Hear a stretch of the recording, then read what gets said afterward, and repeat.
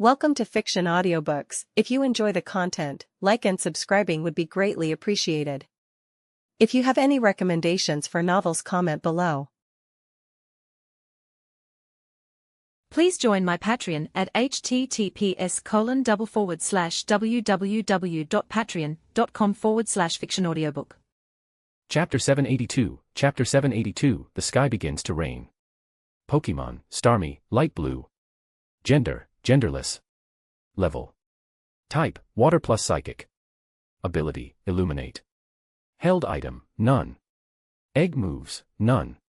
Basic moves, Tackle, Harden, Water Gun, Rapid Spin, Recover, Psywave, Swift, Bubble Beam, Camouflage, Brine, Minimize, Reflect Type, Power Gem, Confuse Ray, Psychic, Hydro Pump, Spotlight. Learned moves, Telekinesis, Icy Wind, Water Pulse, Trick. TM moves, Protect, Sicehawk, Ice Beam, Thunderbolt, Scald, Euroball, Surf. Wallace's Starmie is, relatively speaking, one of the less powerful Pokémon on his team. Moreover, Starmie knows the move Camouflage, and Wallace, after observing Cain's strategies in his previous battle with Florges, has begun working on developing it. Although it still needs time to perfect, this move will not be used in the current Sinnoh competition. It's likely that in the future, Starmie will become a key part of Wallace's team. When used correctly, Camouflage can be an excellent resource for defensive support. Outside of battle, they're good friends, within it, they're rivals. Neither intends to hold back. Swampert, Mud Bomb. Cain was the first to give an order. Block it with Rapid Spin. On the desert terrain, Swampert's ground typing gave him a slight advantage. With its strong arms, it grabbed handfuls of mud from the ground and quickly hurled them at Starmie. Starmie began spinning in the air, surrounded by a psychic aura that maintained its speed. The mud thrown by Swampert had no effect. Starmie, keep spinning and use Euroball. After clearing the mud, Starmie increased its spin even more and charged directly at Swampert. Take it down, Swampert, use Hammer Arm. Cain commanded. Starmie's speed was astounding. Already in motion with Rapid Spin, its velocity was further boosted by Euroball, a combo Wallace had trained intensively. Bang. Boom. Swampert wasn't fast enough. The high-speed strike from Starmie hit squarely. Cain frowned at the sight. It wasn't just that Swampert was slow, his response time was also slower than expected, reflecting a slight lack of synchronization between trainer and Pokémon. At this point in the tournament, among the top 8, Cain knew he couldn't hold anything back. Wallace knew about his psychic abilities, so not using them would be a sign of disrespect. Cain activated his telepathy. His eyes glowed with a blue light as he connected directly with Swampert's mind. Spectators, seeing Cain's glowing blue eyes on the screens, gasped in surprise. Is Cain a psychic? Had he been holding this ability back all along because his previous opponents weren't strong enough to force him to use it? In the competitor's booth for Kanto and Johto, Claire bit her lip while staring intensely at Cain, her expression filled with conflicting emotions. Meanwhile, Wallace smiled. Cain was finally showing his true power. Let me see how far you've come, Cain, Wallace thought. Wallace's Starmie once again used the same strategy, now with its spinning speed even further amplified by psychic energy. Although Starmie wasn't very heavy, it made up for it with agility and the ability to gradually deal damage. Cain didn't say a word, each command was transmitted directly through his telepathy. On its next attack, Starmie managed to land another hit on Swampert. However, this time, Swampert reacted much faster. Although Starmie had caused 2 visible wounds, Swampert looked unfazed, eyes locked on the spinning Pokémon. Now. Taking advantage of the perfect moment, Swampert's fist finally connected with Starmie, slamming it to the ground. Earth Hammer. Swampert's favorite move, and also its most powerful. Wallace slightly furrowed his brow. The telepathy was significantly improving the coordination between Cain and Swampert. Starmie, use Brine. Wallace shouted. Swampert's fist came crashing down again, charged with fighting and ground energy. But just before it hit, Starmie shot a powerful stream of blue water from the tip of its star. Bang. The ground shook as Starmie's body was embedded in the sand, but the water attack had struck Swampert's wound, making it roar in pain. Swamp. Even with its high pain tolerance, Swampert couldn't suppress a guttural cry. Cain's eyes glowed intensely, and Swampert, gritting its teeth, used all its strength to attack again. Starmie, use Protect. Wallace quickly ordered. The green barrier blocked Swampert's next devastating attack, giving Starmie a moment to catch its breath. Now, continuous Sicehawk. Starmie charged psychic energy at lightning speed, launching a wave that hit Swampert directly. The distance was so short, there was no way to dodge it. But Swampert didn't try to dodge. Earth Hammer, again. Boom. Boom. Boom. Both Pokémon fought with all their strength until they finally collapsed at the same time. Cain, though visibly affected by the mental effort, knew that the psychic link had been key to the outcome. Both trainers recalled their Pokémon and sent out the next ones, Drapion vs Gyarados. Wallace's Gyarados was far stronger than any Cain had faced before. However, thanks to Drapion's power and strategy, he managed to defeat it, marking a victory for Cain. Before falling, Gyarados used one final move, Rain Dance. After its defeat, a light rain began to fall over the battlefield. End of chapter. Chapter 783, Chapter 783, Unstoppable Shadow. Wallace summoned his third Pokémon, Luvdisc. Although this was a desert terrain with no pools for Luvdisc to swim freely in, Wallace's Pokémon was already accustomed to this type of battlefield. As a water-dwelling Pokémon, it originally rarely strayed far from its natural habitat. However, battles don't always go as expected, and in such situations, Luvdisc had to face environments without water. Over time, this training allowed it to adapt. Upon appearing, Luvdisc released a circle of water around itself, enveloping its body. As long as it could control water-type energy, it could fight on any terrain. Moreover, on a rainy day, manipulating water-type energy became much easier. But most importantly, Luvdisc had the ability Swift Swim, which doubled its speed in the rain. Luvdisc's total base stats weren't very high, barely reaching 330 points, but 97 of those were dedicated to its speed. Under rainy conditions, its theoretical speed reached 194 points. That was truly terrifying. Though its offensive power wasn't high, its speed allowed it to wear down opponents slowly until it defeated them. This was one of Wallace's strategies. In a team battle, Luvdisc's impact would be even greater. It was a tactic similar to the one Cain had previously used with Politoed. The difference was that back then, Politoed had activated the rain on its own, while Luvdisc was taking advantage of the rain its teammate had left behind after being defeated. This was practically equivalent to the Drizzle ability. Cain's weakened Drapion couldn't avoid falling under Luvdisc's attacks. With the support of the rain, Luvdisc's water-type moves were not to be underestimated. Cain smiled as he withdrew Drapion. This was a situation he had anticipated. From the moment Wallace's Gyarados used Rain Dance, Cain had already predicted his opponent's follow-up strategy.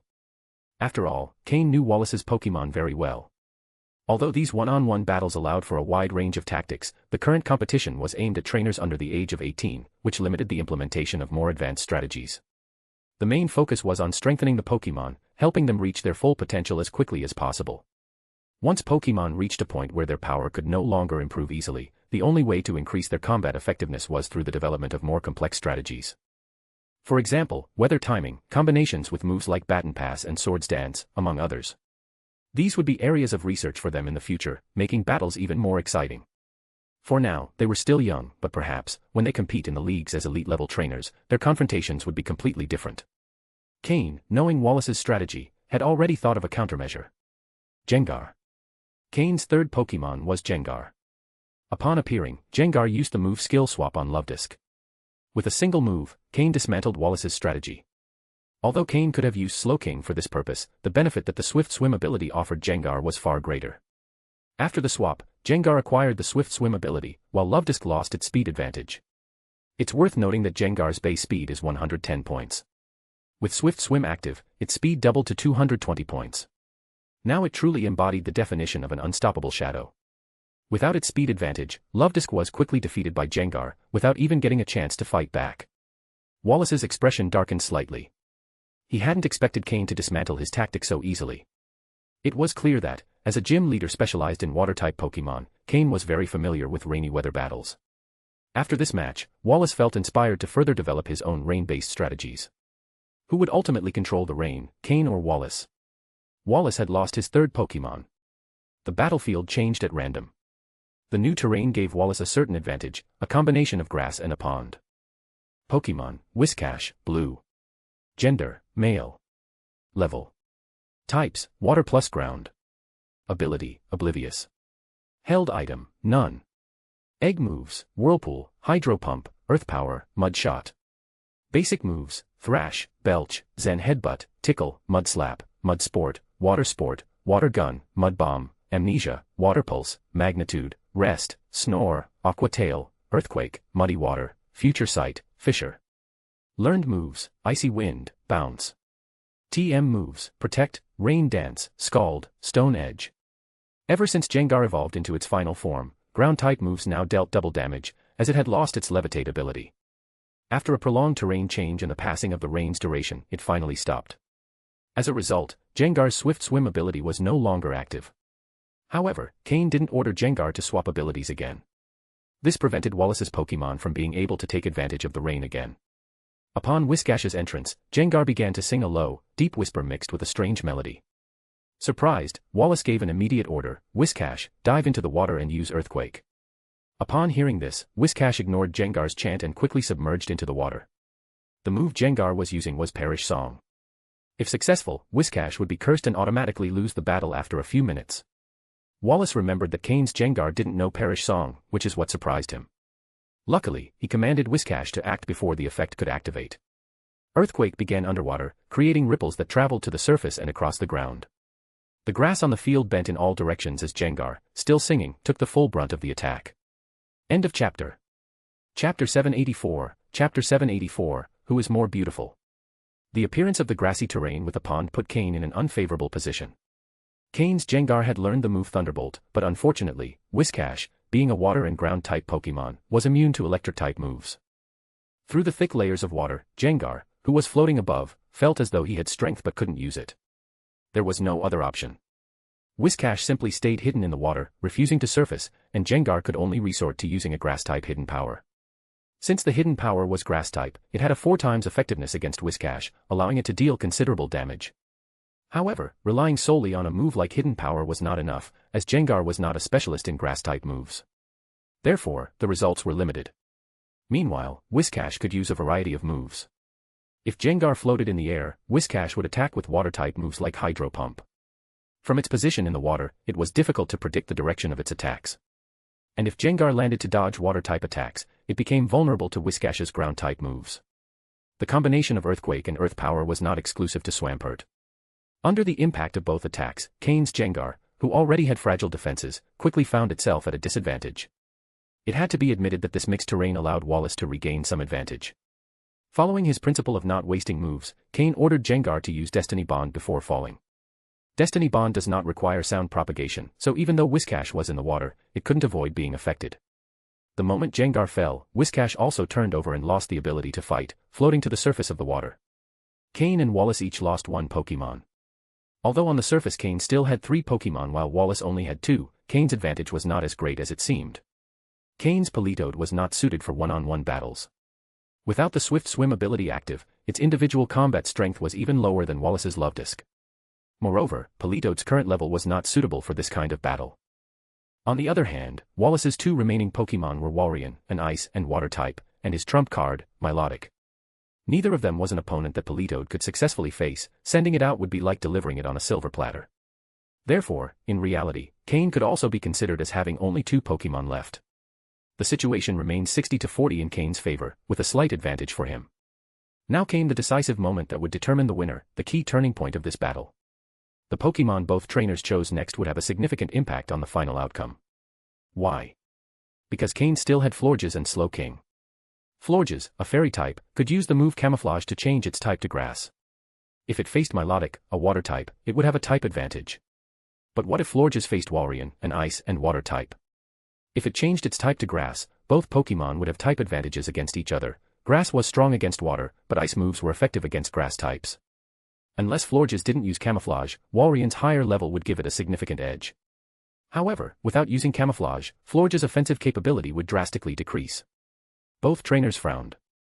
It was like a game of rock-paper-scissors, trying to guess what the other would do. Almost simultaneously, they both threw their Pokeballs onto the field. 2 Pokémon appeared. Florges. Milotic. So, the question arises, who is more beautiful? Cain made a correct bet, but Florges did not have a guaranteed victory. Unlike Cynthia's Milotic, Wallace's did not use many dragon-type moves.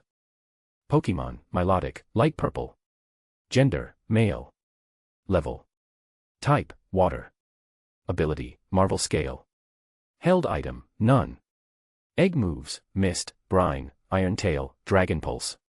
Basic moves, Water Pulse, Wrap, Water Gun, Water Sport, Refresh, Disarming Voice, Twister, Aqua Ring, Captivate, Recover, Aqua Tail, Attract, Coil, Hydro Pump. Learned moves, Icy Wind, Bind, Magic Coat. TM moves, Protect, Hidden Power, Electric, Ice Beam, Hyper Beam, Rain Dance, Safeguard, Scald, Dragon Tail, Surf. With a light purple color quality, Milotic was clearly Wallace's star Pokémon. Its level 56 placed it among the top tier in the tournament. Florge's level was only 51, a 5-level difference, which was significant. Wallace frowned. Although the mixed terrain had given him a chance, choosing Milotic had once again put him at a disadvantage. He had to win. The elegant Milotic and the beautiful and enchanting Florges received a warm welcome from the audience. These two Pokémon were undoubtedly the most beautiful in the tournament. Florge's pure white flower shimmered with a soft green as, under Cain's command, it used the move Camouflage to change its type to grass. Milotic, use Ice Beam, then get close and use Iron Tail. Wallace decided to take the fight to close combat. With fluid movements and a flexible body, Milotic glided quickly across the field as if it were in water. The Ice Beam shot out from its forehead, aimed at the motionless Florges. Florges was not fast. In response to the attack, she used grassy terrain under her feet to prepare. She endured the impact of Ice Beam while her outstretched hands gathered energy in the form of a glowing green sphere. Florges quickly launched the energy ball at Milotic. The energy sphere cut through the air at high speed. Milotic stopped abruptly, enveloped its tail in a metallic shine, and forcefully struck the sphere. Boom. The sphere exploded into fragments. Milotic let out an ethereal cry as it used Icy Wind against Florges. Florges responded by summoning leaves that spun around her using Magical Leaf and launched them at Milotic. Both Pokémon exchanged attacks. The Icy Wind struck Florges, leaving small ice particles on her body and further reducing her speed. Meanwhile, the Magical Leaf hit Milotic, causing significant damage thanks to the type advantage. Milotic's scales showed cracks, and though clearly in pain, it continued to advance under Wallace's orders. Now, the distance between them was minimal. With a powerful move, Milotic combined Iron Tail and Aqua Tail into a devastating attack. Florges raised a shield of flowers to block the attack, but the shield shattered on impact. The Iron Tail hit Florges directly, knocking her out of the area affected by grassy terrain. Milotic wasted no time and charged after her to continue the assault. End of chapter. Chapter 785, Chapter 785, Victory is within reach. Wallace knew that in a long-range battle, Milotic would be at a disadvantage. The type disadvantage made it difficult to gain the upper hand, so his only chance lay in close combat. During previous battles, Wallace had noticed that Florges was a Pokémon specialized in long-range special attacks. Forcing a close-quarters fight would prevent Florges from using her main moves effectively. Although Milotic wasn't an expert in close combat either, it had more tools available. Milotic possessed close combat moves, whereas Florges hadn't shown many so far. This was because, in Cain's team, Florges originally played a support role, healing allies from the rear. Only recently had she begun to participate in one-on-one battles. This lack of experience was a disadvantage. Furthermore, Wallace's Milotic, with its exceptional light purple quality, had outstanding endurance and combat abilities. Physically, it clearly outclassed Florges. Both Pokémon, designed for long-range special attacks, were forced into close combat due to Wallace's strategy. Finally, Cain had no choice but to command Florges to use her ultimate move. Petal Dance. Suddenly, glowing petals appeared in the air, softly falling like a rain of flowers, creating a scene that evoked the feeling of being under a cherry blossom tree. Upon seeing the petals, Wallace knew he was in trouble. Florges' eyes gleamed enchantingly, as if she were completely immersed in the beauty of the scene. This petal field was her favorite environment. In the midst of the dancing petals, Florges seemed to be performing an elegant waltz, a dance full of grace and devastating power. Boom. The scales on Milotic's chest shattered, releasing drops of blood that splattered the petals, adding a tragic touch to the beauty of the scene. Milotic's pain was evident, and its expression showed surprise. It had never imagined that Florges could possess such overwhelming attack power. This move, which abandoned defense, strategy, and rationality, unleashed tremendous power. Milotic, use Protect quickly. Wallace ordered instantly. However, it was a little too late. Milotic took the first hit before activating its defense. Even so, it managed to endure. Before the next strike landed, Milotic used the move Protect, successfully interrupting the petal dance sequence. The interruption left Florges trapped in a state of bliss, unable to act. This was the perfect chance for Milotic to counterattack. At close range, Milotic launched the move Ice Beam, landing a direct hit with devastating effect. Still wearing an enraptured smile, Florges slowly fell to the ground. Florges was knocked out. Milotic had won. Wallace had regained the upper hand. Cain now had only Slowking as his last option, and the pressure was on him. However, after withstanding several of Florges' attacks, including the devastating petal dance, Milotic was also on the verge of exhaustion. Cain withdrew Florges and, after whispering a few words of gratitude to her, threw the Pokeball containing Slowking. Wallace adopted a serious expression. He knew that Slowking was Cain's true ace. Throughout the tournament, Slowking had yet to show its full potential. In the previous battle against Claire, although Slowking participated, the outcome was already decided and it wasn't necessary for him to reveal his full power. Slowking, at level 58, was Cain's strongest Pokémon. He was one step away from reaching the pre-elite level cap. Yatten, he shouted powerfully as he entered the field, exuding confidence. He knew this was the decisive moment, and Cain trusted him to turn the tide. Slowking's presence, as a natural leader of its species, was imposing, radiating an innate authority that intimidated. He slowly began to levitate, surrounded by a dense psychic energy that seemed to clash with space itself, generating small crimson lightning bolts. Suddenly, that psychic energy expanded, creating a dark red rectangular frame that enveloped the entire battlefield. Trick Room. Milotic, use Aqua Ring and recover. Wallace ordered quickly. A soft ring of water surrounded Milotic, interacting with its scales and producing a unique glow. Slowking watched calmly, not attempting to interfere. His eyes radiated wisdom as several black spheres of psychic energy formed behind him, surrounded by an intense spiritual aura. The combination of the moves Sicehawk and Psychic was now a technique that Slowking had perfected, achieving an impressive execution speed. Swoosh. Swoosh. Swoosh. The sound of air being sliced echoed as the psychic spheres advanced at incredible speed. In the mysterious training environment of Lake Verity, where wild psychic Pokémon were exceptionally strong, Slowking had perfected his moves. This move combination and his improved speed were the direct result of his hard training. Milotic, in the middle of using Recover, felt the impending impact and was overcome by a choking sensation. It could only watch as the psychic spheres rapidly approached, with no chance to dodge. Although Recover could restore a large amount of its energy, doing so at that moment would leave Milotic exhausted for the rest of the day, preventing Wallace from competing in the semifinals. Additionally, the time needed to execute Recover was too slow against Slowking's speed within Trick Room's effect zone. Boom. Boom. Boom. The psychic spheres struck Milotic directly. Before it could complete the move Recover, Milotic fell to the ground, unable to continue. With Slowking practically unscathed and having the advantage of Trick Room, Wallace knew that his last Pokémon, Walrein, didn't stand a chance. Walrein's level was too low compared to Slowking, and it had no type or talent advantage. Wallace had no more hope of advancing to the semi-finals. Cain's victory was within reach. End of chapter. Chapter 786, Chapter 786, entering the semi-finals. As expected, after Wallace called out his Walrein, it didn't stand much of a chance against Cain's Slowking, whose psychic abilities were at their peak. Cain's Slowking had already developed a complete battle style. As long as it didn't face an opponent with a type advantage or significantly superior strength, the outcome was almost always the same. It would start with Trick Room to control the battlefield, turning the opponent into trapped prey. Then, it would use its psychic abilities to maintain mobility. If it faced a powerful attack, it could dodge using teleport. If the attack was weak, it countered with force. If its energy dropped, it would resort to Heal Pulse to recover. When up against Pokémon with exceptional abilities, Slowking used Skill Swap to turn those advantages to its own benefit. Even against Dark-type Pokémon, which normally counter Psychic types, Slowking had learned Miracle Eye after evolving and experiencing a unique awakening as a shiny Pokémon, completely removing that disadvantage.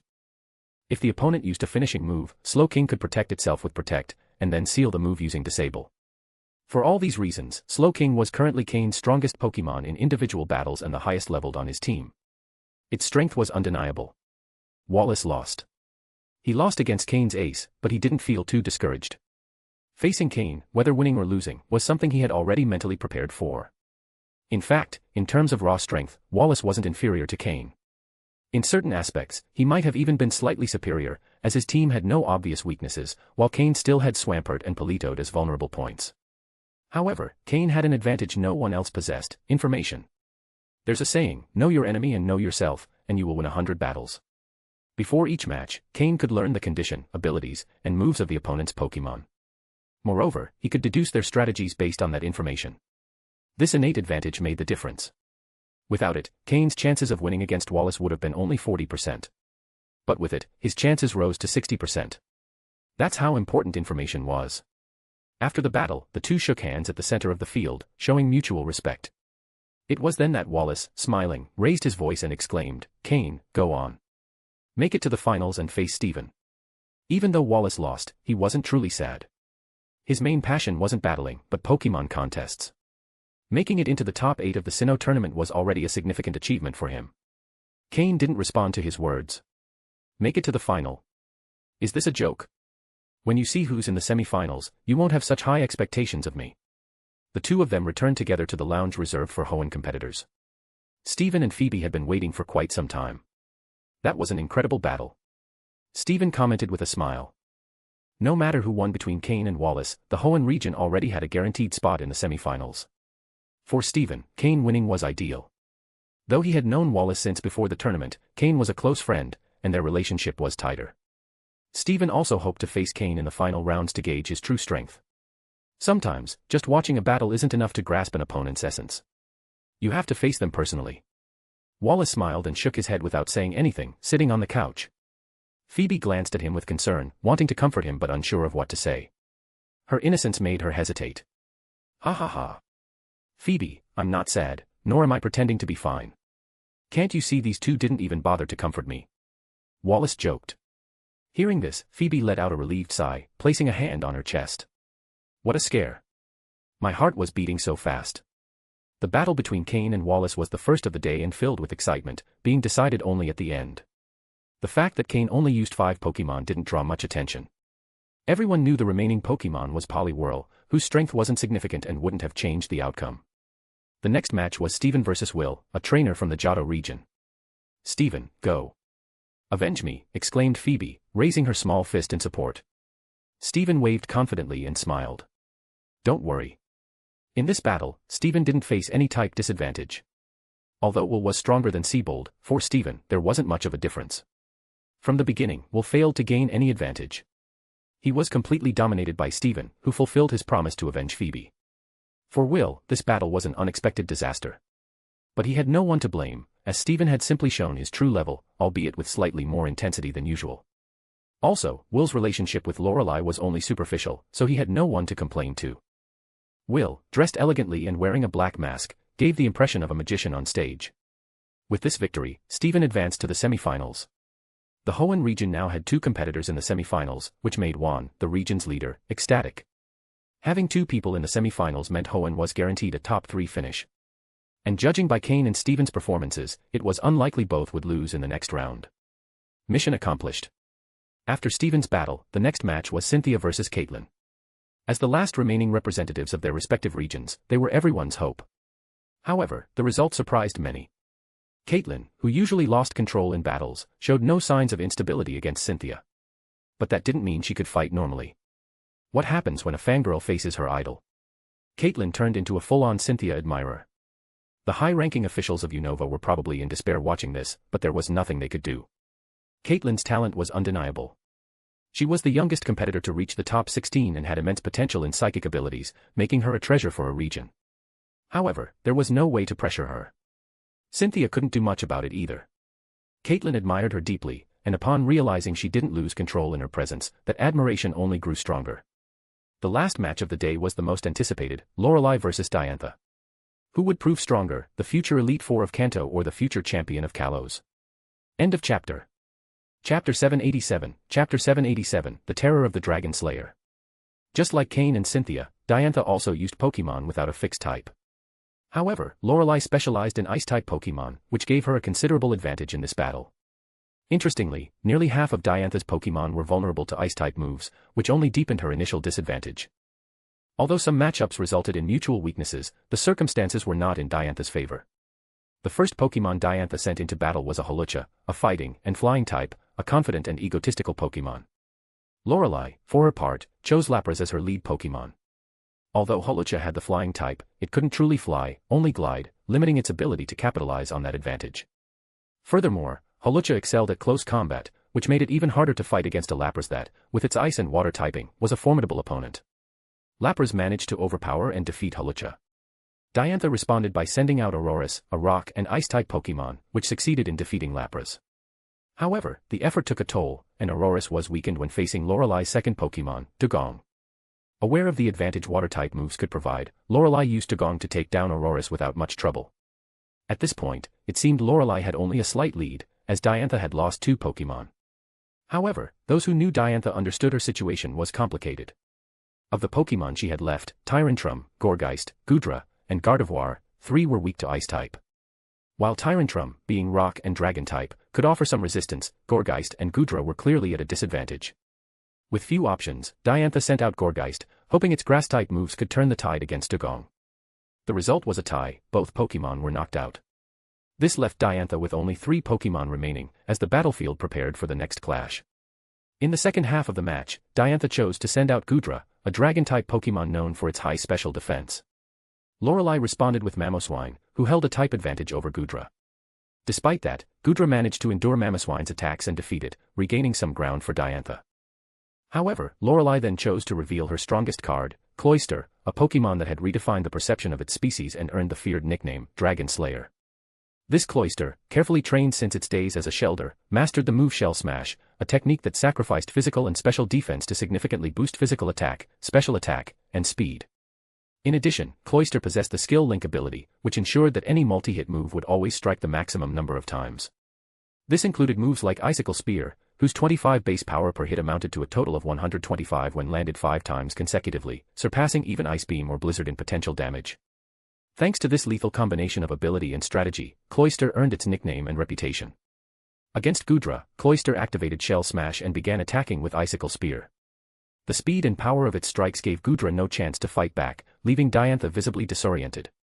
Even if she had known about Cloyster in advance, her options would have been limited. This Pokémon was the reason why Lance, despite his skill as a Dragon-type champion, was never able to become the undisputed champion of Kanto. Cloyster could face his Dragon and Flying-type team with terrifying efficiency. Although Lance had managed to force close battles against Lorelei, the Dragon Slayer remained an insurmountable threat to him. That reputation only grew after matches where Cloyster demonstrated its ability to defeat full Dragon-type teams. Back in the match, Diantha tried to regain ground by sending out Gardevoir, her most reliable Pokémon. Thanks to its powerful psychic abilities, Gardevoir defeated Cloyster, although it was left seriously wounded in the process. This put Diantha in a critical position, with only Tyrantrum as her last hope. Lorelei, on the other hand, sent out Slowbro, who further weakened Gardevoir before being taken out by Tyrantrum. However, her final Pokémon, Jinx, proved enough to finish off Tyrantrum and secure the victory. The match concluded with Lorelei advancing to the semi-finals, though not without revealing her full strategy or her ace in the hole. Cloyster, the Dragon Slayer, was etched into the minds of all spectators as a threat not to be underestimated. With that, the 4 semi-finalists were decided: Lorelei, with her team of Ice-type Pokémon, Steven, a specialist in Steel and Rock types, Cynthia, with her diverse team, and Cain, whose versatility had carried him this far. These 4 trainers became the undisputed stars of the Sinnoh tournament, and fans couldn't wait to see the matches that would decide the champion. As for Juan, representative of the Hoenn region, he couldn't be happier. Having 2 trainers from his region in the semi-finals was a significant achievement, and he couldn't help but smile, even in his sleep that night. End of chapter. Chapter 788, Chapter 788, The Clash Between the Lucky and the Hardworking. The Sinnoh tournament had reached its climax, entering the final stages with expectations at their highest.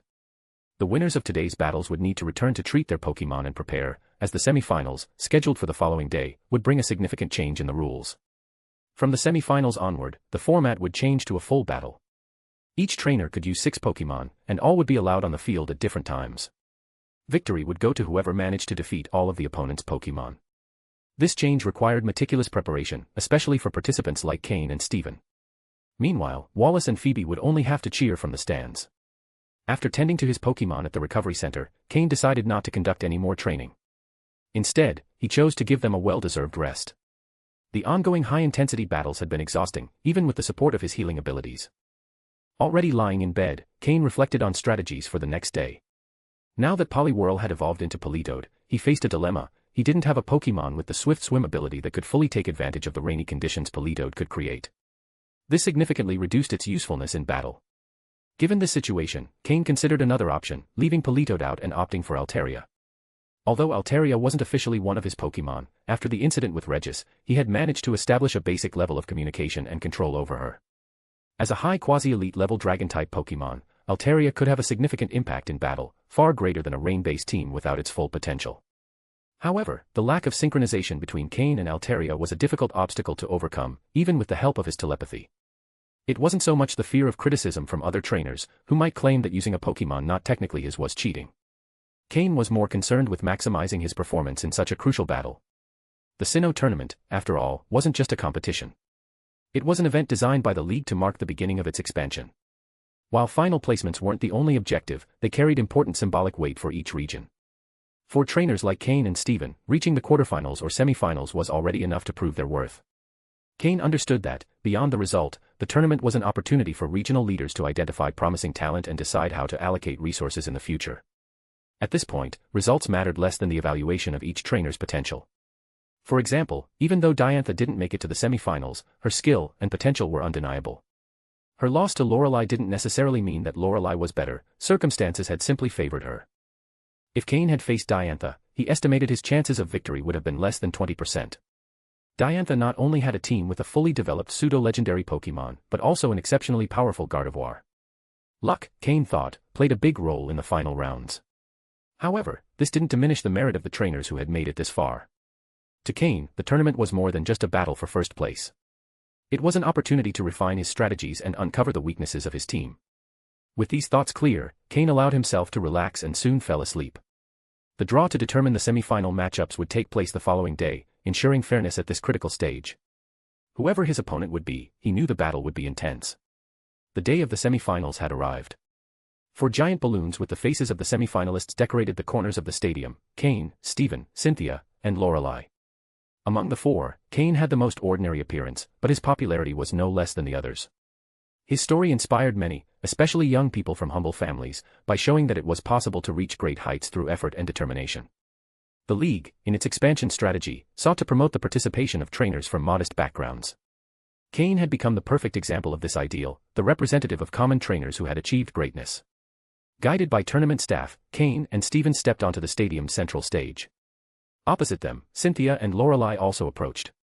While Lorelei maintained her usual cold expression, she gave a nod of acknowledgement to Cain and Steven. Cynthia, already familiar with both, offered a warmer greeting. The four trainers took hold of the white ropes connected to a box that contained the numbers for the draw. After a brief introduction by the host, each pulled their rope, revealing their corresponding number. The draw is complete. The first semi-final will feature Cain from Leafy Town in the Hoenn region, against Cynthia from Celestic Town in the Sinnoh region. The second semi-final will be between Lorelei from Flow Island in the Kanto region, and Steven from Rustboro City in the Hoenn region. Cain and Cynthia looked into each other's eyes, and a spark of determination flashed between them. Although they had battled before, that match had been limited to one Pokémon each.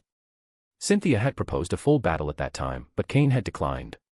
However, during that same encounter, Cain had helped resolve issues with Cynthia's Pokémon, earning her respect and friendship. Now, both were ready to face each other in their first full battle. This would be a clash between two opposing styles, the lucky one, who seemed to have everything in his favor, and the hard-working one, who had reached her position through sheer dedication. The battle promised to be unforgettable. End of chapter. Chapter 789, Chapter 789, I wish the Rain team were complete. After making a few minor adjustments and dismantling the central stage, Cain and Cynthia took their positions on opposite sides of the battlefield. The terrain for full battles was much larger than that used for regular battles. Additionally, the boundary lines were more symbolic than functional, as they didn't impose real restrictions on the trainers or their Pokémon. This allowed both to fight with total freedom, even taking the battle to the skies if they wished. In full battles, trainers could also participate directly alongside their Pokémon, something that didn't break any rules. This particularity gave Cain, with his psychic abilities, a significant advantage. Cain understood perfectly the league's purpose in implementing this battle format in the final stages of the Sinnoh tournament. The intention was for trainers from all regions to become familiar with this style of battle, encouraging their learning and adaptation.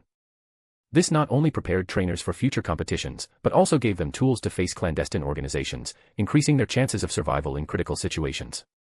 Although the changes wouldn't be immediate, in the long term they could prevent numerous tragedies.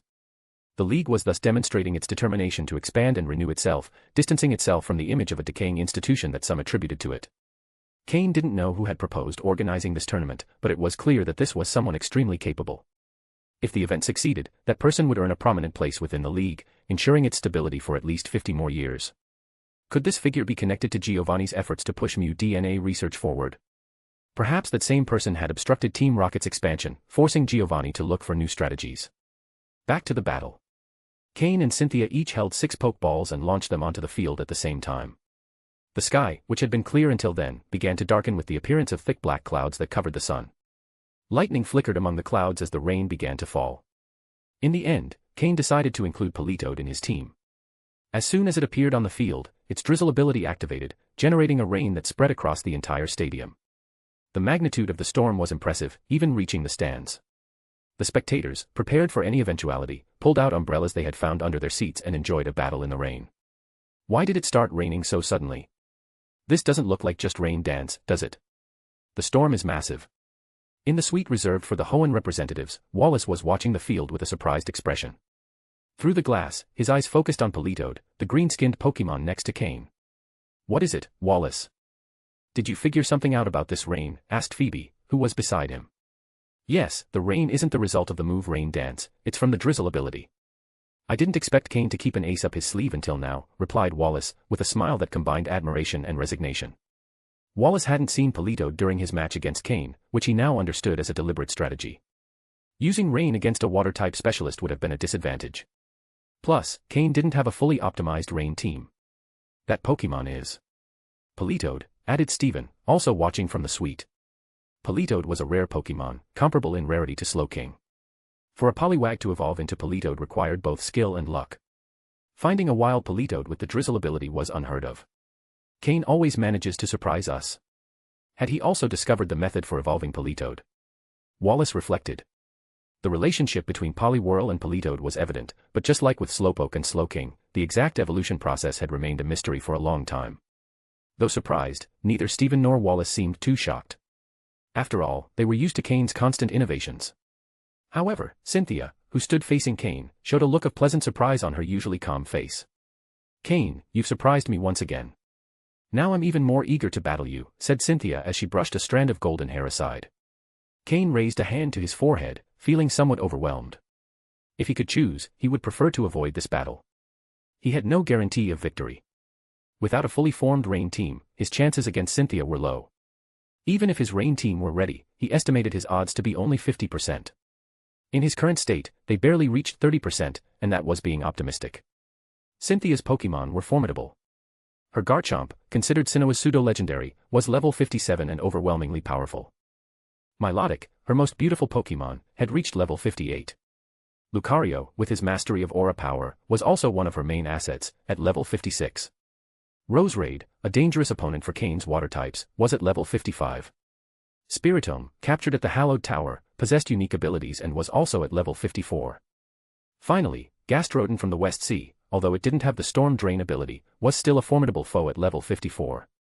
Cynthia's lineup was overwhelmingly balanced and powerful. Finding a weak point in her team was nearly impossible.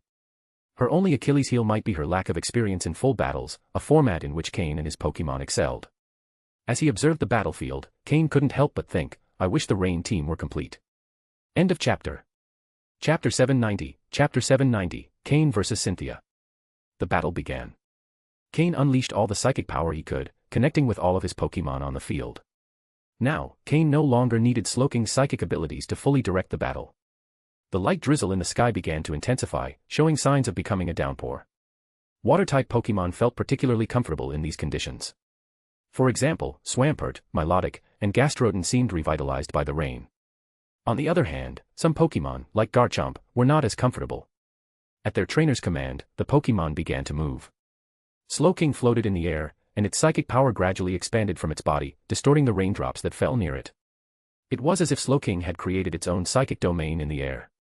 Gengar slowly sank into the ground.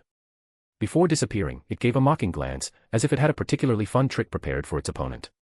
Drapion moved to the front, its strong and sharp legs leaving deep, uniform marks in the ground as it ran. Swampert pushed off forcefully, splashing mud everywhere. For him, this was the perfect terrain. Florges, completely white, looked even more vibrant under the rain. Her flowers glowed with an emerald green hue as she changed her attribute to grass type. Politoed, although the lowest level Pokémon on Cain's team, showed no fear. He positioned himself next to his trainer, moving his arms rhythmically in a peculiar dance. His movement wasn't random. As he danced, the rain continued to intensify. The water energy brought by the rain seemed to be controlled, flowing quickly towards Slowking and Swampert, empowering them. Cain's Pokémon quickly spread out into formation. Cynthia's Pokémon didn't stand still. Although Cynthia didn't have telepathy like Cain, her vast battle experience allowed her to command her Pokémon with great skill, ordering them to form their own defensive strategy. Garchomp, being a pseudo-legendary Pokémon, was somewhat limited by the sudden change in weather. Although he couldn't use his usual sandstorm advantage, the rain benefited Milotic and Gastrodon, who flanked Garchomp as he faced Drapion. Milotic and Gastrodon felt agile and in their element in the rain. Roserade stayed close to Cynthia, the flowers on her hands pointing upward while roots slowly extended into the ground. Spiritomb, with his shadowy face, seemed to be scanning the terrain, as if searching for a hidden shadow. Lucario released an imposing aura, surrounded by a current of energy that repelled raindrops before they could touch his body. His fur remained completely dry as a pale blue glow concentrated on his forehead. Lucario's mastery over aura power was as natural as blinking, an innate skill he handled as easily as his limbs. Cha! Roar! At their trainer's command, Drapion and Garchomp roared simultaneously and charged at each other. From above, Slowking began focusing its psychic power. This technique, which it had learned on a mysterious island, allowed it to expand and maintain its energy, enabling quick move execution. The rain falling around them was manipulated by Slowking, turning into water arrows that flew toward Garchomp, following Drapion as backup. Florges waved her hands, releasing a purple mist that covered the field, deploying the move Misty Terrain. This tactic was crucial for countering a dragon type like Garchomp, since without it, Drapion would be at a disadvantage. After setting the Misty Terrain effect zone, Florges continued creating small patches of green grass in strategic points of the field, following Cain's instructions. Florges also had other tasks, blessing her allies with Lucky Chant, switching between grass and fairy types, and using Energy Ball to attack Gastrodon and Garchomp while maintaining control of Misty Terrain. Swampert, under the rain, moved almost like a fish in water. Although it didn't have swift swim, the fins on its head and tail gave it a notable speed boost. It moved just behind Drapion, ready to face Garchomp. Boom. Drapion and Garchomp clashed violently in the center of the field, right on one of the grass patches created by Florges. The impact of their attacks caused the surrounding raindrops to scatter due to the force of the generated airflow. Both Pokémon stared fiercely at each other, their heads separated by only a few centimeters. In terms of strength, Drapion wouldn't back down from anyone. Slowking's water arrows reached Garchomp, causing immediate damage. However, Milotic quickly intervened, deflecting the next arrows with an elegant spin of her water-covered tail. Meanwhile, Swampert pushed forward through the mud and accumulated water, focusing ground and fighting energy into his fists. Without hesitation, he threw a direct punch toward Garchomp's head, ignoring the fact that it was a pseudo-legendary. Garchomp barely glanced at him before focusing back on Drapion, trusting his allies. Gastrodon leapt from the ground, attempting to crush Swampert with its weight. Elsewhere on the field, Lucario moved swiftly, leaving a shadow trail behind him. His target was Florges, who posed a key threat to Cynthia's team. However, Gengar emerged from Lucario's shadow, with two dark energy spheres in his hands. He laughed as he hurled them at his target. Before the spheres could hit, a psychic attack intercepted them, injuring Gengar and forcing him out of hiding. Ice shards formed where he was attacked. Spiritomb, who had been watching, seized the moment to attack Gengar. Due to the presence of Politoed, Cain had been at a numerical disadvantage from the start, putting him in a tight spot. The battle had just begun, but Cain was already losing ground. End of chapter. Chapter 791, All-Out Battle, Part 1. Gengar had shards of ice on his body, but he was also being attacked by the move Psychic. Fortunately, the Lucario who had charged forward never actually got to strike Florges. In midair, Slowking used his psychic powers to stop him in time. Although it was just a fraction of a second, it was enough for Slowking to use teleport and appear right in front of Lucario. A powerful burst of psychic energy struck him directly, pushing Lucario back. However, with Slowking occupied, Milotic seized the opportunity to attack. A torrent of water shot from her mouth, heading straight for Drapion. Boom. Drapion couldn't withstand the combined attack from Milotic and Garchomp and was instantly knocked down. Fortunately, he fell right into one of the areas affected by the grassy terrain move that Florges had previously prepared. Under Cain's orders, Swampert didn't go to help Drapion, as he had his own task. While holding Gastrodon by the ears, Swampert tried to lift him, but behind him appeared sharp, blade-like leaves that struck him forcefully. The attack came from Cynthia's Roserade, who, under her guidance, had found the perfect moment to strike. Being a grass type, it had a major advantage against Swampert, a water/ground type. Despite being a single hit, the damage was significant. However, Cain had anticipated this move. At the same time that Swampert fell after taking the hit, two dark green energy spheres struck Gastrodon. It was Florges' Energy Ball. Since Gastrodon shares the same types as Swampert, Energy Ball was just as effective. Swampert! Cain shouted. Despite being badly injured, the Pokémon struck the ground hard, using the momentum to launch himself forward. With both hands together, he struck Gastrodon directly, completely ignoring the energy ball that Roserade launched at him. He knew his strength didn't match Gastrodon's, but if he could pull off a one-for-one trade, it would be worth it. With that determination, Swampert managed to land a hit on Gastrodon just before Roserade's attack reached him. Then, crack! The ground sank slightly under the weight of both Pokémon, and a moment later, Florges' energy ball also struck Gastrodon. Gastrodon was left unconscious in the crater, unable to get back up. Swampert, with his team's support and following Cain's orders, had successfully taken down a stronger opponent. Meanwhile, Drapian's situation was critical. After being knocked down by Milotic, Garchomp didn't miss the opportunity. With a mighty roar, he launched a sphere of yellow and violet energy into the sky. From the clouds, meteorites wrapped in fire began to fall. Draco Meteor. Even though the misty terrain on the field reduced the power of Dragon-type moves by half, a move like this was still devastating.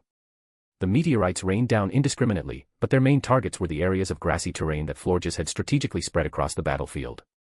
Cynthia had noticed that each area of the grassy terrain had been carefully calculated by Cain, and Garchomp used Draco Meteor to destroy them. Cain couldn't stop it.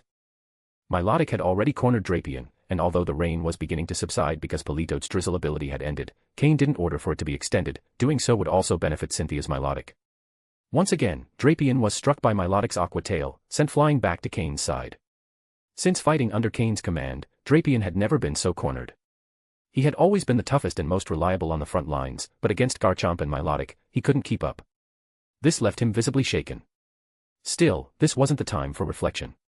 With great speed, Drapion got back up, his eyes full of determination, electrical sparks forming in his mouth and claws. Triple Thunder Fong. This was his strongest counterattack against Milotic. On the other side, Slowking, having successfully stopped Lucario with his psychic powers, created a small area with Trick Room, trapping both himself and Lucario inside. Before he could attack, Cain gave him new orders. With another use of teleport, he appeared behind Cynthia's Spiritome. Slowking focused all his psychic energy, including that stored in his body, forming a spear made of psychic energy, ready to strike. At that moment, Slowking's eyes shone with the light of the move Miracle Eye, aiming directly at Spiritome. Meanwhile, Cain's Jengar, who had freed himself from the ice caused by Spiritome, reappeared from the shadows to face Lucario. With two Shadow Balls, he intercepted Lucario's aura-covered fist. Boom. Both Pokémon were blasted back by the explosion. At the same time, Slowking hurled his Spiritual Spear, piercing Spiritome's spectral body and dealing considerable damage. Elsewhere on the battlefield, Drapion directly faced Milotic's powerful Hydro Pump. Despite the impact, he managed to bite 3 times with his Triple Thunder Fong before being knocked down again. In the final moment, he used his tail to strike Milotic with Poison Tail, leaving her with additional injuries. Although Drapion couldn't stay on his feet for a while, Milotic also showed signs of burns and poisoning due to the attacks she had taken. Cain, with his vast battle experience, had managed to balance the fight, trading blows strategically and dealing considerable damage despite being at a disadvantage. However, Garchomp, after unleashing the devastating Draco Meteor, remained a formidable threat. Even with Dragon-type moves weakened, his strength as a pseudo-legendary was undeniable. End of chapter. Chapter 792, Chapter 792, Full Battle, Part 2. The battle reached a critical point. Politoad stopped the rain and entered the fight. Although its level was too low to play a crucial role, Politoad still had one last card, the move Belly Drum. By reducing its health by half, it could maximize its attack strength to the theoretical limit. However, Politoad only used one move, Icy Wind. Its goal was to help by minimizing the enemy Pokémon's movement speed, though the level difference was so great that the effect was minimal. After a period of intense exchanges, Cynthia began to adapt to this form of full battle. As a battle enthusiast, Cynthia's ability to read fights and her sharp adaptability were unmatched. These were her greatest strengths. Garchomp and Milotic attacked simultaneously. Cynthia's 2 strongest Pokémon joined forces to confront Drapion, who had long been blocking their advance. Drapion, already covered in wounds, couldn't fully recover even with Florges' help in such a short time. Being a dragon and ground-type Pokémon, Garchomp's ability to unleash ground-type moves, even under the effect of misty terrain, showed its supremacy as the Earth Dragon. Under Cain's command, Drapion fought bravely, but there wasn't much he could do. Slowking tried to intervene to rescue him, but was intercepted by Spiritome, who despite its injuries managed to hold him back. When Drapion fell, Cain's rearguard Pokémon were exposed. Meanwhile, Jengar was held back by Lucario. It was evident that Cynthia had identified her advantage. Her Pokémon had higher levels, greater strength, and she could also use more Pokémon than Cain. Therefore, there was no need for complex strategies, she could simply rely on brute force to dismantle any tactic Cain employed. Although Florges continued launching Energy Ball against Garchomp and Milotic under Cain's direction, both Pokémon ignored the attacks and focused on defeating Drapion. Politoad's Icy Wind move was completely disregarded. Finally, Drapion fell to the ground. Although Garchomp and Milotic were injured, they were still able to continue fighting. Both Pokémon advanced toward the rear lines. Lucario, using his aura power, managed to maintain an even match with Jengar. While Jengar fulfilled his role as a sniper, occasionally landing solid hits, he couldn't break free from the confrontation. Defying Florge's moves, Garchomp and Milotic first defeated Politoed. Politoed's level was too low. Also, after using Belly Drum, its health had been halved, so it couldn't withstand even a single blow from Milotic. Even so, Politoed's repeated use of Icy Wind managed to lower Garchomp's speed. At that moment, Roserade, who had been waiting for her opportunity, entered the battle, joining Spiritomb in confronting Slowking. With Grass-type moves, Roserade managed to limit Slowking's capabilities. Later, Lucario, Garchomp, and Milotic joined forces to attack Jengar. Jengar couldn't hold on. Before falling, Jengar used the move Destiny Bond, taking down Roserade with him, who was in better condition. Roserade barely had a chance to shine before being taken out of the match along with Jengar. This left Florges facing Cynthia's three main Pokémon but freed Slowking from the pressure of Roserade and Spiritomb. Without Roserade's interference, Slowking unleashed all of his psychic power, defeating Spiritomb, then teleported in front of Florges. The battle came down to 2 versus 3. However, while Milotic had focused on quickly defeating Drapion and Jengar, it had taken multiple hits from Florges' energy ball, leaving it in a fragile state. Cynthia's three main Pokémon focused their attacks on Florges. From the beginning of the battle, Florges had been the Pokémon that worried Cynthia the most.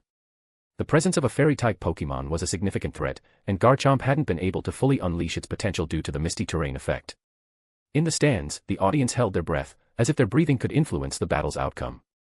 Meanwhile, Steven and others watched from the Hoenn VIP box with serious expressions. Cain's situation was becoming increasingly unfavorable. It was clear that Cain had superior skill in directing his Pokémon and reading the battle compared to Cynthia, but the power gap between their Pokémon was simply too great. Without a Pokémon that could move freely and execute key strategies, Cain's tactics couldn't take shape. Although Slowking, as the central core, showed his strength, it wasn't enough to compensate for the lack of cohesion among the rest of the Pokémon. This allowed Cynthia to gradually adapt, splitting the battle across multiple simultaneous fronts. Ultimately, Florges, despite its resilience, fell under the combined attacks of Cynthia's three Pokémon. Before falling, it used Petal Dance to take Milotic down with it, making one last valuable contribution. With that, only a weakened Slowking remained to face Garchomp and Lucario, who were still in good condition. The outcome seemed obvious. However, Slowking didn't give up. He activated Trick Room and used Teleport under Cain's guidance, managing to defeat Lucario. For a moment, it looked like Cain still had a chance. Slowking even held an even exchange against Garchomp. But eventually, his energy ran out. Slowking couldn't maintain his usual speed, and after a failed teleportation, he was hit head-on by Garchomp's Draco Meteor, falling out of combat. Though Garchomp was also exhausted and at his limit, it stood as the victor. Cynthia advanced to the finals, while Cain showcased his strategic brilliance to the fullest, earning applause from more than half the audience despite his defeat. As a representative of ordinary trainers, Cain inspired many. Despite everything, this battle wasn't a full representation of a wild fight. Had it been, Cain would have found ways to put Cynthia in danger directly, using risky strategies and attacking her personally through his Pokémon. However, this was a league battle, where Cynthia claimed victory. Cain's journey in the Sinnoh tournament ended brilliantly. End of chapter. Chapter 793, Chapter 793, Steven vs. Lorelei. Cain and Cynthia walked to the center of the field to shake hands. "Congratulations," said Cain with a smile. However, there was not much joy on Cynthia's face. In a calm voice, she replied, "Next time, when your team is complete, let's battle again." Upon hearing this, Cain felt a slight headache. He couldn't shake the feeling that he had caught the attention of this battle enthusiast, and wasn't sure if that was a good or bad thing. Although Cynthia had won the fight, she didn't seem truly happy. As one of the participants, her perception of the battle was very clear. She could feel that, even though Cain's Pokémon were at a disadvantage in terms of overall power, she had still needed to rely on Garchomp, her strongest Pokémon, to force a win. If Cain's Pokémon had been at the same level as hers, Cynthia was convinced she would have lost today. Even without reaching an equal level, if Cain had managed to complete his team, Cynthia sensed she might still have lost, even to slightly weaker Pokémon. Cain, for his part, wasn't too worried about the defeat. If that had been his main concern, he would have sent out Altaria, capable of facing Garchomp head-on, instead of Politoed. The loss seemed to leave Cain in a surprisingly calm state of mind. As Cain walked into the competitor's tunnel, he crossed paths with Steven, who was heading out for his own match. Steven seemed ready to offer words of comfort, but upon seeing Cain's relaxed expression, he held back. Cain was not someone who was easily shaken. "Go get M," said Cain, extending a closed fist towards Steven. Steven was momentarily surprised, but then smiled and bumped his fist with Cain's. "Leave it to me." With those words, they each went their own way. Cain believed Steven had a high chance of winning his match against Lorelei. After all, Steel and Rock-type Pokémon had the advantage over Ice types, and Steel types also resisted Ice-type moves with double effectiveness. Even though many of Lorelei's Pokémon had Water typing as well, Cain was confident that Steven's shiny Metagross would be unstoppable. From the viewing box, Cain joined Wallace and Phoebe to watch the match through the glass. Without much exchange, the two competitors began the battle as soon as the referee gave the signal. Steven's team consisted of Armaldo, Cradily, Skarmory, Agron, his shiny Metagross, and Aerodactyl. On the other side, Lorelei sent out Dugong, Jinx, Slowbro, Piloswine, Lapras, and Cloyster. In terms of average levels, Lorelei's team seemed slightly superior, since both Armaldo and Cradily on Steven's side were still in the advanced tier. However, the individual strength of Steven's strongest Pokémon clearly exceeded that of Lorelei's. Though Lorelei's Cloyster was known for its explosive power after using Shell Smash, Steven's shiny Metagross wasn't just a Steel-type Pokémon. With its full psychic power, it could anticipate Cloyster's moves, and once caught, 2 hits were enough to take it down. The surprise of the battle was Steven's Aerodactyl, which finally revealed its full potential. Even though Cain couldn't analyze its data from that distance, its speed and power suggested it was at the peak of the pseudo-elite level, similar to Cain's Altaria. Just a bit more, and it would reach elite level. This Aerodactyl had been carefully kept as a trump card by Steven. Even Cain and his friends knew little about it. Steven had always been secretive about this Pokémon, as if it were a taboo subject. However, the connection between Steven and Aerodactyl was undeniable. The coordination and trust between the two were evident throughout the battle. The fight between Steven and Lorelei, at least from an outside perspective, seemed somewhat chaotic. Unlike Cain, who had refined his tactical skills through years of field experience, neither Steven nor Lorelei had as much practice in this kind of multi-Pokémon combat. Over time, the battle turned into a series of one-on-one fights, with each Pokémon fighting in its own space. Cooperation between Pokémon was occasional and limited. Ultimately, the outcome came down to raw power. Steven's Agron proved to be incredibly tough, but Lorelei exploited its weaknesses, having Piloswine repeatedly hit it with ground-type moves, striking its vulnerable points. Even so, Agron managed to hold its ground and stall several of Lorelei's Pokémon before falling. As the battle progressed and Pokémon were eliminated, the result became increasingly clear. Steven's shiny Metagross was an unbeatable opponent, and with the strategic support of Aerodactyl, Lorelei finally saw all her Pokémon fall in defeat. At the end of the match, Steven still had his shiny Metagross and Aerodactyl standing, the two pillars of his team. Steven secured the victory and advanced to the final. Lorelei accepted her defeat without bitterness, showing a faint smile for the first time during the handshake with Steven. That moment was captured by photographers and projected on the stadium screens, where it remained for 10 seconds. The image triggered a wave of applause and cheers from the crowd. With Cain and Lorelei eliminated in the semifinals, the tournament final would be between Steven and Cynthia, facing off the next day on the last day of the Sinnoh Championship. As spectators left the stadium, they continued to discuss the day's battles. The rain brought by Cain's Politoed, Florges the fairy-type Pokémon that caused so much trouble, Cynthia's Garchomp and her spectacular Milotic. Steven's shiny Metagross, his imposing Agron, and the surprising comeback of Aerodactyl. Lorelei's impressive Cloyster, whose ice-type moves looked like crystal flowers in the sunlight. Everyone was excited for the final showdown the next day. That night, while Wallace and Phoebe left Steven alone to rest and prepare for the final, Cain stayed behind to help Steven tend to his Pokémon's wounds. "Cain, you're probably curious about Aerodactyl," said Steven hesitantly.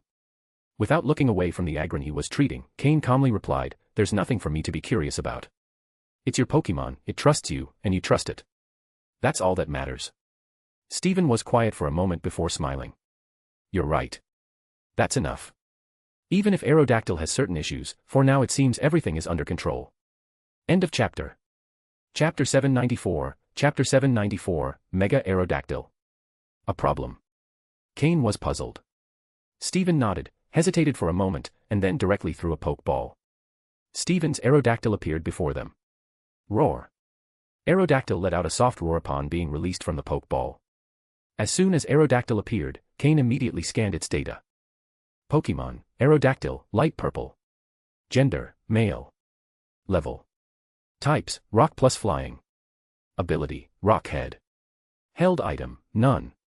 Egg moves, Steel Wing, Dragon Breath, Roost, Tailwind.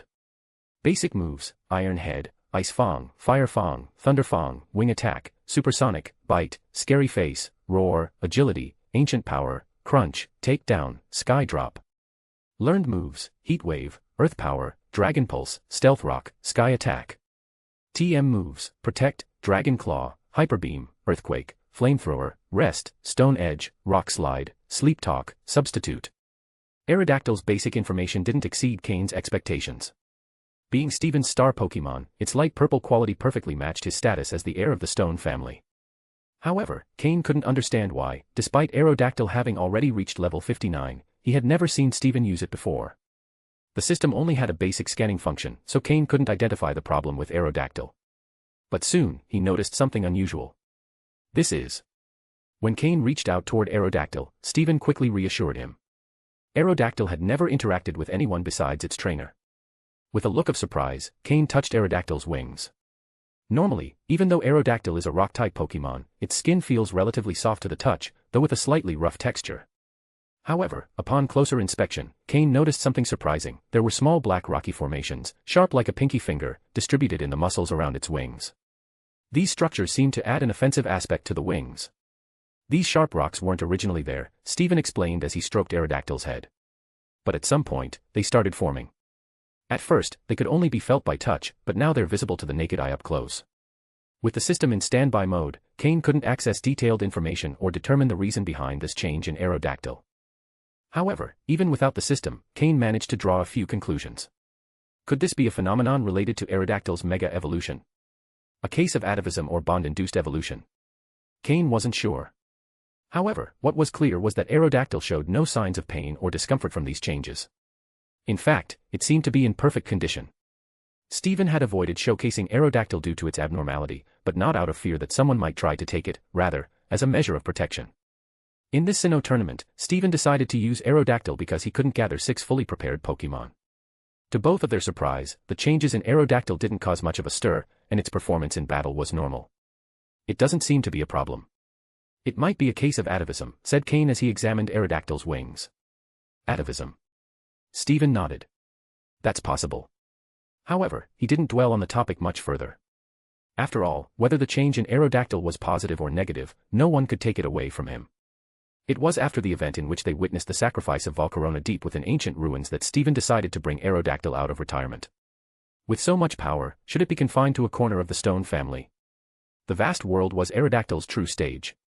After helping Steven with the recovery of his team, Cain returned to his room. However, he couldn't fall asleep.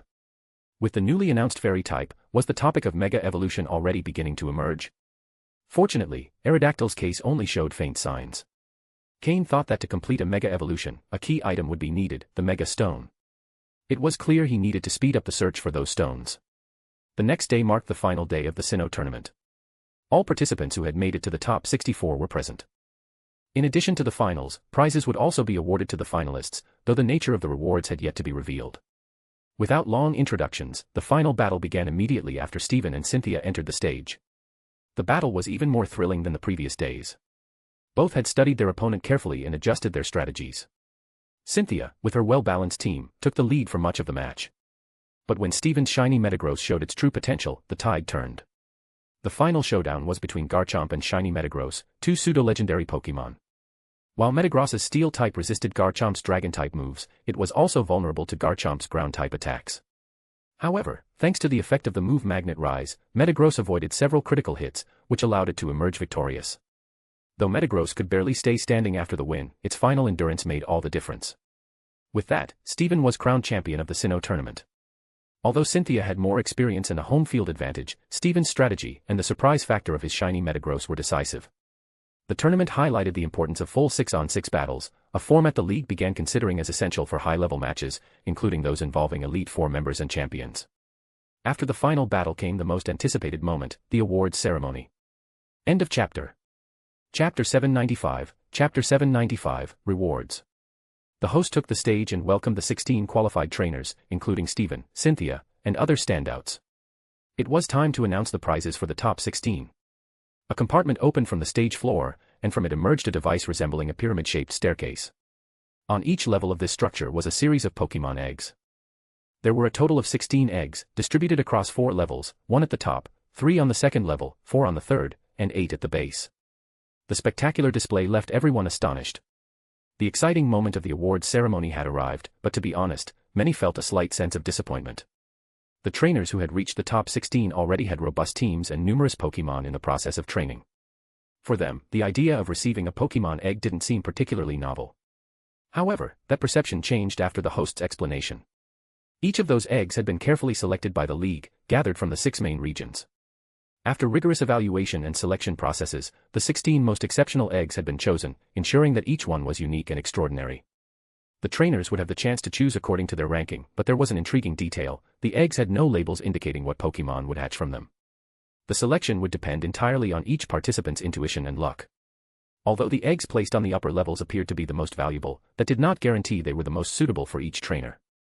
Among them, only one person didn't underestimate the value of these eggs for a second: Cain. Although his system was in standby mode and couldn't deploy all its functions, the basic scanning capability remained active. With this tool, Cain immediately obtained detailed information about the eggs, and all of them seemed extremely valuable to him. The League has really invested a lot this time, Cain thought, while containing his astonishment. Steven was the first to choose. As the winner, he had the right to select before the others. It was natural to assume he would choose the egg placed at the top of the pyramid. However, just before stepping onto the stage, Cain whispered to him, "Trust your instinct." This brief phrase led Steven to reconsider his decision. With slight hesitation, Steven called upon his shiny Metagross, which had recovered some energy after the battles. Steven stroked his Pokémon's claws and asked it to identify the egg most suitable for them. Metagross, his loyal companion since the beginning of his journey, perfectly understood his trainer's tastes and abilities. Closing its eyes, the Pokémon used its steel and psychic sensitivity to evaluate the eggs. Finally, it pointed to one on the second level, right in the center. With full confidence in his Pokémon's choice, Steven took the egg. Cain, observing from the back, silently nodded. Steven's choice was the right one. That egg contained a Mawile with the ability Sheer Force, a specimen with a light purple potential. The eggs on the first and second levels had that potential, while those on the third and fourth levels reached at least dark blue in potential. This was the reason why Cain concluded that the League had invested considerable resources in this edition of the tournament. Steven's Mawile was not only compatible with his affinity for steel types, but also offered significant strategic potential thanks to its future Mega Evolution and its Steel/Fairy type combination. Moreover, its Sheer Force ability and egg moves indicated exceptional talent in both battle and handling of Fairy and Steel type moves. Next was Cynthia's turn, who, inspired by Steven, called her Lucario. Gifted with the power of Aura, Lucario was the ideal helper for this task. From the moment Cynthia called her Pokémon, Cain guessed which would be her choice. As expected, Lucario guided his trainer to the egg at the top of the pyramid, which contained a Togepi with the ability Serene Grace and light purple potential. Cain knew perfectly well the power that a Togekiss with Serene Grace could reach. With the devastating move Air Slash, it would be a formidable opponent for anyone. This Togepi also had the potential to develop Aura Affinity, which, combined with Cain's Aura Blessing, could have facilitated its breeding and training. However, from the moment Cynthia called her Lucario, Cain understood that that egg was meant for her. With his first choice ruled out, Cain went for his second priority. Both he and Lorelei stepped forward simultaneously to choose. Unlike Steven and Cynthia, they decided to trust their intuition rather than ask their Pokémon for help. Cain selected an egg that contained a Psychic/Fairy type Pokémon. It was clear that the League had adjusted the options at the last minute to ensure the eggs were compatible with the top trainers. Observing this situation, Cain couldn't help but reflect on the changes that had emerged since the revelation of the Fairy type. Both Steven and Cynthia had selected Pokémon with that type, showing how quickly the League had adopted and adapted strategies based on this new knowledge. For Cain, this was just the beginning of a greater transformation in the Pokémon world. With each egg chosen, it became clear that the Sinnoh tournament marked a turning point in the history of League competitions. The prizes would not only strengthen the trainers who participated in the tournament but would also become the catalyst for a new era in Pokémon breeding and battling. Cain, with a satisfied smile, accepted his choice, knowing that the challenges to come would be more exciting than ever. End of chapter. Chapter 796, Chapter 796, Ralts. Pokémon, Ralts, light purple. Gender, female. Level. Type, Psychic plus Fairy. Ability, Trace. Held item, none. Egg moves, Memento, Destiny Bond, Misty Terrain, Ally Switch. Basic moves, Growl. Learned moves, none. TM moves, none. A Pokémon whose quality reached the light purple color, and whose ability was Trace. Based on the egg moves, one could deduce that its parents were also from the Ralts line, possibly Gardevoir or Galad. In any case, this Ralts had a talent that Cain fully approved of. Although initially the Togepi with the Serene Grace ability was Cain's first choice, that didn't mean this Ralts was inferior. Cain simply considered that the final result of that Togepi, Togekiss, had slightly greater appeal. However, Ralts' final form, Gardevoir, was also an extremely outstanding Pokémon. And to be honest, a Gardevoir with the trace ability fit better into Cain's teams. Compared to a Togekiss with Serene Grace, Gardevoir was more suitable.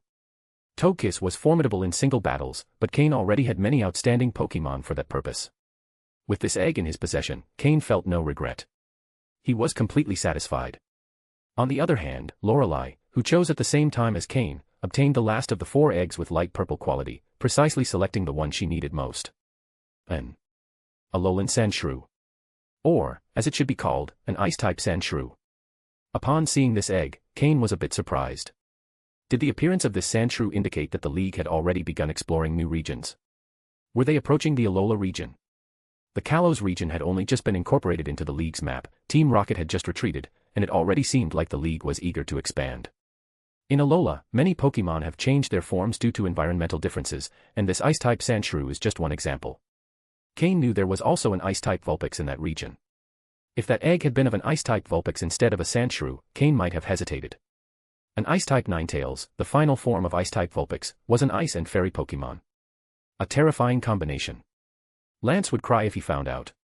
But since it was an Ice-type Sandshrew, Cain had no doubts.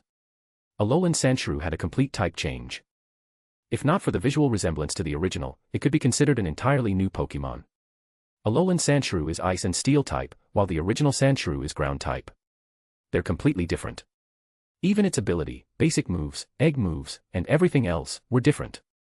Lorelei surely obtained this Ice-type Sandshrew due to her natural affinity with Ice-type Pokémon.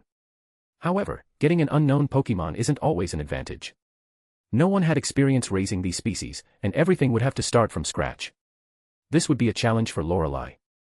Even so, a Pokémon with light purple quality, even with imperfect training, would still be outstanding in terms of potential. Lorelei had just added another ace to her team to face Lance. Cain couldn't help but feel sorry for Lance in his mind. Buddy, maybe you should wait until the League splits Kanto and Johto into 2 separate regions before trying to be champion. Cain had the feeling that the eggs awarded at this event had been carefully selected based on the advancing participants. Otherwise, it wouldn't have been a coincidence that everyone found an egg that suited them. Moreover, 3 of those eggs were Fairy-type Pokémon.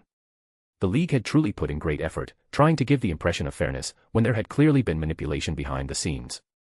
But this time, Cain had also benefited from it. After Cain and Lorelei chose, it was Diantha, Wallace, Will, and Caitlin's turn.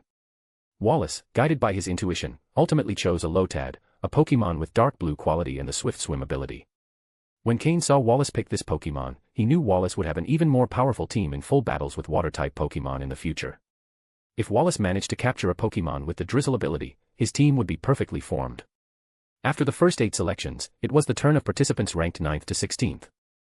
There were no individual ceremonies for these selections, but the cameras focused on the participants as they received their prizes, all showing satisfied expressions. The prizes had been carefully prepared by League experts, based on each trainer's characteristics. The League had truly put in a tremendous effort. It wouldn't be surprising if, in a short time, these trainers fully developed their potential. Eventually, they would become the core or even the elite of the League. Cain felt the League was carrying out an enormous plan, so vast he couldn't see the end of it. At this moment, he was just a piece on the board. However, at least he had managed to enter the game. With stable development, in the future, he could jump off the board and become a player. With that, the Sinnoh tournament came to an end. Many felt they still wanted more. Who knows how long it will be until the League organizes another tournament of this scale. And what if they include more regions next time? Cain, Steven, Wallace, and Phoebe left the stadium together, returning to the mansion on the outskirts of Hirtomi City. They knew this would be their last time together. Even if they met again, they wouldn't share this much time. It had been a unique experience. There was a certain melancholy in everyone. Don't worry so much. There will be many chances to see each other again. Whenever you can, come to Leafy Town. It'll be a pleasure to host you there, said Cain with a smile. His words lifted the group's spirits. After all, they were all in the Hoenn region. A trip of a few days wasn't a big deal if they wanted to meet again. For now, the priority was to absorb the tournament's lessons and focus on improvement. The most attentive had already noticed the changes and trends within the League. And there was something crucial on the horizon, the official introduction of the Fairy type. Especially for Steven and Wallace, who represented major forces in the region. This change would bring major implications, and they needed to prepare. The League would likely make the announcement in no more than 2 weeks. After all, Cain had already publicly used Fairy-type Pokémon and moves. End of chapter. Chapter 797. First, attain a power that others fear. The four of them spent their last night in the mansion. Before dawn, Cain was the first to leave. It was expected that, with the sunrise, the others would also depart. However, Cain didn't plan to return to the Hoenn region just yet, so he decided to leave earlier. The mysterious island in the alternate space above Lake Verity still awaited deeper exploration. Cain held a special device in his hands. Together with Slowking, and thanks to the move teleport, he left that place. After several consecutive teleports, Cain and Slowking arrived at the shore of Lake Verity. In his left hand, Cain held the device containing a Pokémon egg. It was the same Ralts egg he had obtained during the Sinnoh tournament. He felt that this island, filled with Psychic-type Pokémon, might provide some advantage for Ralts' development. In his right hand, the four characters glowed faintly. Cain extended his arm, and with a motion from top to bottom, as if unzipping something, the alternate space revealed itself once again. Without hesitation, he stepped forward. He was already experienced with this. He passed easily through the chaotic alternate space and arrived at the mysterious island. Some time ago, Cain had explored part of this island with his Pokémon. He estimated he had covered roughly a quarter of the island, focusing on the area around the Lake Verity entrance. Back then, the main objective had been to train and strengthen his Pokémon. This time, he planned to head toward the center of the island to discover what secrets it held. Interestingly, although Pokémon eggs technically don't count as active Pokémon, Cain could still carry 3 of them. He released 3 Pokeballs, calling out Slowking, Honchkrow, and Weevil, who had not appeared in a while. Due to the Sinnoh tournament, Cain had paused the training of these last 2. Also, the short time between battles hadn't allowed him to bring them out. They were eager to act. Honchkrow and Weevil had reached the quasi-elite level. However, after being surpassed by Drapion and Florges, both Pokémon harbored a strong determination to prove their full potential. Falling behind Drapion and Florges was acceptable to them, but if Swampert and Politoed also overtook them, they would certainly feel very frustrated. That's why, after the tournament ended, Cain immediately summoned them for training. This mysterious island was unbalanced in favor of Psychic-type Pokémon, so Honchkrow and Weevil, being Dark types, were perfect for battles here. Previously, Drapion had been the main focus due to the tournament, but now Cain could balance his training. With these 3 Pokémon, he advanced toward the island's interior. Slowking had reached level 58, just 2 steps away from elite level. That breakthrough would represent a huge leap for Cain. All of Cain's frontline Pokémon were already at the quasi-elite level, surpassing even what he had achieved in his previous life. In the past, his strongest Pokémon had been a Salamence. However, the rest of his team had been fairly average compared to his current standard. It had taken him years to reach that level in his previous life, but in this one, since his rebirth, not even a year had passed and he had already reached the rank of a quasi-elite trainer. This progress was a major achievement for Cain. Still, the next steps would be more challenging. In his past life, none of his Pokémon had reached elite level, so he didn't know how to surpass that threshold. Was there some special barrier? Cain was convinced that, by following this path, he would eventually obtain the power needed to have a voice in this world, enough to handle any situation at will. That was his ultimate goal. However, it all depended on having enough strength. Whether it was the League, Team Rocket, Team Magma, Team Aqua, Team Galactic, or Team Flare, none of these organizations or forces matter in the face of absolute power. Why did Giovanni found Team Rocket? Because he knew that, even with champion level or higher strength, ruling the world alone was extremely difficult. Even though Team Rocket was powerful, it couldn't expand beyond the Kanto region.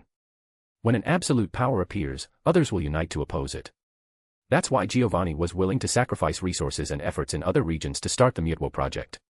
He saw in Mew's DNA an opportunity to control the world through strength. Cain didn't aspire to that. He didn't need to dominate the world, his goal was to reach the Elite Four level. With that power, no one would dare underestimate him. Even a champion would hesitate to face him, knowing the cost might be too high. It wasn't about having invincible strength, but about having the power to instill fear in others. Cain was working toward that goal. In short, first, attain a power that others fear. As for the rumors about his connection to Team Rocket, as long as Giovanni didn't confirm those accusations, no one would believe them. The League isn't stupid. If it eliminated every prodigy based on suspicion, it would never grow. As he advanced toward the center of the island, Cain reflected on his plans. Any wild Pokémon that got in the way was quickly defeated by Slowking and the 2 Dark types. Luckily, there weren't large packs on the island, so they didn't fear being surrounded. In a single day, Cain covered most of the way to the island's center. However, something at the heart of the island had begun to awaken, noticing Cain's presence. End of chapter. Chapter 798, the Elite Level Alakazam. This time, one could say the true exploration of this mysterious island had officially begun. Without going into detail, with Slowking having reached level 58, he could now take on a wild Pokémon from the island by himself. Moreover, with the support of Honchkrow and Weevil, battles against Psychic-type Pokémon were much more favorable. If any Pokémon got injured, Cain would simply return it to its Pokeball and call out Florges for healing. Thanks to his previous experience, he had come fully prepared to survive in this place. Recovery medicines and antidotes were well stocked, along with some potions Cain had crafted himself. There might not have been much food, but with all the medical supplies he carried, he had no need to worry about running out of essentials. After defeating a wild Grumpig that had attacked them directly, both Honchkrow and Weevil leveled up, reaching levels 52 and 51 respectively. Cain had no intention of capturing the Grumpig. He knew that the Pokémon in this place could not be caught. However, he wasn't looking to harm them unnecessarily either. He still didn't fully understand the nature of this island. If he hurt the wrong Pokémon and provoked the wrath of a true boss of the area, he could get into serious trouble, possibly even putting his life at risk. Besides, Cain no longer needed the shining stones that could be generated within Psychic-type Pokémon. His psychic abilities had already reached the intermediate level, and those stones were no longer useful for his progress. In fact, he found it more effective to use the power of the unknown he carried on his wrist. If he wanted to improve faster, finding more unknown to boost his potential was likely the better path. The curious thing was that the Pokémon Cain defeated seemed to vanish without a trace. Once beaten, they never appeared before him again. Just as Cain was about to cross the spot where the defeated Grumpig had fallen, Slowking used the move Teleport to appear in front of him, wearing a solemn expression. Honchkrow and Weevil reacted a bit more slowly, but quickly took positions on either side of Cain, alert to any potential threat. Cain frowned. As a psychic himself, he could sense certain changes in the environment, but Slowking's perceptive abilities far exceeded his own. When Slowking stepped in, Cain finally sensed it too. Something strange was happening in the space ahead of them. In this altered dimension, where the very fabric of space was already abnormal, those kinds of irregularities were hard to detect unless one had a special sensitivity to the surroundings. Since reaching the intermediate level as a psychic, Cain had confirmed he had a particular talent for spatial perception. That's why he could detect the anomalies in the air stretching out in front of him. At the spot where Grumpig had fallen, the space began to distort. A figure slowly emerged from the rippling air. It was a light yellow Pokémon, with a fox-like appearance. Its long, thin mustaches extended to the sides of its face, and its eyes glowed with an aura of overwhelming intelligence. In each hand, it held a metal spoon that shimmered with a silvery glow. Though it looked like a normal Pokémon, the waves of psychic power emanating from its body were completely contained. Cain narrowed his eyes as he observed it.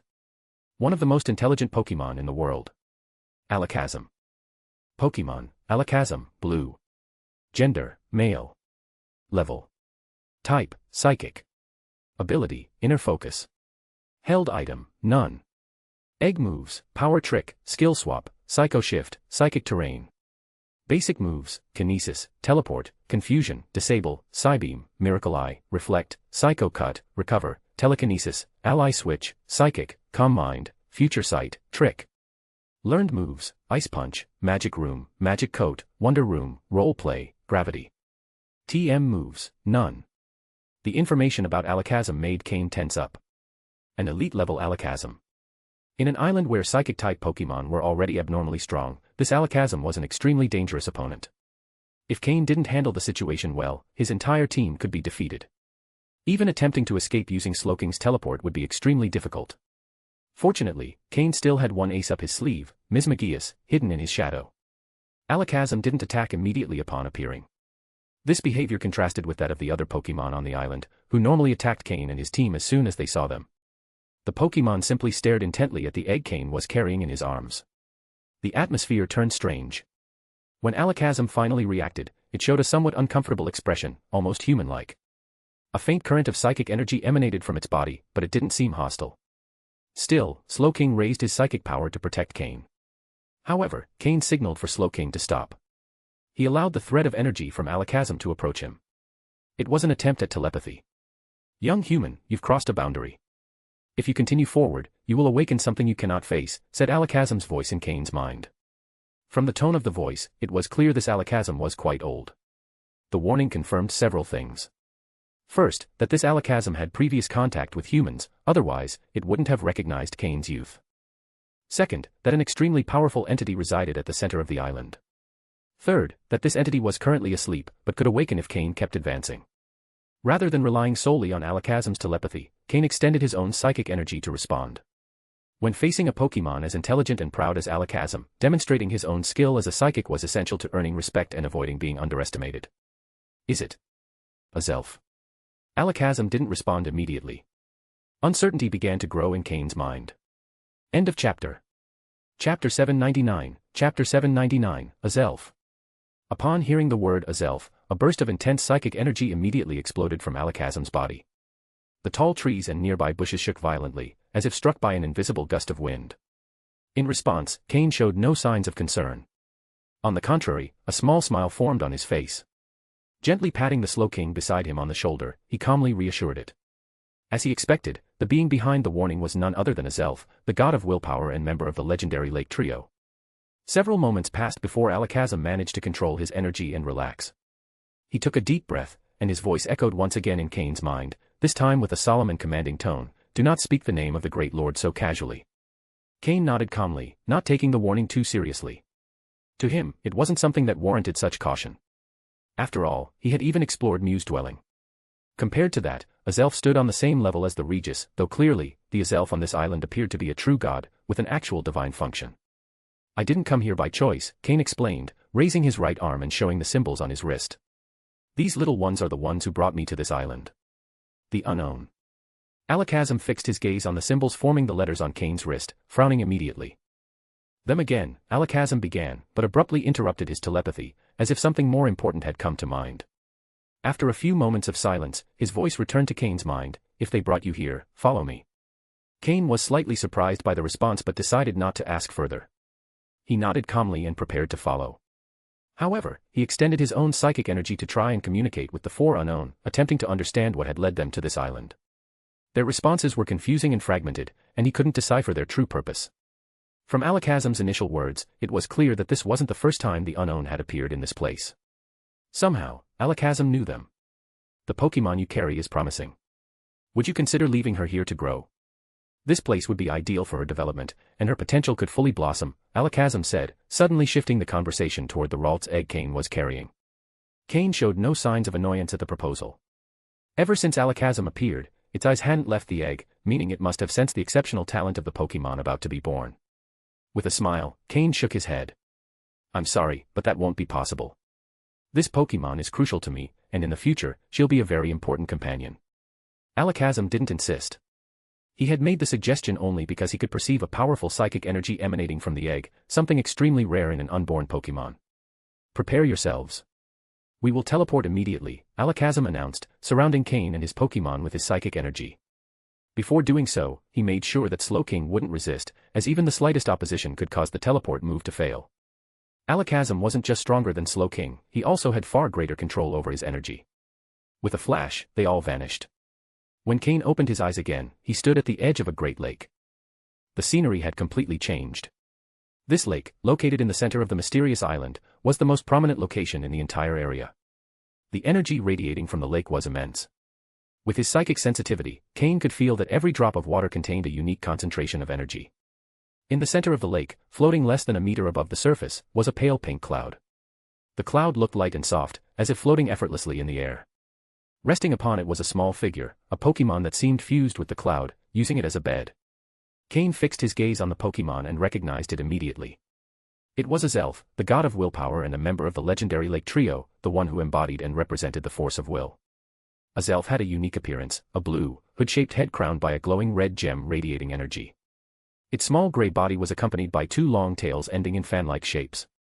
At the ends of its tails were embedded two dark red gems, which according to legend, were its weak points. However, this knowledge was a secret known to few, and Cain knew it thanks to rumors he'd heard about the legendary Lake Trio. Azelf's appearance vaguely resembled Mew, prompting Cain to wonder whether there might be some sort of connection between them. At that moment, Azelf seemed to be asleep, but its slightly furrowed brow suggested it wasn't having a peaceful dream. After bringing Cain and his Pokémon to the location, Alakazam stood to the side in a respectful posture, almost like a butler. Cain, in contrast, observed Azelf without restraint, though this didn't seem to please Alakazam. Slowking, being a psychic-type Pokémon, was more aware than Cain of the overwhelming energy emanating from Azelf. Compared to Azelf, his own energy felt insignificant, like that of a child in the presence of a giant. Meanwhile, Honchkrow and Weevil, both dark-type Pokémon, began to show signs of discomfort. Although naturally immune to psychic energy, the intensity here was beyond their limits. Noticing their unease, Cain returned them to their Pokeballs, allowing them to rest. Both Pokemon appreciated the gesture before disappearing in a flash of light. Cain knew that for the moment, there was no immediate danger. However, he also understood that if Azelf decided to attack, there would be no way to resist. This Azelf was unlike any other legendary Pokemon. It possessed a divine function, making it a true god. Even the Regis couldn't compare to a legendary Pokemon of this magnitude.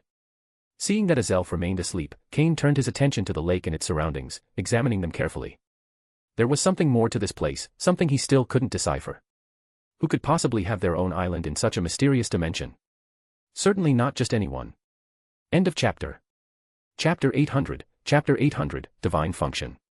Cain approached the edge of the lake, crouched down, and after a brief moment of hesitation, seeing that Alakazam showed no reaction, he extended his hand and slowly dipped his fingers into the lake's water.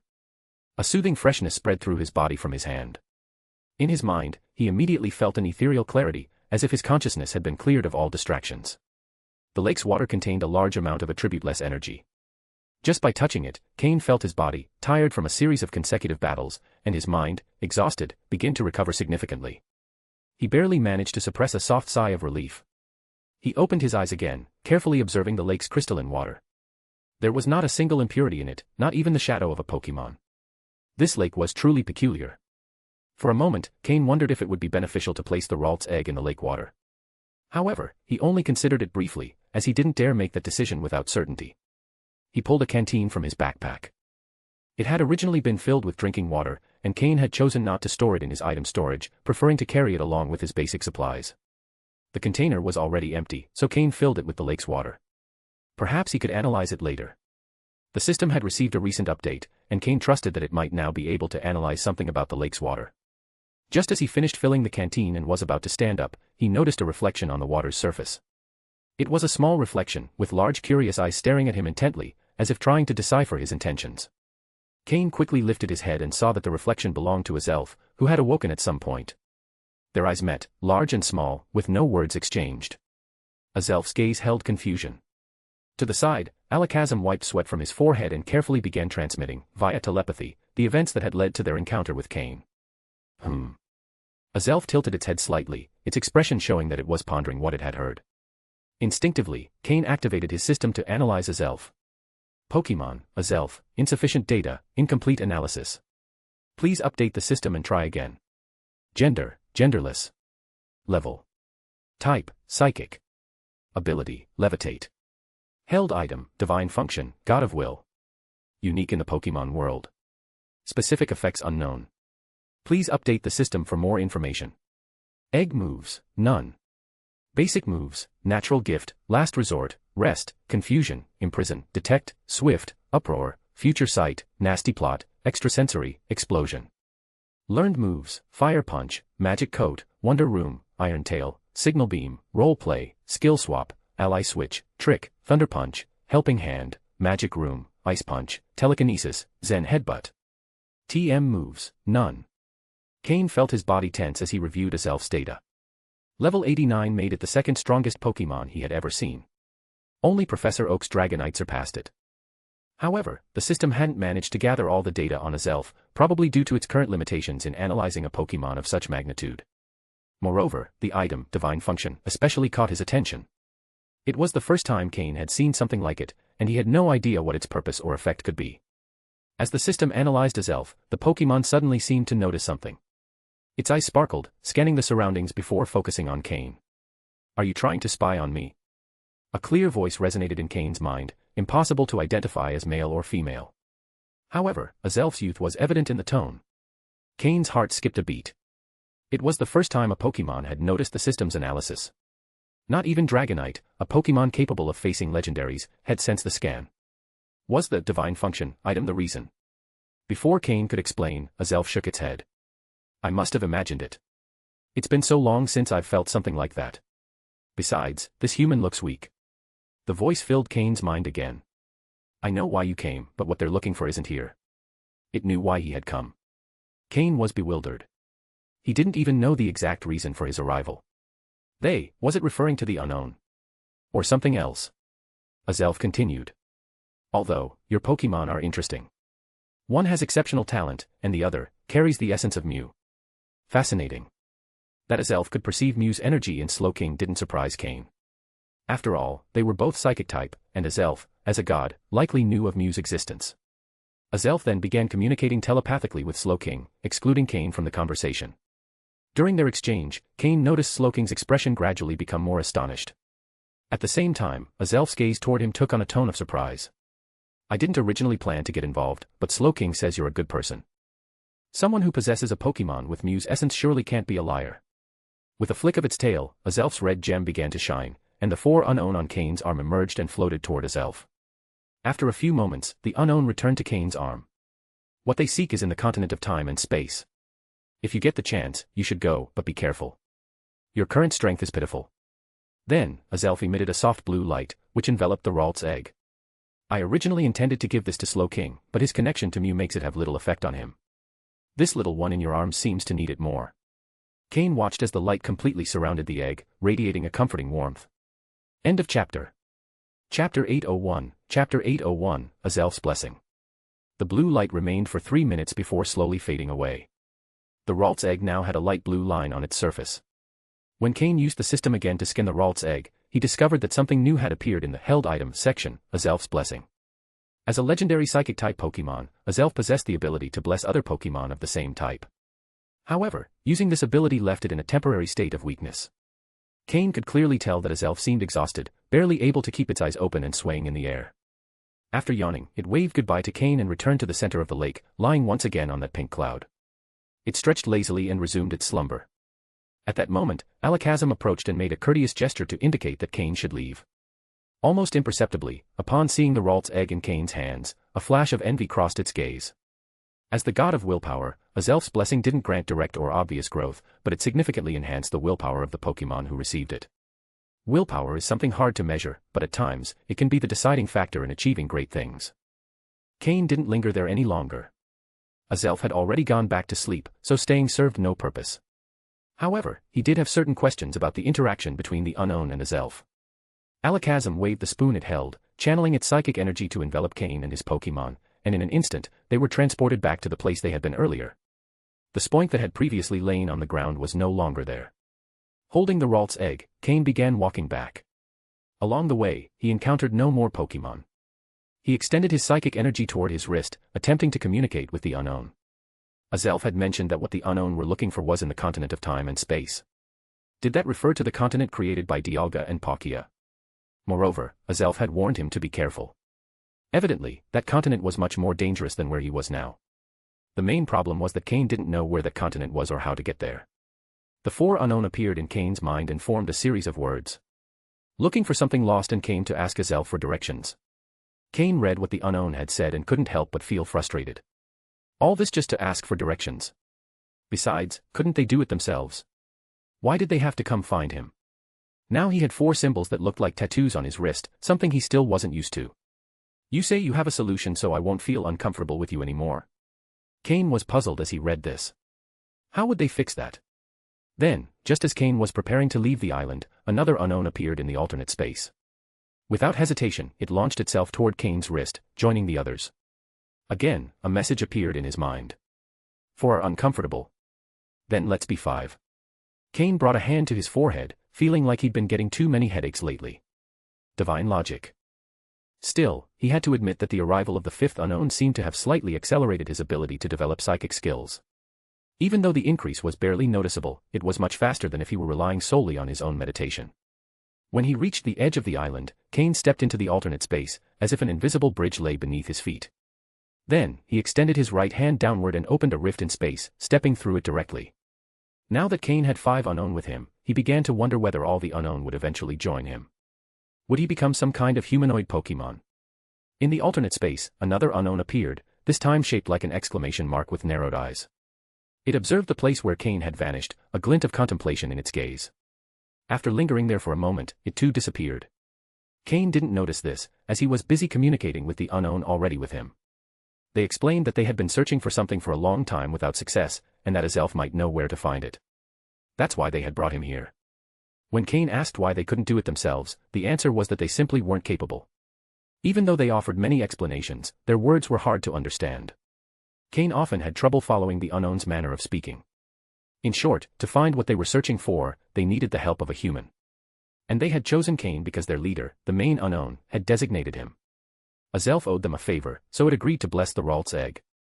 With that, the debt between the unknown and a Zelf was settled. The unknown confirmed that what they were looking for was indeed on the continent created by Dialga and Palkia. However, they also warned him that he wasn't ready to go there yet. Neither his own power nor that of the unknown was enough at the moment. Only when Cain could withstand the presence of at least 20 unknown would he be able to traverse the alternate space to that land. The unknown were appearing little by little to help Cain become familiar with their abilities and energy. In the meantime, they would allow Cain to use their powers as a form of gratitude, hoping that in the future, he would help them recover what they were searching for. Cain didn't reject the idea.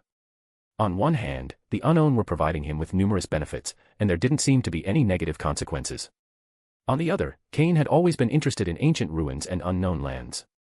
Those places, explored by few or never before visited, might contain valuable treasures or resources to strengthen his Pokémon. The trip to Azelf's Island of Willpower had been a very fruitful experience, quickly enhancing the strength of his Pokémon and allowing Slowking to learn special psychic energy techniques. However, Cain knew that Dialga and Palkia wouldn't be as accessible as Azelf. He would need to make sure he was strong enough, at least able to escape if necessary, before venturing to the islands of time and space. Upon exiting the alternate space, Cain took a deep breath of the fresh air around him. "Slowking, let's go," Cain said. In an instant, they vanished through teleportation. As Cain departed, he had one last thought. He felt that a new door was opening in this world. End of chapter. Chapter 802, Chapter 802, The Grand Plan to Make Money. 3 days later, at Rustboro City Airport in the Hoenn region, Cain exited the building alone. He didn't spend much time in the city, assuming Steven was still processing the experiences and lessons learned during the Sinnoh tournament. Without wasting any time, Cain took a vehicle and quickly left the city before summoning his Flygon, heading to Leafy Town. His arrival was quiet. Cain made sure to enter his residence without drawing anyone's attention. No one knew he had returned. Meanwhile, old Matsuda, who had come back from Sinnoh after Cain's revelation about fairy-type Pokémon, remained busy with endless meetings at the Hoenn League headquarters. The discovery of the fairy type was not only a major event, but it had also come at a very delicate time. The League had to act quickly before regular trainers fully grasped the impact of the news. The existence of this new type had to be officially announced, and the quality detection systems in Pokémon evaluation machines needed to be updated to include the fairy type, as well as an analysis of its moves, effects, and power. Although Cain had already reported that the fairy type was effective against dragon, dark, and fighting-type Pokémon, the League needed solid evidence. They especially wanted to confirm whether dragon-type moves were truly ineffective against fairy-type Pokémon and if there was any ability or move that allowed dragon types to overcome that barrier. This last question was crucial, since otherwise, dragon-type Pokémon would be at a significant disadvantage against fairy types. Drake, the current dragon-type Elite Four member in Hoenn, was in charge of the fairy-type evaluation project. Although he had followed Cain's announcement during the conference via video call, he couldn't help but feel personally affected. As a dragon-type Pokémon specialist, this new type posed both a professional and emotional challenge.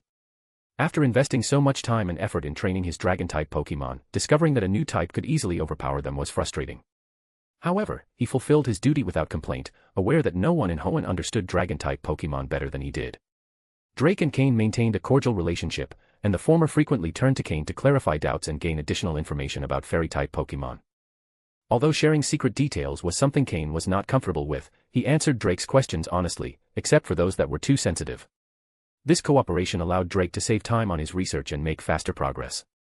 It was during these conversations that Cain glimpsed a lucrative opportunity. Reflecting on it, he realized that the shift in the type dynamics could be exploited commercially. Without delay, he called a meeting with the leaders of his organization, Team Heaven. The organization had grown considerably since its creation.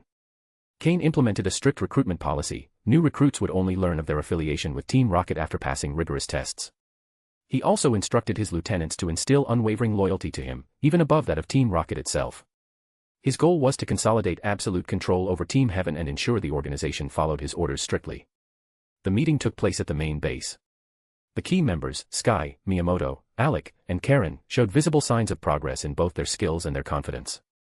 Although they were now stronger, their respect and obedience toward Cain remained intact, a quality he had valued when selecting them on Trial Island. Cain observed with satisfaction how each had reached the advanced level. Although they were still unable to face his main Pokémon, their progress was remarkable. In his speech, he acknowledged their efforts and prepared them for the next steps. Now that the League is in the midst of a revolution with the discovery of the fairy type, we have a unique opportunity to gain massive profits. You all know this type will be a seismic shift for trainers, evaluation systems, battle strategies, and we can take advantage of this before anyone else, Cain declared seriously. As he outlined his plan, the group listened attentively. Cain explained that Team Heaven could focus on filling the gaps in the market. They could sell key items, such as charms, TMs, or unique potions against the fairy type. They also considered offering exclusive services for training or evaluating Pokémon with this new attribute. Sky, who managed the organization's finances, nodded enthusiastically. With Cain's approval, they had already begun generating revenue through low-risk activities. Karen, the leader of the Celestial Hunting Group, contributed ideas on how to capitalize on the growing interest in fairy-type Pokémon to attract more members to Team Heaven. Cain concluded the meeting by emphasizing that while profits were a priority, they also needed to continue expanding Team Heaven's power. His goal wasn't just to exploit the temporary chaos, he wanted to establish the organization as an indispensable force in Hoenn's trainer ecosystem. Soon, this world will open new doors for us. I want you to be ready to walk through them, Cain concluded, making it clear that this was only the beginning of a major transformation. With determination in his eyes, Cain was already mapping out the future. He didn't just aim to adapt to the changes in the Pokémon world, he intended to lead them from the shadows. Now that he had reached this point, there was no turning back. Cain and his Team Heaven were ready to dominate the game. End of chapter. Chapter 803, Chapter 803, Major Purchase of Fairy-type Pokémon. Cain, in the middle of a conversation with Drake, had devised an ambitious plan to generate massive profits. If this plan were executed correctly, Team Heaven would gain resources like never before. And of course, Cain himself would also benefit with a great deal of additional assets. From this moment on, I want all available resources from Team Heaven to be sold. Gather all the hunter points and entrust these tasks only to trusted individuals. Send them to all major cities, whether it's Kanto, Johto, Hoenn, or Sinnoh. I want us to have a presence in every major black market, Cain declared firmly. He paused briefly and continued, use those points, resources, and anything that can be converted into money to massively acquire certain Pokémon, Cleffa, Clefairy, Clefable, Igglybuff, Jigglypuff, Wigglytuff, Mr. Mime, Azurill, Marill, Azumarill, Snubbull, Granbull, and Mime Jr. The four main members of the team, seated in front of Cain, showed expressions of disbelief upon hearing this list of Pokémon. Although they knew Cain usually had clear reasons for his decisions, they couldn't help but be surprised. Many of these Pokémon, although popular among children and nobles, were considered expensive and, in some cases, not very effective in battle. Buying such Pokémon in large quantities seemed like a risky move. However, none of them voiced their doubts aloud. As subordinates, they had learned that the key to success was to listen more and speak less. I don't know what you all think, but I want you to do this immediately, added Cain in a tone that allowed no objections. I want these Pokémon acquired entirely. I don't care about quality, price, or circumstances. You can pay up to triple their value. And if you still can't acquire them, then take more aggressive measures. If necessary, you are authorized to steal them. I don't care how you do it, what I want is for you to deliver as many of these Pokémon as possible in the shortest time. This was the first time since the formation of Team Heaven that Cain had issued such a direct and high-priority order. The scale of this operation was a real test of his team's operational capacity. Cain knew that if they managed to capture even 10% of the available supply of these Pokémon on the market, the profits would be incalculable. Everything would depend on how well they executed this mission. The motive behind this plan was clear to Cain. The recent revelation of the fairy type, which he himself had accelerated, was still a secret known only to the upper echelons of the Pokémon League. Neither families nor underground organizations were aware of it. This was the perfect moment to act, before the information became public. Once the League officially announced the existence of the fairy type and provided details about its characteristics, the value of the Pokémon Cain was collecting would skyrocket. Those Pokémon, some of which had until now been seen as simply cute companions, would prove to be key assets in strategic battles. They would be especially effective against Dragon-type Pokémon, which had until then been considered the most powerful. The Fairy-type's ability to be immune to Dragon-type moves and also deal effective damage against them would completely change battle strategies. Noble families and trainers dedicated to raising Dragon-type Pokémon would face a crisis. Meanwhile, Cain would already have secured a dominant position by monopolizing a large quantity of Fairy-type Pokémon before the official announcement. With this foresight, the profits would not only allow Team Heaven to expand but also ensure Cain had enough resources to train his second group of Pokémon, while further strengthening the force of his first line. Without wasting time, Cain ordered the four main members of the team to begin executing the plan. Even though they didn't fully understand the reasoning behind the instructions, they had complete trust in Cain. So far, every one of his decisions had yielded impressive results. As a sign of commitment, the four used all their personal resources and hunter points to begin the acquisitions. Within days, Team Heaven had completely emptied the fairy-type Pokémon stock in Verdanturf Town's black market, one of the smallest in Hoenn. Soon, rumors began to circulate in the Pokémon trading world. In several cities across Kanto, Johto, Hoenn, and Sinnoh, mysterious figures dressed in black appeared, compulsively buying Pokémon considered unpopular. These buyers, apparently unconcerned with costs, paid exorbitant amounts for these Pokémon. Even when sellers doubled or tripled their prices, the buyers kept acquiring them without hesitation. This phenomenon quickly became the main topic among merchants. Shop owners even began to speculate about the motivations behind this demand. If you see someone dressed entirely in black, congratulations, a big sale is coming your way, was the rumor being spread. Of course, none of them suspected that this was all part of Cain's carefully calculated plan. Meanwhile, Cain remained at his base, sitting alone in a meeting room, deep in thought. He had already reached the rank of a quasi-elite level trainer, with his main team fully at the quasi-elite level. His Slowking, in particular, was a formidable force, capable of facing almost any Pokémon of a similar level. Additionally, with the help of the 5 unknown, Slowking's mastery over space-related moves was practically unbeatable. The sound of his fingers tapping against the table echoed in the dark room as Cain analyzed his next steps.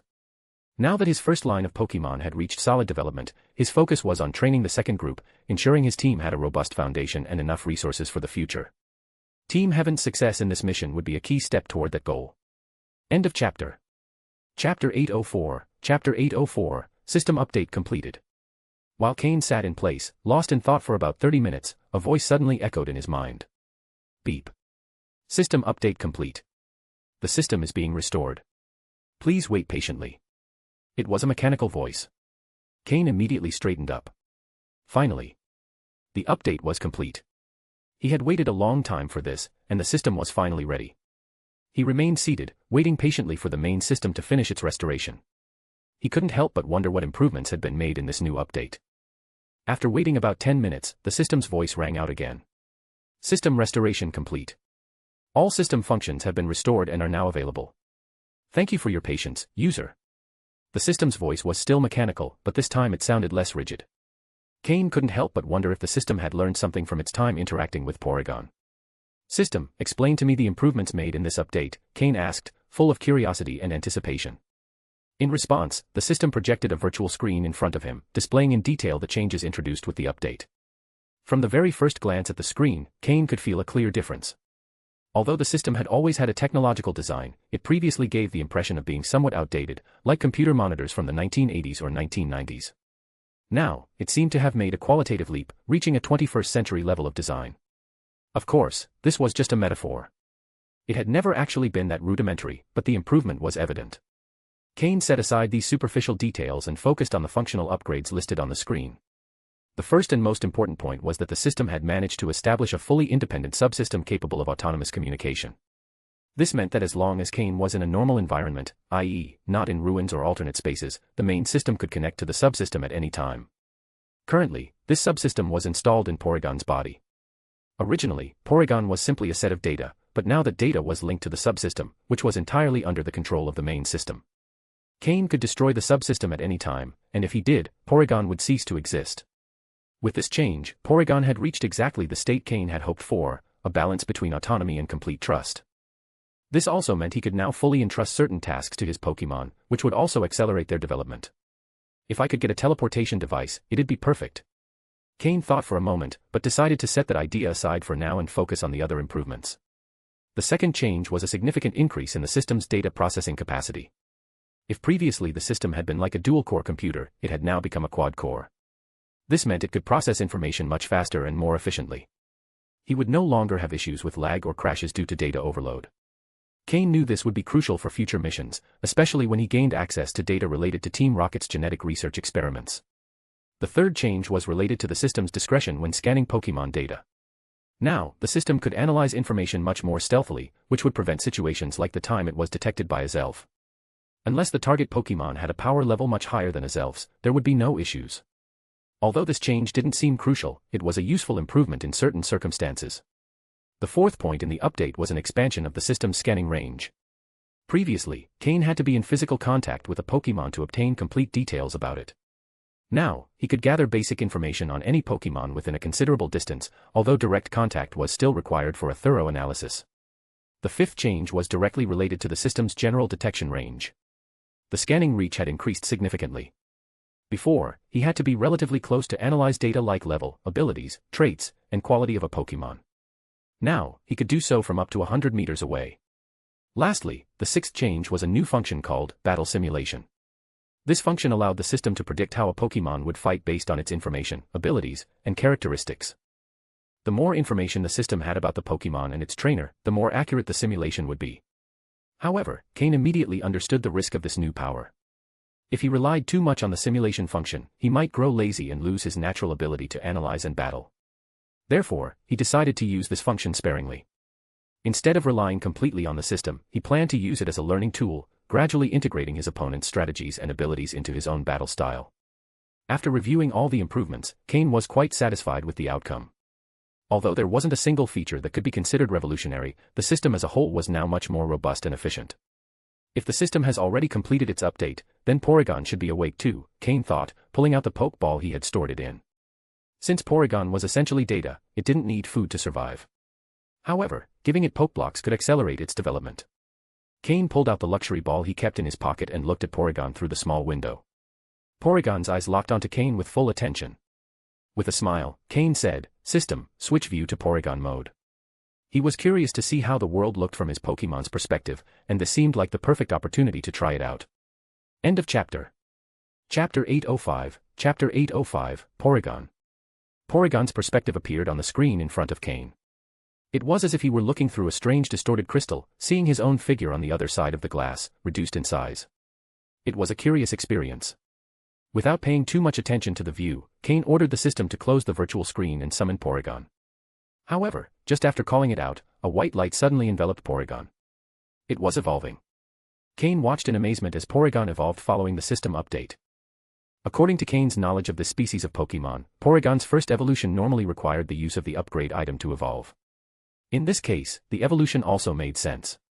Since the system had downloaded all of Porygon's information into its database, it could be interpreted that the process replicated the necessary conditions for using the upgrade item, allowing evolution without the use of a physical item. In essence, this was not so different from directly using the upgrade item normally required. Before the update, since the system was in suspended mode, Porygon, as an extension of the system, had also entered sleep mode. Now that the system had completed its update, Porygon immediately began its evolution. However, there was a concerning detail. Porygon was a class of Pokémon for which no quality enhancement potions existed. Cain had never found any information on how to improve a Porygon's aptitudes, making it impossible to develop such a potion for it. Therefore, he could only rely on Porygon's natural capabilities to determine its potential. Soon, the white light faded, and Porygon's evolution was completed without external assistance or interruptions. Originally, Porygon had an angular design, with many edges that gave it a rigid appearance. However, after evolving, it had noticeably softened.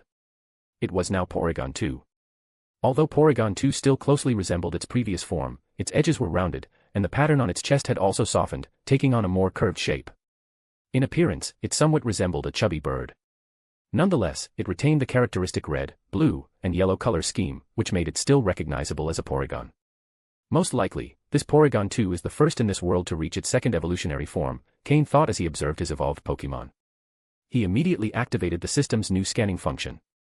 Before, Cain had little information on Porygon, and the system couldn't even determine its potential quality accurately.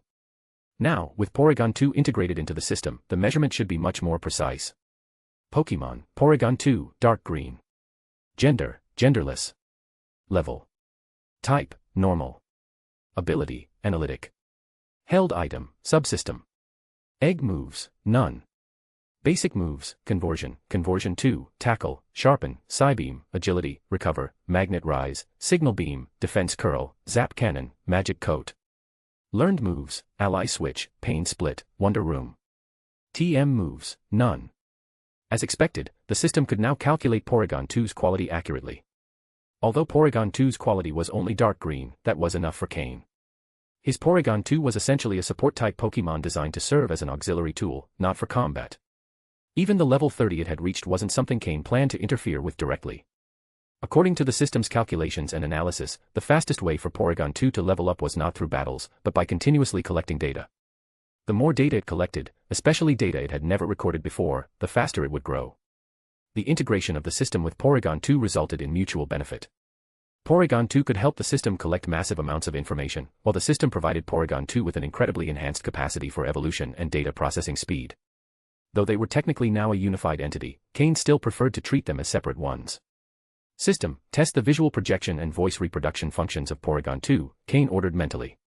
In response, Porygon 2's round eyes lit up, projecting 2 beams of light.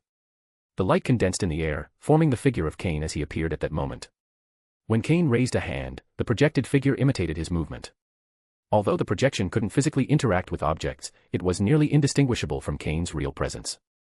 Cain spoke a few words, and Porygon 2 repeated them almost instantly with precision, showing only minimal delay.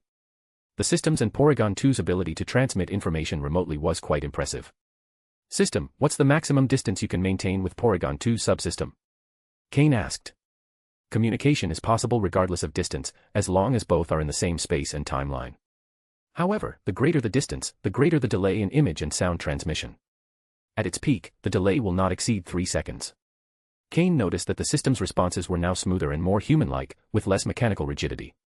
It was as if the system, like Porygon 2, had softened its edges. Cain nodded in satisfaction. As long as he didn't enter alternate spaces, there would be no communication issues. Then, Cain checked several other system functions, confirming that Porygon 2 would enter standby mode if disconnected from the system, without showing any independent awareness or uncontrolled behavior. Additionally, when Porygon 2 entered electronic devices or networks, it would still be completely under the system's control, with no risk of losing command over it. This solved one of the biggest problems Team Rocket faced when creating the Porygon: how to keep them under control. With the system's help, Cain had managed to overcome this difficulty with ease. The main system's subsystem was fully integrated into Porygon 2. Even if it became data within a network, it was still linked to and controlled by the system. Finally, Cain asked if the system was capable of creating more subsystems. Porygon, while uncommon, was not unique in this world. If Cain managed to obtain and control more of them, he could collect data on a large scale, expanding the system's capacity and transforming it into the world's most complete archive. Moreover, by possessing multiple Porygon, Cain would gain a significant advantage in terms of information and knowledge. If he ever faced an organization, he could send his Porygon to sabotage their data and communication systems, giving him a major strategic edge. In a highly technological world like this one, where electronic devices were everywhere, this could change the course of any confrontation. For small organizations, detecting the presence of a Porygon would be nearly impossible. Their computers and databases would become extensions of Cain's own system. And Cain would be free to come and go at will. End of chapter. Chapter 806, Chapter 806, Planning Against Void.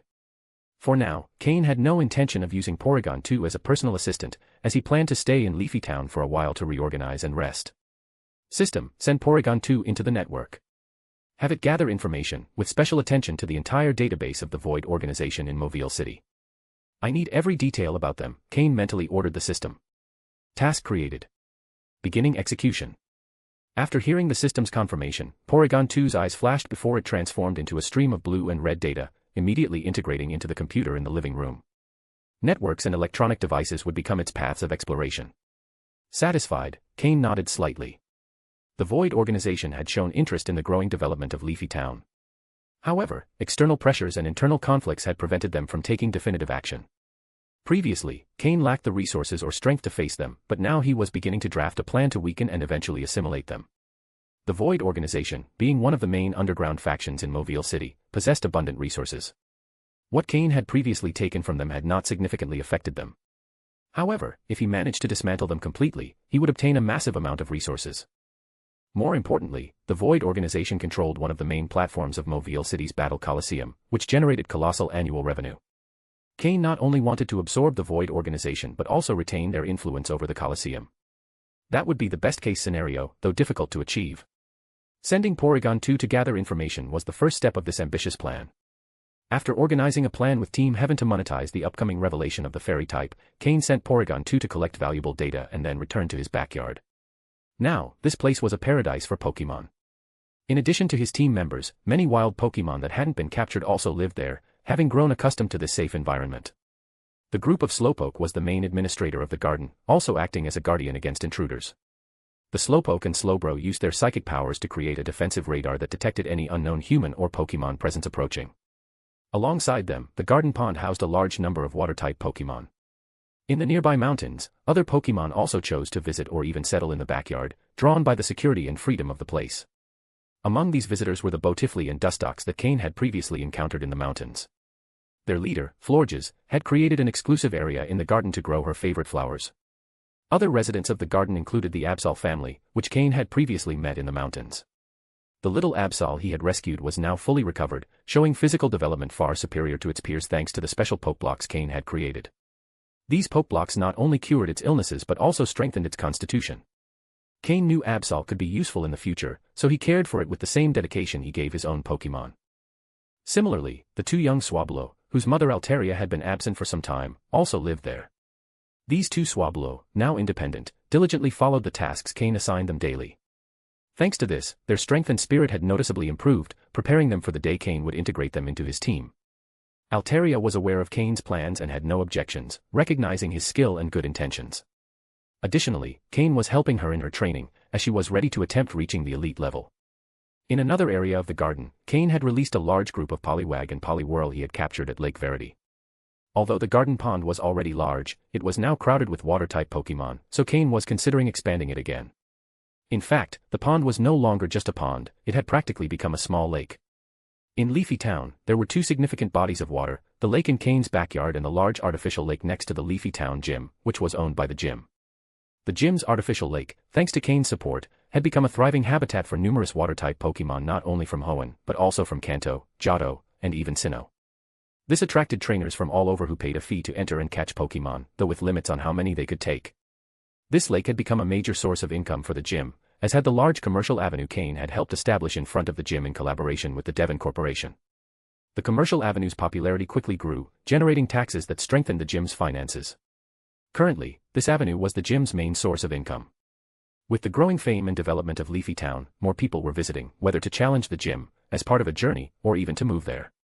This population increase had led the town's size to double in just a few months. Thanks to Cain's management and the cooperation of several factions, Leafy Town now rivaled neighboring Verdanturf Town in size. With this expansion, Cain had begun to receive significant income from the gym's activities. Under Sky's administration, the gym operated efficiently, with finances carefully recorded. Cain could access the resources generated at any time. Finally, after continuous effort, Cain had turned Leafy Town into a stable resource hub, cementing his influence and establishing a solid foundation for future projects. It was no wonder that gym leaders were always incredibly wealthy. With the current income and its continued growth, Cain would soon rival them in terms of resources and power. End of chapter. Chapter 807, Chapter 807, A Rare Day of Rest. In reality, a rumor circulates in Leafy Town about the lake in Cain's backyard. It's unclear who started spreading it, but it's said that the Pokémon living in Cain's lake are of exceptionally high quality, which has attracted many curious people. However, no one has managed to enter Cain's home. Just by looking at the entrance and the surroundings, it's clear why, each day, more than a dozen high-level Houndoom patrol the area, making it obvious that this is not an easy place for most to approach. And that's not even mentioning the many powerful Pokémon also found within the property. If an elite-level trainer gets close, Matsuda Takashi, who works at the Breeders' Guild branch in Leafy Town, is immediately notified. For this reason, no one dares to approach Cain's house without thinking twice. This rumor has further increased Leafy Town's fame. There's another matter worth highlighting. Cain, as the gym leader of Leafy Town and the one responsible for the town's significant growth, is deeply admired by all its residents. The town's mayor, an emissary sent by the League and known for his servile character, built a statue in the town center as a token of gratitude toward Cain. The statue doesn't depict Cain himself, but rather his signature Pokémon, Slowking. As the star Pokémon of the Leafy Town gym, Slowking is recognized by everyone for its extraordinary strength. It has now become the symbol of Leafy Town. The entire Slowpoke group, meanwhile, enjoys protection within the town. Capturing them without permission is strictly forbidden. In this way, Leafy Town has gained a kind of official mascot, Slowpoke. Several Slowpoke live in Leafy Town's artificial lake, leading a calm and carefree life. Often, some come out of the lake to take a stroll through the town. Not only does no one try to capture them, but residents usually offer them food when they pass by. Sometimes, one can witness a curious scene, an adorably slow-moving Slowpoke crossing the street, carrying all kinds of food that people have hung on it, while others continue offering more. This is what's known as loving what is associated with what you love. Cain had once planted seeds, and now the trees had grown, full of fruit ready to be picked. Even though it wasn't the season when the fruit was at its sweetest, largest, or most abundant, its flavor was still quite pleasant. Cain, who had remained in the backyard since his return, wasn't fully aware of all these changes in the town. If he knew, he would probably be surprised. Today, Cain decided to give his Pokémon a day to relax. Altaria, for example, was playing in the air above the backyard along with the two little Swablu she hadn't seen in a long time. Florges danced gracefully among the flowers she had claimed as her territory, surrounded by several botifli that admired her. That flower meadow was her favorite place. Slowking was by the backyard lake, sharing stories with the surrounding slowpoke. Not far away, Politoed spoke with the Poliwag and Poliwhirl, trying to imitate Slowking. Slowking was teaching Politoed how to lead his group and how to be a good king to them. In the future, the Slowpoke and the Poliwag would become the two largest groups in Cain's backyard, in addition to being an important source of help with heavy tasks. Meanwhile, Honchkrow, Jengar, Weevil, Drapion, and Swampert were training together in friendly battles. These 5 Pokémon, known for their combative nature, had not yet reached Slowking's level of power. Even with the day off granted by Cain, they couldn't resist the temptation to train. However, Swampert, being the youngest, often just watched from the sidelines. Originally, he belonged to Cain's second group of Pokémon, but his rapid increase in strength had led him to seek more challenging battles. Now, cautiously, he had approached Honchkrow's group. Honchkrow and the others had no issue including Swampert, especially since Drapion and Jengar had already fought alongside him in the past. However, the power gap was still noticeable. Generally, Honchkrow, Weevil, Jengar, and Drapion would do 2-on-2 matches among themselves. Elsewhere in the backyard, the Pokémon from the second group, Aron, Larvitar, Combusken, and Bagon, who had regained his potential, were practicing battles. They had noticed how quickly Swampert had improved. They used to play together, but now Swampert could even go up against Honchkrow's group. This filled them with admiration and motivation to improve. Among them, a new member had joined, Horsia, who was discovered and captured by Cain at Lake Verity. Horsia, being shy and used to solitude, was happy to have so many new companions. Both Horsia and Bagon had reserved personalities. Though they were happy on the inside, they had trouble expressing it. Luckily, Aron, Larvitar, and Combusken had more outgoing personalities, which would likely help Horsia and Bagon fully integrate into the group. Lastly, there was Mismagius. Ever since she decided on her own to train and become a role model for Bagon, she had followed Cain's assigned tasks to the letter and practiced energy control. Though her current strength didn't yet fully match her level, she had improved considerably since meeting Cain.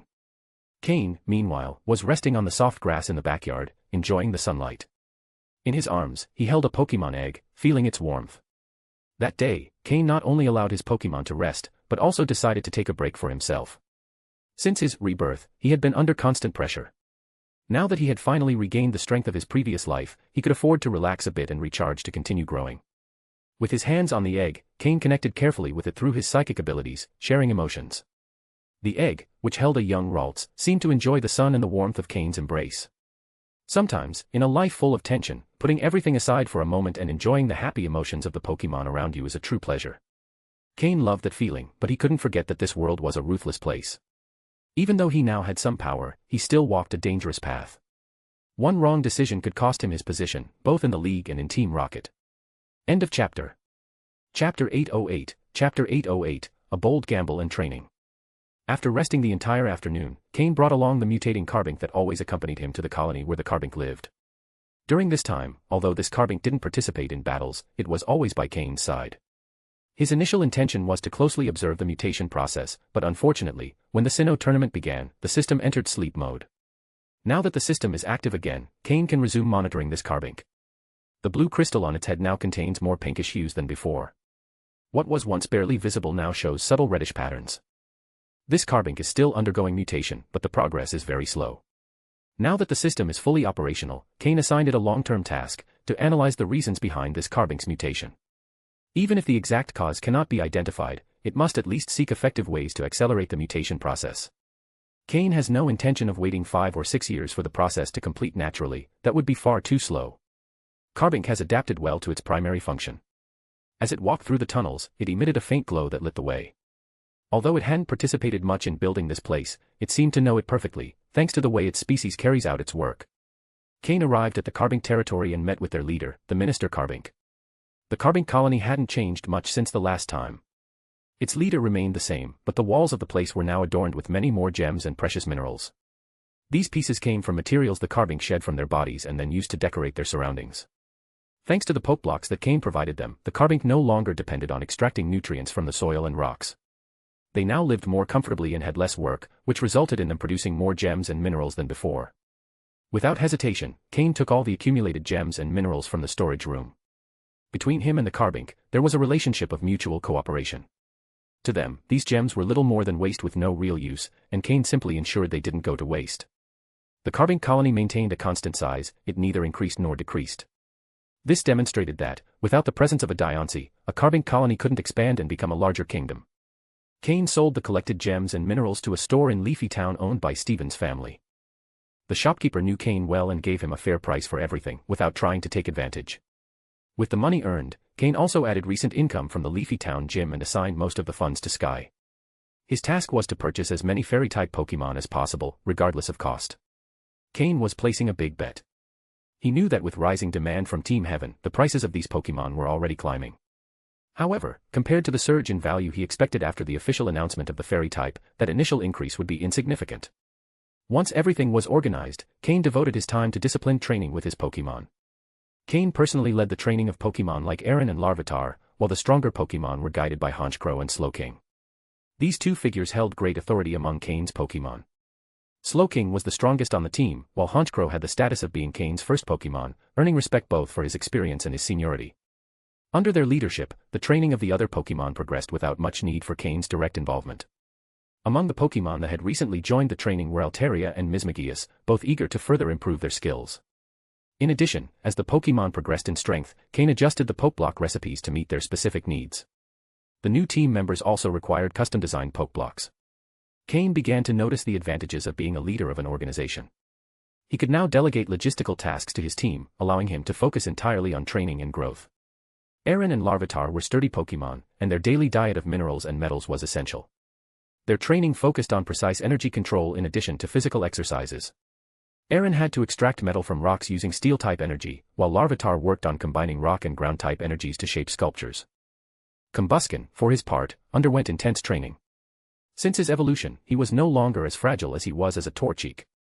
His daily routine included running 500 laps around the backyard, along with exercises to improve control over his fire-type energy.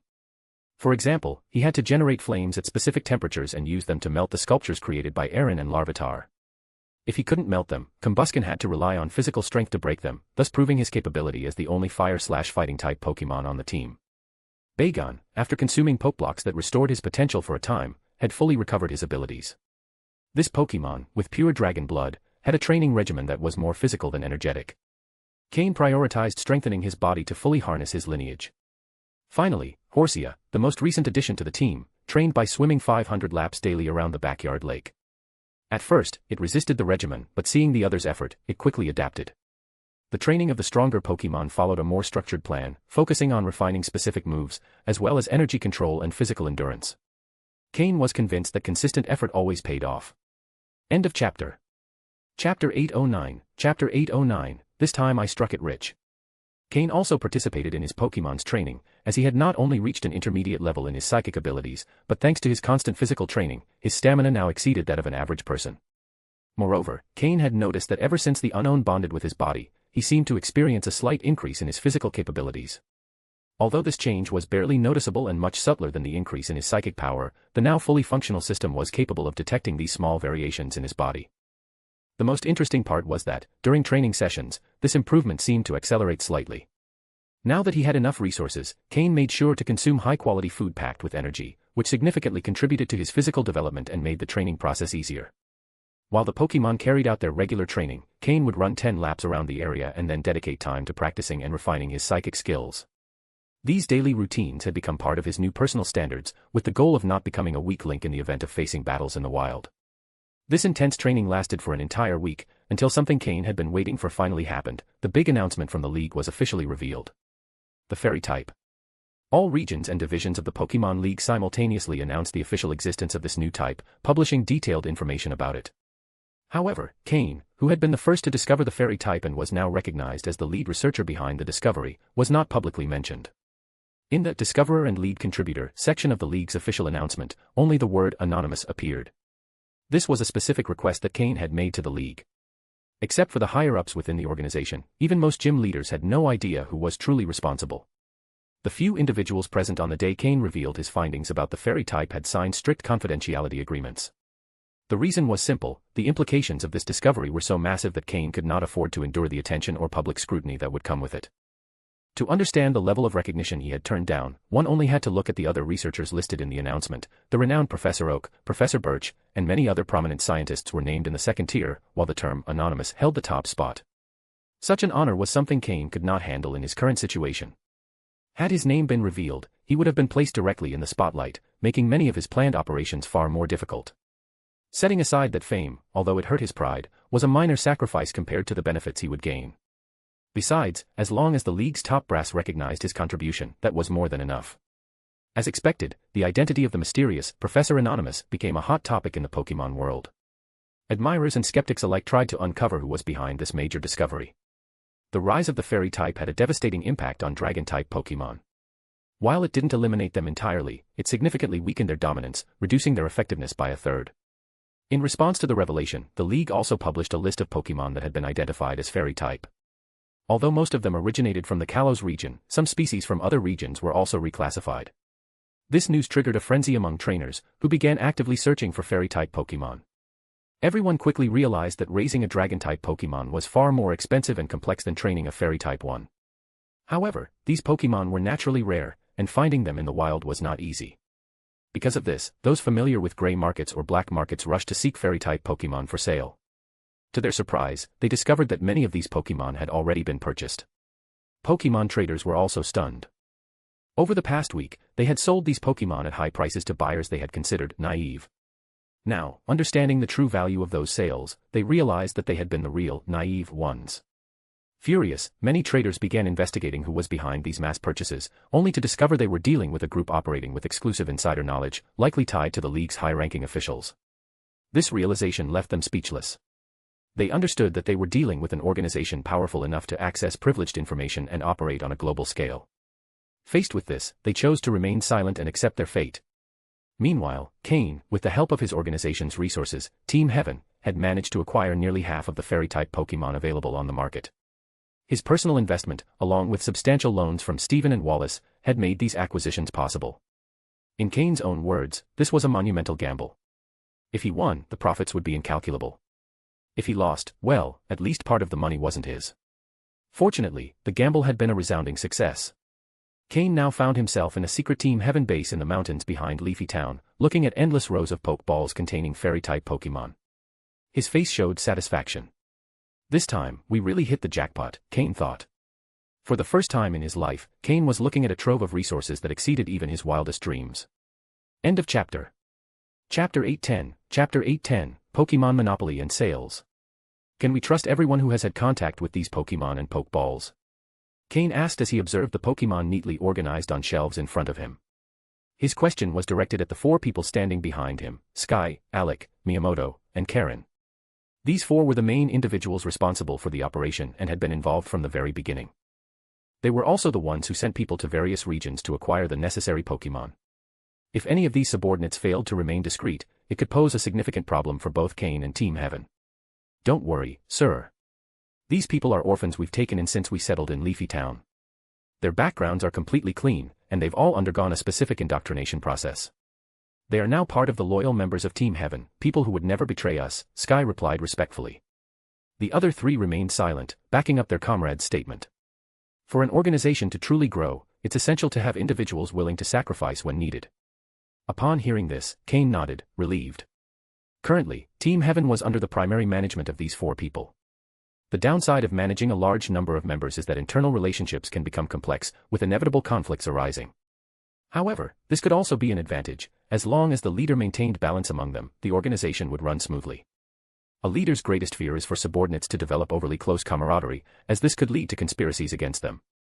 But Sky and the others were intelligent. They understood that as Team Heaven grew, the distance between them and Cain had to grow as well. If they continued to act as they did in the early days, when the team was small and close-knit, the end result would be their downfall once the organization reached maturity. Although the four of them were highly skilled, they knew they didn't have the mettle required to lead an organization like Team Heaven. Their role was to fulfill their responsibilities and follow Cain closely, which would ensure them a promising future. Cain, although he trusted them, knew that certain precautions were necessary. While he admired figures like Giovanni, who could trust their subordinates completely, Cain knew that was only possible thanks to Giovanni's overwhelming power. Cain didn't possess that level of strength. That's why, ever since his system had come back online, Cain had ordered Porygon 2 to install certain safety devices into the communication and electronic devices used by Sky and the others. These measures were for emergencies only, since Cain's trust in them remained high. However, given the vast amounts of money involved in this operation, caution was always the better choice. In fact, Sky and the others weren't even thinking about betraying Cain, their thoughts were focused on something completely different. In addition to being amazed by the immense sums of money involved, they all had the same burning question: how had Cain known about the fairy-type revelation so far in advance? What position had he attained within the League? Someone who had managed to rise in both Team Rocket and the League was not someone they, mere advanced-level trainers, could ever even dream of rebelling against. To them, Cain was an enigma. His strategies and vision were on a completely different level. All they could do was focus on fulfilling their own responsibilities. "Sir, should we begin selling the Pokémon now? This operation really has brought us an astronomical profit," Miyamoto asked, unable to hide his excitement. Cain shook his head and gave a slight smile. "It's not time yet. Even though we've monopolized nearly half the market, there's still another half out there. Let those merchants burn through their share first. These Pokémon will only increase in value over time, they won't depreciate. What's the most effective strategy for making money? Monopoly. If they could monopolize the entire market, the prices of the Pokémon would be set by Cain alone." Although the value of fairy-type Pokémon had already skyrocketed, Cain knew there was still room for much more growth. However, he continued, "We can't keep them all here. Find some trustworthy people and sell a few low-quality Pokémon first. This will provide us with operating capital. But make sure to act discreetly. If anyone catches on, blame Team Rocket. Do not allow anyone to connect this to Team Heaven in Hoenn. Start by selling in some small towns in Kanto." These Pokémon represented a constant resource drain due to maintenance costs. By selling the lower-quality ones first, they would not only ease the financial burden but also make a considerable profit. "Understood," the four responded enthusiastically, although they tried to hide it. Even Karen, usually reserved, couldn't conceal the excitement in her eyes. Originally, when she helped Cain form the hunting group, she thought that was the real way to make money. Now, seeing the profits from this operation, she realized that had only been beginner's play. Cain hadn't stopped capturing Pokémon due to lack of interest, but because of a lack of time. "Remember," Cain added coldly, "if anyone gets caught, they need to know what to do. I don't want anyone ratting us out." As the leader of a clandestine organization, Cain was prepared to make sacrifices when necessary. The four understood the severity of his words and quickly responded, "Understood." The Pokémon in the base were already organized by quality. The lower-quality ones took up most of the shelves, the medium-quality ones were in the center, and the high-quality ones, fewer in number, were carefully set aside.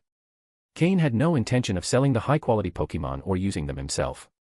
He planned to set up specialized breeding areas for these Pokémon, using his skills as a breeder to improve each generation.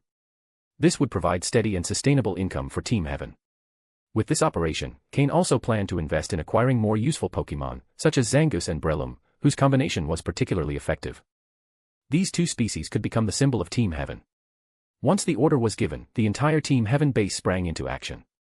Each member had specific tasks, from transportation to sales to security. The strict division of labor not only increased efficiency but also ensured the confidentiality of the operation. End of chapter. Chapter 811, Chapter 811, The Unexpected Fortune Ends. After resolving this matter, Cain returned with his Pokémon to the previously established training plan. Meanwhile, Team Heaven began selling some of the fairy-type Pokémon. However, the sales were carried out at a slow pace, unable to meet the high market demand. This caused the prices of fairy-type Pokémon to continue rising. Moreover, since Team Heaven limited sales to only a few Pokémon in each city and acted with great discretion, they did not attract attention from the general market or cause disorder. Silently, they continued accumulating wealth. In the market, more people began to notice a peculiar phenomenon. Several groups seemed to be stockpiling fairy-type Pokémon, attempting to drive prices higher. This led to a continuous increase in the value of these Pokémon. Eventually, the main underground groups decided to hold a meeting to address the issue. In that meeting, it was agreed that the situation could not be prolonged, as an uncontrolled price increase would benefit no one. As a result, prices began to stabilize. It was at this point that Cain decided to take the next step. Except for the highest quality Pokémon, he ordered the rest to be sold off in bulk. Regardless of the price, everything was sold to merchants specializing in Pokémon distribution. Although retail sales would have generated higher profits, this approach helped avoid delays and potential long-term complications.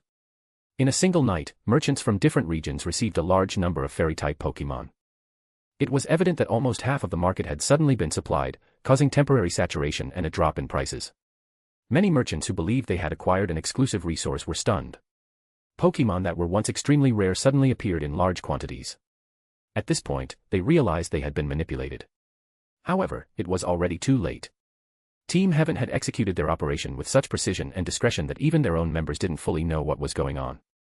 For the merchants, tracking down those responsible was virtually impossible. With this strategy, Cain managed to obtain an immense fortune. From the total profits, Cain kept 70%, as he had invested all his personal resources and also had outstanding debts with Stephen and Wallace. It was only logical that he recovered the majority of the profit. The four main leaders of Team Heaven, Sky, Alec, Miyamoto, and Karen, had no objections. They knew that Cain had risked everything in this move. Despite receiving only the remaining 30%, that amount was more than enough to cover Team Heaven's needs for a long time. Additionally, Cain allowed the four leaders to share a small portion of those profits as a reward for their loyalty and effort. For them, this amount represented a personal fortune, which ensured a much smoother path in the future. Deeply grateful, they vowed to continue serving Cain with absolute devotion. Cain, for his part, once again delegated the management of Team Heaven and the Leafy Town Gym to his subordinates. With both institutions operating properly, he was able to fully focus on his own goals. The first thing he did was repay his debts to Stephen and Wallace. He also thanked them for their support and invited them to visit Leafy Town whenever they wanted. He even offered to prepare custom Pokeblocks using his advanced expertise as a breeder. Although Cain had not made his skill as a breeder public, those who knew him well understood that he far surpassed the average advanced-level breeders. This was something even the League Elite recognized, but they said nothing, otherwise, the old folks at the Breeders' Guild would have gone mad. After paying his debts, Cain still retained 60% of the profits. With this sum, he was better prepared to face any challenge. He allocated part of the money to acquire high-tech equipment through his connections in Team Rocket and the League. Among the tools he purchased were communication devices, teleportation tools, analysis and treatment equipment, and a complete virtual camouflage device. The latter was by far the most expensive investment, as he obtained it through Team Rocket's internal catalog. Cain planned to use these resources to develop the mysterious uninhabited island he had discovered in the ocean. Now that Porygon 2 had completed its tests, it was safe to transfer the Pokémon to that island. Although the island hadn't been discovered by anyone else, Cain didn't want to take any risks. That's why he would install the virtual camouflage device, which would make the island invisible, greatly increasing its security. With this technology, and thanks to the mysterious energy the island emitted, the Pokémon living there could train and grow more quickly. Furthermore, the communication and teleportation tools would allow Cain to access his Pokémon from anywhere, ensuring that even during long expeditions, his team's training would not be neglected. This island was part of a plan Cain had conceived since discovering it, but he hadn't had the resources to implement it. The recent fortune obtained from the fairy-type Pokémon finally allowed him to bring this project to life. However, before permanently transferring the Pokémon, Cain wanted to thoroughly explore and study the island to ensure its safety. Meanwhile, he continued training his Pokémon in the backyard, processing the lessons learned during the Sinnoh tournament and strengthening his second group of Pokémon so they could reach the next level. Even though he had invested in rare and expensive materials to enhance his team, he quickly discovered that money disappeared fast. Between custom medicines and advanced supplements, the expenses were enormous. This reminded him that no matter how much one earns, money is never enough. The more you earn, the more you spend, as your needs and standards also rise. However, Cain firmly believed that those who know how to spend well also know how to earn well. As he progressed with his training, he occasionally took his team into the nearby forest to face wild Pokémon. This not only improved their battle skills but also helped newcomers like Bagon and Horsea adapt to his training style. The forest battles, which were more moderate, provided valuable experience for the newer Pokémon and helped them integrate into the team. End of chapter. Chapter 812, Chapter 812, Team Void. As usual, after finishing the morning training, Cain took Larvitar and the others to the back mountains. To avoid affecting the training of the other Pokémon, Cain didn't allow any of them to accompany him, except for Slowking. Although the back mountains and the surrounding mountain ranges didn't harbor high-level Pokémon, taking Slowking was a safety measure, as he could use the move Teleport to return to the backyard if necessary. The main combat team consisted of Aaron, Larvitar, Combusken, Horsea, and Bagon, who had recently entered its growth phase. Bagon, although the lowest-level member, had shown the most progress thanks to training and battles during this time. Its confrontations, often against much stronger opponents, helped it improve considerably, even if its role was limited to distracting the enemy. Currently, Aaron had reached level 26, Larvitar level 21, Combusken 24, Bagon 15, and Horsea 18. This progress was the result of constant battles and training. With these levels, Cain decided to take them deeper into the mountains, selecting areas with wild Pokémon between levels 20 and 30. These were ideal opponents for training his team. This lifestyle, although predictable, had been consistent for a long time. Even though it didn't provide the excitement of fast advancement, the steady and solid improvement of the Pokémon's abilities was motivation enough to continue. On their way deeper into the mountains, they arrived at the mysterious lake where Cain had found Absol. This place was perfect for training, as the wild Pokémon there were at appropriate levels for Cain's team. During battles, if only one wild Pokémon appeared, Cain would send one of his own to fight solo. If there were several, he allowed the group to fight together. However, it didn't take long before Cain noticed something strange. The number of wild Pokémon in the area was abnormally low, as if someone had passed through clearing them out. Someone else had been there. This was Cain's first conclusion. It wasn't unusual for other trainers to visit the back mountains. There were always those, like Cain, who preferred to train in natural and dangerous environments. These trainers, who grew stronger by facing danger, were often more skilled than those of similar level who followed safer methods. Even so, Cain decided not to worry too much. The back mountains weren't his exclusive territory, and it was normal to encounter others. He simply chose to look for another spot, as the area had become inadequate for his training. However, just as he was about to leave, he discovered something else. In a thick bush, there were fragments of clothing caught between the branches, and the ground was covered with chaotic footprints, signs of an intense battle. Judging by the size of the footprints, Cain deduced that more than one person had been involved. Had a group entered the back mountains? Intrigued, Cain began to follow the tracks. The fabric fragments found in the bush looked vaguely familiar to him. It wasn't long before he found a camp. From the branches of a tree, Cain observed the camp from above, hidden among the leaves. The camp consisted of 5 tents, each apparently occupied by one person. However, what caught Cain's attention was the emblem on one of the larger tents. It was the symbol of Team Void. Team Void, an organization from Mobile City, had been the first to confront Cain. Although he had obtained quite a few benefits from them in the past, their presence in this area was not a good sign. Using his psychic abilities, Cain detected that all the people in the camp were gathered in the central tent. From his elevated position, he could clearly hear their conversation. "We can't act rashly," said one voice. "Our mission objective is to stabilize the situation, not take unnecessary risks. But this is a great opportunity. The enemy hasn't even noticed we're here. If we move carefully, we can catch them completely off guard," replied another, deeper voice. "Are you an idiot? Have you seen how many there are? And how many of us? Even if they're not very strong, we're only 5 people. It would be like handing ourselves over on a silver platter," a female voice intervened. "That's enough," interrupted another, more authoritative voice. "Our mission is not to attack immediately. We're here to wait for instructions. I'm sure there are other groups like ours in the mountains. The goal is to launch a surprise attack when the signal is given." Cain narrowed his eyes as he listened.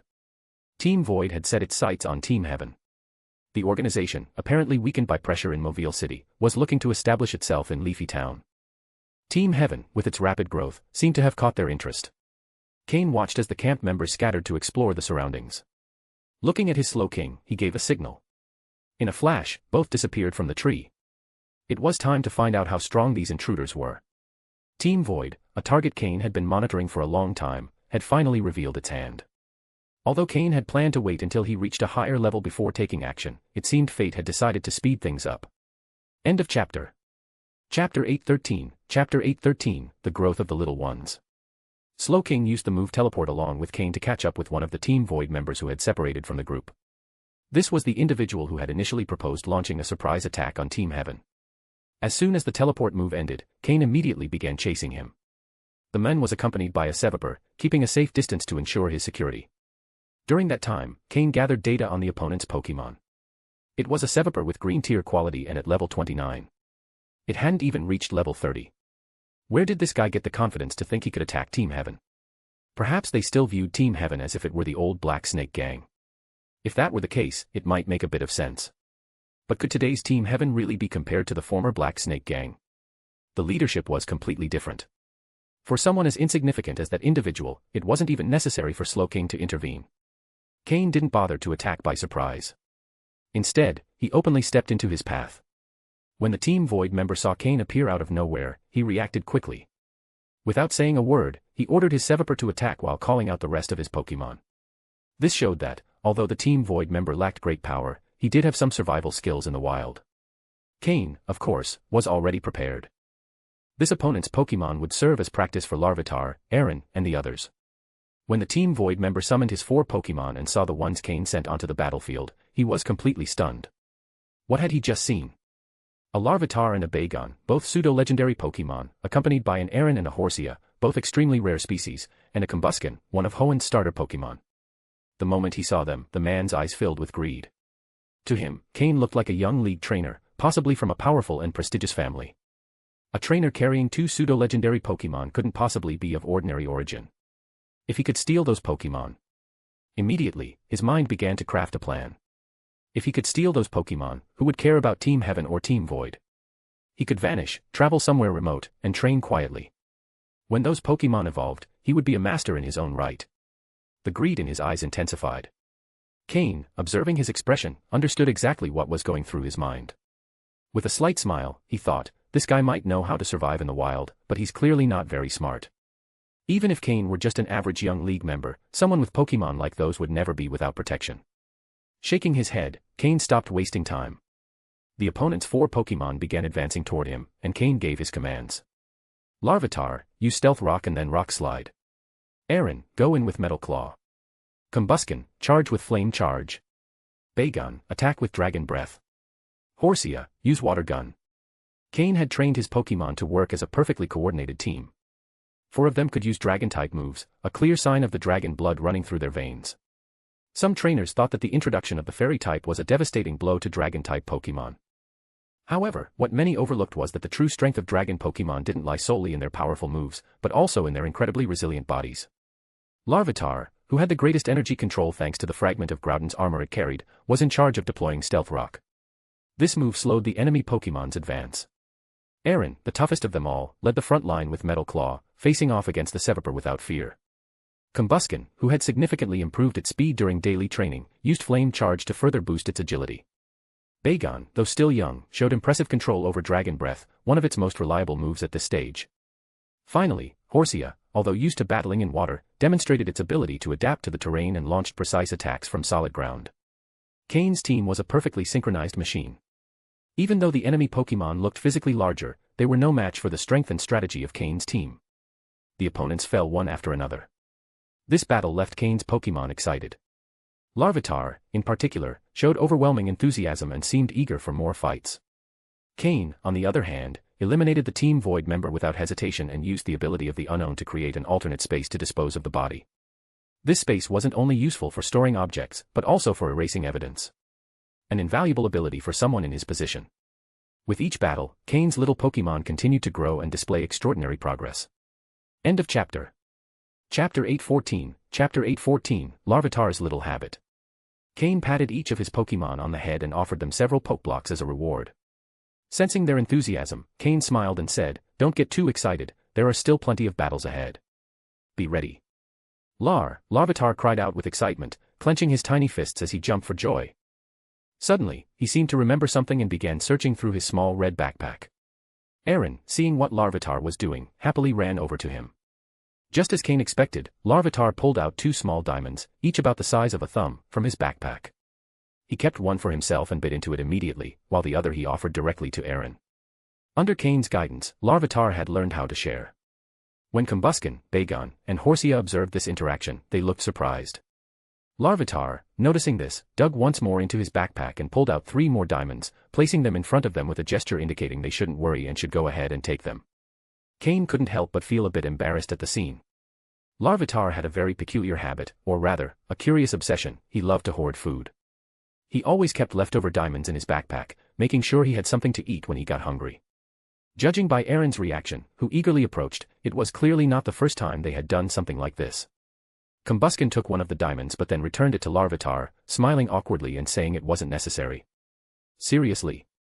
Were those diamonds really food for Pokémon? Probably only those 2 little monsters could eat something like that without issue. However, after consuming those diamonds, Larvitar's and Aron's bodies had visibly grown stronger, almost taking on a diamond-like texture. Combusken watched with a hint of envy, thinking, eating something that strengthens the body makes sense.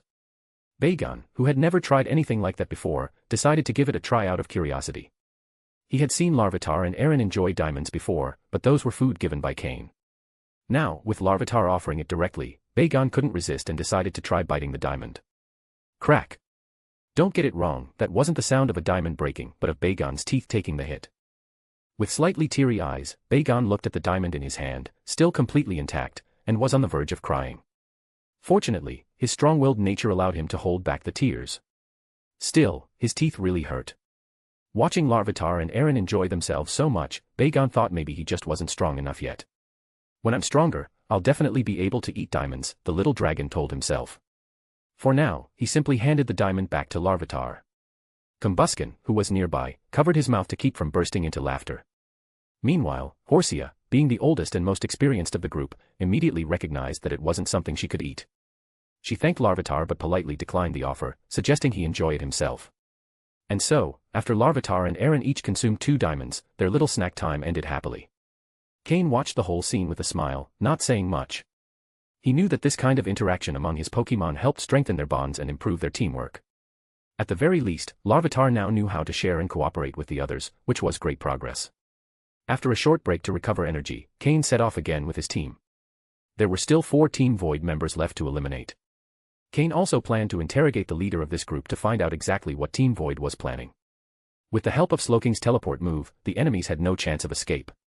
Furthermore, Cain knew the mountainous area better than they did and had wilderness survival skills far superior to those of the Team Void members. With just a small clue to their whereabouts, Cain could track and neutralize them. In the wild, tracking and counter-tracking skills are essential for survival. However, it was clear that Cain's tracking skills far surpassed those of his opponents.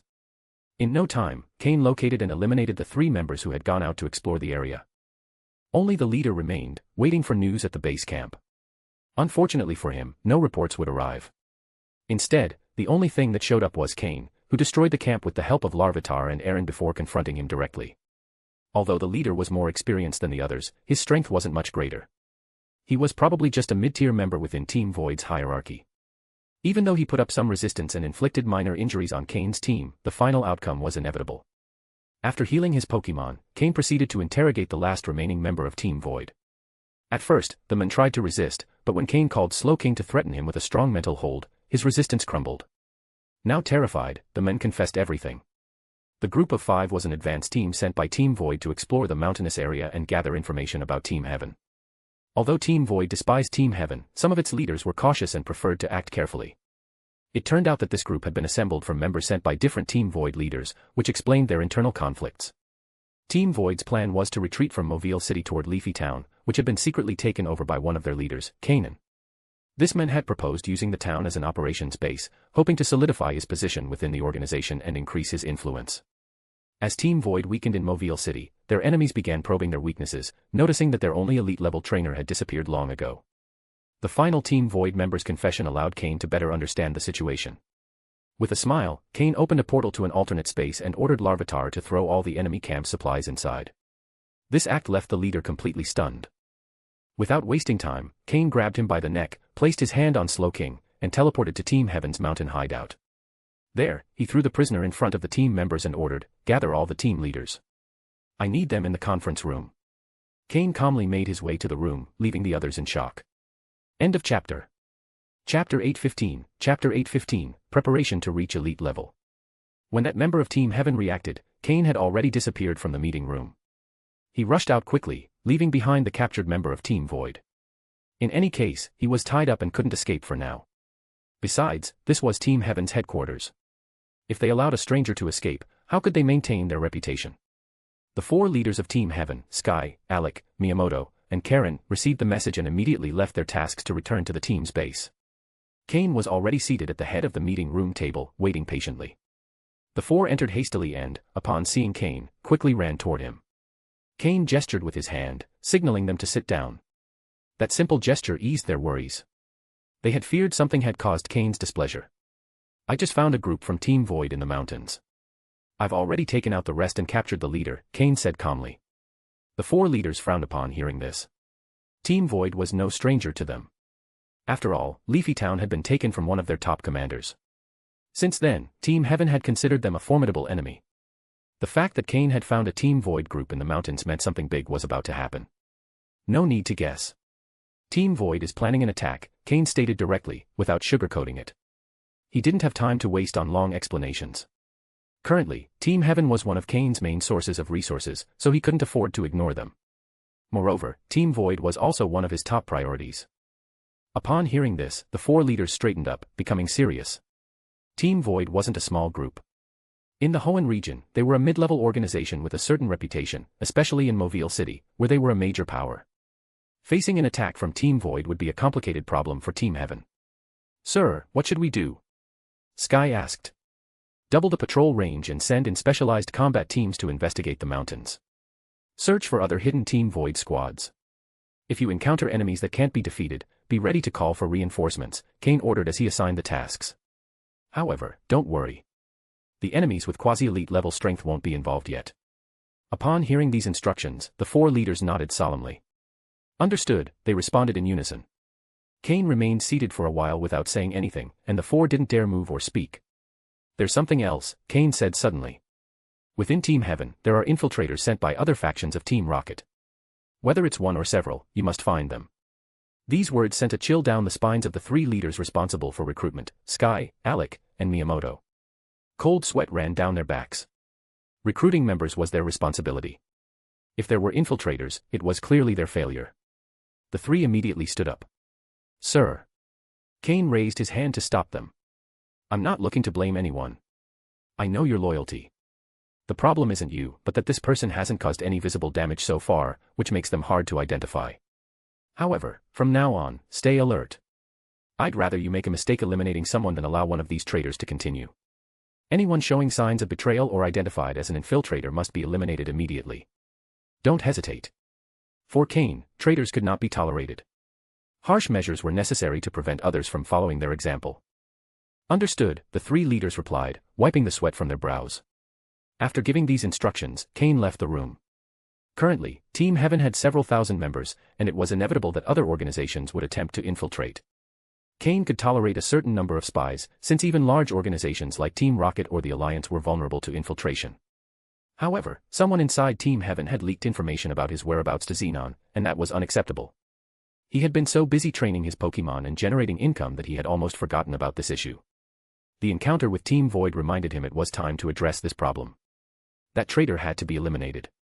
With this thought in mind, Cain resumed his training plan in the forest. He summoned Aaron and the rest of the team, who joined Larvitar in training. After the last battle, Larvitar and the others had suffered some injuries, but after resting in their Pokeballs, they were nearly fully recovered. When the sun was already high, Cain returned to the backyard just in time for dinner. However, an unexpected event interrupted his plans. Fortunately, this interruption was a welcome one. Finally, after a long wait and thanks to Cain's carefully designed plan, Altaria was about to reach the elite level rank. From her usual spot in the yard, Altaria's energy fluctuated intensely, surging between low levels and impressive spikes that exceeded her previous limits. Cain immediately approached, bringing Slowking with him. Although Altaria wasn't technically his Pokémon, he could command her. Having an elite-level Pokémon on his team would be a great asset, especially a dragon type. Cain activated the system to monitor Altaria's changes in real time while watching with a mix of focus and joy. Even though Slowking was close to reaching elite level, Cain still wasn't entirely clear on how the transition was achieved. The process of breaking the barrier into the elite level was complex, and not all Pokémon were capable of achieving it. Only Pokémon with a certain level of talent could aspire to those heights.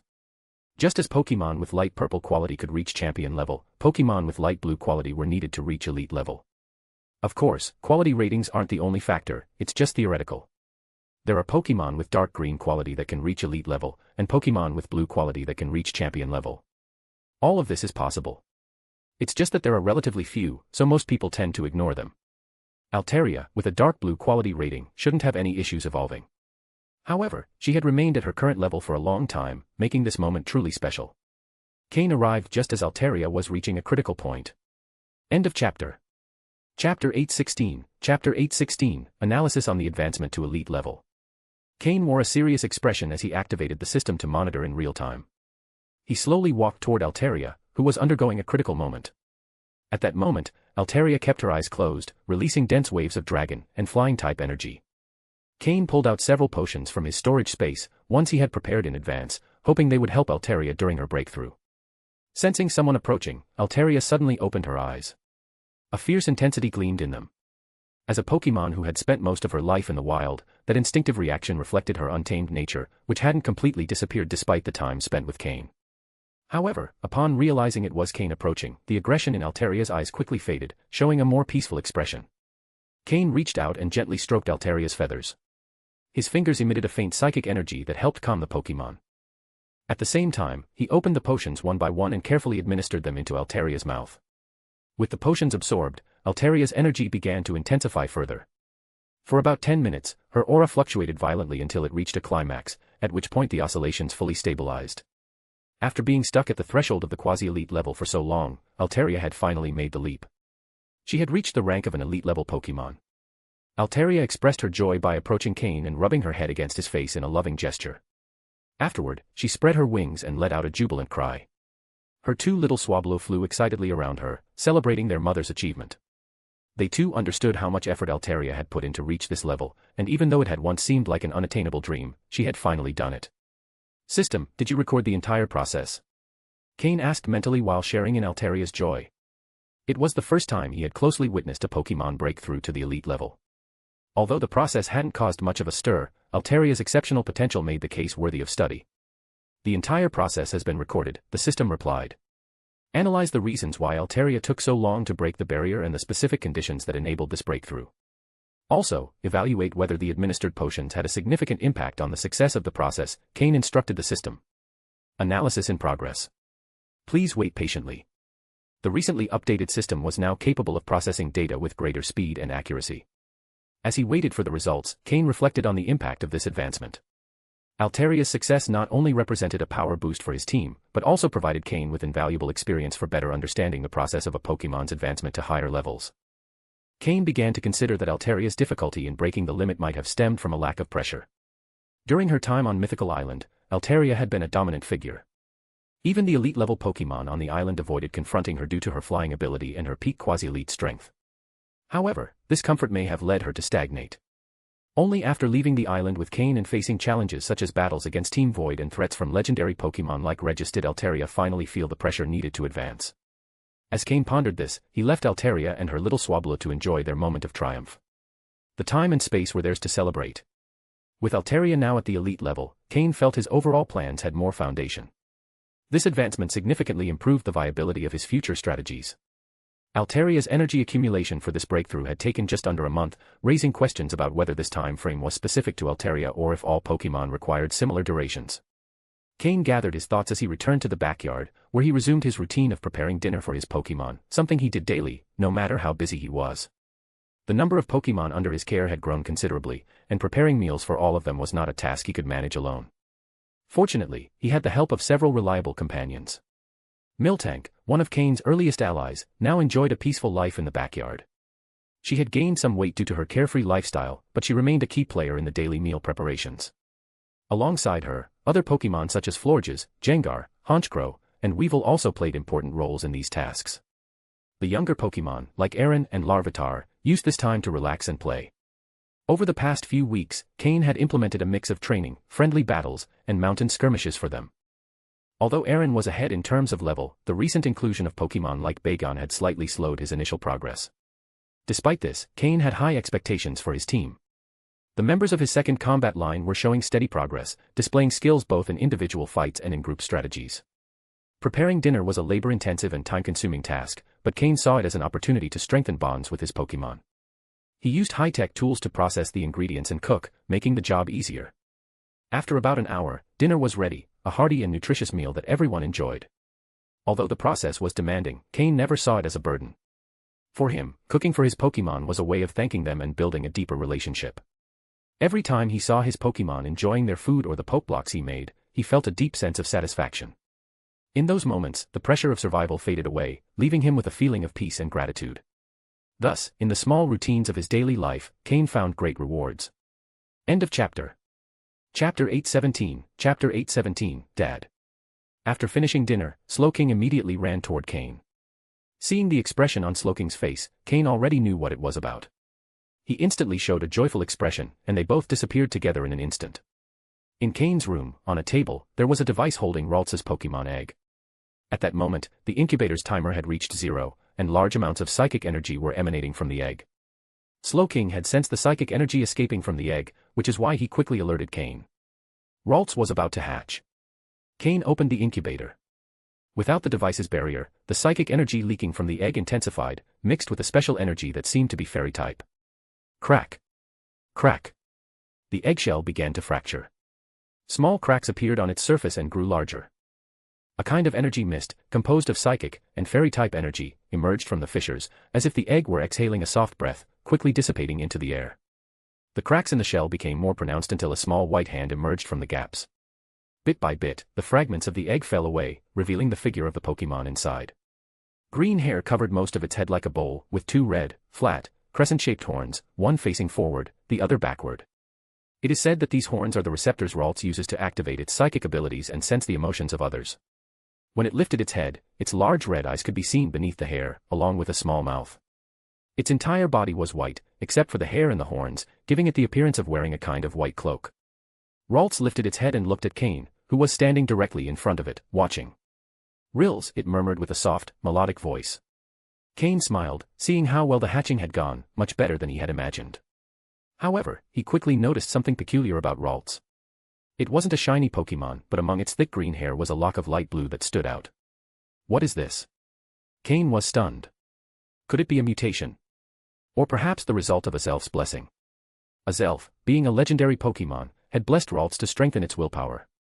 Having a blue strand in its hair seemed to align with that idea. Still, Cain wasn't entirely sure if that was the reason. "Rills," Ralts made the sweet sound again. Suddenly, a faint psychic wave emanated from Ralts's red horns and connected the minds of Cain and Slowking. It had just hatched, and was already capable of using telepathy. "Hug hug," a soft voice echoed in Cain's mind. Ralts extended its tiny arms toward him with a hopeful expression. Cain couldn't help but laugh with joy. He picked up Ralts in his arms, feeling the warmth of its small body. Ralts are usually shy, but when they are happy or excited, their body temperature rises. Holding Ralts was no effort at all for Cain. Its weight was negligible compared to other Pokémon like Larvitar. On top of that, its body was as soft as a warm water pouch, offering a comforting sensation. "Slowking, I've found you a very talented disciple. You better teach her well," Cain joked with a smile. "Yadin." Slowking's face filled with disbelief, as if to say, "Disciple? Hey, little girl." Although Slowking knew Cain had planned to give him a student, he hadn't expected it to be a small and charming Pokémon. Seeing Slowking's stunned face, Cain couldn't hold back his laughter. It was rare to see that expression from Slowking after all this time. "Ralts, from now on, Slowking will be your teacher. Make sure to learn a lot from him," Cain said as he spoke to the little Ralts in his arms. Ralts looked at Slowking, who was a bit taller than Cain, and showed a curious expression. With his pink skin, Slowking seemed quite friendly to her. "Rills," she smiled sweetly and let out a small sound. Immediately, Slowking was completely captivated by her charm, gladly accepting his new disciple. Suddenly, a tiny voice echoed in Cain's mind, "Mama." Cain froze in place. "Mama." What, he thought, as his face went completely blank. Since Slowking was still mentally connected to Ralts, he also heard the "Mama" in Cain's mind. Wait. Mama. Mama.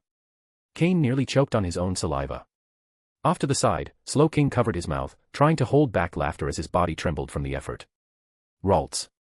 I'm not your mama," Cain said in defeat. "Ralts." Ralts's eyes filled with tears, her little face scrunching up, showing an expression on the verge of crying. Cain sighed, feeling defeated. All right. How about you call me Dad instead of Mom?" "Papa?" Ralts asked hopefully, looking at Cain with shining eyes. "Yes, Papa," Cain confirmed with a smile. "Papa." Ralts exclaimed joyfully. Even though she didn't fully understand what Papa meant, saying it made her feel an inexplicable joy. With a resigned expression, Cain walked out of the room with Ralts in his arms, followed by Slowking, who was still shaking as he tried not to laugh.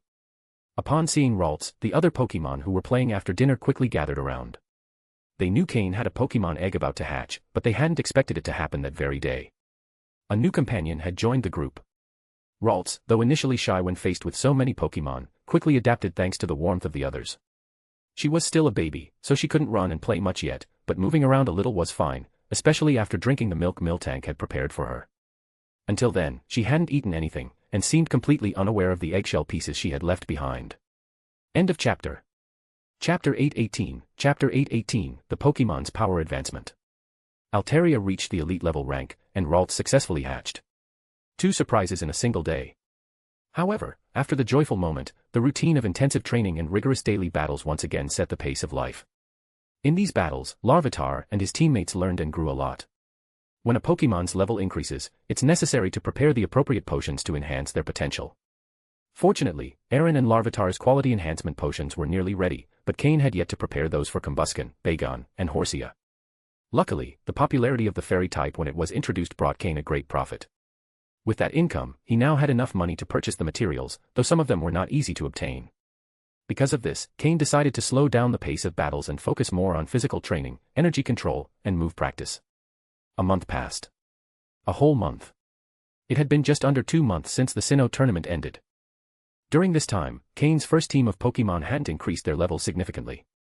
Slowking remained at level 58 without any change.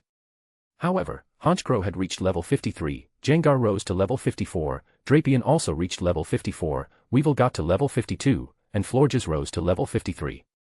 Except for Slowking, the rest of the first team had increased by about 1 level. These improvements didn't come from battles, but from daily training and the energy absorbed through their meals, which allowed them to gradually raise their levels. This type of advancement is slower, but also more stable. During the first month after the tournament, Cain focused on helping his Pokémon internalize what they had learned during the battles on Azelf Island and in the Sinnoh tournament, helping them reinforce their foundations. Every step in the process of growth and strengthening must be firm, so that when they reach higher levels, they don't collapse due to a weak foundation. Even though their levels hadn't risen significantly, their strength continued to solidify steadily. Their progress was evident in move control, energy management, and physical conditioning. Even Slowking, who hadn't advanced in level, had improved his abilities day by day. That's why sometimes, even if 2 Pokémon are at the same level, the power gap between them can be huge. The trainer's focus and dedication to their Pokémon's development are essential. Even when levels increase quickly, there must be balance and room to correct possible mistakes. For example, Swampert and Politoed, who had leveled up quickly for the tournament, now had to face the consequences of that accelerated growth. Both were subject to the most intense and rigorous training. Fortunately, neither complained, aware of their current shortcomings. They completed every task assigned by Cain, no matter how exhausting. Their training now aimed to fill the gaps left in their development. That's why their levels barely rose. Swampert remained at level 45, while Politoed, having grown less excessively, stayed at level 41, already within the advanced range and very close to reaching level 42. Though there were still areas for improvement, his progress wasn't as slow as Swampert's. Meanwhile, the second team of Pokémon showed faster progress during this time. Cain had invested more resources into them than into the first team, with greater expectations for their development. And they did not disappoint. Aaron reached level 30. As planned, he would evolve into Laren at level 32, experiencing a notable increase in strength and size. Larvitar, the most enthusiastic in battles, had reached level 26, and his evolution seemed to be drawing closer. Combusken, on the other hand, was displaying impressive physical development. With defined muscles in both arms and legs, he stood out as the most physically powerful of all the second-team Pokémon. He was now at level 30, and Cain had decided to halt his progress until he could make him a quality enhancement potion. Finally, there were Bagon and Horsia. As the most recent team members, they were still in a phase of exploration and adaptation. Unlike Larvitar and Aaron, who had developed a solid foundation from the beginning, Bagon and Horsia needed to work more on their fundamentals. That's why, after reaching level 20, Cain separated them from the main group to focus exclusively on strengthening their bases. This would ensure that, like Larvitar and Aaron, they wouldn't face issues when leveling up quickly in the future. Meanwhile, Flygon, the ground dragon that Cain used as a mount, finally reached the quasi-elite level. Although Flygon had been neglected by his previous trainer, Cain saw potential in him and believed he could make up for lost ground. At the very least, having a dragon-type Pokémon at quasi-elite level as a mount was quite impressive. Lastly, there was the youngest member of the team, Ralts. Under Slowking's guidance and Miltank's care, she still needed time to grow out of her infant stage and enter the growth phase, at which point she could join the team's training. Despite being so young, her talent was undeniable. From birth, with her light purple quality status, Ralts had shown exceptional abilities, so much so that even Slowking sometimes didn't know how to continue teaching her. And, of course, whenever Ralts sweetly called out the word, Daddy, Cain was left completely flustered and at a loss. End of chapter. Chapter 819, returning to what he does best. However, such a peaceful life couldn't belong to Cain for long. Team Heaven and Team Void had been entangled for a month, and the situation had become increasingly evident over time. At first, Team Void tried to infiltrate more members into the back mountains, hoping to slowly penetrate and take over Team Heaven without bloodshed. But after Cain discovered the first group of Team Void members, Sky and the others began actively searching for them. Just as Cain expected, throughout the month, small groups from Team Void attempted to enter the back mountains one after another. However, all these groups were eliminated by Sky and the others. When Team Void received no news from the operatives, they began to suspect something. The following teams also failed to return, which eventually drew their attention. They then sent stronger members, leading Sky and the others to personally step in. Yesterday, Team Void sent a full squad of advanced level members, who managed to get close to Team Heaven's headquarters. However, Team Heaven had many members, and Sky and the other 3 were present. In the end, although the 5 enemies fought to the death, only 2 managed to escape badly injured, while the other 3 were captured. Even so, Team Heaven suffered considerable losses. After all, these were 5 advanced level members. Although Sky and the others made 4, the 5th enemy was dealt with by a large number of regular members, which left many injured. With 2 people escaping, it was inevitable that they would report to their superiors. This time, Team Void seemed to have assessed Team Heaven's capabilities. For advanced level members were far stronger than the former Black Snake group, but they were still no match for Team Void. Especially since there was no quasi-elite level expert within Team Heaven. Sky immediately informed Cain of the situation. For Cain, this meant that Team Void would soon send a quasi-elite level member, which would finally give him the opportunity to act against them. If Team Void's leaders had remained hidden in Mobile City, it would have been difficult for Cain to confront them. But now the situation was different. By taking the initiative, Team Void had offered Cain a chance. Even in the world of crime, justifying one's actions is important. Before a confrontation, groups often discredit their opponents to find a suitable excuse. Now, Team Void had provided Cain with the perfect excuse. Cain, accompanied by his Pokémon, settled into Team Heaven's headquarters, awaiting Team Void's arrival. After Cain decided to act, Sky and the others were finally able to relax. During this time, they had been under constant tension. They knew Team Void was no small organization, and Team Heaven's only real advantage was Cain. Without his intervention, a quasi-elite level trainer would be unbeatable for them. Team Void turned out to be even more cautious than Cain expected. On the first day Cain waited at the headquarters, no one showed up. It wasn't until the night of the second day that Slowking detected movement. Without alerting anyone, Cain dressed in black and put on a white mask with a crying face. With the help of Slowking's teleport move, he vanished from Team Heaven's base. Team Void members were approaching, though they hadn't yet entered the security perimeter. Still, Slowking's psychic abilities detected them. Cain decided not to involve Sky and the others. A large group would be less efficient than acting alone. Thanks to Slowking's teleport move, Cain appeared behind a group of people dressed in dark purple clothing, the signature uniform of Team Void. With a cold smile on his face, Cain recalled how long it had been since he'd last done this kind of task. However, these skills were deeply ingrained in his subconscious, and now, with much greater power than in his past life, he didn't expect to fail. Cain returned Slowking to his Pokeball. What he was about to do wasn't suitable for a Pokemon like him. He threw out 3 Pokeballs, releasing Honchkrow, Weevil, and Jengar. They would be the stars of this operation, the most suited for missions like this. Together, Cain and his Pokemon sank into the darkness. With his black plumage, Honchkrow moved stealthily. Weevil, as agile as ever, and Jengar, able to hide in the shadows, formed a perfect team, unstoppable assassins in the night. Cain used his psychic powers to silence the sound of his footsteps, while his Pokemon operated without needing additional instructions. In the dark forest, where Cain once felt limited by the lack of visibility, his psychic abilities now allowed him to perceive his surroundings with great clarity. The Team Void members were scattered, each following their own path. This indicated they did not belong to the direct team of a leader, and that even among themselves, there was distrust. This situation gave Cain a tactical advantage. Silently, he approached the last member of the group. Before he could react, his Pokemon was immobilized by Jengar. Against a quasi-elite level Pokemon, a lower-level opponent stood no chance. Cain covered the man's mouth while Weevil, from the shadows, slit his throat with its sharp claws. Cain then opened a small dimensional portal and tossed the body and the Pokemon inside. All of this happened in less than a second. Without leaving a trace, Cain moved on to his next target. With the precise coordination between Weevil, Honchkrow, and Jengar, Cain was able to eliminate 2 people at once before they could even react. As he repeated this process, Cain became more efficient, quickly regaining his deadly finesse. The Team Void members, eager to reach Team Heaven's base and carry out a surprise attack, suspected nothing. The leader of the group, confident, believed it would be an easy task.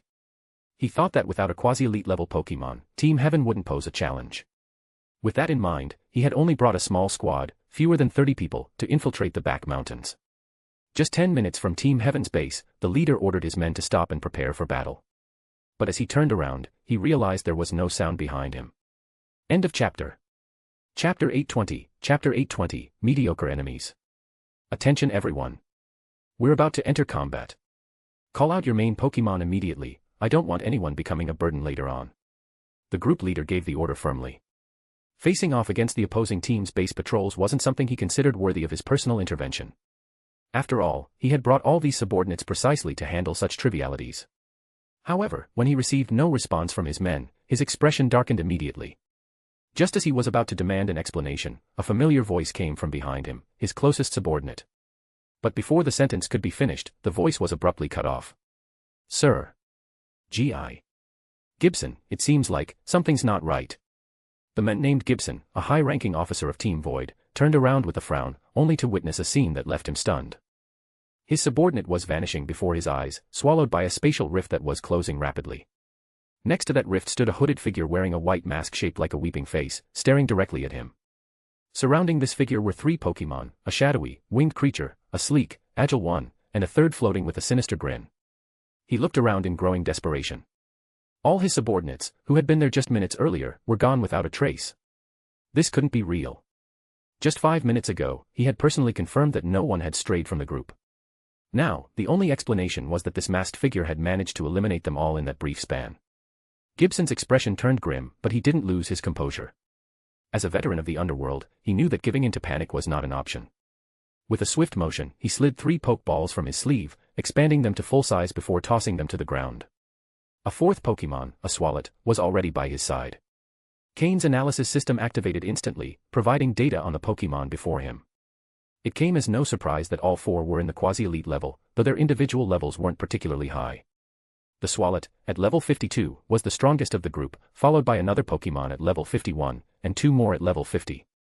Additional system data revealed that these Pokemon had been poorly trained, limiting their future growth potential. Cain quickly assessed the situation. This guy, Gibson, had clearly neglected his Pokemon's training, relying on his rank and basic strength that was barely enough to intimidate weaker opponents. Now, facing someone with meticulous strategy and well-trained Pokemon, he was doomed to lose. "Who are you?" Gibson demanded, trying to sound intimidating. Cain didn't respond immediately. Behind his mask, a cold smile formed on his face. His opponent's arrogance and mediocrity were obvious. "Weren't you the one who came looking for me? And now you ask who I am?" Cain's voice was calm, almost mocking. He had no intention of dragging out this conversation unnecessarily. "So you're the leader of that so-called Team Heaven?" Gibson tried to buy time while analyzing the situation. Cain didn't answer. Instead, he issued a mental command to his Pokemon. Honchkrow, Weevil, and Jengar moved in unison, vanishing into the shadows. Their speed and coordination were impressive, and even with his recent lack of combat experience, Gibson immediately realized he was in serious trouble. Honchkrow soared through the night air with an elegant but deadly motion.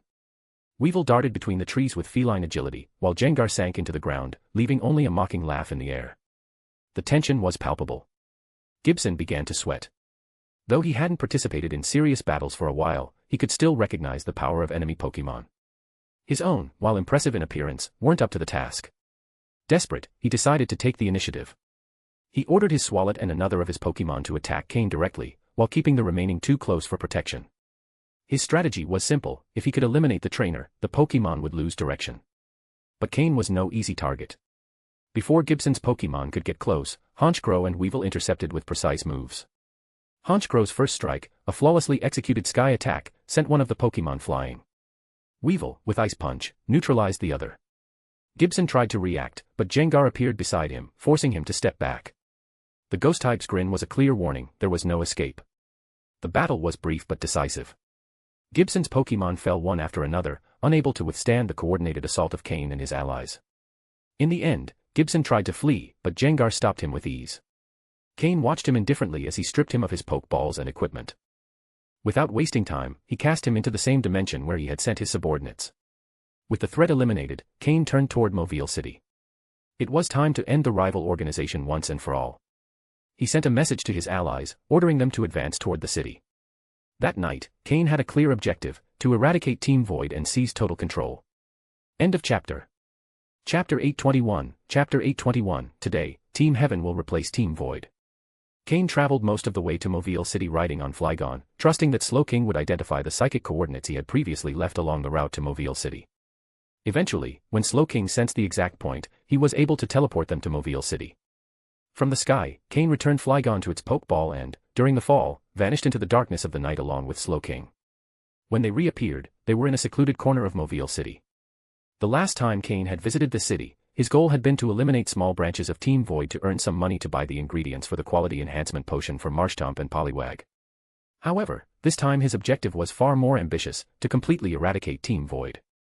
On this occasion, there was no need to use the League as a pretext. Now, Cain could act openly under the name of Team Heaven, ready to replace Team Void as one of the main forces in the city. It was likely that the leaders of Team Void were gathered at their headquarters, eagerly awaiting the good news from Gibson, the member they had sent to confront Team Heaven.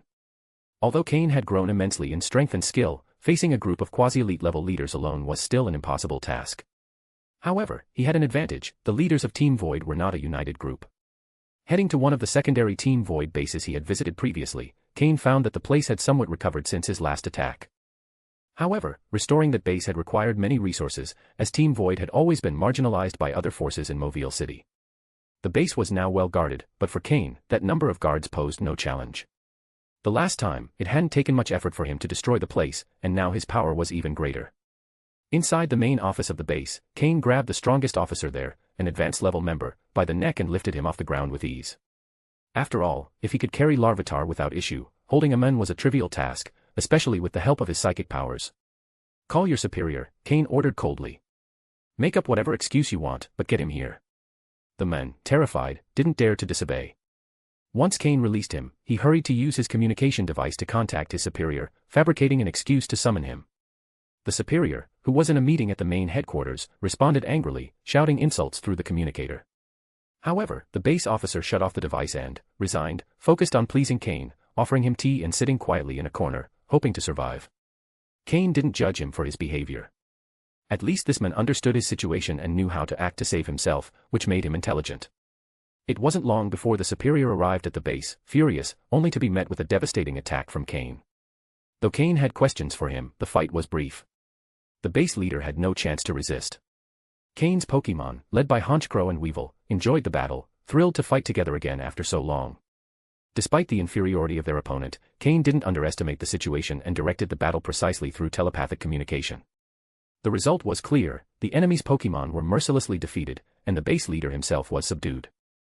After interrogating him, Cain sent him to the alternate space and confiscated his belongings, including several valuable items. Thanks to the information obtained, Cain discovered that Team Void had 8 remaining leaders, all of quasi-elite level.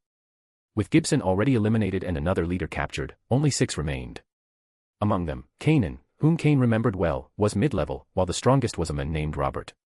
However, even the most powerful among them posed no significant threat to Cain. With the help of the base officer, Cain began visiting other Team Void bases in Mobile City, using similar tactics to lure the leaders. In total, he managed to eliminate 3 more, further reducing Team Void's ranks. Each victory allowed Cain to obtain valuable resources, as Team Void leaders usually carried all their gear and possessions with them.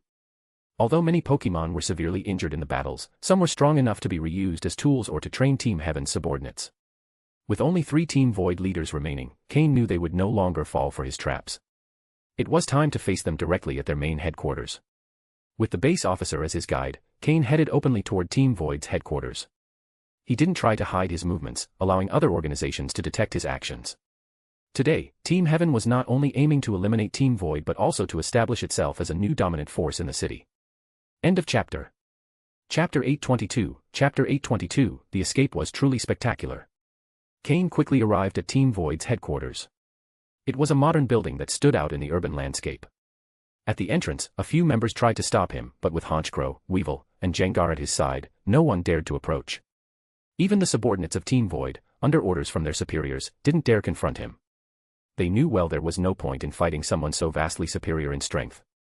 Did they want to die pointlessly? Besides, considering Cain had already defeated several leaders, his confident arrival at their headquarters could only mean he was entirely certain of his victory. Cain calmly entered the Team Void building. It was midnight, but the attack had turned on all the lights in the place. Meanwhile, spies from other factions, who had been following the confrontation from a distance, didn't dare enter. After all, this was the headquarters of one of Mobile City's largest organizations, and normally they didn't even dare get close. But today was different. Someone had stormed the building with unprecedented audacity, which motivated them to watch the show from outside.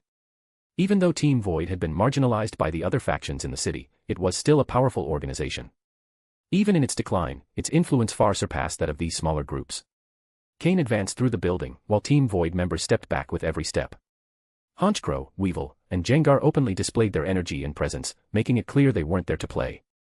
It had been a long time since they had such an exciting battle, and their enthusiasm showed. Cain, for his part, wasn't worried about the possible implications of using Jengar. Although this Pokémon was known in the Alliance, no one would associate it directly with him. Honchkrow and Weevil had never been seen in that context, and while Jengar was more common, its use by members of clandestine organizations wasn't unusual. Everything about Cain, from his clothing to his fighting style, fit perfectly with the profile of a member of a clandestine faction, ruling out any suspicion of a connection to the Alliance. "If you want to live, you still have time to leave," Cain said coldly, his voice devoid of emotion. He had made his purpose clear: eliminate Team Void. Anyone who chose to stay after hearing that could only be a loyal fanatic or a hopeless fool, and neither deserved to live. Cain's statement left the lobby in absolute silence. No one dared to respond, as everyone was evaluating their options. The guards knew several leaders had left and hadn't returned. It didn't take a genius to understand what that meant. 3, said Cain, beginning a countdown. The message was clear: those who remained after the count would not be spared. His icy and authoritative tone triggered an immediate reaction. Some began to show signs of panic, though others looked at him with hatred. The latter were clearly the loyalists to Team Void. Cain activated his recording system to ensure their faces were logged. 2. The atmosphere became unbearably tense. Finally, someone broke the silence. "Damn it. I didn't come here to die. I'm not staying." Although his words were defiant, his actions were the exact opposite. He quickly took off his Team Void uniform and ran off, making it clear he'd rather flee than face Cain. There was a saying: "You may curse as you speak, but your way of fleeing is admirable." This act of bravery, or cowardice, inspired others. "He's right. I'm not staying for this either." In a matter of seconds, several more followed his lead, removing their uniforms and leaving the place. They avoided eye contact with Cain, carefully circling around him as they exited. Behind his mask, Cain smiled faintly. He didn't care about the mass exodus. After all, his target was the leaders. Seeing that most of the present members had fled, Cain didn't bother to say one. He simply raised his hand, signaling his Pokémon to attack. The few who remained weren't particularly strong, and under the assault of Honchkrow, Weevil, and Jengar, they didn't stand a chance. The confrontation ended swiftly. It was then that the Team Void leaders, who had been on the upper floors, finally rushed down. The scene they encountered in the lobby was devastating: uniforms scattered everywhere and the corpses of their subordinates. Leading them was Robert, a cold and calculating-looking man. He was the strongest of the remaining leaders and, according to rumors, the most likely successor to the former boss.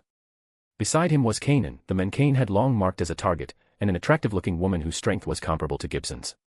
According to rumors, her rise in Team Void was due to her relationship with the former leader. Cain knew that defeating these three would mark the definitive end of Team Void. "Who are you?" asked Kanan, his voice filled with fury and disdain. In truth, the question was unnecessary. The leaders who had left before hadn't returned. Even if they managed to defeat Cain, Team Void would never be the same again. Without its main resources and leaders, the organization was doomed to fall to the level of a minor faction. Cain didn't answer. Instead, he let out a cold laugh as he unleashed all his psychic energy. Honchkrow, Weevil, and Jengar charged at the three leaders, taking advantage of the confined space to gain the upper hand. The three were forced to retreat as they released their Pokémon in a desperate attempt to defend themselves. Cain wasted no time. He took advantage of the confusion to quickly approach the woman. In a precise movement, 5 black letters glowed on his right hand, and a black crack appeared between the woman's neck and body. Without even a sound, her head vanished. One down, Cain thought as he prepared to face the 2 remaining leaders. End of chapter. Chapter 823, Chapter 823, using a knife to kill a chicken. Then, Cain moved his hand again, expanding the rift in space and throwing the woman entirely into it. Only Robert and Kanan remained. At that moment, both Robert and Kanan summoned their Pokémon. However, upon witnessing how the woman had vanished into the spatial rift without the slightest resistance, their expressions turned extremely grim. They had already lost someone in a single clash. Although their relationship was usually strained, constantly competing and disagreeing, facing a powerful and unknown enemy now made every extra member a significant asset. Cain, for his part, simply brushed off his hands indifferently, as if nothing had happened. That spatial slash was far more practical than using a dagger. At least there was no blood. Sensing Cain's thoughts, the 5 letters on his wrist briefly glowed, using a knife to kill a chicken. Now, in the entire Void team building, only Cain, Kanan, and Robert remained. If he could get rid of them here, everything would be resolved. Afterward, it would be a matter of how the Heaven team would absorb whatever was left of the Void team. Cain no longer bothered to conceal his strength. He pulled out 2 additional Pokeballs and summoned Slowking and Drapion. Although the enemy had the numerical advantage, Slowking and the others also needed to join the fray. When Slowking appeared, Kainan's expression changed drastically. In his mind, he already had certain suspicions, but they were too shocking to accept outright. As someone who had closely followed the events in Leafy Town, Kainan knew very well what Slowking's presence meant. On the other hand, Robert only appeared momentarily puzzled upon seeing Slowking and didn't think much of it. For him, Leafy Town was just another unknown backwater, incomparable to Mobile City. Its development had been so rapid that he was still stuck with an outdated impression of the place. Only recently, after Kainan suggested retreating to Leafy Town, had Robert done a bit of research, but he didn't know what Slowking represented there. Seeing Kainan's expression, the killing intent in Kain's heart intensified even more. Currently, the 2 most representative figures of Kain's alliance were Slowking, his strongest Pokémon, and Florges. However, identifying Cain through Florges would require either personal knowledge or very specific attention. Therefore, Slowking was the most obvious symbol. Without exchanging words, Honchkrow and the others, under Kain's command, began attacking immediately. Drapion led the charge. Kainan, once a fearsome adversary for Cain, now had no choice but to resist together with Robert. Against Cain, they couldn't even fight back. Although their Pokémon were much stronger than Gibson's, Cain had deployed all his most powerful Pokémon, except for Florges. Slowking was at level 58. In the 2 months since, while Slowking's level hadn't increased, his power had continued to grow steadily. That difference couldn't be measured by level alone. The rest of Cain's Pokémon had progressed similarly. Cain was deliberately strengthening his Pokémon's foundations, ensuring they were prepared to advance to elite level in the future. This was something Kainan and Robert simply couldn't understand. Slowking and Honchkrow hadn't fought together in a long time, but their past coordination and synchronization remained intact. They trained together regularly, knew each other deeply, and could cooperate seamlessly under Cain's orders. 5 of Cain's Pokémon faced off against the enemy's 8 quasi-elite level Pokémon without much difficulty. In fact, they probably faced more pressure in the wild. Wild Pokémon at the quasi-elite level had a savagery that these Pokémon, long removed from battle, couldn't match. Wild ones fought with tactics forged in life-or-death situations, often trading blows even if they were injured. In contrast, the Pokémon of these 2 trainers, who lived comfortably, had become equally complacent. This shows that having a trainer can be both a blessing and a curse for a Pokémon. If the trainer is ambitious and keeps striving for improvement, their Pokémon will grow stronger over time. On the other hand, if the trainer is content with their status and seeks comfort, their Pokémon, long out of battle, will lose their edge. They may have a reputation for being strong but lack the real power to back it up. Take, for example, Professor Oak, who retired early but never stopped training his Pokémon. Even if they didn't battle, he ensured they kept to a training regime or went out to fight on their own. That's why his Dragonite was always in top shape. Kainan and Robert, however, had spent too much time fighting for power. How much time could they really devote to their Pokémon's training? If they had a team of breeders like Giovanni, it would be different, but how many could afford such a luxury? Just like in Cain's battle against Gibson, where he scoffed at his Pokémon, those of Kainan and Robert, although stronger, were also in decline. 8 Pokémon, 2 Swalot, 2 Breloom, 1 Manectric, 1 Hariyama, 1 Exploud, and 1 Slaking. Among them, the only one Cain worried about was Robert's Slaking. Slaking are naturally lazy and don't need much training. Their lethargy allows them to store energy for devastating bursts of power. A Slaking that had been storing energy for this long could be terrifying. However, this Slaking was of mediocre green quality and level 51. Even if it exploded, it wouldn't surpass what Cain could handle. Though Kainan and Robert had 8 Pokémon, they had never trained to fight together, so they couldn't combine their strength effectively. Slowking, use your psychic powers to restrain them. Unlimited psychic attacks. Drapion, find their weak points. Triple attack. Honchkrow, sky attack. Jengar, continuous shadow punch. Weevil, ice punch. Since the enemy was clearly inferior in strength, there was no need for elaborate tactics. He would simply crush them with brute force. Although some of their Pokémon had reached levels 55 or 56, their lack of will to fight was evident. Their combat spirit had long since died. They were no longer fit for battle. End of chapter. Chapter 824, Main Attacker. Slowking dispersed his psychic power into the air, filling the space around him with a palpable energy that emanated from his body. These energies, though spread out, remained under his control, further increasing his explosive power in battle. Dark energy spheres began to form around Slowking, condensed with his psychic power. Without pausing for a second, these spheres shot directly toward the enemy Pokémon. Drapion led the charge, rushing forward with unstoppable force. two Breloom tried to block his advance using their combined strength. However, far from being intimidated, Drapion seemed even more excited. His pincers began to blaze with fire, completely enveloped. It was the move Fire Fang, which Drapion had mastered perfectly. With a couple of clean strikes, the two Breloom were completely overwhelmed. Both showed expressions of disbelief, unable to stop Drapion, who effortlessly trapped them both, one in each pincer, and slammed them violently against the wall. Suspended in the air, the Breloom were helpless. Drapion, eyes gleaming with excitement, tilted his tail forward. At the tip, a concentrated ball of toxic energy formed, so intense it looked like a drop of poison was about to fall. With a swift and forceful motion, Drapion used the moves Fire Fang and Poison Tail on one of the Breloom. The combination of strength, energy, and type advantage was devastating, knocking it out instantly. From high above the hall, Honchkrow let out a sharp cry. His body was covered in a layer of bluish flames, forming the figure of a bird around him. It was the move Sky Attack. Wasting no time, he dove at a Hariyama who was trying to rescue the Breloom, taking him down before he could interfere with Drapion. Noticing this, Drapion turned his head toward the Hariyama, but just then he saw an Exploud approaching with its mouth wide open, ready to unleash a sound-based attack. However, before it could act, a black shadow moved quickly. Weevil appeared. With a precise blow, it used Ice Punch, freezing Exploud's mouth and stopping its attack. Drapion released the second Breloom, but before it could hit the ground, his tail moved with speed and accuracy, pinning it against the wall. It was the move Fell Stinger, a move Drapion had learned during the Sinnoh tournament. This move doubled in power if it knocked out the opponent, and Drapion had executed it masterfully. Without even looking back, Drapion finished off the Breloom with Venoshock, ensuring it wouldn't get back up. Meanwhile, a Manectric had fixed its attention on Honchkrow, but before it could attack, a shadowy figure emerged from the darkness, Jengar. With a wicked grin, Jengar landed a shadow punch straight to Manectric's face, sending it flying.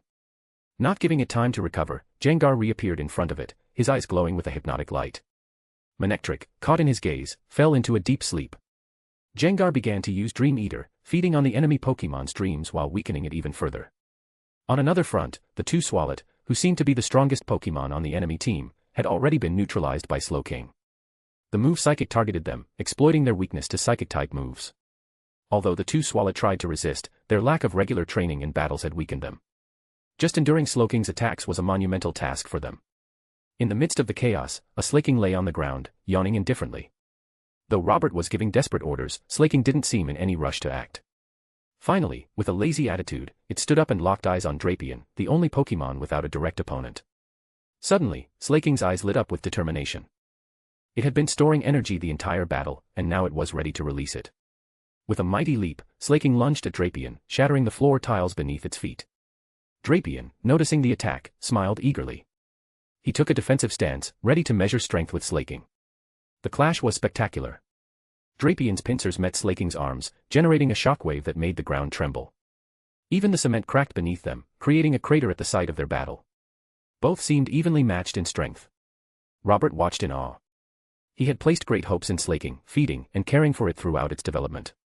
Though Slaking had mediocre potential, training it to a quasi-elite level had been a monumental task. Now, seeing it stand up to Drapion with such strength filled him with pride. Cain also watched the fight. He knew better than anyone the strength of Drapion and was surprised that Slaking could match it. This sparked his interest in the Slakith groups that inhabited the nearby mountains. However, Slaking's nature ultimately prevailed. Although its burst of energy had been impressive, its laziness caught up to it. At the crucial moment, it dropped its guard, allowing Drapion to catch it.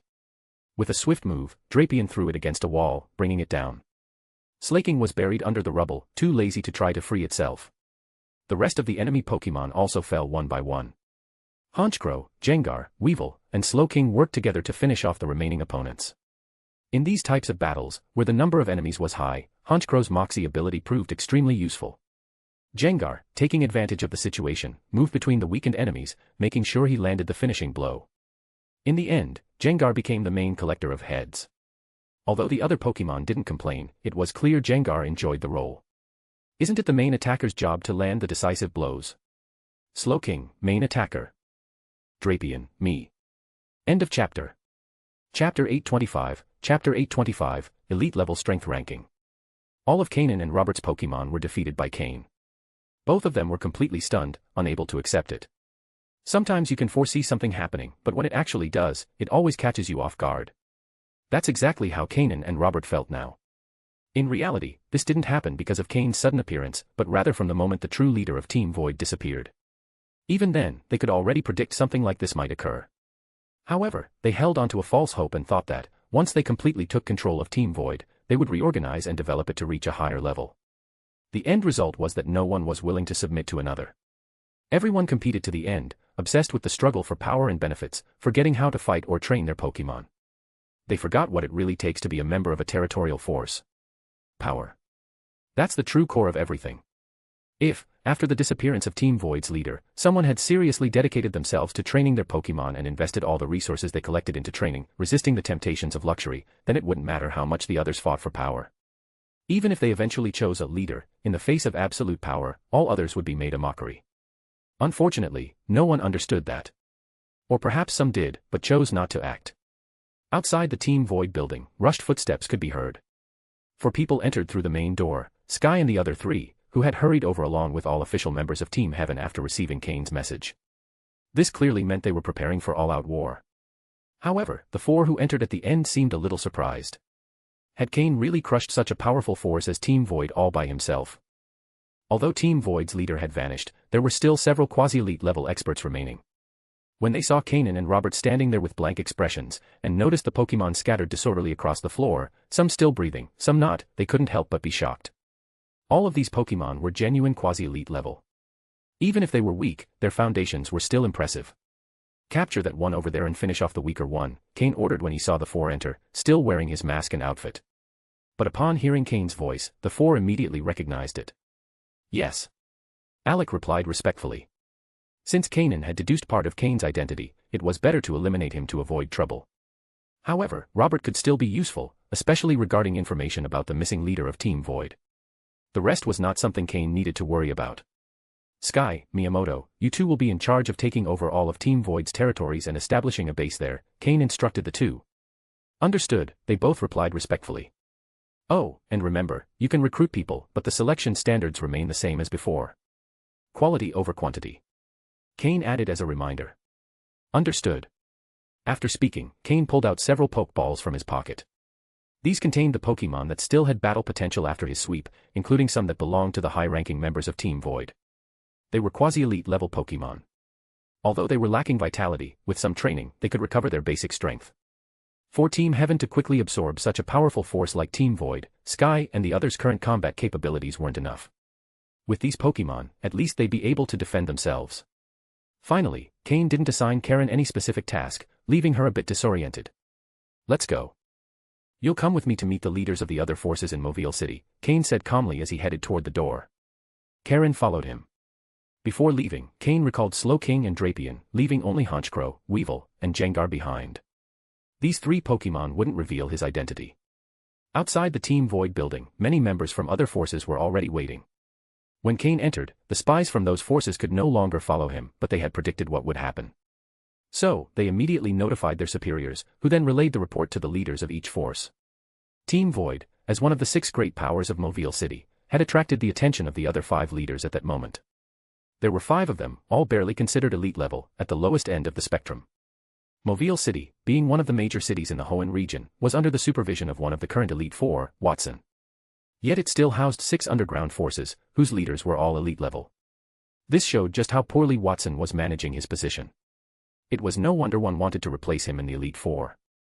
It's worth noting that the elite level title does not automatically reflect one's true power. When a Pokémon reaches level 60, it is officially considered to have entered the elite level range, but that is just the beginning, known as initial elite level. Pokémon like Cain's Mismagius and Altaria were in this category. When a Pokémon reaches level 64, it is considered to be intermediate elite level, within the elite trainer tier. At level 66, this rises to advanced elite level, and upon reaching level 69, it is classified as maximum elite level. If a Pokémon reaches level 70, its trainer is considered to have entered the Elite 4 level, a distinguished group that includes top talents like Cain's master, Matsuda Takashi. The Elite 4 level is a subcategory within the elite level range. While the elite rank spans level 60 to 79, trainers who reach level 70 or higher are seen as the elite among the elite. Finally, upon reaching level 76, a Pokémon enters the advanced Elite 4 level. At this stage, each level represents a significant difference, and reaching this point requires a combination of talent, effective training methods, and vast resources. The 5 leaders of the other forces in Mobile City were all initial elite level trainers, which didn't concern Cain. Standing in front of the Team Void building, the 5 leaders and their direct followers waited patiently for the victor. They had planned to take over Team Void for a long time but never acted due to 2 main reasons. First, they weren't sure if Team Void's leader had disappeared or was just in hiding. Second, they constantly watched one another, afraid that any move would give another force the upper hand. That's why no one had taken the initiative. However, Cain had taken over Team Void first, leaving the 5 leaders wearing grim expressions.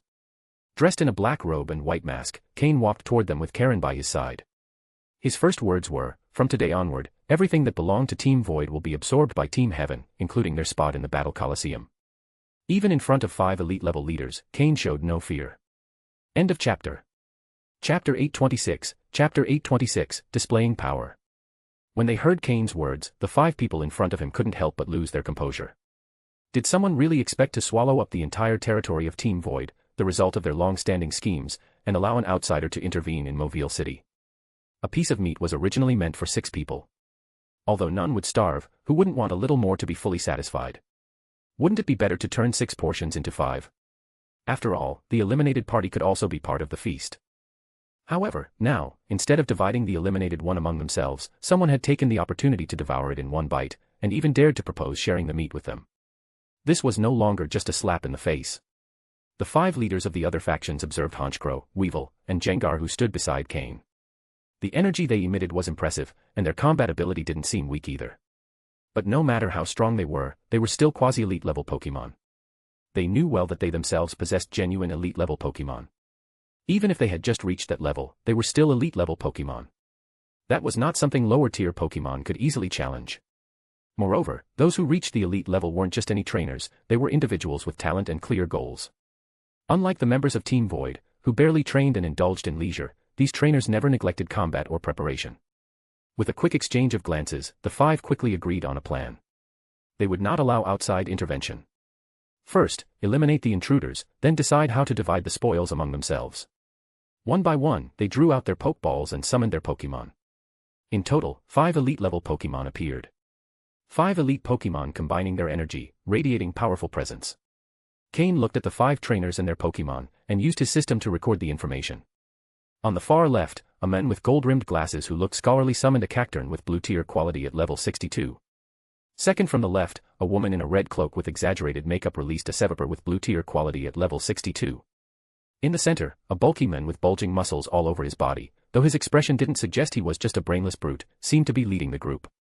He had a Hitmonlee with blue-tier quality at level 63, slightly stronger than the others.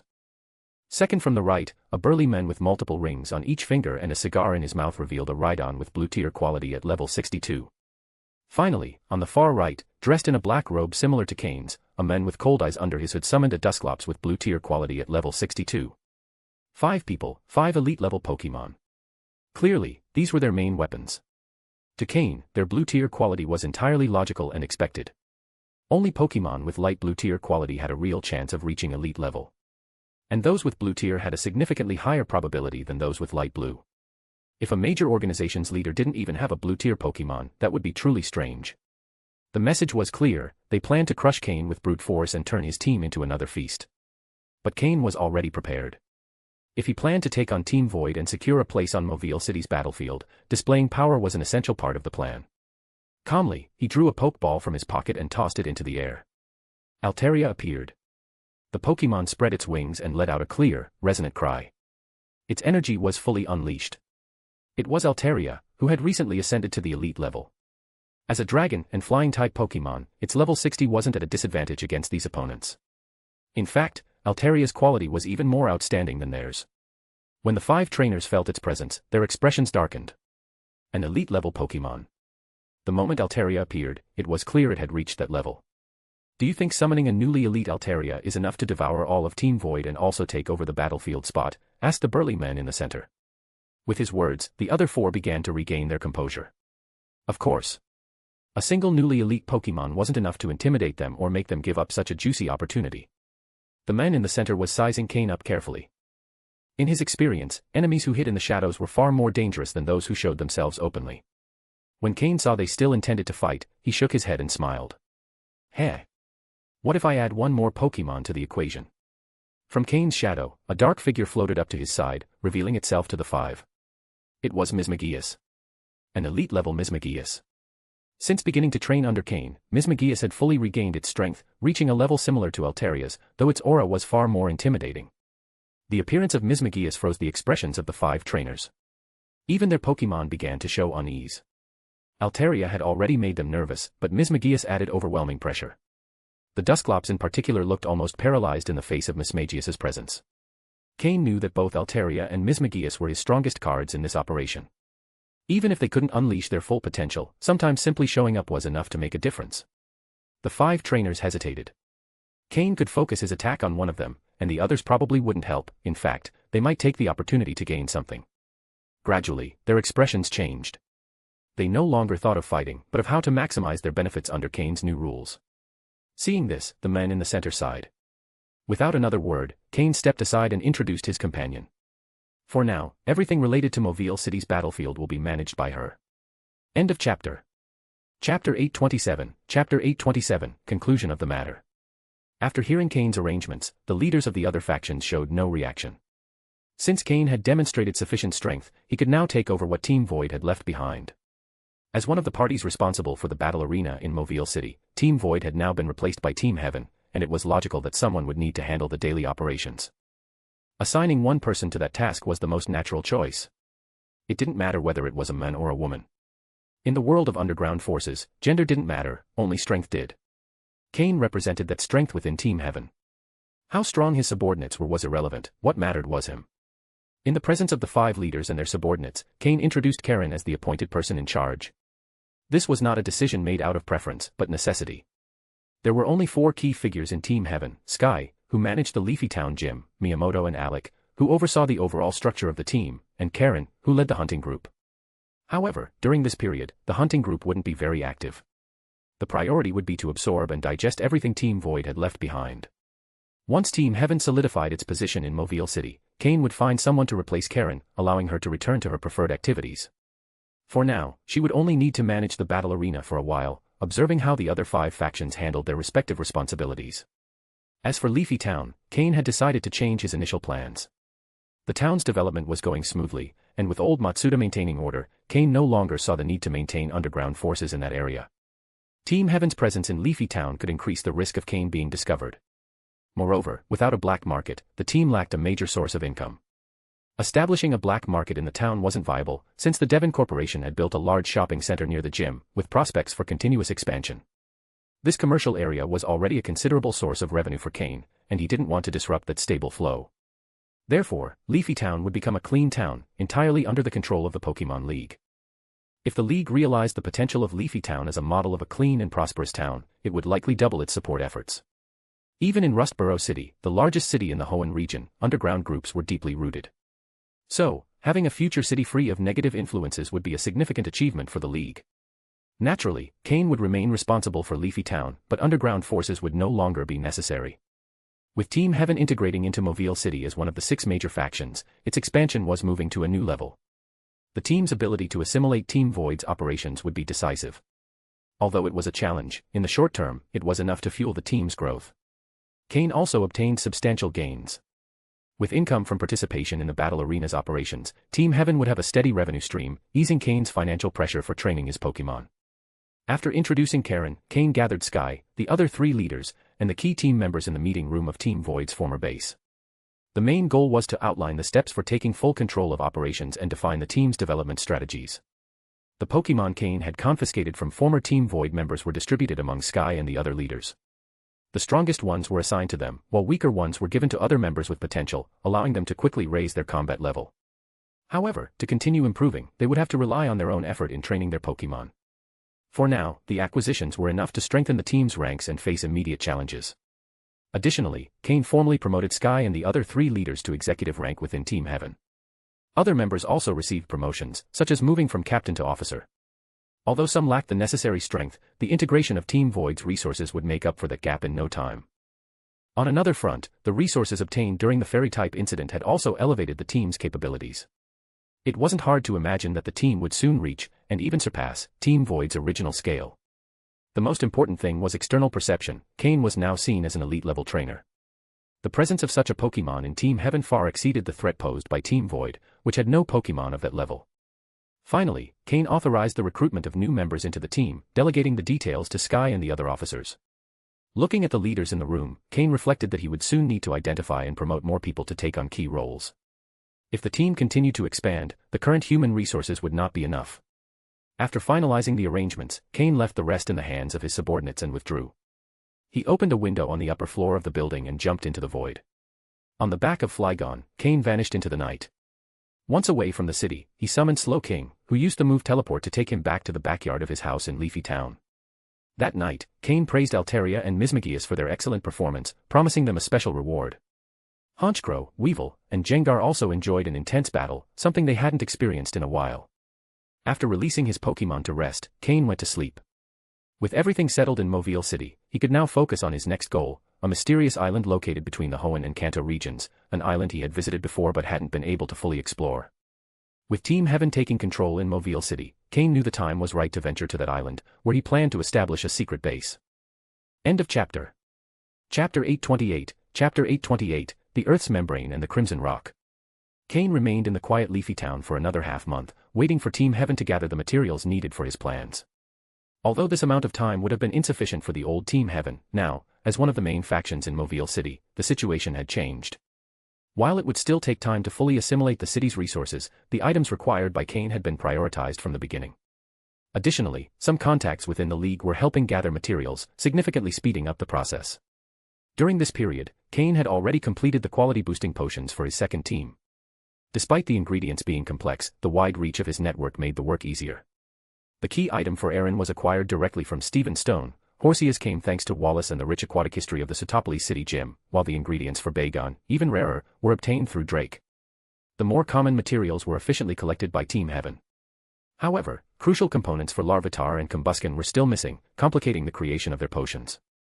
For Larvitar, a material known as the Earth's Membrane was required, and for Combusken, the rare Crimson Rock. Both elements were extremely rare, to the point that many people had never even heard of them. Cain remembered how, on previous occasions, the extravagant names of ingredients made them difficult to locate. Luckily, his system had already been upgraded, and he now had the help of Porygon 2, who constantly gathered information from the network, expanding the system's database. The system's analysis indicated that the highest probability of finding these materials was on Mt. Chimney, the tallest and most iconic mountain in the Hoenn region. Previously, Cain had only explored a small part of the mountain with Steven before the appearance of Team Magma interrupted their progress. This time, he planned to reach the summit and dedicate the necessary time to finding what he was looking for. Additionally, the expedition to Mt. Chimney would serve as a training and strengthening opportunity for his team.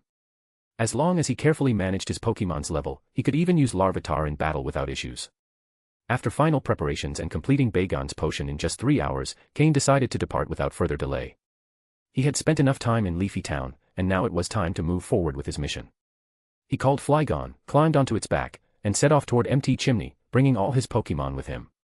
His plan was to continue on to the mysterious island in the sea once he had gathered the necessary materials, eventually establishing his secret training base. Instead of taking the usual route through Verdanturf Town, Cain decided to avoid crowded paths. He didn't want to be disturbed, even if the upper part of the mountain offered greater solitude.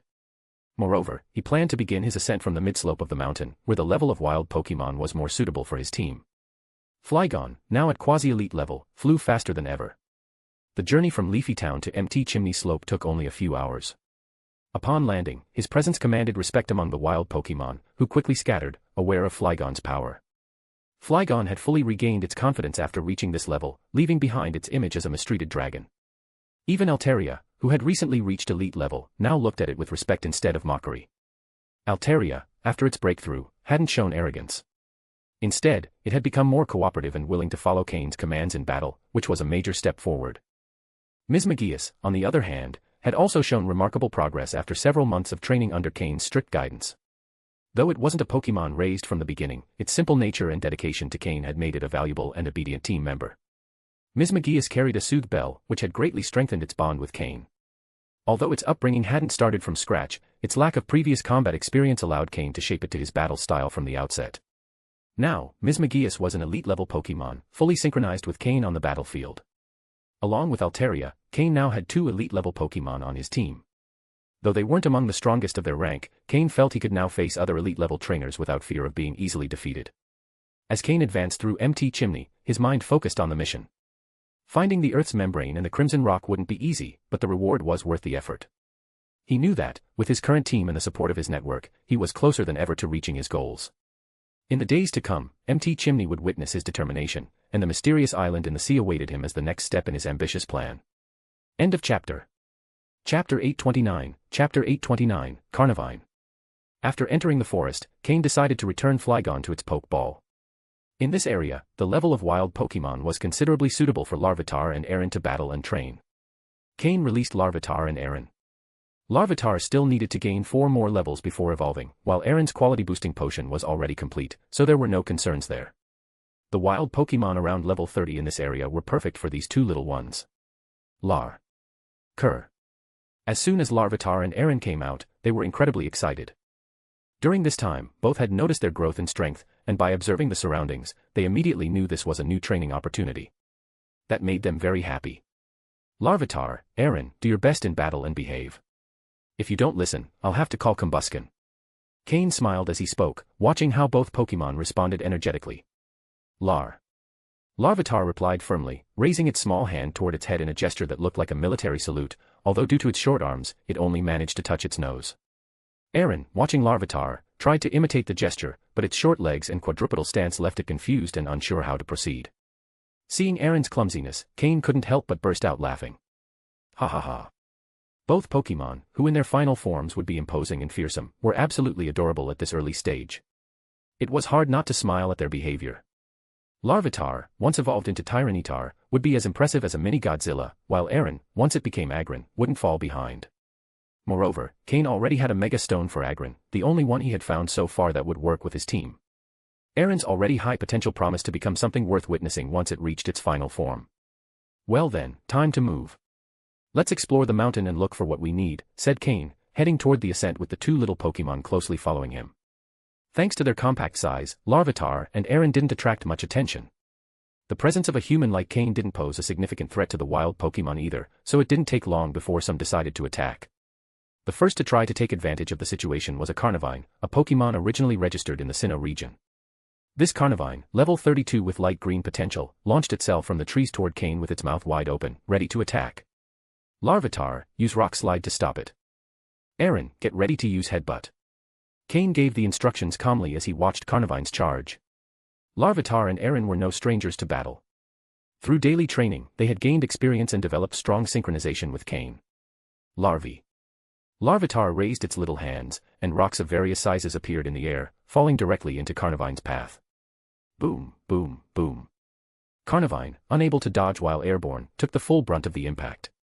Before it could hit the ground, Aaron was already waiting. With precision, the little steel Pokémon timed its move and charged forward with a headbutt straight to Carnivine's face before it could react. Bang. The sound of the impact echoed as Aaron's hard head collided with Carnivine's body, sending it flying to the side. The effectiveness of the move was undeniable. Over time, Aaron's head had been constantly reinforced, making it its most formidable weapon. Aaron, use Rock Tomb. Larvitar, seal it with sand. Cain saw Carnivine's condition and decided not to take it out right away. He had another purpose for it. Obeying the order, Aaron launched rock fragments that formed thick chains, pinning Carnivine to the ground. At the same time, Larvitar touched the ground with its small hands, and the surrounding sand moved like serpents, slowly covering Carnivine until it was buried, leaving only its head exposed. This combination was the result of days of constant training between Larvitar and Aaron. Their execution was already flawless. Carnivine tried to resist but failed. In the end, it was completely trapped in a mound of sand, with only its small head poking out, showing clear fear in its eyes. Cain calmly approached the defeated Carnivine, smiling. Larvitar and Aaron followed closely. Now, the roles had reversed, and the attacker was at the mercy of the group. Desperate, Carnivine tried to call for help. It opened its mouth and released a pink mist with a sweet aroma, sweet scent, a move designed to attract other wild Pokémon nearby. Cain, who had anticipated this, nodded with satisfaction. This was why he hadn't finished off Carnivine immediately. Thanks to the sweet scent move, more wild Pokémon would soon approach, making it easier to find opponents for training. It was a much more efficient method than chasing them one by one. Larvitar, Aaron, get ready for more battles, said Cain with a smile as he watched the aroma spread. Larvii. Aaron. Both responded with enthusiasm, ready for the action to come. End of chapter. Chapter 830, Discovery of a Starter Pokémon. When Cain left the area accompanied by Larvitar and Aaron, both seemed completely satisfied. Meanwhile, Carnivine collapsed on the ground. Unlike before, there were no longer rocks or sand blocking its movements. However, at that moment, Carnivine couldn't move even if it wanted to. Its eyes were vacant, showing a state of utter exhaustion, lying there as if its body had been completely drained of energy. From time to time, it even trembled slightly, evidence that it had exceeded its limits. It looked to be just one step away from foaming at the mouth.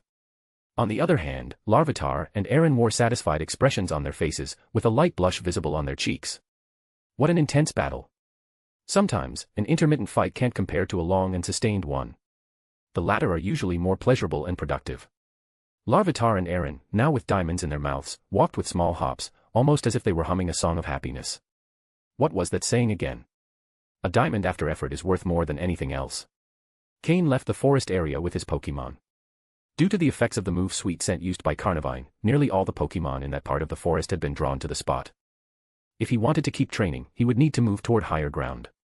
Fortunately, there weren't many people in that area, because the previous battle nearly caused a widespread commotion that could have injured several. The Earth's membrane, according to the system's analysis, appears to be a type of concentrated essence from a mountain. The older and higher the mountain, the better the quality of its essence, significantly enhancing the quality-boosting potion's effect on Larvitar. On the other hand, the Crimson Rock, after analysis, appears to be a product of magma. Although the system couldn't determine its exact nature, it can identify and analyze it if it detects it, offering highly reliable results. Because of this, Cain decided to head to Mt. Chimney. Being the largest active volcano in the Hoenn region, its immense presence is visible from much of the region. If anything was hidden in the magma, Mt. Chimney was the most likely place to find it. Despite the risks associated with the volcano, Cain was determined to face them. He moved toward the mountain and returned to the cave he had previously explored with Steven. There, he found a quiet spot outside the cave to camp for the night. The next morning, with the first light of day, he decided to go into the cave. Last time, they didn't reach the bottom because a large group of slugma blocked their way, and their strength was insufficient at that time. So they had to retreat. But this time, Cain planned to search for items inside the mountain. He could climb to the top to enter from there or find a tunnel that led directly to the interior. Now that he was here, he was also curious to explore the bottom of the cave. It's worth remembering that the fragment of Groudon's armor that Larvitar carries on its back was found in this cave. However, it's unclear whether the Team Magma members found it deep within the cave or before entering.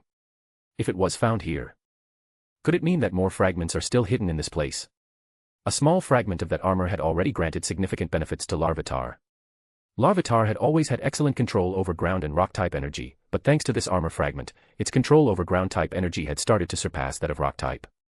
Even though its final evolution, Tyranitar, will change to rock and dark types, its ability to use ground-type moves won't be lost, nor will its control over that energy. This would ensure that its attack power won't decline in the future. With that curiosity in mind, Cain and his Pokémon moved deeper into the cave. The cave's wild Pokémon had previously been wiped out by Team Magma, which made entry easier. However, with time, the wild Pokémon had returned to reclaim the cave as their home. Given the level of the Pokémon in this area, Cain needed the support of other teammates to face them. He brought out Combusken, and together with Larvitar and Aaron, they formed a formidable team. Their teamwork and the experience they had gained over time made them very effective in battle. Although he could have summoned Slowking and Honchkrow to clear the way with ease, Cain knew it was more important to train his second team. If they didn't face significant challenges now, they would become too dependent on the stronger ones in the future and wouldn't develop the ability to overcome tough obstacles on their own. Despite the difficulties, Aaron had reached level 31 after the previous day's battles, getting closer to its evolution. Larvitar had also reached level 27, nearing its own evolution. Now, with a level 30 Combusken joining them, the team was well balanced. As they ventured further inside, they encountered many fire-type Pokémon, mainly Slugma and Numel. Occasionally, Camerupt and Torkoal appeared, who were stronger opponents. Although Aaron is a Steel-type Pokémon and was at a disadvantage here, it kept adapting and improving with each fight. Cain knew it was essential for Aaron to face its weaknesses rather than avoid them.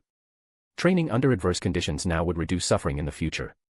Halfway through, Cain was surprised to see something unexpected. A crouching Pokémon on the ground, with flames glowing on its head and tail. A Quilava. The fire-type Pokémon from the Johto region, the evolution of Cyndaquil, and the form before the mighty Typhlosion. This type of starter Pokémon has great potential and strength, as long as it's well raised. Before Cain could analyze Quilava's data, it disappeared in a flash, running deeper into the cave. Could there be a Cyndaquil colony inside this cave? Cain wondered. Starter Pokémon are usually controlled by the Pokémon League, and it's rare to find wild specimens. If one is lucky enough to find one, it represents a great opportunity. Those with good potential can be trained, and the lower quality ones can be sold for a considerable price on the black market. For Cain, as a breeder, there was a third option: capture the whole colony, raise it carefully, and select the best ones. Larvitar, Aaron, Combusken, pick up the pace. We need to go deeper in, said Cain, full of determination. End of chapter. Chapter 831, Chapter 831, I lost my composure, definitely lost it when Cain saw the Quilava. He immediately used telepathy to direct the battle of his 3 Pokémon with full concentration. In a short time, they managed to clear out the Pokémon occupying the cave. Although the pace was quick, Cain ended up somewhat exhausted. After all, even though he was already an intermediate-level psychic, he still couldn't maintain telepathy continuously for long periods. However, the effort was worth it to track down the Quilava he had glimpsed briefly. Returning to the place where he had previously fought the members of Team Magma, Cain couldn't help but feel a bit nostalgic. Back then, facing a Team Magma Pokémon that had barely reached the quasi-elite level had been a huge challenge. Cain and Steven had needed considerable effort to defeat it. It was precisely that battle that had allowed Steven's Metagross to evolve.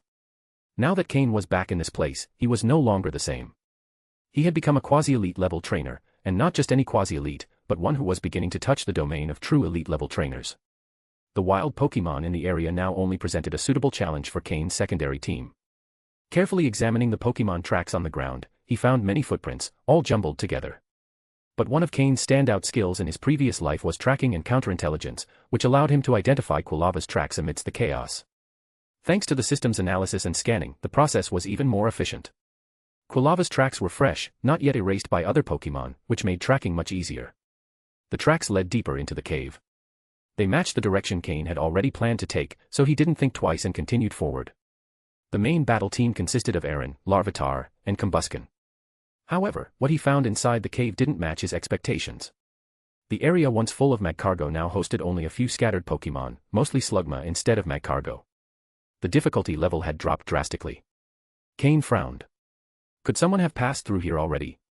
But the number of Pokémon in the first half of the cave was as expected, and there were no unusual signs in the surroundings. With this doubt in mind, Cain kept moving forward. Upon entering the second half of the cave, he noticed a significant increase in temperature. The hot air felt scorching, and his shoes were soaked with sweat. Droplets began sliding down his forehead and body. After only a few moments, Cain began to feel an intense thirst. He decided to go back and change gear. Fortunately, before coming to Mt. Chimney, Cain had prepared a special outfit. Similar to Team Magma's uniform but of better quality, this suit offered superior thermal insulation and adequate ventilation. Once equipped, the feeling of heat almost completely disappeared.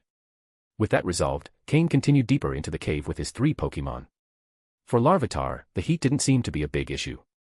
His thick shell and diamond-based diet made him incredibly resilient, both inside and out. Combusken, on the other hand, seemed to be in his ideal environment. Cain even felt like the feathers on his head were almost turning into real flames. Since being released, Combusken's excitement was evident. The concentration of fire-type energy in the cave was noticeable, significantly improving his recovery and self-adjustment. This was his ideal battlefield. Aaron, however, was at a disadvantage. Even though his body temperature had increased significantly, he could still fight, but there was no doubt the heat slightly affected his reaction time. Cain, however, had no intention of returning him to his Pokeball. Although the environment wasn't comfortable for Aaron, pulling him back wouldn't benefit him in the long run. After all, difficulties are meant to be overcome, right? If every time he faced a problem he chose to flee, what would he do in the future if he encountered an enemy whose natural habitat was similar? Would he avoid the fight? Cain took out a bottle of water and let Aaron drink. The contact of the water with his metallic shell produced a soft SSS sound, as the water instantly heated up. Aaron drank the entire bottle in one go, as his water consumption was higher in that environment. Cain endured the heat in his hand and patted Aaron's head with an encouraging smile. Aaron, perseverance is the key to success. We can't run just because fire-type energy is your weakness. Kurr. Aaron shook his head firmly and moved his front legs, signaling that he was fine. Larvitar came over, trying to console Aaron.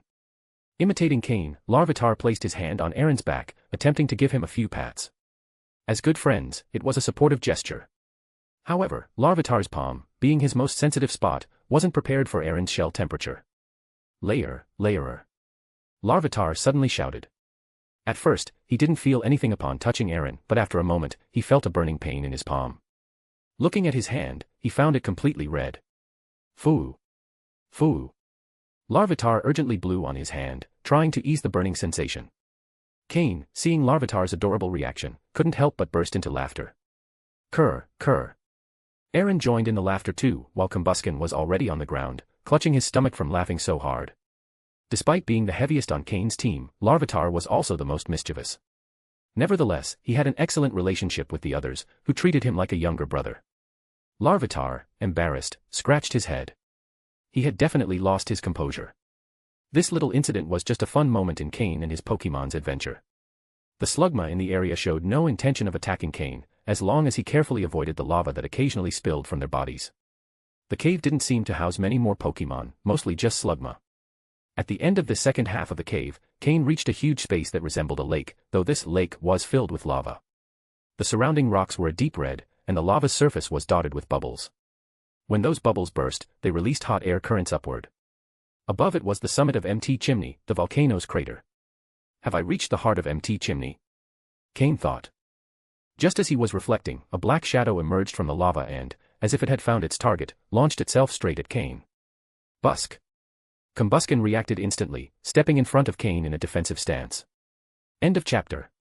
Chapter 832, Chapter 832, Magmortar. Cain reacted quickly, using his psychic ability combined with his agility to dodge the shards of magma that broke off when his opponent charged at him. Kurr. Larvitar and Aaron also responded instantly, stepping back a few paces to stand beside Cain as they began gathering energy in their bodies. Boom. Combusken crossed his arms in front of his chest, his eyes turning serious as he stared at the shadow lunging toward him, taking the hit directly with his own body. Bang. SSSHHH. Although Combusken held his stance firmly, his feet were driven into the ground with force, but he couldn't help being pushed back 3 to 4 meters from the impact. The pale yellow feathers on his crossed arms now showed dark brown burn marks. That perfectly scorched tone. No, we're not talking about roasted chicken wings. Cough, cough. Combusken, being a fire-type Pokémon, has special feathers imbued with energy that are normally resistant to fire. However, this time, with a single attack, part of his plumage had been scorched. Moreover, Combusken, although a fighting-type Pokémon who doesn't particularly shine in physical strength, excels in speed. He shouldn't have been pushed back so easily by a single blow.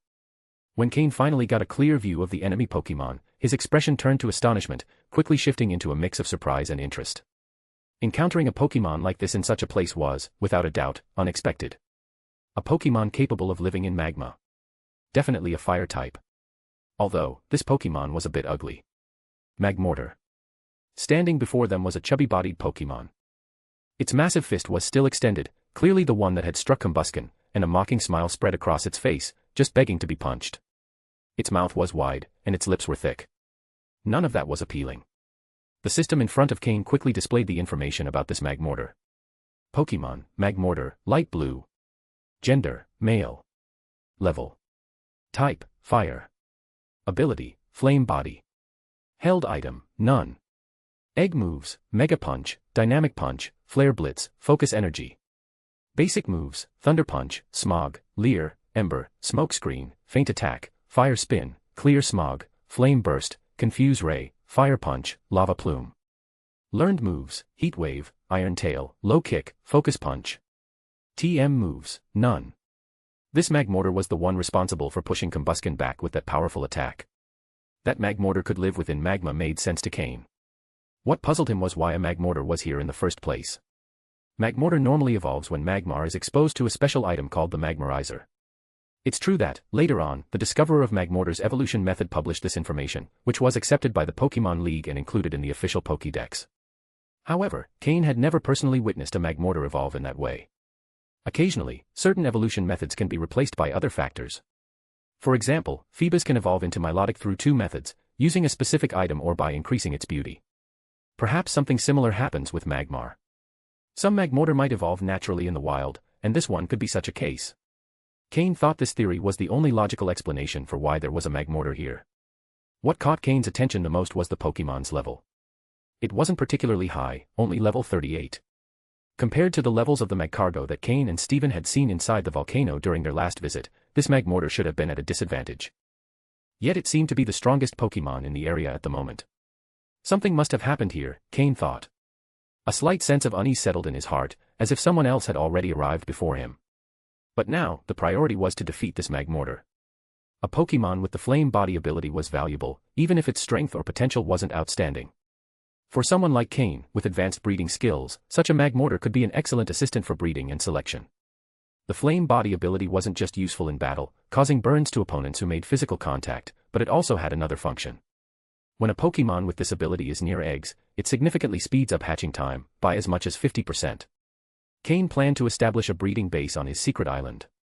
Having a Pokémon with this ability could save him a lot of time in hatching eggs, allowing him to focus on improving the quality of the Pokémon he bred. However, a level 38 Magmortar clearly wasn't an opponent that Combusken and the other 3 Pokémon could face alone. Cain drew another Pokeball from his belt and tossed it into the air. A Politoed appeared. "Croak," shouted Politoed. Inside a volcano, its drizzle ability wouldn't be of much use. Kerr. Busk. Lar. The 3 small Pokémon weren't happy with Cain's decision to call out Politoed. They saw it as a sign of distrust toward them. Although Politoed had a huge advantage as a water type against the fire type Magmortar, Larvitar, Aaron, and Combusken wanted to prove their worth. "All right," said Cain, after hearing his Pokémon's cries. "You 3 will get the first chance to fight." Cain connected telepathically with Politoed. "Use your water control to dispel some of the fiery energy in the area, especially around the battlefield." Politoed nodded silently and began to gather energy, his antenna glowing with a faint blue light. Even though it was difficult to manipulate water in such a dry environment, his background support would greatly increase their chances of victory. Now, the battle had begun. End of chapter. Chapter 833, Chapter 833, A Face That's Asking for a Punch. Politoed's body began to emit water vapor that slowly dispersed into the air, reducing the heat in the environment. Although Politoed's level and strength weren't higher than Swampert's, when it came to controlling water-type energy, Politoed was probably the most skilled Pokémon in Cain's team. Even Slowking could, at most, match his ability. This was due to the intense training he had undergone under Cain's carefully planned regimen, improving step by step. Part of the reason was that Politoed naturally has a strong affinity for water-type energy. Moreover, Cain's Politoed possessed the ability Drizzle, which gave him even more control over water-type power. Compared to Slowking, Politoed had the advantage of being a pure water-type Pokémon, specialized solely in that area, while Slowking, being both psychic and water, split his potential between 2 types. This allowed Politoed to shine in this particular domain. However, all of Politoed's actions were done in secret, and neither Aaron nor Larvitar, who were poised for battle, were aware of it. Before Aaron and Larvitar could attack, Magmortar made the first move.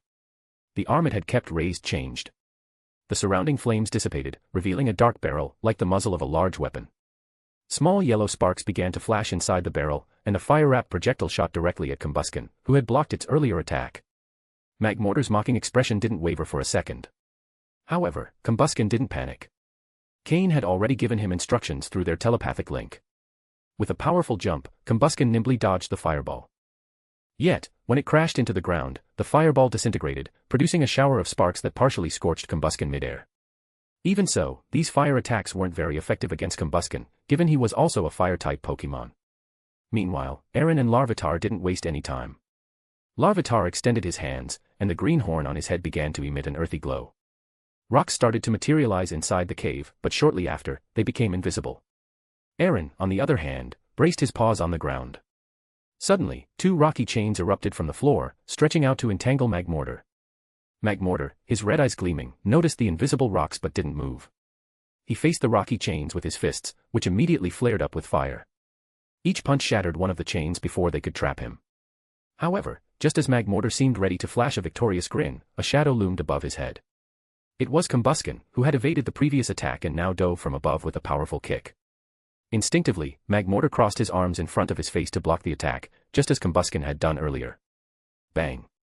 The blow landed hard on Magmortar's crossed arms. The strength of Combusken's legs, combined with gravity from the descent, made for an impressive strike. Even so, Magmortar managed to endure the hit. His expression, however, remained mocking, as if to say, "Is that all you've got?" But Combusken hadn't aimed to do major damage with that first kick. The goal of the initial strike was merely to break through Magmortar's defense, followed by a second immediate attack with his other leg. Thanks to his elastic muscles, the second blow was no weaker than the first. Bang! The second kick landed squarely on Magmortar's face, knocking him to the ground, far more helpless than Combusken had been when struck earlier. Magmortar's eyes burned with rage, and the flames on his body flared up explosively. However, just as they reached their peak, they unexpectedly started to weaken slightly. Magmortar had no time to think about it. He was entirely consumed by fury. Before he could get up, a fresh wave of attacks was already coming his way. In a 3 versus 1 battle, maintaining the attack rhythm could determine everything. If the opponent managed to break the rhythm, they might regain balance. But once at a disadvantage, recovery became difficult. At that moment, 3 massive rocks appeared above Magmortar. Larvitar had been storing energy since launching the invisible stones and now, under Cain's guidance, unleashed them. The rocks crashed down thunderously. Boom. Boom. Boom. They struck Magmortar's face with brutal force. His expression truly looked like it was asking for another punch. Aaron, for his part, didn't miss the opportunity. With another move, he summoned 3 new rock chains, the most he could control at once. These latched onto the debris like iron chains, further restraining Magmortar. Meanwhile, Combusken kept darting through the cave at high speed, zigzagging without stopping. Though the initial attacks hadn't been enough to defeat Magmortar, the effects were beginning to accumulate. Soon, the sound of cracking echoed from the rocks covering Magmortar, followed by small flames seeping through the fractures. The flames intensified until finally. Boom. The rocks and rock chains exploded simultaneously, revealing an exhausted but furious Magmortar. His expression was no longer arrogant, it was pure rage. Combusken and Larvitar continued aiming directly for his face with their attacks. Hitting a Pokémon in the face might not be very sportsmanlike, but this was a real battle. Magmortar, his eyes burning with fury, rubbed his cheek with one hand while raising the other, as if saying, "You're not getting away, there's still plenty of fight left." However, Magmortar had failed to gain the upper hand from the very beginning, and Cain's Pokémon already controlled the flow of battle. Thanks to speed boost and the use of agility, Combusken's speed now far exceeded what Magmortar could match. With flames flaring around his body, Combusken hurled himself at Magmortar like a blazing fireball. Magmortar, face pale, raised both hands and unleashed a scorching wind, like the exhaust of a jet engine. But it wasn't enough to stop Combusken. At that moment, Aaron and Larvitar exchanged a glance. Aaron ran toward Larvitar, who placed his hands beneath him like a cannon and launched him forward with force. It was a combo move between the two. Larvitar used his earth energy and strength like a spring, and Aaron became a projectile. Aaron activated Magnet Rise, minimizing his weight mid-flight. A thin layer of blue fire surrounded Aaron as he shot toward Magmortar. It was Aaron's egg move, Dragon Rush. For the first time, it was being used in real battle. And the target was a fire-type Pokémon in its own domain, surrounded by fire energy. End of chapter. Chapter 834, Chapter 834, Evolution. Combusken, unafraid of fire, led the charge at the front. Right behind him followed Aaron, assisted by Larvitar and the effects of the move Magnet Rise. It was as if he were a silver projectile. Magmortar, upon seeing Combusken charging toward him, intensified the heat from the heat wave move emanating from his 2 arms. But Combusken's speed, which had reached its limit, showed no signs of slowing down. Bang! With a powerful impact, Combusken collided with Magmortar. The move Flame Charge struck directly against Magmortar's fists. While it didn't deal much damage, it managed to interrupt the heat wave attack and force Magmortar's arms open. Now, Magmortar was completely exposed. Combusken used the opponent's resistance to propel himself backward, leaving a clear path for Aaron, who was charging at full speed. With his body cloaked in Dragon-type energy, Aaron tensed like a spring and rammed straight into Magmortar's face. Bang! Magmortar, with no time to defend himself, took the full force of the Dragon Rush move and staggered backward, nearly falling. At the same time, Aaron was also knocked back by the force of the hit. The Dragon-type energy disappeared from his body, leaving a faint red mark caused by Magmortar's flame body ability, which had burned him. But Aaron wasn't done yet. While floating backward thanks to Magnet Rise, he returned to Combusken's position. Without hesitation, Combusken grabbed him by the hind legs. The muscles in Combusken's arms visibly tensed, even through his feathers, and with a powerful motion, he hurled Aaron back toward Magmortar. Boosted by Combusken's strength, Aaron flew like a missile. This time, his speed was even greater than when Larvitar had propelled him. On Aaron's head, 2 rocky horns began to glow brightly as they gathered rock-type energy. He was using the move Head Smash, an inherited move that he had never used in battle before. With a base power of 150, this rock-type move was extremely powerful. If it hit, it would deal significant damage to Magmortar, who was doubly weak to this type of attack. At that moment, the staggering Magmortar had no way to defend himself effectively. Boom. The impact sent Magmortar flying backward, crashing into the cave's rocky wall. The blow was so powerful that he became embedded in the rock. Though Head Smash normally causes recoil damage, Aaron's ability, Rock Head, prevented him from suffering additional harm. It was a clean, uncompromising hit. Magmortar, tongue out and eyes rolled back, slid down the wall and collapsed to the ground, unable to continue fighting. Cain, seizing the opportunity, threw a Pokeball and captured Magmortar, whose flame body ability could perfectly complement the team, especially when paired with Miltank for support synergy. Meanwhile, Aaron showed signs of burns due to Magmortar's ability. Cain acted quickly, pulling out a spray from storage to treat Aaron's injuries. However, just as he finished applying the spray and the red marks disappeared, Aaron was suddenly enveloped in a brilliant white light. Cain's expression showed surprise. Aaron had reached level 31 before the battle, so his evolution was not unexpected. What surprised Cain was that Aaron began evolving immediately after defeating Magmortar. Before the battle, Cain had considered using Polito to make things easier. But Aaron had objected, insisting he could handle it alongside Combusken and Larvitar. Now, it was clear that Aaron had sensed this fight would be crucial for him. During the battle, Aaron showed unwavering determination. He had used moves like Dragon Rush and Head Smash effectively, facing Magmortar's heat and flames without retreating. By overcoming his innate fear of fire, Aaron proved his worth, likely one of the main reasons for his evolution. Larvitar and Combusken approached, watching Aaron's evolution. Larvitar, eyes filled with envy, let out a deep sigh. Although all the other second-string members of Cain's team had evolved, he still hadn't. Fortunately, his friendship with Bagon and Horsia helped him stay motivated, and he quickly turned his envy into congratulations for Aaron. On the other hand, Ralts, the youngest of the team, had just finished her initial growth stage. Her development was much slower than the rest. Cain didn't pay much attention to Larvitar's feelings. He took a special potion from his storage and administered it to Aaron, ensuring he was in top condition for his evolution. Politoed also approached. Stretching out his hands, he released water-type energy that began to surround Aaron. While he couldn't completely alter the environment, he could balance the thermal energy and help Aaron evolve in a fire-dominated atmosphere. "Thank you." Aaron growled softly before closing his eyes and fully focusing on his evolution. For Aaron, this was an emotional moment. He had waited a long time to evolve, watching other team members do so before him. Now, it was finally his turn. The white light around him grew more intense, completely hiding his form. Through the radiance, one could see his body growing significantly. His size doubled and several horns began sprouting from his back, forming a robust armor. His limbs became more muscular, and sharp metallic claws emerged from his feet. His once round and adorable eyes took on a fierce look. When the light faded, Aaron had evolved into Laren. Grah! Laren roared, unleashing all his energy and displaying an impressive aura of power. His body was now fully covered by a mix of shining and dark metals, and even his teeth were steel-hard, ready to crush the toughest minerals. Laren's time to shine had arrived. End of chapter. Chapter 835, Chapter 835, The Crimson Rock, found. Pokémon, Laren, quasi-purple. Gender, male. Level. Type, Steel plus Rock. Ability, Rock Head. Held item, none. Egg moves, Dragon Rush, Head Smash, Stealth Rock, Screech, Body Slam. Basic moves, Tackle, Harden, Mud Slap, Headbutt, Metal Claw, Rock Tomb, Protect, Roar, Rock Slide, Take Down, Metal Sound. Learned moves, Iron Head, Earth Power, Iron Tail, Snore, Magnet Rise. TM moves, Protect. After evolving successfully, Laren, with the help of the Quality Enhancement Potion, managed to reach quasi-purple quality, formally entering the purple tier. Like Combusken, he was in an intermediate state between light purple and dark blue, a special transitional phase. However, thanks to Cain's intense training and the support of Poke Blocks made from rare materials, Combusken was very close to leaving the quasi-purple stage behind and reaching light purple quality. It's likely that under Cain's care, Laren could also advance to light purple quality, and even aspire to even higher levels of quality in the future. Aaron's evolution into Laren left Larvitar full of admiration. The little Larvitar excitedly circled around Laren, poking here and there, trying to assess how much he had changed.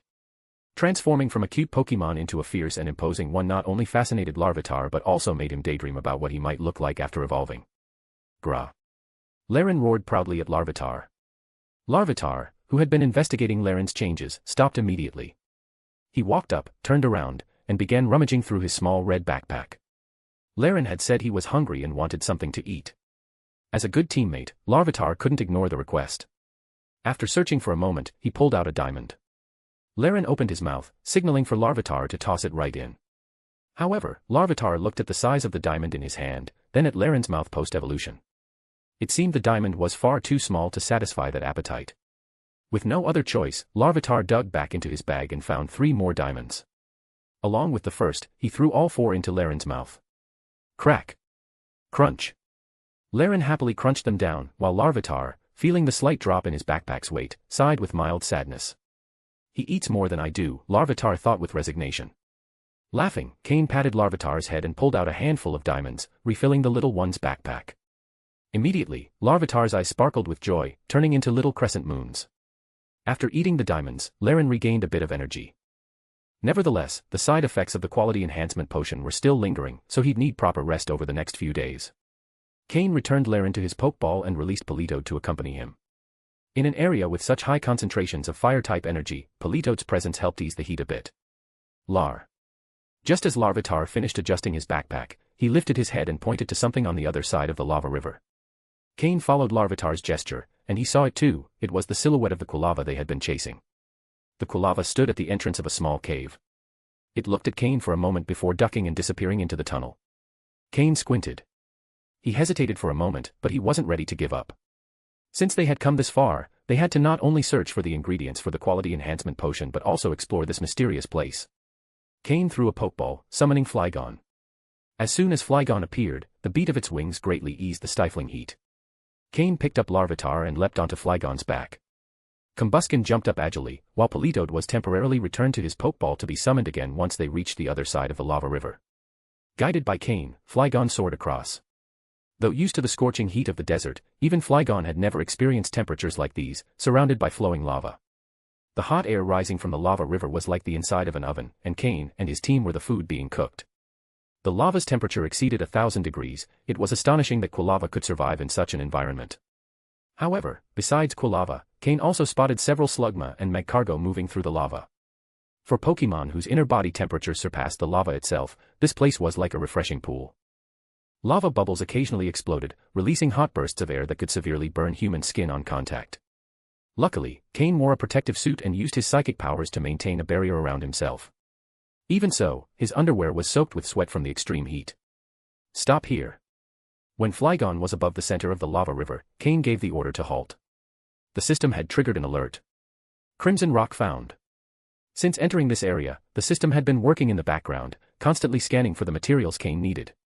Finally, deep within the lava, it had located one of the key ingredients for crafting Combusken's quality enhancement potion, the Crimson Rock. A preliminary scan suggested a 90% probability that the rock was the required material. The rock was submerged in lava, and Cain had no idea how to extract it. The area was also filled with Magcargo, several of them near elite level, making it even more dangerous. System, show the exact location, Cain commanded, staying calm despite the intense situation. The system projected a three-dimensional map in front of his eyes, pinpointing the precise location of the Crimson Rock. It was quite deep within the lava. Among Cain's Pokémon, only the newly captured Magmortar seemed capable of attempting such a feat. Cain decided to fly toward a safe spot on the riverbank and come up with a plan. Busk. Before Cain could give an order, Combusken stepped forward and spoke firmly. He wanted to try it himself. Cain looked at Combusken, surprised. Unlike Magmortar, Combusken wasn't adapted to lava environments. Are you sure about this? Cain asked. Combusken nodded, serious and determined. After a brief silence, Cain agreed. All right. Slowking, come out and be ready to assist, he said, throwing another Pokeball and summoning Slowking. End of chapter. Chapter 836, Chapter 836, The Missing Item. Slowking, use psychic energy and water-type energy to create a protective layer over Combusken's body. Try to achieve a heat-insulating effect, Cain instructed the Slowking that had just emerged from its Pokeball. Slowking immediately understood Cain's words. Its eyes began to glow with psychic energy, while currents of water swirled around it. In an environment like this, Slowking could control water without difficulty due to its skill and power. First, it created a thin layer of psychic energy, followed by a membrane of water, completely wrapping around Combusken. Combusken, follow my instructions to move forward. You don't know where the item is, so listen to my directions, Cain said seriously as he looked at Combusken. When Combusken suggested the idea, Cain didn't stop him because he could see the determination in his eyes. As the only fire-type Pokémon on Cain's team, he was the most suitable candidate for the task.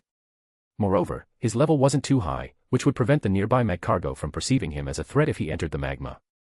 Had Cain opted to have Slowking use psychic energy to extract the item directly, there was a risk the Magcargo would interpret it as a threat and respond with hostility. This could cause the magma to become agitated, and the object they were searching for might vanish without a trace. The layer that Slowking created around Combusken was designed to be autonomous. Once applied to the Pokémon, the connection to Slowking would be severed, eliminating any potential sensation of threat the Magcargo might detect. Busk, the Pokémon nodded firmly before jumping straight into the magma. Cain used telepathy to stay in contact with Combusken while the system projected a three-dimensional model showing his exact position. He guided the Pokémon step by step toward the item. Cain remained vigilant at all times. If he sensed that Combusken could no longer endure the heat, he would immediately order Slowking to extract him from the magma, abandoning the search in favor of Combusken's safety. Safety was always the highest priority. This would also serve as a trial for Combusken. Fortunately, the Pokémon showed no signs of fear. His strong legs and arms allowed him to move swiftly through the magma. The Slugma and Magcargo around him made no attempt to stop him, as they did not perceive any threat from an ordinary fire-type Pokémon. The water layer was the first to disappear, evaporating almost completely within seconds of contacting the magma. The psychic energy layer, meticulously prepared by Slowking, held out a bit longer. However, when Combusken finally grabbed the item, the psychic layer also vanished, as it had no energy source to sustain it. From that moment on, Combusken's real trial began. The magma, now unimpeded by any protective layer, touched his body directly, and his feathers began to singe instantly, taking on a scorched yellow hue. Despite the searing heat, Combusken didn't stop moving. He rolled, then pushed himself toward the surface with all his might. One hand clutched the item tightly, a soft, hot mass, while the other helped propel him forward. His legs never stopped kicking, as if he were swimming. "Combusken, if you can't take it anymore, use Protect immediately," Cain said via telepathy. If Combusken used the move Protect, Slowking would be ready to rescue him that instant, minimizing the risk of serious injury. However, Combusken mentally rejected Cain's suggestion and pressed forward with determination. Although the distance wasn't far, the magma made every movement feel like an immense challenge. Combusken's feathers were now completely curled from the heat, but at the same time, he felt a dense fire-type energy enter through every pore, flowing into his body. His body seemed to be changing, swelling slightly, though he couldn't tell if it was just an illusion. Additionally, the object in his hands began to pulse, as if it were a heart. From the red mass he held, thin threads of energy flowed through Combusken's skin and into his body. A burning sensation coursed through him, but it quickly faded. Surprisingly, the heat from the magma seemed to decrease, reaching a level Combusken could withstand. Even his feathers stopped singeing. When he was just about to reach the surface, Combusken made a powerful leap, bursting out of the magma. Slowking used its psychic energy to catch him immediately. Magma still dripped from Combusken's body, but there were no signs of burns on his skin. Cain looked at Combusken in astonishment. Although he had clearly felt the pain Combusken endured when coming into contact with the magma, now he seemed perfectly fine. With a smile, Combusken held out his hands, showing the item he had recovered. However, upon seeing it, both Cain and Combusken were surprised. What had once been a soft, fist-sized orb had now shrunk to at least one-tenth its original size and had transformed into a red, solid, and shining stone. The Crimson Rock. Cain nodded as he looked at the stone and confirmed with the system that it was indeed the correct item. However, Combusken seemed somewhat confused. Through telepathy, he explained to Cain what had happened. The object had changed form while he held it. When Cain analyzed Combusken's data again, he noticed that certain changes had occurred, all of them positive. Pokémon, Combusken, light purple. Gender, male. Level. Type, fire plus fighting. Ability, speed boost. Held item, none. Egg moves, flame burst, agility, last resort, faint. Basic moves, scratch, growl, ember, sand attack, peck, double kick, flame charge, quick attack, bulk up. Learned moves, heat wave. TM moves, protect. The system indicated that his quality, previously quasi-purple, was now clearly light purple. Although this breakthrough had been expected, the time required to reach it had been drastically shortened. Additionally, Combusken had leveled up from 31 to 32, and his overall strength had significantly improved, both in energy and physical condition. However, Cain noticed something strange: the radiance of the sun's messenger, the item Combusken had been carrying, was no longer listed among his equipped items. Could it have fused with his body? If so, the effects should be even greater, Cain thought. System, monitor any changes in Combusken's body, Cain ordered, staying alert. End of chapter. Chapter 837, The Desert Space. They finally reached the other side of the magma zone and arrived at the cave entrance. The size of the cave was even a bit smaller than Cain had imagined. Just large enough for a Quilava to pass through easily, but for Cain to enter, it would be quite difficult. Just as Cain was about to reach out to explore the inside of the cave, the 5 characters on his right wrist suddenly began to flash. A line of text appeared in his mind. "Is there a strange space here?" Cain murmured to himself as he read the words. That meant the place Quilava had entered wasn't actually this visible cave on the surface, but rather it had access to strange space. A mysterious space inside MT Chimney. Furthermore, according to the information transmitted by the unknown, this space didn't seem to be an alternate dimension, but rather an independent space, something similar to the interior zones of MT Pyre. A place that normally cannot be reached or touched. Cain extended his right hand again, touching the wall in front of him. The moment the letters on his wrist glowed, he felt no barrier and his hand passed right through. However, using his left hand without channeling any energy, he only touched a solid rock wall.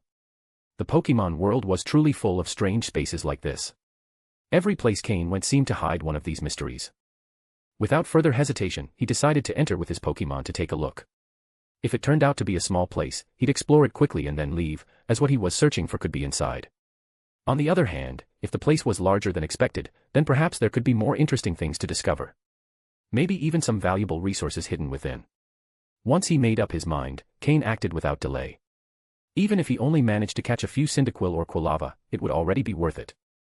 As for how Quilava was able to pass through this membrane, Cain wasn't sure, but he supposed it was because these Pokémon belonged to that space. After leaving, they could simply re-enter. After all, the small hole at the cave's entrance was so narrow it clearly didn't lead to a real tunnel. That day, Cain had already caught a Magmortar with the Flame Body ability, an excellent Pokémon for egg incubation. If he wanted to experiment with breeding high-quality starters, a Quilava would also be a good option. Although the final form of Quilava's evolutionary line didn't stand out much among other starters, and Johto's starters in general weren't particularly distinctive, they were still starters, and that had value. They shouldn't be underestimated. With his Pokémon and under the Unknown's guidance, Cain passed through the strange space. It was like going through a dry, invisible film. When he opened his eyes again, he found himself in a vast desert stretching as far as the eye could see. There were a few rocky mountain ranges scattered around, but no signs of green vegetation. It was an entirely desolate space. Perhaps this space had originally been full of life and resources, but over time, the lack of connection to the outside world had turned it into a wasteland. Cain leaned more toward the second theory. After all, no Pokémon would intentionally create a space just to turn it into a desert. Even desert-dwelling Pokémon needed water sources to survive. Cain assumed the most scarce resource in this space was, without a doubt, water. He asked Slowking to place a psychic marker in the area and then began walking into the desert. From where he stood, it looked like another world. He couldn't see any boundaries, and not even the place where he had entered was visible without the help of the unknown. The landscape consisted only of sand and scattered piles of rocks of various sizes. Cain didn't plan to explore the entire space.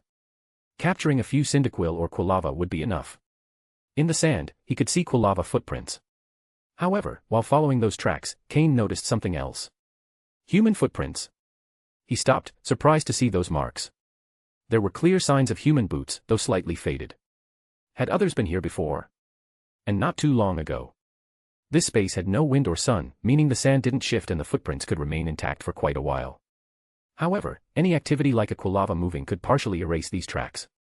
Even though they were a bit blurred, the boot prints were unmistakable. If this had just been a strange space that hadn't been visited in centuries, Cain wouldn't have been very interested.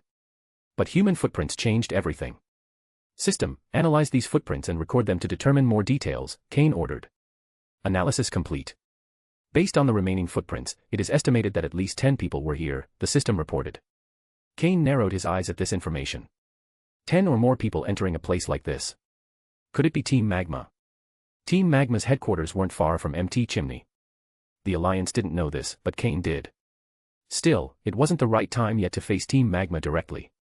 However, it seemed they couldn't stay quiet, always seeking attention. Could this space have something to do with Groudon? Cain immediately wondered. If Team Magma had sent that many people here, it was surely related to Groudon. Cain couldn't help but feel intrigued. In the past, his lack of power made him avoid such matters, but now, with his growing strength, he felt more confident in exploring and taking risks. Team Magma's leader, Maxie, wasn't as cunning a strategist as Giovanni. Though powerful, Maxie didn't inspire the same respect or fear as Giovanni. Cain still remembered how Giovanni could face a fully evolved Mutwo directly, a level of power that placed Giovanni among the strongest in the world. Maxie, on the other hand, was probably only slightly stronger than an Elite Four member, or about the same level. Moreover, Team Magma was still a growing organization, still lurking in the shadows. Interesting. But first let's see if there's a Cyndaquil nest here, Cain murmured with a slight smile. End of chapter. Chapter 838, Chapter 838, They Will Thank Me. Cain was still thinking about the initial reason for his arrival, Quilava. From the beginning, his goal had been to capture a few Quilava or Cyndaquil and see if he could breed higher quality Pokémon. However, stumbling upon this mysterious space was completely unexpected. Cain decided to follow the trail left by the tunnel Quilava had made, slowly walking deeper into the desert. As he moved, he asked Larvitar to carefully erase his tracks, so as not to leave any evidence of his presence. After all, if someone had already made the mistake of being discovered, Cain wasn't about to repeat it. As he continued, he realized that this place was much larger than he had imagined. Despite being in an arid environment, it wasn't devoid of life. Along the way, he saw traces of Pokémon adapted to desert life, hippopotas resting beneath the sand to avoid the heat, and footprints of Sandshrew and Drillbur that had passed by recently. It was clear that the local Pokémon had already adapted to surviving under these conditions. As for water, although scarce, there had to be a hidden source, as it would be impossible for these Pokémon to continue living here without it. Cain followed the Quilava tracks to a pile of black rocks that, from afar, looked small. But as he approached, he discovered that the real size of these rock formations was considerably larger than expected. Although the environment was mostly arid, Cain noticed that the shaded side of the rocks had damp patches, signs of water presence. Additionally, the ground beneath the rocks wasn't dry sand but a mix of moist soil. It was likely that this soil contained the necessary sustenance for the local Pokémon, though it would take instinct to locate it. The Quilava tracks vanished at this point. Cain looked at Larvitar and Combusken, who were accompanying him, and noticed that both seemed energetic. Despite walking through the desert, they showed no signs of fatigue. He even noticed something curious about Larvitar. It seemed excited, as if the environment felt familiar. Larvitar, can you sense if there are Pokémon inside these rocks? Cain asked with a smile, wanting to test his partner. Larvitar was a little surprised by the question but closed his eyes and concentrated. From his feet, a thin snake of sand began to form, slithering toward a small opening in the rocks that was far too narrow for a human to pass through. Cain had asked jokingly, but seeing Larvitar act this way left him impressed. He hadn't expected him to be able to control the desert sand like that. Was this the innate ability of a future Tyranitar? As this happened, a faint red glow began to emanate from the fragment of Groudon's armor that Cain had stored in Larvitar's backpack. Though barely visible, a tiny line of energy flowed from the piece into Larvitar, who didn't seem to notice. After a moment, Larvitar opened his eyes and nodded. He could sense the presence of Pokémon inside. Additionally, he felt a strange and familiar connection to this place, as if the desert welcomed him. Then, can you try to bring them out? Cain asked. Larvitar nodded again and closed his eyes. Moments later, a column of fire burst out from within the hole. Busk. Combusken reacted instantly, running forward and punching directly into the fire. Although the flames were intense, Combusken didn't flinch, dispelling them with ease. Thanks to its training and improved resistance, the fire's heat caused no significant damage. Cain stepped back as he waited for the Pokémon inside to emerge. He didn't have to wait long. After moving a bit farther away, he saw a group of Pokémon emerging from the hole. Among them was the Quilava Cain had been following, but it clearly wasn't the leader. At the front of the group stood a Typhlosion, who seemed to be the protector of the others. Pokémon, Typhlosion, green. Gender, female. Level. Type, fire. Ability, blaze. Held item, none. Egg moves, Flare Blitz, Flame Burst. Basic moves, Eruption, Double Edge, Euro Ball, Tackle, Leer, Smokescreen, Ember, Quick Attack, Flame Wheel, Defense Curl, Swift, Flame Charge. Learned moves, Fire Pledge, Throat Chop, Fire Punch. TM moves, none. Cain noticed that this Typhlosion wasn't particularly outstanding in terms of talent, but her gender caught his attention. Female Typhlosion were rare, as this species typically had a higher percentage of males. Watching the group dynamic, it was clear that the male Quilava he had been following was probably her mate, and behind them were 3 small Cyndaquil, likely their offspring. Cain quickly scanned all the Pokémon but found no exceptional talents.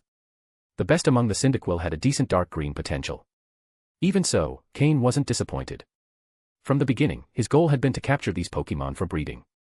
It seems like they're not doing well here. Otherwise, that Quilava wouldn't have gone out looking for food. He probably found the exit while searching for supplies. Why don't you come with me? I can promise you unlimited food, Cain said with a kind smile, as if talking to himself or the Pokémon. But instead of gratitude, he was met with another burst of fire from Typhlosion. Overreacting.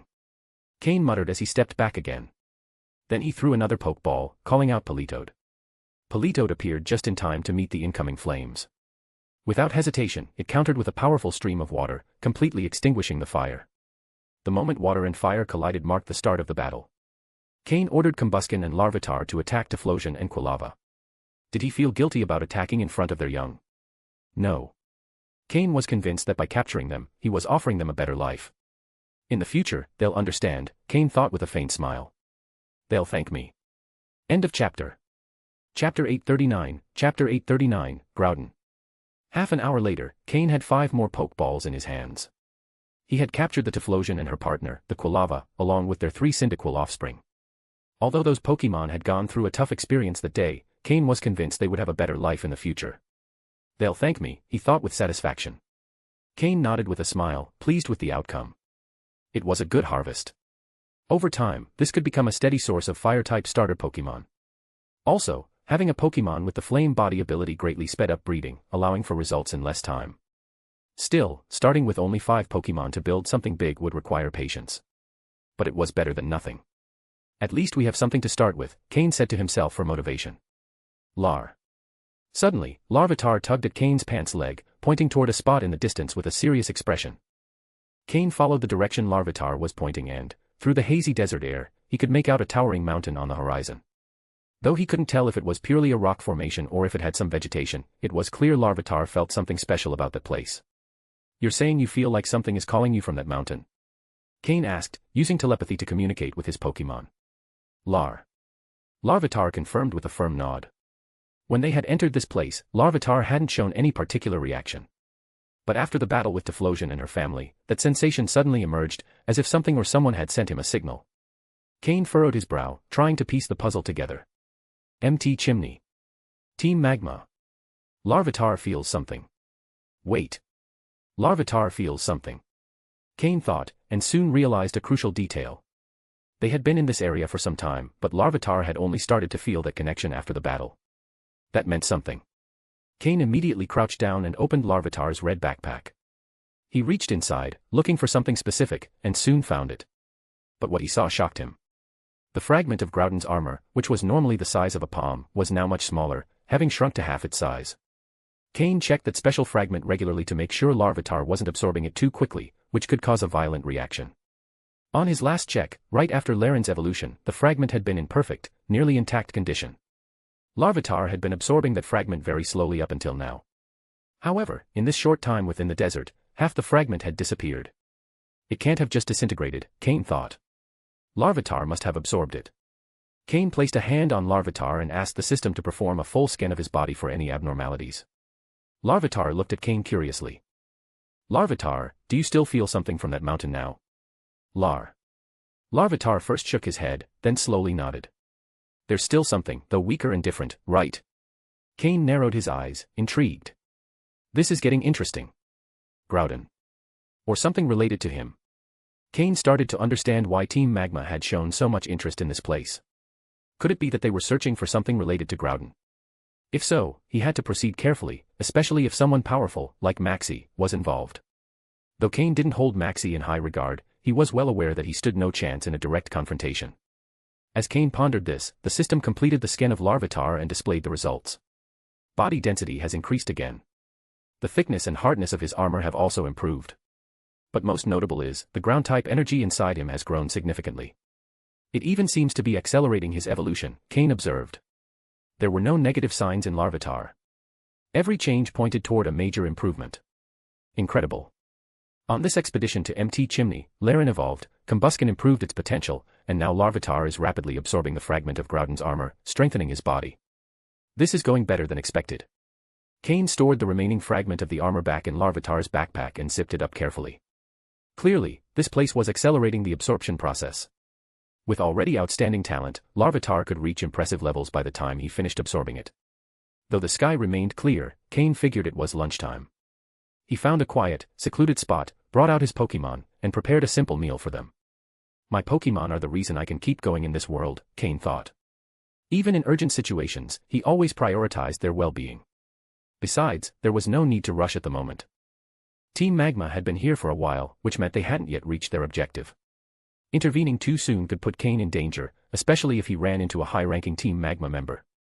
While they ate, Cain devised a plan to approach the mountain without drawing Team Magma's attention, ensuring he could get what he was after without unnecessary trouble. After lunch, with a preliminary strategy in mind, Cain resumed his journey. He kept Larvitar, Combusken, and Politoed out, his 3 Pokemon in most need of training. Though Larvitar was at a relatively low level, this desert seemed to be his natural territory. However, Cain decided not to involve him too much in battles for now, since leveling up might trigger premature evolution. Larvitar had reached level 28, and if he leveled up to 29, he could evolve at any moment. Cain didn't want that to happen before finding the Earth's membrane, a vital resource to complete the quality enhancement potion. I won't sacrifice his future for short-term gain, Cain thought. As they advanced toward the mountain, Cain noticed scattered human footprints. Some had been erased, likely due to local Pokémon activity. They also encountered several opponents along the way, but Cain kept Larvitar out of the fights, leaving the work to Combusken and Politoed. End of chapter. Chapter 840, Omega. After 3 days of travel, Cain and his Pokémon finally approached the imposing mountain. It was truly as the saying goes, see the mountain and die of exhaustion before reaching it. Cain didn't dare summon his flashier means of transportation, like Flygon, due to its size. Although it wasn't unusual to see a Flygon around here, one carrying someone on its back would be too suspicious. When they were still far from the mountain, he could use it with some ease, but now that they were close, he had to be even more cautious and avoid drawing attention. Even when facing wild Pokémon, Cain chose to evade them, avoiding any confrontation that might create noise and alert Team Magma.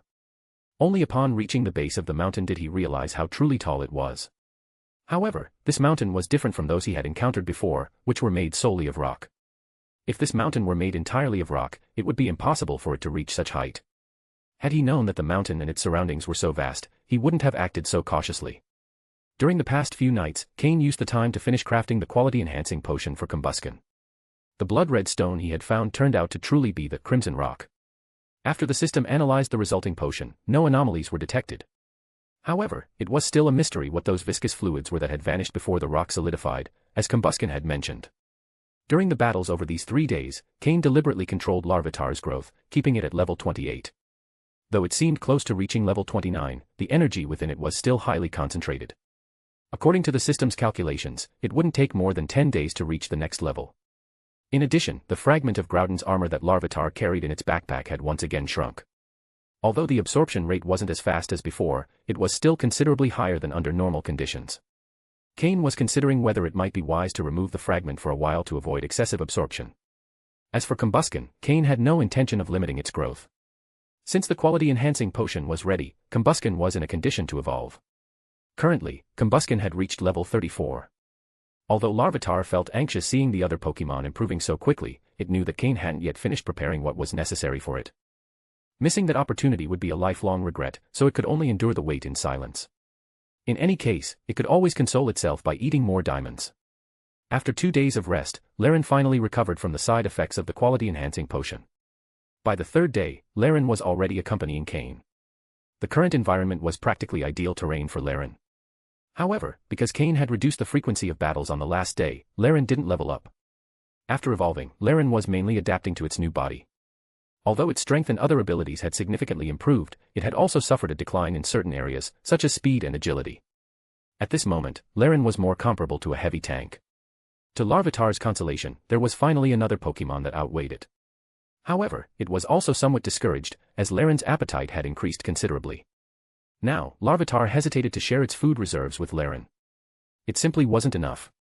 Every time it saw Laren's huge mouth, Larvitar felt an inexplicable pain in its heart. Fortunately, Cain had already accepted Larvitar's peculiar habit of hoarding food. After Larvitar finished eating, Cain would always restock its provisions. After all, those diamonds were meant for both Larvitar and Laren. If they could eat them, it was best that they did. The results were evident. Cain had interacted with Steven's Laren in the past. When he first saw it, that Laren's level was higher than Cain's current Laren. However, in terms of physical build and the toughness of its metal armor, Steven's Laren couldn't compare with Cain's. This was the subtle but significant effect of long-term diamond consumption. Cain was satisfied with these results, even though the rate at which resources were being consumed was alarming. Fortunately, he had recently obtained a large amount of resources, allowing him to maintain this pace. However, the small diamond reserves collected on Mythical Island had already been more than halfway consumed by these two gluttons. Cain couldn't help but think he had underestimated these two Pokémon's appetites. It was crucial to help the Carbink expand their colony as soon as possible, otherwise, Larvitar and Laren might run out of food. Larvitar, can you feel it more clearly now? Cain asked. Larvitar's response was immediate.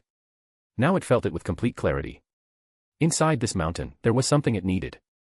And not just one thing. Cain decided to recall his Pokémon and summoned Honchkrow and Slowking. Facing Team Magma required strong and reliable Pokémon. Honchkrow, fly over the area and check if there are any humans nearby. If you see anyone, avoid being detected, Cain instructed. Then he turned to Slow King. Slow King, place psychic markers at every location we reach and use your powers to shield us with a barrier. That way, we'll reduce the chances of being discovered. Honchkrow nodded and soared into the sky. The red gem on Slow King's head glowed, forming a thin psychic membrane that enveloped Cain and itself.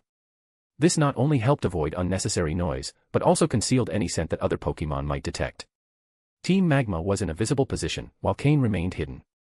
This gave him room to maneuver. If the situation were reversed, Cain would have no choice but to flee. They slowly advanced up the mountain. Without the cover of trees, it was easier to be discovered. However, it also provided a wider field of view, making it easier to detect enemies.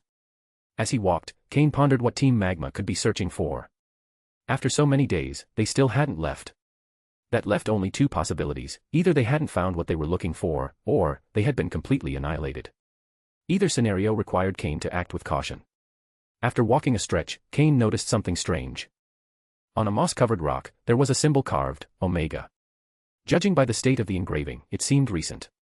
This symbol was exclusive to Team Magma, even appearing on their uniforms. The Omega symbol came from Groudon in its primal form, representing the concept of Omega, a special designation. Team Magma wasn't looking for the ordinary Groudon, but its primal form, the legendary ground and fire-type Pokémon, a deity among level 1 deities. End of chapter. Chapter 841, Chapter 841, The Ancient Ruins.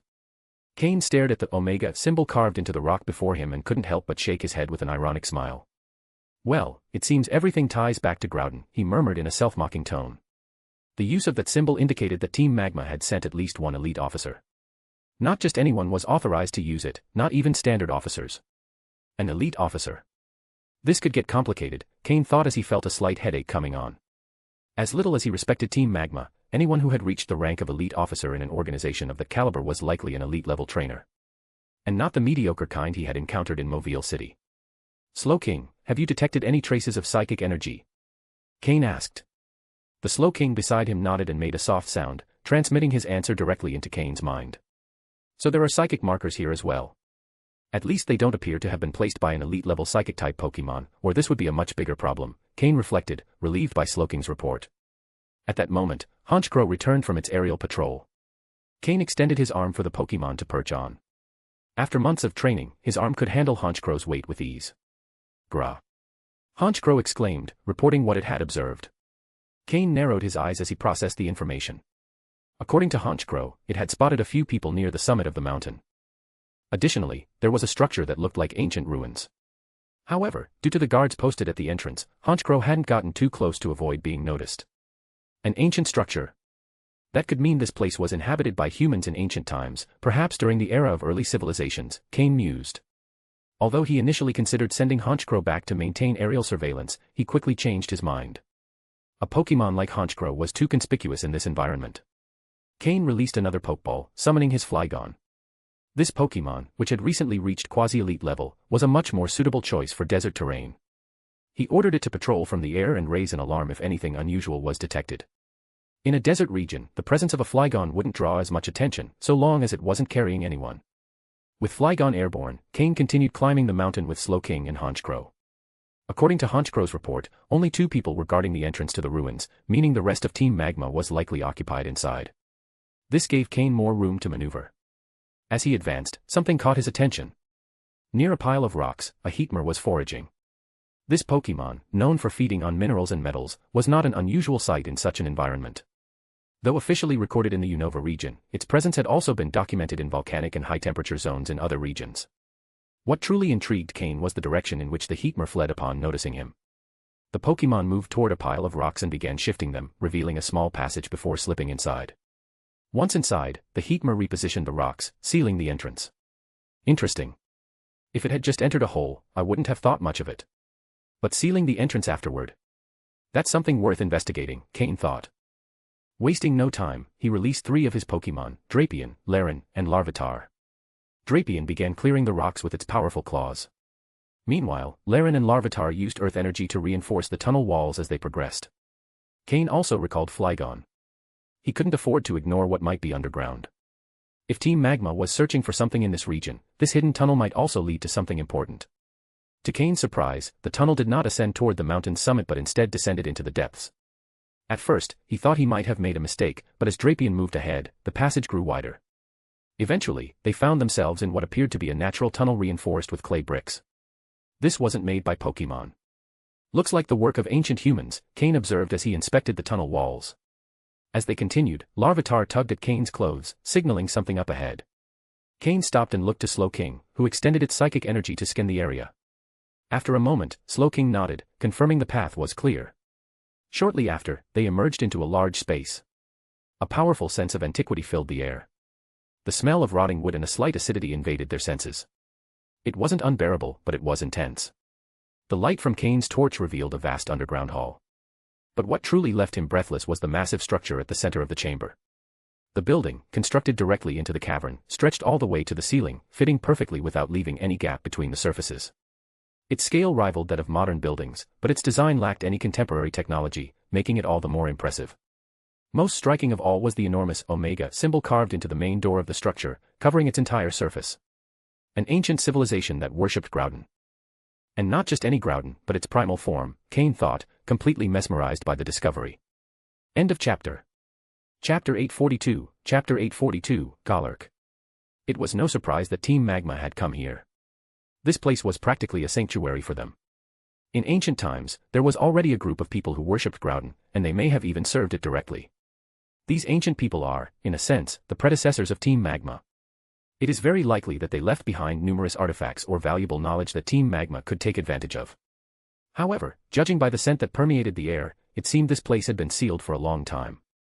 The entire structure was probably in a state of decay, so if he decided to go inside, caution would be necessary. Cain ordered Slowking to leave a psychic marker in the area, which would allow for a quick retreat if needed. Only after ensuring this safeguard did he begin to slowly approach the ruins. Suddenly, Slowking cried out and quickly enveloped Cain in a psychic barrier while retreating at full speed. Drapion and the other Pokémon immediately assumed defensive stances. Cain, though surprised, could also sense something strange thanks to his own psychic abilities. However, Slowking's reaction had been much faster. A loud crash echoed as the ground beneath them suddenly fractured. Chunks of rock flew in all directions. Drapion moved swiftly, smashing the larger rocks to dust before they could cause harm. Larvitar and Laren used their own abilities to protect themselves, controlling the terrain's energy to deflect the debris. Although some smaller stones hit them, they suffered no significant damage, not even scratches on their bodies. When the dust settled, Cain could finally see the source of the sudden attack. Before them stood a towering figure, a colossus built of stacked stones. "Is that a Galark?" Cain murmured, identifying the Pokémon. Galark, along with its pre-evolution Galat, are considered the first Pokémon created by humans. In ancient times, humans used all their wisdom and knowledge to bring these Pokémon to life. This proves that humans of that era were no less ingenious than those of today, and may have even been more advanced in certain respects. Using only stones and a set of mysterious runes, they were able to create a Pokémon with its own consciousness. Moreover, these Pokémon possess the ability to evolve, a truly astonishing achievement. Originally, humans only created Galat, but as its powers increased, its original body could no longer contain its growing energy. As a result, it evolved into Galark. It is said that Galat was created as an imitation of the Regis, specifically Regirock. Although the exact process remains a mystery, the fact is that these Pokémon came into being. They are extremely loyal to the commands of their creators, much like the Regis. It's likely that this Galark had been activated because Cain and his team intruded into the area it was guarding, triggering a programmed response. Pokémon, Galark, light blue. Gender, genderless. Level. Types, ground plus ghost. Ability, Iron Fist. Held item, none. Egg moves, none. Basic moves, Heavy Slam, High Horsepower, Pound, Astonish, Defense Curl, Mud Slap, Rollout, Shadow Punch, Iron Defense, Stomping Tantrum, Mega Punch, Magnitude, Dynamic Punch, Nightshade, Curse, Earthquake. Learned moves, Fire Punch, Thunder Punch, Ice Punch, Earth Power, Drain Punch. TM moves, none. A quasi-elite level Galark, perfect for guarding a base. Cain couldn't help but feel tempted. A Pokémon like this would be perfect as a guardian. Even if it couldn't match the capabilities of the Regis, having a simplified version would be more than enough. However, in order to capture it, he'd have to defeat it first. Cain called over Larvitar and Laren, while Drapion, Honchkrow, and Slowking prepared for battle. Galark began to move, displaying surprising agility. This Pokémon can fly, and its aerial speed is nothing to scoff at. In flight mode, Galark's legs retract, turning into thrusters, and its arms can also convert into boosters to enhance speed. It was impressive to witness the creative ingenuity of the ancient humans in action. With each step Galak took, the ground trembled.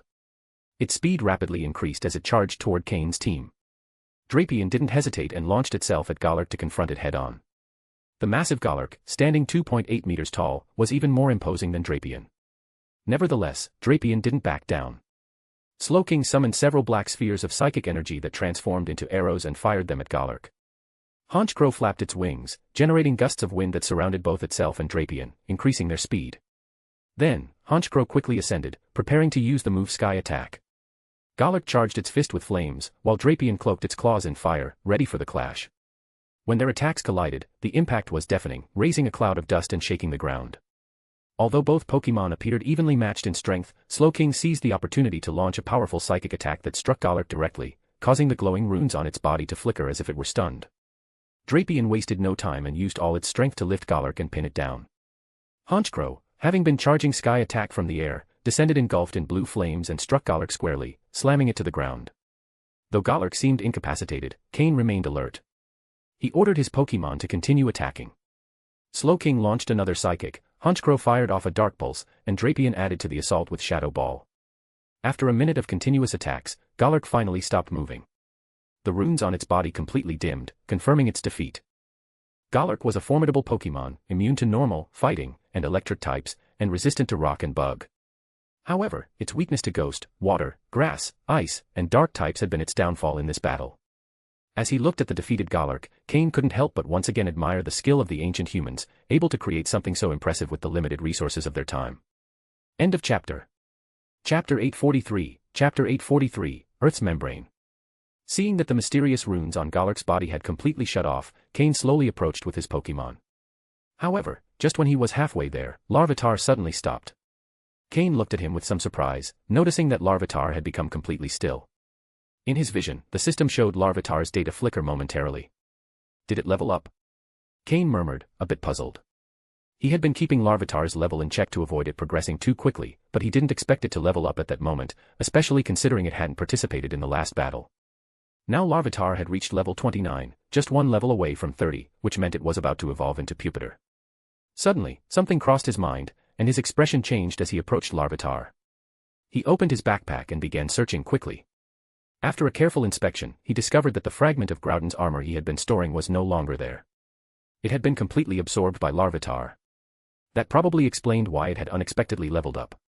From the moment they entered the space, Larvitar had absorbed almost half of the fragment. Then, over the following days, it continued to absorb it bit by bit, and finally, upon entering this mysterious cave, it had absorbed it completely. However, Larvitar didn't seem to have noticed anything strange about itself. Although Cain had planned for Larvitar to absorb that fragment, he hadn't expected the process to be so fast. Moreover, the way it had occurred, so suddenly, had caught him off guard. With a resigned sigh, Cain reflected on the situation. The system had estimated that it would take Larvitar about 10 more days to fully absorb the fragment, and since the absorption rate had slowed over time, Cain hadn't paid it much attention. But now, there was nothing he could do about it. Larvitar had already leveled up, and there was no way to reverse it. At least, he thought, there was still some time before it reached the next level. System, perform a full analysis of Larvitar to check for any anomalies, Cain said, wanting to make sure everything was in order. Then he approached the Galak lying on the ground. Up close, it looked like an oversized ceramic figure, with a rough and rudimentary texture. The ancient humans had used mysterious runes and unknown methods to give it life. Life. Was that the reason Galak was a ghost-type Pokémon? A chill ran through Cain as he considered the implications. The ancient humans, in their quest for power, had likely resorted to far more extreme methods than those used today. In that era, ruled by kings and nobles, slaves had no rights or protection. It was likely that the ancients had used human souls to create these Pokémon. System, analyze the principle behind Galak's creation, said Cain, with a sudden idea. If he could understand how these Pokémon were made, maybe he could replicate them today. Although it sounded unrealistic, it wasn't impossible. He placed his hand on Galak's body, feeling the rough and fragile texture of the clay. The system began analyzing through direct contact. A key material has been found. Name of material, Earth's membrane, the system suddenly announced. Cain raised an eyebrow, recalling that he had configured the system to alert him if it detected anything related to Crimson Rock or Earth's membrane. When he was above the magma, the system had already warned him once about the presence of Crimson Rock. Now, it seemed that the Earth's membrane was related to Galak. According to the system's previous analysis, the Earth's membrane was likely the essence of a mountain, a form of highly compressed energy. The larger and older the mountain, the more energy it contained, and the higher the quality of its Earth's membrane. That was why Cain had come to Mt. Chimney, the largest mountain in the Hoenn region. He was hoping to get lucky and find something valuable. Although he had already found the Crimson Rock, he hadn't succeeded with the Earth's membrane. But now, it seemed he had finally found it. Where is the Earth's membrane? Cain asked the system. Would you like to visualize the location? The system responded. Visualize? That was something new. Yes, show it, Cain ordered. Suddenly, the point of contact between his hand and Galark emitted a faint glow. Small electric currents ran across the golem's body, causing it to tremble slightly. For a moment, Cain thought the golem was about to reactivate, but then the mysterious rune on its chest flickered and a yellowish-brown lid opened, revealing its interior. Inside its hollow, dark chest floated a small orb that emitted a dim, earthy yellow glow. Is this the Earth's membrane? The essence of the Earth? Galark's energy core? Cain watched in amazement. It turned out that Galark was a ground-type Pokémon not because it was made of mud, but because it contained this essence as its energy core, which granted it power. The combination of an unknown soul, an Earth's membrane, and the mysterious runes on its body were the principles behind Galark's creation. Cain reached out and took the glowing orb. Upon contact, he felt the heat emanating from the sphere, a concentrated energy that seemed to pulse in his palm. System, confirm the analysis, Cain ordered. If an entire mountain was needed to create one Galark, how many of these cores could really exist? Confirmed. The material is the Earth's membrane, the system replied. Cain nodded, watching as the orb's light gradually faded. Finally, it transformed into an opaque sphere, about the size of 2 thumbs, similar to a marble but without the transparency. When the light completely vanished, Galark collapsed into dust. Without its energy core, the mysterious runes on its body had lost their power source, and time had done the rest, crumbling its structure in an instant. Cain blinked, surprised by the sudden disintegration. Before he could store the core, the system spoke again. Full analysis of Larvitar complete. Its condition is stable. It contains a large amount of unabsorbed energy, which is being gradually processed. Evolution is expected to occur upon complete absorption, the system reported. Cain's expression darkened. I knew it wouldn't be that simple. Is it because the fragment's energy was too intense? Cain reflected. It seemed there was no time to waste in completing the quality-boosting potion for Larvitar. Luckily, he already had all the necessary ingredients. However, before he could do anything more, something unexpected happened again. End of chapter. Chapter 844, Chapter 844, Ryudo. The giant Galark, now reduced to dust, released a nebulous, completely dark form from the remains. It floated slowly, like smoke. Through psychic perception, it could be identified that this thing possessed traits of a ghost-type Pokémon. In other words, this dark object was actually the soul that had been injected into Galark's body. It was likely also the source of Galark's thoughts. Cain frowned as he observed the dark form that had suddenly appeared. In theory, after the disappearance of the energy core, this thing should have vanished as well, since it wasn't a real Pokémon. Strictly speaking, it might have just been a mass of thought and ghost-type energy. ZZZ. Suddenly, the dark form let out a high-pitched, piercing screech. The sound echoed throughout the cave. It was hard to imagine how something so small could produce such a deafening noise. With this shriek, drastic changes began to occur. The ground started to crack, and pieces of rock of various sizes broke loose, shooting from the cave floor and walls in all directions. Cain and his team, positioned in the square in front of the ruins, became the primary target of the launched rocks. Strange sounds began to emanate from the fractured areas. They were Galark, and also some Galat emerging among them. More Galark and Galat began to appear along the surrounding walls. Cain's face darkened instantly. No one could have imagined that so many Galark and Galat were hiding in a place like this. What were all these Pokémon protecting? Cain's Pokémon began acting swiftly. The first wave of rocks had been easy to deal with, but this time the situation was entirely different due to the overwhelming number of enemies. Cain was surrounded by his Pokémon, who were destroying the large incoming rocks. Slowking created a psychic barrier to keep the smaller ones at bay. Cain also intervened occasionally, moving his right hand to use his spatial slicing ability to shatter the larger rocks in case Slowking's barrier couldn't hold them. Then, the Galark and Galat began appearing en masse, floating in the air. The runes on their faces glowed with a bright, dangerous red, as they slowly advanced toward Cain. The Galark looked like floating suits of armor, observing Cain and his group emotionlessly from above, completely surrounding them. This can't go on. Slowking, do you see the door to the ruins ahead? Use teleport to take us there. Everyone else, stay alert for sudden attacks, Cain said through his telepathic link with his Pokémon. Yadin. Slowking nodded firmly, and a powerful psychic wave radiated from its body, lifting the smaller rock fragments. The energy barrier shrank, covering only Cain and his team. Fortunately, the distance between their position and the door of the ruins was short, allowing Slowking to quickly execute teleport. Before the Golurk's attacks could reach them, Cain and his team vanished, reappearing in front of the ruins gate. It was a massive door, about 10 meters tall, with a large Omega symbol engraved on its surface. Without wasting time, Cain decided to enter the ruins immediately. Although Golurk were excellent guardians, their creators typically did not allow them to enter inhabited areas. Once inside the ruins, they would be practically safe. If things got worse, Slowking could always use teleport to get them out. Having discovered this place, Cain wasn't willing to retreat so easily. With the help of his Pokémon, the massive stone door began to open slowly. Once there was enough space, Cain and his Pokémon entered, closing the door behind them. The stone door was surprisingly thick, wider than Slowking itself. Just as Cain had anticipated, once inside, the Golurk didn't follow them. They remained outside, not daring to enter. Cain let out a sigh of relief. Meanwhile, at the top of the mountain, Team Magma had entered the ruins under their commander's orders. They were slowly descending inside. In fact, the ruins Cain had entered were part of the same structure Team Magma had discovered, but the building was so tall that Team Magma assumed the entrance was at the top. For them, descending from above proved much more difficult. Unlike Cain, they encountered numerous locked doors and traps left behind by the ancients, making every step of their progress arduous. Then something unexpected happened. A sharp screech echoed from deep within the ruins. Though faint, it still reached them. With that sound, the walls began to crumble, and previously opened stone doors slammed shut. Members of Team Magma were split into different sections of the building. Worse still, Golurk and Golett emerged from the broken walls. Although fewer in number than those Cain faced, the confined space made evasion extremely difficult. Team Magma suffered heavy losses. Report the situation, ordered a middle-aged man wearing attire different from the rest, known as Ryudo. Commander Ryudo, the sudden attack resulted in 3 casualties and 5 seriously injured, one of his subordinates replied, drenched in sweat and showing visible fear. Useless. Ryudo cursed and turned forward, his gaze fixed on the dark corridor. However, the moment he turned, his expression changed dramatically. Gone was his rage, and his eyes became eerily calm, almost inhuman in their serenity.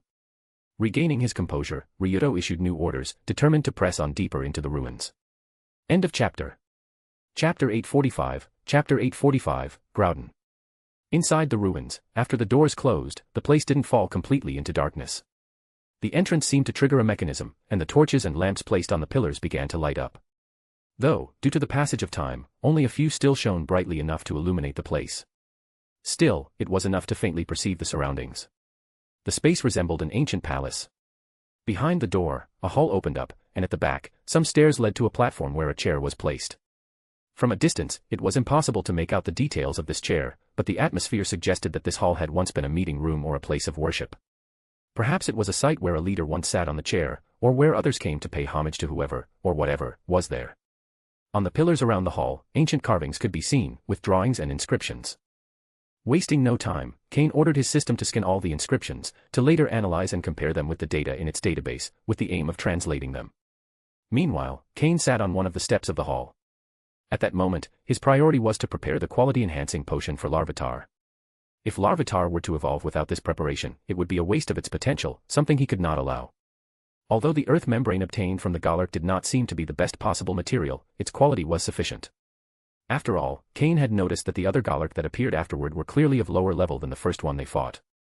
The preparation of the quality-enhancing potion was much more complex than making poke blocks. Fortunately, Cain didn't have to carry it out manually. Even though he was working to reduce his reliance on the system, this type of process, one that directly influenced his Pokémon's future development, was not something he wanted to leave to chance. However, in his training with poke blocks, Cain had begun practicing manual preparation instead of depending entirely on the system. Although his initial manual attempts often resulted in failures, over time he started to get acceptable results. After witnessing the process thousands of times, even someone inexperienced wouldn't be entirely clumsy in their first tries. Precision, of course, remained a challenge, but thanks to his psychic abilities, Cain could achieve a level of control that made the process easier. He could now make basic poke blocks with no problem, and had a decent success rate with intermediate ones. With advanced ones, his results were still rare, but it was steady progress. After 3 hours, Larvitar's quality-enhancing potion was finally ready. Before him stood 2 vials, one with a yellowish earth-colored liquid, and the other a deep red. These potions were the result of Cain's effort and would ensure that both Larvitar and Combusken evolved without losing their innate talents. Cain stood up, feeling that a great concern had been resolved. With that matter taken care of, he could now fully focus on exploring the ruins. While he worked, the system had also deciphered part of the inscriptions on the walls and pillars, uncovering information about what they contained. The texts were filled with praises for the God of the Earth, the Beast of the Earth, or simply the Crimson Beast. These names clearly referred to Groudon, or more specifically, Primal Groudon. The devotion of these people toward Groudon was evident in their writings. According to the records, in ancient times, Groudon existed solely in its primal form, unlike the Groudon that, in recent times, had been artificially awakened by Team Magma. Cain slowly climbed the stairs, observing his surroundings while the system scanned the carvings and arranged them into three-dimensional images that Cain could examine. These projections had an impressive visual impact and allowed him to better understand the story the ancients were trying to convey. In their legends, Groudon created the land, battling against Kyogre, who created the oceans. This battle was eventually stopped by the intervention of a mysterious dragon from the sky. However, their fight had shattered the continents and split the seas. Groudon, Kyogre, and Rayquaza. These three Pokémon were known even to Cain. While the Pokémon world has many legendary beings, few have such a history marked by conflict. Dialga and Palkia often fought each other, and Mutwo fought both Mew and Team Rocket. Ho-Oh and Lugia rarely appeared, and the dragons Reshiram, Zekrom, and Kyurem had yet to show any signs of existence. However, these three Pokémon were unique in that their conflicts had left a deep mark on history. Cain continued climbing until he reached the upper platform, where he found a strange chair, ancient-looking. It appeared to be made of wood or stone, but its pristine condition suggested it was made of a unique material that didn't degrade over time. Next to the chair stood a stele, similar to a pillar, but with a flat surface full of inscriptions. The stele was damaged in some parts, with broken fragments that had likely been deliberately destroyed. Throughout the hall, it was evident that several parts, including walls and pillars, showed signs of deliberate strikes. It wasn't the type of damage caused by time, but rather the result of direct attacks. The system began translating the text on the stele, and when Cain read the first line, he couldn't help but hold his breath. His eyes widened, and for a moment he was speechless. These ancients are insane. Calling them passionate would be an understatement. This is. Cain didn't know how to describe what he had just read.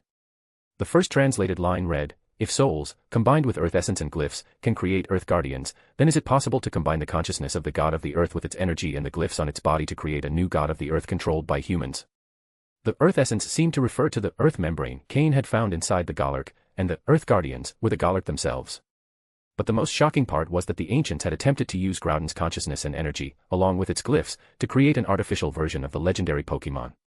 Could this have been the origin of Team Magma's inspiration to create the modified Groudon? The idea these ancients had was so advanced and terrifying that Cain couldn't help but compare them to an archaic version of Team Rocket. Their methods and ambition were on a completely different level, and Cain began to realize that this place held secrets far darker than he had imagined. End of chapter. Chapter 846, Chapter 846, The Forest Guardian, Trevenant. After suppressing his surprise, Cain continued reading. Ancient humans sometimes truly had interesting ideas. Creating a version of Groudon like Golurk meant that, if achieved, even if it didn't possess the same power as Groudon, it wouldn't be something an ordinary Pokémon could face. But the important thing was, how did these ancient humans obtain those things from Groudon? If they were able to get close to Groudon and collect those materials, wouldn't that imply they could create endless Groudon-type Golurk? Thinking about this, Cain had to admit that, if they succeeded, this ancient civilization could have completely dominated the Pokémon world. However, it was still unclear who the people behind the creation of these ruins were. Did they really do it? As he read further into the text, Cain couldn't help but react again. Yes, they did. And the most surprising part was that this Groudon-style Golurk was supposedly inside these ruins. The text on the stone described those who participated in its creation, as well as some of the methods used. However, when trying to read more, the lower parts of the inscription were damaged, and only fragments of words remained. Among them, terms like destruction, regret, and apologies could be distinguished. It seemed that, although they managed to create the Groudon-type Golurk, they made the same mistake as Team Rocket, they couldn't control it. Controlling Groudon's wild thoughts. That seemed impossible. Even more so when it had such an explosive energy core like Groudon's. Cain was curious about the symbols the Golurk bore, wondering what they meant and what their purpose was. He was also intrigued by Groudon's patterns, including the Omega symbol on its body, and how they were used in creating these Golurk. Unfortunately, the text didn't provide more details. However, Cain obtained crucial information. The Groudon-style Golurk was located deep within these ruins. If he reached that place, he might find what he was looking for. Additionally, what had been attracting Larvitar was probably that special Galark. Cain didn't know if that would be a good or bad thing. Regardless of the outcome, he felt the need to explore. After coming this far and discovering something so interesting, he couldn't allow himself not to investigate further. He passed by the chair and the engraved stone and continued down the stairs behind the chair. It's possible that the damage here was caused by that special Galark, Cain thought to himself. Also, the Galark outside the ruins don't just seem to be there to prevent intruders from entering, but also to prevent something inside from getting out.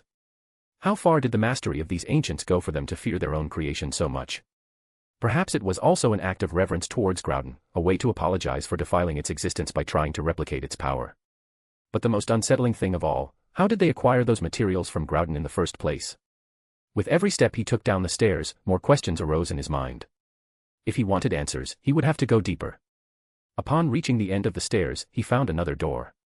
It wasn't as imposing as the main door, but it had the Omega symbol engraved on it. Upon opening it, he encountered something different from the previous area. It was an open corridor flanked by gardens on both sides. In ancient times, these gardens were probably full of vibrant plants and flowers. Now, however, the landscape was desolate. Although not completely desolate, since some plants still survived. Curious, Cain stepped out of the corridor and headed toward the plants. The ground, dry and hard as cement, evidenced that this land had been deprived of water for a long time, an environment in which most plants couldn't survive. That's why these plants were especially strange. As he approached, he noticed that some had black holes in their trunks, which together formed sinister faces, like those of ghostly creatures in dark forests. The system activated its scanner, providing detailed information. It's a Trevenant. Pokémon, Trevenant, light blue. Gender, male. Level. Type, Ghost plus Grass. Ability, Natural Cure. Held item, none. Egg moves, Grudge, Imprison, Venom Drench. Basic moves, Shadow Claw, Horn Leech, Tackle, Confuse Ray, Astonish, Growth, Ingrain, Faint Attack, Leech Seed, Curse, Will-O-Wisp, Forest's Curse, Destiny Bond, Phantom Force, Woodhammer. Learned moves, Seed Bomb, Snore, Worry Seed, Foul Play, Block, Pain Split, Telekinesis, Giga Drain, Drain Punch. TM moves, none. Among the data collected, the strongest Trevenant was a specimen at level 56 with a light blue quality. A ghost and grass-type Pokémon. It wasn't surprising that they could survive in a place like this, since they didn't require much water to live. Although this space was mostly a desert, that didn't mean it completely lacked water. Probably, if their roots reached deep enough, they could access a hidden water source. That explained how these Trevenant had survived all this time. Upon noticing that Cain and his Pokémon had stopped their advance, the Trevenant who had been motionless opened their eyes. The largest one, in the center, opened an intense red eye, which glowed with a bloody gleam. For an ordinary person, the sight of a Trevenant in this state could be terrifying. The most cowardly would flee immediately, while the most reckless and aggressive might attack without thinking. However, Trevenant is not an aggressive Pokémon by nature. Although its appearance may be intimidating, its character is surprisingly peaceful. They only attack those who harm the forests, while they are kind to those who respect their home. They are the true guardians of the forests, taking on this responsibility since they were little Phantump. Even though they had been in this place for a long time and hadn't seen other living beings, these Trevenant seemed naive and simple in behavior. They simply stared at Cain, without making any hostile move. It was precisely because no danger was detected that Slowking, who was next to Cain, didn't act immediately. As a Psychic-type Pokémon, Slowking had quickly sensed the presence of these Ghost-type Pokémon. Trevenant is usually native to Kalos. Seeing them here is quite surprising, Cain thought as he looked at them. With a faint smile, he took out a bottle of pure water from his storage space and, using his psychic powers, offered it to the nearest Trevenant. End of chapter. Chapter 847, Chapter 847, Chandelure. The Trevenant seemed confused at first, but after carefully inspecting it, it confirmed that it was indeed water. Its expression of surprise quickly turned into one of joy. With eyes full of expectation, they watched as Cain tilted the bottle, letting the water slowly flow onto the dry, cracked ground. Within seconds, roots began to emerge, eagerly absorbing the liquid. It was as if the Pokémon, who had been thirsty for an unimaginable amount of time, finally found relief. The expressions of satisfaction on their faces were unmistakable. What is happiness? Perhaps it's something as simple as what these grass-type Pokémon were feeling, being able to drink water in an environment that almost completely denied it. As Cain reflected, for such a special plant species, having access to abundant water was undoubtedly the closest thing to paradise. Seeing how easily these Pokémon were satisfied, Cain felt a slight pang of discomfort. However, he didn't waste time and, through telepathy, conveyed his intentions. He promised that if they agreed to accompany him, he would take them to a place full of vegetation, abundant water, and ideal conditions to thrive.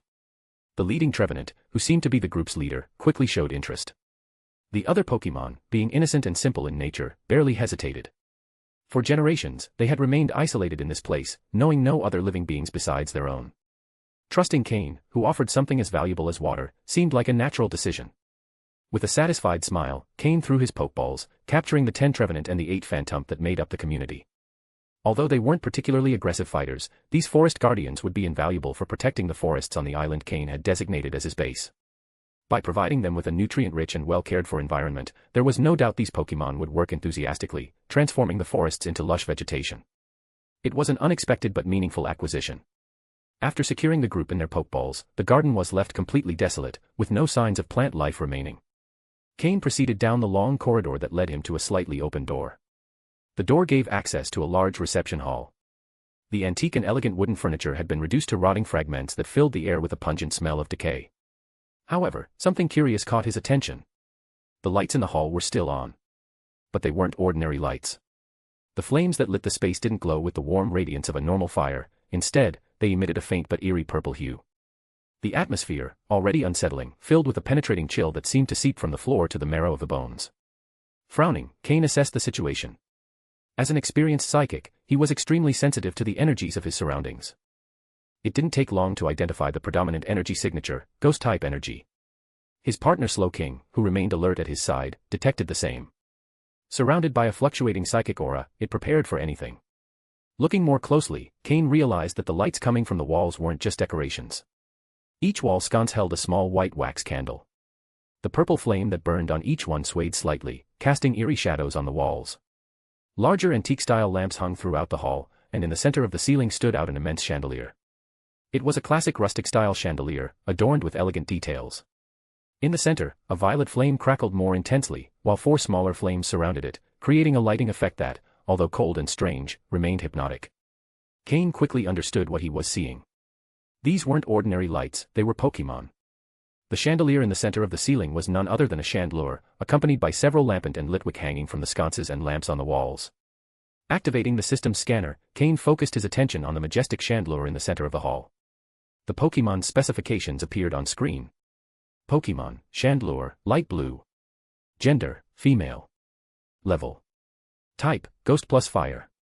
Ability, flash fire. Held item, none. Egg moves, heat wave, endure, acid, clear smog. Basic moves, ember, astonish, minimize, smog, fire spin, confuse ray, nightshade, will-o-wisp, flame burst, imprison, hex, memento, inferno, curse, pain split. Learned moves, telekinesis, spite, snore, ally switch. TM moves, none. A chandelure of maximum quasi-elite level. Although it was the only one of its species in the hall, it was surrounded by numerous high-level lampant. Observing the flames of the Pokémon, Cain noted that they all burned strongly, indicating they weren't lacking fuel. But this raised an important question: where were these Pokémon getting the souls or life energy they needed to survive? This thought deeply unsettled him, though he didn't have much time to reflect. The flames began to flicker intensely, and the shadows on the walls distorted, moving unnaturally. The spectral Pokémon had noticed the presence of Cain and his companions. From the ceiling, the chandelure opened its bright yellow eyes, fully revealing itself. The flames around it intensified, releasing a wave of heat that filled the hall. With this act, the lampant and litwick also activated, joining forces with their leader to attack Cain's group. Calmly, but without lowering his guard, Cain threw out more Pokeballs. Combuskin, Politoed, and Swampert appeared, joining Slowking, Honchkrow, Drapion, Larvitar, and Laren, who were already present. As a final touch, a huge dark figure emerged from the shadows behind him. Flashing a sinister grin, Gengar had arrived to join the fray. If the ghost-type Pokémon wanted a fight, Cain and his team were more than ready to grant their wish. End of chapter. Chapter 848, Chapter 848, Underground Space. Chandelure possess great endurance. The combination of its ghost and fire types allows it to be immune to normal and fighting-type moves, while also being doubly resistant to poison, steel, fire, grass, ice, and fairy-type moves. Additionally, its resistance to bug-type moves is quadruple. However, they also have notable weaknesses. They are vulnerable to ground, rock, ghost, water, and dark-type moves, which balances their stat composition. Nevertheless, overall, their typing remains quite solid. The chandelure species stands out for a very evident trait: its outstanding special attack. Out of its 520 base stat points, The 145 allocated to special attack are a clear sign that this species is designed exclusively to deal devastating damage through special moves. Among the trainers recognized for using Chandelure exceptionally well is Chantal, a representative from the Unova region, whom Cain had the chance to meet at the Sinnoh tournament. Chantal's Chandelure was a perfect example of this species' potential when trained properly. However, one of Chandelure's drawbacks is its constant need to absorb life energy to sustain itself. Although some specimens, under special training, can control this ability, they cannot eliminate it entirely. Though Chantal likely found a method to manage this aspect, Cain neither had the tools nor the interest to train a Pokémon with such dependency. No matter how powerful it may be, the side effects of this species make it a complicated choice. The battle between Slowking and Chandelure began quickly. The rest of Cain's Pokémon, such as Drapion, Gengar, and Honchkrow, engaged the Lampent and Litwick. The Litwick were especially vulnerable due to their lower levels, while some of the more powerful Lampent managed to hold out longer. In the midst of the chaos, Larvitar stood out. Its happiness was evident, as ground and rock types are especially effective against Lampent and Litwick. Over the last few days, Larvitar had significantly improved its control over ground-type energy, an advance that also influenced its mastery of rock-type energy due to the similarities between the two.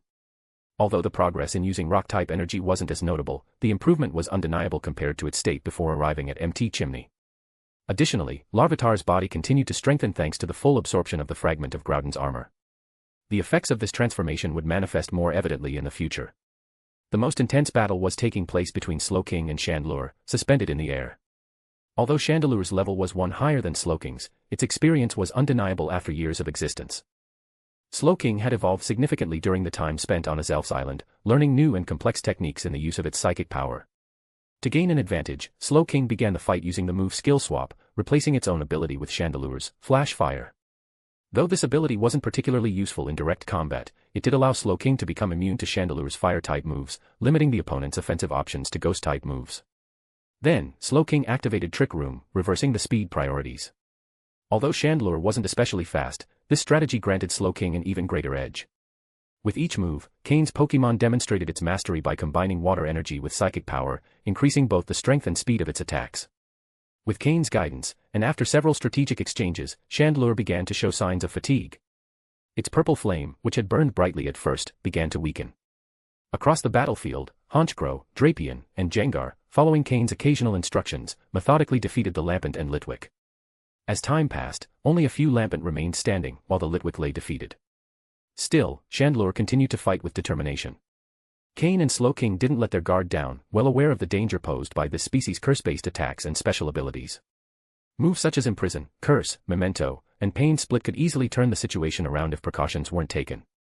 This caution was the main reason why Slowking hadn't unleashed its full strength from the start. Every attack was calculated to leave room for defense against potential surprises. Finally, after one last exchange of blows, Chandelure descended to the ground, its flames reduced to a minimum. Slowking, floating nearby, maintained a protective barrier of aquatic energy, ready to defend against any desperate attempt from the Ghost-type Pokémon. Unexpectedly, Chandelure's 5 flames began to merge, forming a single sphere of purple fire. Instead of attacking Cain and his Pokémon, Chandelure directed its final attack toward the floor. The explosion's impact released intense heat and a corrosive effect, breaking apart the ancient floor of the room. As the crack spread, some areas began to collapse, revealing a hidden underground space. Cain watched closely. From the cracks, fine threads of black smoke emerged, filled with a recognizable energy, ghost energy. Though the density of this energy didn't compare to that found in Ghastly's cave, its presence was unmistakable. The cracks widened quickly, and finally, the entire floor gave way, causing the entire room to collapse into the underground space. End of chapter. Chapter 849, Chapter 849, The Crypt and the Cofagrigus. The Pokémon returned to Cain after the intense battle. Following his orders, Slowking unleashed his most powerful attack and finally defeated the Chandelure. However, the collapse of the ground was inevitable. Fortunately, Slowking always kept his psychic abilities active around his body, which allowed him to immediately use his psychic power to keep Cain and the other Pokémon suspended in the air as the ground gave way. In this way, they avoided falling along with the debris. Combusken, throw some fire downward to see what's down there, Cain instructed. Busk. Combusken responded determinedly. At once, he generated small sparks in his hands, which quickly became 2 fireballs. With a swift motion, he hurled them into the space below. The fireballs collided in midair and exploded upon contact, partially illuminating the area beneath them. Cain could see that, like the upper chamber, the lower space was also a wide room, though this one lacked any light source. Using his psychic power, Cain gathered several Litwick that had been knocked out and threw them downward. Even though they had lost the ability to battle, the flames atop their heads still burned, albeit faintly. Curiously, upon entering the lower area, their flames seemed to glow more intensely, probably due to the concentration of ghostly energy that permeated the space. Confirming there was no immediate danger, Cain nodded and signaled Slowking to lower them down. However, before descending, he threw a Pokeball to capture the fallen Chandelure. Although Cain had no intention of using this Pokemon due to the risks involved, he knew it held significant value on the market. This Chandelure, at maximum quasi-elite level, could become a valuable asset for someone else, especially those unconcerned with the side effects of its life energy absorption. Upon reaching the ground, Cain lit a special torch and combined its light with that of the Litwick already below, illuminating the space enough to explore. As he examined the surroundings, Cain's expression grew grim. The mystery of why the Chandelure and Litwick in the upper level remained in such good condition was solved. Their source of both spiritual and life energy came from the space they now stood in. This place was none other than a crypt. The idea of building a crypt beneath an inhabited place was unsettling. Cain couldn't help but wonder if the ancient occupants of this place didn't suffer from nightmares due to such a design. Perhaps this structure was built as a last resort during a desperate situation. That could no longer be known. However, what truly unsettled Cain was that, once again, they were surrounded. This time, it was Cofagrigus and numerous Yamask blocking their path. The Chandelure clearly knew what lay beneath and, by destroying the floor, was likely trying to drag Cain and his Pokemon into a death trap. The Cofagrigus, which looked like animated coffins, stood out as true crypt guardians. Their bodies, shaped like yellow and blue coffins, had glowing red eyes and a beige mask with sharp teeth, resembling that of their pre-evolution, Yamask. 4 gray arms extended from cracks in the coffin. These Pokemon were famous for their terrifying behavior. They trapped those who came too close and turned them into mummies. Usually, they were only found in tombs of highly important people, guarding the sarcophagi from thieves. Though they typically remained inactive, the collapse must have awakened them. The leader of the Cofagrigus, an imposing figure, radiated an intense energy that alerted Cain. His psychic instinct didn't fail. This Cofagrigus was extremely dangerous. Even Slowking, standing beside him, assumed a defensive posture. This Cofagrigus was no ordinary Pokemon. It was level 60. Pokemon, Cofagrigus, light blue. Gender, male. Level. Type, ghost. Ability, mummy. Held item, none. Egg moves, memento, imprison, nasty plot, toxic spikes. Basic moves, scary face, astonish, disable, haze, nightshade, hex, will-o-wisp, ominous wind, curse, power split, guard split, shadow ball, grudge, mean look, destiny bond. Learned moves, block, telekinesis, pain split, knock off. TM moves, none. Additionally, Cofagrigus' mummy ability would make the battle even more complicated. With this ability, any Pokemon that made contact with Cofagrigus would temporarily lose its original ability and gain mummy instead. This meant abilities like Honchkro's Moxie or Laren's Rockhead would lose their effects when using contact moves. However, Cain wasn't only worried about direct confrontation. He observed the Cofagrigus' formation. Most were concentrated in front of them, while in the back, where more Yamask lingered, there were fewer Cofagrigus. At the far end, Cain noticed something unusual, a black door. It was clear the Cofagrigus were trying to protect that entrance. Though the rest of the crypt lay in ruins, the important items were likely hidden behind that door. Cain threw more Pokeballs to reinforce his team, summoning Weevil and Florges. He knew facing an elite-level Pokemon wouldn't be easy, especially with more Cofagrigus and Yamask as reinforcements. After a brief moment of thought, he made a crucial decision. He released his Mismagius from its Pokeball. This Pokemon, always the highest level in his team, had never fought since Cain captured her.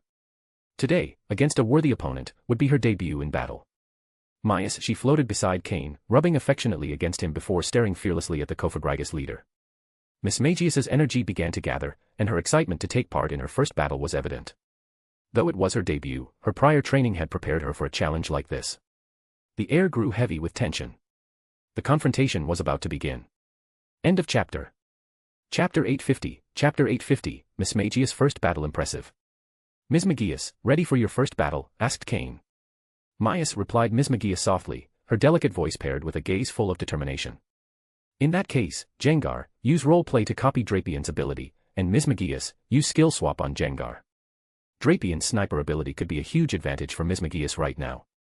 Gengar nodded, and a strange energy flickered around him. He had already perfected the use of roleplay through extensive training. Once Cain saw that Gengar had successfully copied the ability, Mismagius used skill swap on him, exchanging her levitate ability for Drapian's sniper. Ms. Magius, being a ghost-type Pokémon, shared the same typing as Cofagrigus, making both mutually effective against one another. In the end, the winner would be determined by sheer power. In a direct confrontation, having the sniper ability activate multiple times could make all the difference. Cain led the fight against the strongest Cofagrigus with Ms. Magius, while the lower-leveled Cofagrigus were handled by the combination of Slowking and other Pokémon. The remaining Yamask were left to Larvitar and the rest. However, Cain insisted on one critical rule: avoid direct contact with the enemy whenever possible. Otherwise, things could get complicated. Even though Cain had telepathy, he couldn't command all his Pokémon simultaneously. At times, he relied on the combat instincts and habits developed during training. As long as they dealt with the strongest Cofagrigus up front, the rest would be manageable. And if things became too complicated, Cain could always summon Altaria to join the fight. For now, the situation was under control. The enemy Cofagrigus wasn't going to wait patiently while Cain organized everything. As soon as he saw Ms. Magius, he felt the pressure. Its four arms quickly conjured two shadow balls and launched them straight at Cain. This Cofagrigus was clearly highly intelligent. It knew that, even though Cain appeared to be the weakest of the group, he was surrounded by Pokémon, which made him the most important target. In addition to attacking him directly, the Cofagrigus ordered the others and the Yamask to focus their attacks on Cain. Ms. Magius, destroy the shadow balls with your own. Cain remained calm, even as the primary target. Ms. Magius showed not a hint of fear. Although this was her first real battle, she had undergone intense practice during training.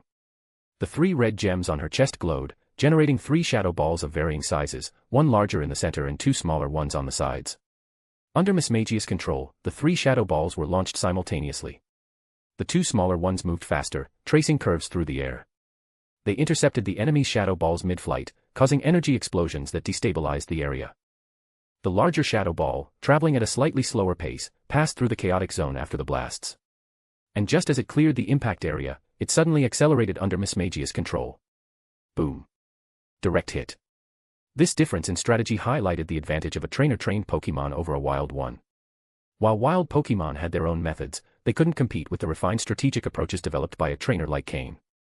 Ms. Magius, being a speed-based Pokémon, couldn't just stand still trading blows with Cofagrigus.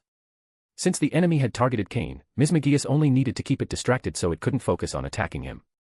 With agile movement, Ms. Magius darted toward Cofagrigus, who was still dazed from the hit. Upon seeing her approach, Cofagrigus gave a sinister grin. The coffin that made up its body opened slightly, revealing a dark abyss inside. A blast of icy wind surged out directly toward Ms. Magius. Ominous Wind. A formidable move that, in addition to dealing damage, had a chance to boost all of the user's stats: attack, defense, special attack, special defense, and speed. Ms. Magius, payback, ordered Cain coolly. A faint brown veil appeared around Ms. Magius. Although the ominous wind struck her and did significant damage, Cofagrigus had no luck, none of its stats were boosted. Now it was Ms. Magius' turn. The brown veil contracted, turning into a black sphere that was launched at Cofagrigus. Bang. The move Payback, when triggered after taking damage, doubles in power. Although typically a physical attack, Cain adapted its use to avoid direct contact, slightly reducing its power, but maintaining a safe distance. Ms. Magius, use Confuse Ray. The largest gem on Ms. Magius' chest glowed brightly, launching an iridescent orb that traced a curved path before striking Cofagrigus in the face. At such close range, the slow Cofagrigus couldn't dodge it. Specialized in illusion and dream-based moves, Ms. Magius executed the technique flawlessly. Cofagrigus' eyes became clouded with an iridescent haze as it fell into a confused state. Now's the time. Ms. Magius, Hex. Mias. With determination, Ms. Magius channeled dark energy, manifesting as a giant eye above her head, firing rings of deep blue energy at the confused Cofagrigus. Each ring hit directly, powered up by the sniper ability and the enemy's confused state. Cofagrigus couldn't withstand the onslaught and collapsed to the ground, defeated. The combination of double damage due to type advantage, the power of Hex, and the occasional sniper boosts was devastating. Ms. Magius' first battle was a resounding success. Satisfied, Cain left the rest of the Cofagrigus to the team led by Slowking. He fully trusted their ability to handle the situation. Before moving on, he pulled out a Pokeball and, without a word, tossed it at the defeated Cofagrigus. The Pokeball opened with a red flash, engulfing the Pokémon in energy. After a few tense seconds, the final click confirmed the capture. With Ms. Magius at his side, Cain stepped into the dark room beyond, where a complete coffin lay in the center, radiating an ominous presence. End of chapter. Chapter 851, Born by Groudon, Destroyed by Groudon. As Cain approached the chamber, the remaining ghost-type Pokémon, Cofagrigus, that still had enough strength to fight began to attack desperately. Protecting the coffin inside the room was their top priority. However, their efforts were to little avail. Slowking and the rest of Cain's Pokémon firmly held the Cofagrigus back, preventing them from crossing the doorway. Only Cain and Mismagius managed to enter the room. The place was a completely sealed space, save for the single entrance door. Unlike the outside, this chamber was impeccably clean. Both the walls and floor indicated that the ancient inhabitants placed great importance on this site. While the coffins outside were in ruins, the one inside remained in perfect condition. Although its design was simple and even somewhat modest, the fact that this coffin remained intact while the others had decayed suggested that it was made of extremely special materials. Mismagius, open this coffin. Let's see what's inside, Cain ordered. Mismagius, still euphoric after having recently defeated a Cofagrigus of a similar level, showed no hesitation at Cain's instruction. Her eyes glowed red, and with a burst of psychic energy, she began slowly lifting the heavy coffin lid. The weight was considerable. Had Cain tried to open it himself, he likely wouldn't have managed. But to his relief, there were no traps or hidden mechanisms inside the coffin. After scanning it with his psychic ability and system to ensure there was no danger, Cain approached the coffin. This place represented a fusion between technology and the knowledge of an ancient civilization. It was reasonable to think that a coffin of such importance might be protected by traps.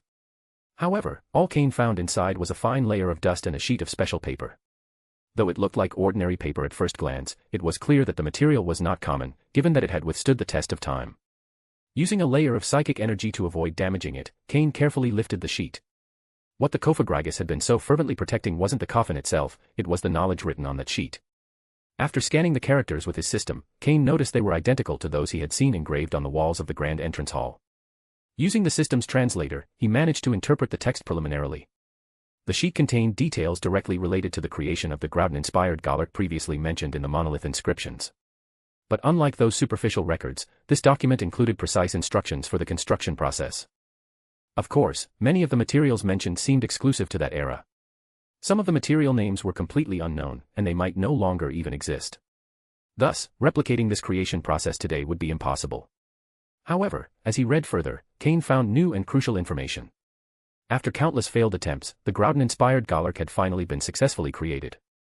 It possessed unique abilities linking it to Groudon, and its arrival was met with great excitement by the kingdom's people, who believed their Earth God had finally granted them protection. But their joy was short-lived. It wasn't long before the Golurk began to show signs of instability. It became increasingly difficult to control, and its unchecked power became a threat to the kingdom. The kingdom's ruler, who had personally overseen its creation, gave the order to seal it away to prevent catastrophe. However, this decision was met with fierce opposition from his subjects, who viewed the order as a selfish attempt to retain power, fearing that the Golurk might usurp his authority. Amid the chaos, a rebellious movement arose aiming to overthrow the king. Though this group appeared to have popular support, it was in fact being manipulated by traitors within the royal court itself. The true enemies of the king were dissident court members, who sought to exploit the widespread discontent as a pretext to usurp the throne. Despite ongoing political conflicts, the king devoted all his attention to containing the Golurk, whose power continued to grow uncontrollably. To him, preserving his own life or his place on the throne was irrelevant. His priority was to ensure that the creature he had helped create would not destroy the kingdom he loved. Eventually, the king was overthrown. In his final moments, he wrote the words found on the sheet, entrusting them to his most loyal followers to be placed in the coffin. In his final message, the king expressed his regret. He acknowledged that his responsibility as a leader included dealing with the consequences of his own mistakes. Though he saw himself as a descendant of the Earth God, he chose to seal the Groudon-inspired Golurk, ensuring that its power would never again threaten his people. Cain finished reading and let out a sigh. The story behind this place was more complex than he had imagined. In his mind, he began to picture an ancient kingdom that, in its obsession with achieving divine power, had sealed its own fate. A kingdom that lived and died under Groudon's shadow, Cain murmured. The irony couldn't be more obvious. Their salvation was also their ruin. Although the details of how the Golurk was sealed remained a mystery, Cain had no doubt that its connection with Groudon had had catastrophic consequences. Moreover, if Larvitar had sensed a calling, it was very likely that the Golurk was still somewhere within this sealed space. On the back of the sheet, Cain found a map of the area. A specific section was completely shaded, probably indicating the Golurk's location. Upon exiting the room, Cain saw that his Pokémon had finished battling the Cofagrigus and Yamask. Though victorious, many had suffered injuries. Florges, help them recover, Cain ordered. With a graceful motion, Florges used grassy terrain to generate a field of healing grass. Cain also distributed Pokeblocks to restore his team's energy. Meanwhile, the members of Team Magma began descending to the deepest level of the place, led by their mysterious leader, moving with impressive speed. End of chapter. Chapter 852, Chapter 852, Claydol. Cain retrieved the Pokémon that had already rested, leaving only Mismagius, Slowking, and Larvitar outside their Pokeballs. With the help of Slowking's psychic powers, he managed to exit the underground chamber. The Chandelure, which had intended to use the Cofagrigus from the chamber as tools for revenge, never imagined it would end up sacrificing the same group of Cofagrigus that had provided it with energy for so long. Thanks to the map in his possession, Cain didn't need to wander aimlessly through the ruins. He headed straight to the location marked in black on the map. That had to be the site where the special Golurk was buried. Larvitar's intuition matched perfectly with the destination Cain had marked. On the way, he didn't encounter any more Pokémon. After so much time, the only ones capable of surviving in the ruins were ghost-type Pokémon or those that could enter a state of hibernation and only awaken when someone approached, like Golurk and Golett. This place was, essentially, an ancient imperial palace. Without a map, one could be lost indefinitely among its corridors. Boom. Suddenly, as Cain moved forward, a crash shook the place, followed by two tremors that made the entire structure vibrate. If it weren't for the fact that the building was constructed with the sturdiness of a royal palace, it likely would have collapsed. Even so, the movement caused aged parts to fall apart and a rain of dust to descend from the ceiling. Cain frowned, his expression turning serious. Could it be Team Magma? Have they already made it here, he thought cautiously. Before obtaining the map, Cain had believed that he and Team Magma were exploring different ruins, but now he knew that both were within the same complex. The difference was that Team Magma had found an upper entrance, while Cain had accessed it from the lower level. The access from above was more complicated, as that area used to be the ruler's residence, filled with traps and mechanisms to protect the site. On the other hand, the lower entrance, although guarded by numerous Golurk, was much more direct. In the past, the ancient inhabitants allowed easier access to those who came to offer worship. In reality, the Golurk weren't exclusive to the lower entrance.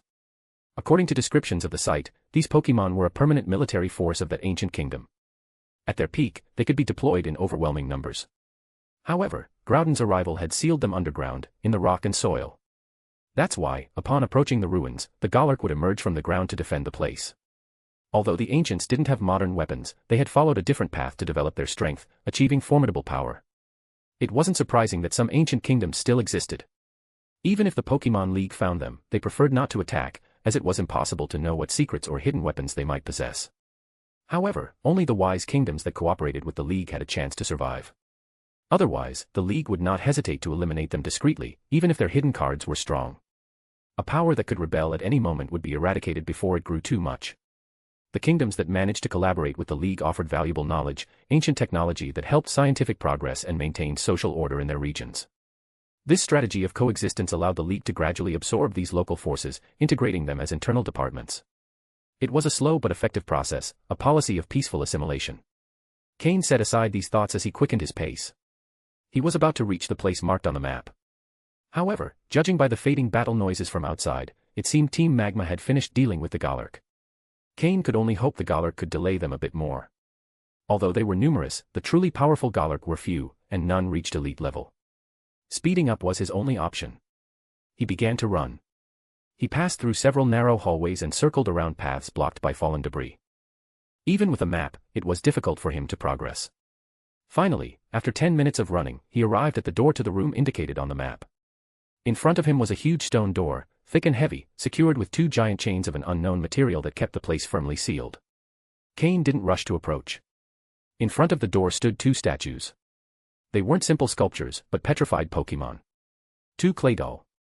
Although they appeared inanimate, Cain knew that any attempt to approach could trigger some kind of alarm. Pokémon, Claydol, light blue. Gender, genderless. Level. Types, ground plus psychic. Ability, levitate. Held item, none. Egg moves, none. Basic moves, hyper beam, teleport, confusion, harden, rapid spin, mud slap, heal block, rock tomb, psybeam, ancient power, cosmic power, power trick, self-destruct, extrasensory, guard split, earth power, sandstorm, imprison. Learned moves, stealth rock, drill run, gravity, telekinesis, snore. TM moves, none. Both Claydol were identical in level and ability, with slight differences in their moves. This made Cain hesitate to proceed. Two elite-level Pokémon weren't an easy challenge. Even if Mismagius and Altaria could take on one each, that didn't guarantee there weren't other Pokémon behind the door. Cain remained still, weighing the risks. At that moment, Larvitar, beside him, tugged urgently at his pants. "You're saying the target is in there?" The concern and insistence on Larvitar's face confirmed they had reached the right place. The two clay doll in front of the door were the best proof of that. Cain knew using Sloking's teleport move to bypass the defenses wouldn't work. Clay doll, being psychic type, could detect and block any attempt to enter that way. Will this sheet work to prove I have authorization? Cain pulled out the special paper he had found earlier, debating whether to move forward or not. End of chapter. Chapter 853, Chapter 853, The Cage. Cain took out the special sheet of paper, and instantly, the many eyes of the two clay doll opened fully, emitting a faint reddish glow that focused on the object Cain was holding. At this movement, Ms. McGeeus, who had remained alert, floated up beside him, sensing a dangerous aura emanating from the two guardians. Cain also placed his hand on Alteria's pokeball, ready to release it in case of a confrontation. If a battle broke out, Altaria would be key to holding off one of the clay doll while Cain attempted to unlock the chains blocking the entrance. If he couldn't do it quickly, his only option would be to retreat. Facing two high-level Pokémon, with a Team Magma group approaching from behind, would be too risky. However, a few moments passed, and the clay doll did not attack. Their gazes remained fixed on the paper in Cain's hands. Intrigued, Cain gently waved the paper, the Guardian's eyes followed its motion. That's when a thought crossed his mind. Could this paper contain some kind of seal or special mark? Cain wondered, taking a cautious step forward. Despite the movement, the clay doll remained still. This gave him a bit more confidence. With one hand holding the paper and the other ready to release Altaria, Cain moved forward. His Pokémon remained on high alert. Ms. McGeeus floated beside him, while Slowking was prepared to use Protect if necessary. Suddenly, the chains blocking the door began to move, creating a metallic sound that echoed throughout the space. The two thick, intertwined chains seemed to come alive, and as they slid apart, an Omega symbol carved into the door became visible. Cain observed the heavy stone door closely as it slowly began to rise, activated by an internal mechanism. From the darkness beyond, small lights began to flicker on one after another, illuminating a surprisingly well-preserved interior. The candles on the walls, intact despite the passage of time, began to burn softly, revealing the details of the place. Hesitating for a moment, Cain finally stepped forward. With his Pokémon following him, he crossed the threshold. The clay doll did not attempt to stop him, they merely watched from their original positions. Once Cain was fully inside, the door began to close behind him, accompanied by a deep echo that resounded throughout the space. The chains locked the entrance once again, and the Guardians returned to their inert state. The place Cain had entered resembled a prison, with multiple cells aligned along both sides of the central corridor. The cells were empty, and the environment, though ancient, was surprisingly clean. Every detail of the design, from the walls to the cell bars, suggested this was no ordinary prison. What kind of Pokémon or being had they kept locked up here? Cain thought as he slowly advanced, remaining alert. Suddenly, Larvitar, who had been by his side, began behaving agitatedly. It pointed toward a cell at the end of the hallway, displaying an unusual level of excitement. A faint red glow appeared on the horn on its head, as if reacting to something inside the cell. "Is that where what we're looking for is?" Cain asked softly, looking at Larvitar. The Pokémon's insistent gaze gave him a clear answer. Not taking his eyes off his surroundings, Cain approached the indicated location.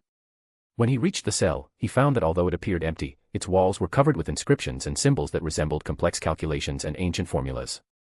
There was a deteriorated table and chair, evidence that someone had once spent time working there. "System, scan these walls and translate what you find," Cain ordered as he continued inspecting the room. His gaze finally settled on a coffin placed vertically in a corner of the cell.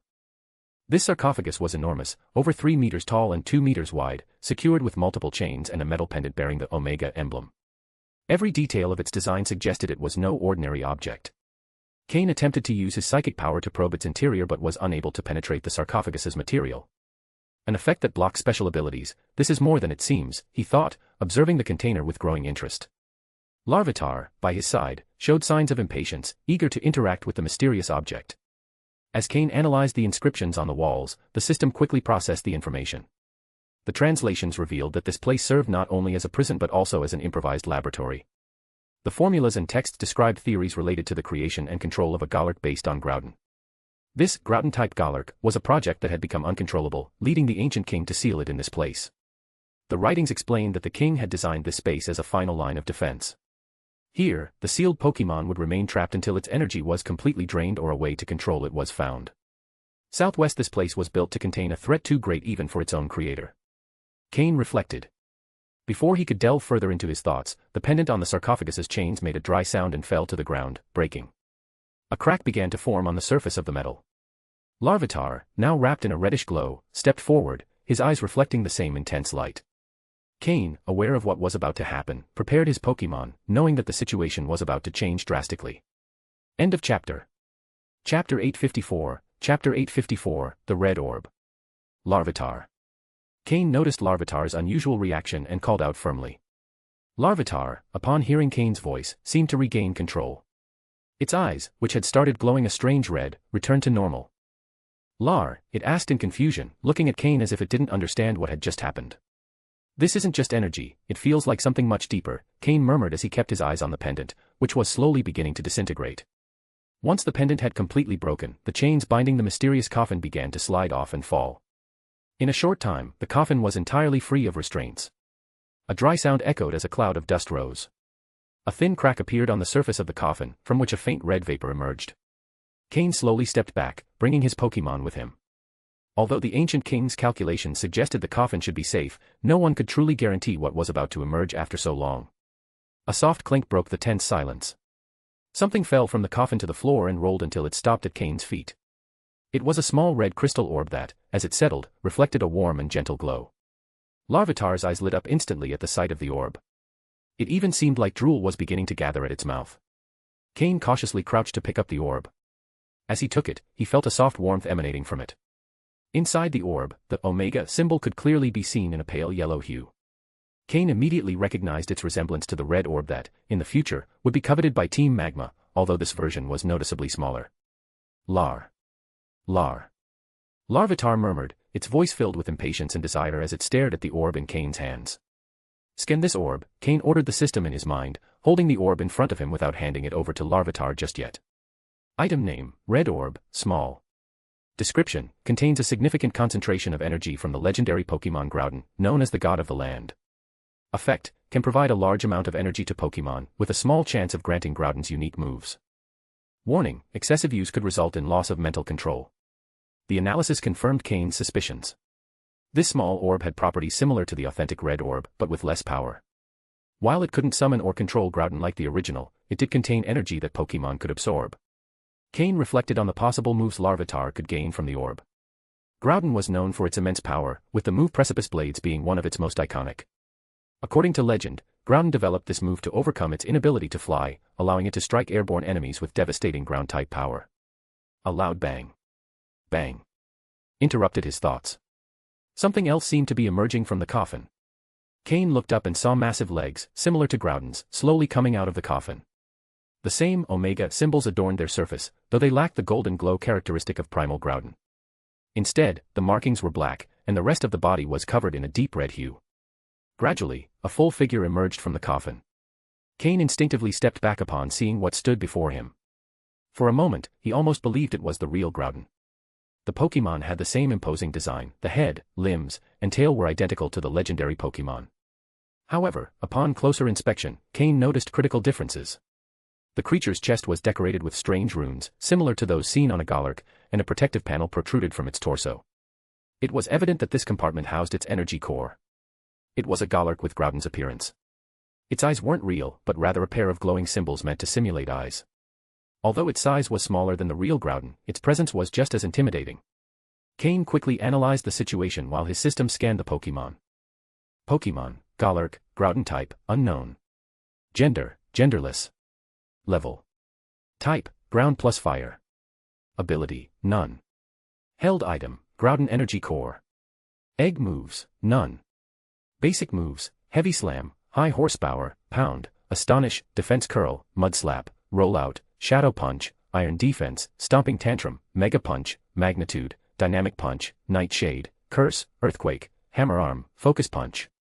Learned moves, Fire Punch, Thunder Punch, Ice Punch, Earth Power, Drain Punch. TM moves, none. Cain was impressed by the ancient technology and knowledge that had gone into creating this Pokémon. It was an impressive tribute to Groudon, designed to replicate both its appearance and power. The Pokémon remained motionless, its eyes fixed on the small red orb in Cain's hands. It showed no signs of aggression, but its very presence was unsettling. Could this orb be the key to controlling it? Cain wondered, though he quickly recalled that the ancient king's record stated this Galark had been impossible to control, which led to its sealing. Maybe it's the effect of the coffin. The long duration of containment and energy depletion may have dissipated its original aggression, Cain reasoned as he held the orb. Whatever the case, the creation now before him was a testament to the ingenuity of the ancients, but also a reminder of the dangers of tampering with powers beyond understanding. End of chapter. Chapter 855, Chapter 855, Evolution. Rough. The Groudon-like Galark suddenly opened its mouth and let out a powerful roar. A red beam of light emerged from its mouth, though it didn't seem to be an attack, nor did it emit any sensation of heat. The beam shot directly at Larvitar, who was standing next to Cain. Upon seeing the beam appear, Cain's expression changed drastically. His face turned dark and serious instantly. He had never expected that instead of attacking, Galark would fire an unexpected beam of light. After releasing the beam, the runes covering Galark's body began to dim. Its bright red appearance faded into a dull dark red, as if all of its life energy had vanished. Lar. Larvitar let out a pained whimper. Everything happened so quickly that neither Cain nor the others had time to react. Larvitar's joy transformed into discomfort, as if something strange had invaded its body, fighting to take control. Larvitar. Cain placed his hand on Larvitar's body, using his psychic power to establish a telepathic link and attempt to access its consciousness. However, what he found was surprising. Two presences coexisted within Larvitar. One was clearly its own, while the other was a completely different energy. There was no doubt about who that second presence belonged to. It had no clear thoughts or defined emotions, just a violent and chaotic instinct. Cain barely made surface contact before he was hit with a wave of madness and destructive urges that nearly overwhelmed him. The energy that had invaded Larvitar seemed to be drawn to the Groudon energy that had not yet been fully assimilated within Larvitar's body. At the same time, Larvitar itself seemed capable of absorbing the chaotic energy, as if the two forces were locked in a constant tug-of-war. Slowking. Mismagius. Help me seal this energy, Cain ordered, his voice low but firm. Had that energy remained within Galark's body, it would have been nearly impossible for Cain to handle it. But now that it had detached, it could be managed with the help of his Pokémon. Slowking and Mismagius responded immediately. Though Mismagius had a higher level, Slowking's psychic strength was superior, making him the primary executor in this task. Meanwhile, the 5 unknown symbols on Cain's wrist began to glow, contributing their power to the effort. The 3 sources of psychic energy quickly merged, entering Larvitar's mind and encapsulating the chaotic energy. Gradually, they began to compress it down to the size of a finger. At that moment, Larvitar's consciousness also appeared within its mind. To the surprise of Cain and the others, Larvitar showed its innate gluttonous nature. Without paying much attention to what the energy was, it simply gobbled it up in one bite, as if it were a delicious treat. Crunch, done. Cain and his Pokémon were stunned, watching as the mental representation of Larvitar licked its lips contentedly after devouring the compressed energy. Within Larvitar's mind, its consciousness form was massive, and the chaotic energy, even when compressed, didn't fill even a small gap. Nevertheless, Larvitar looked completely satisfied. Burp.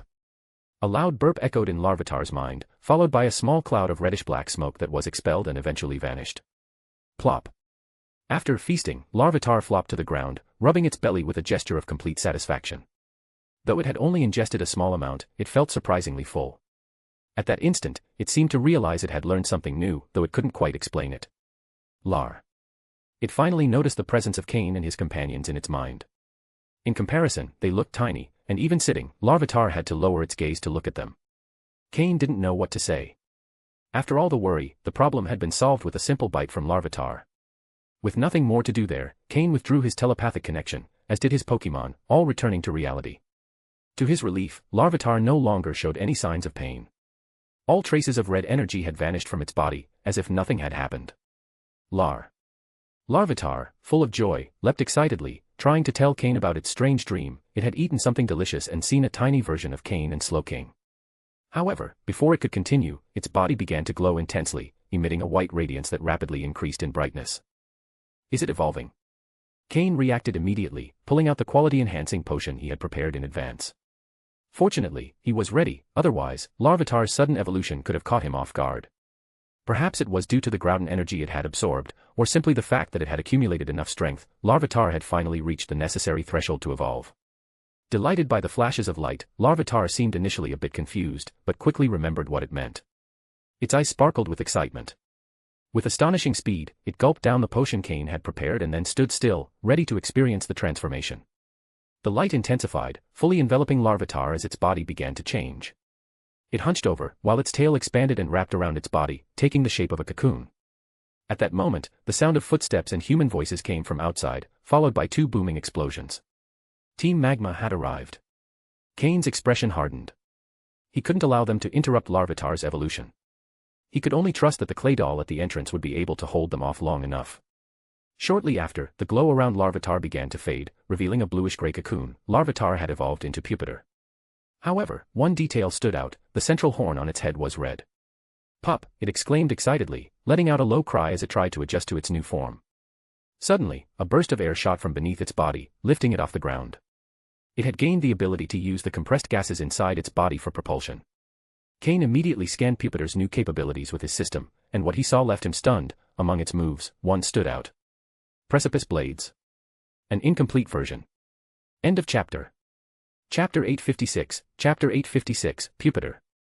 This time, it was truly astonishing. Pokémon, Pupitar, purple. Gender, male. Level. Type, rock plus ground. Ability, shed skin. Held item, none. Egg moves, dragon dance, outrage, ancient power, stealth rock. Basic moves, bite, leer, sandstorm, screech, chip away, rock slide, scary face, thrash, dark pulse. Learned moves, snore, earth power, precipice blades, imperfect version. TM moves, protect. The changes after Pupitar's evolution were simply astounding, both in appearance and internal development. His level shot up from 29 to 34, a 5-level jump, something that rarely happens. Moreover, his potential took a dramatic turn. Although the use of the quality enhancement potion was crucial, it wouldn't have been enough to transform Larvitar's dark blue potential into a purple potential after evolution. Something else had definitely contributed to this drastic change in Pupitar. And then there was the move that left Cain astonished: Precipice Blades. Even though it was an imperfect version, it was still Precipice Blades. This move was exclusive to Groudon, the legendary Pokémon, and had never been seen on any other. The fact that Pupitar learned it defied common logic. The question that arose was, just how powerful could this imperfect version of Precipice Blades be? Analyzing Pupitar's changes after evolution, Cain came to a conclusion. The key element had been Groudon's energy. That violent consciousness which had tried to invade Larvitar's mind before the evolution was likely a fragment of Groudon's thoughts, obtained by ancient humans and turned into a destructive essence due to their inability to control it. This, combined with the energy previously absorbed from the fragment of Groudon's armor, completed the process. With both, it wasn't surprising that Pupitar could learn Precipice Blades and enhance his capabilities. The system's analysis confirmed that all of Groudon's latent energy in Larvitar had been fully assimilated during evolution. That explained the massive level increase and potential improvement. "Pupitar, how do you feel?" Cain asked. "Pup." Pupitar replied softly, showing that aside from the discomfort of having no limbs, everything else was in perfect shape. A surge of energy flowed from Pupitar, causing the ground beneath him to rise, forming a column of earth and sand that lifted him into the air. With this move, he also retrieved a small red backpack containing several diamonds. With a greedy glint in his eyes, Pupitar couldn't help but lick his lips. Cain sighed, knowing that while his form had changed, his personality remained the same. Smiling, he pulled a few diamonds from the backpack and handed them over. "For now, I'll hold onto your backpack. When you can manage it better, I'll give it back." Although Pupitar showed a displeased expression as Cain stored the backpack in his inventory space, he didn't protest. Still, he seemed a little down knowing he no longer had a place to stash his precious diamonds. Outside the lab, the sounds of battle grew increasingly intense, and it was clear that the 2 Claydol Cain had left guarding the entrance wouldn't hold out much longer. With a swift motion, Cain used a Pokeball to capture the Groudon-like Golurk. Although it appeared to be drained of energy, Cain knew this Pokemon could be useful if he managed to install a new energy core. "Slowking, get ready to teleport us," Cain ordered. As Slowking began scanning coordinates for teleportation, Cain moved to pick up Pupitar, who was exhausted from the side effects of the quality enhancement potion, though his fatigue would be lessened thanks to his recent evolution. Before leaving, Cain turned to the inscriptions on the laboratory walls. With a simple hand gesture, he slashed a cross-shaped cut using spatial energy, destroying the most crucial parts of the texts. This would ensure that Team Magma, even if they recovered part of the information, couldn't complete their experiments. Giving them something to stay busy with was better than having them constantly tracking Cain. Just before leaving, a vial on the table fell and shattered, revealing its contents. "Is this a Mega Stone?" Cain didn't waste any time. Using his psychic power, he picked up the Mega Stone and vanished along with Slowking and Mismagius in a flash of light. Outside, the Team Magma leader known as Ryuta was leading the battle against the 2 Claydol. Though the clash appeared fierce, he didn't feel like he was facing a real challenge. Just then, a Team Magma member came running up, accompanied by a Xatu. Mr. Ryuto, my Xatu has detected a spatial distortion. It looks like someone is using teleport in that room. Ryuto's eyes narrowed, a mix of surprise and anger on his face. So, just as we suspected, someone got here before us. With a cold tone that made the messenger tremble, Ryuto gave clear orders. Bardim, use your Xatu to follow that distortion and capture the intruder. If you fail, don't bother returning to Team Magma. Yes, sir. Bardim obeyed without hesitation, disappearing with his Xatu in a flash. Butler, Ryuto called. A young man of about 20 stepped forward respectfully. Sir. You're coming with me. I want to know what's in that room. Understood. Butler, an expert in Groudon-related research, felt a mix of excitement and pressure. This was his chance to stand out in the organization, but he also knew that one mistake could cost him dearly. End of chapter. Apparently, they didn't kill Butler. Chapter 857, Chapter 857, The Team Magma Pursuit. Under the effect of Slowking's move teleport, they managed to escape the ruins and appear in a place in the middle of the desert. Because the distance to the exit was too great, Slowking couldn't take them directly outside in a single use of teleport. However, with a few additional jumps, that wouldn't be a problem. So this is really a Mega Stone.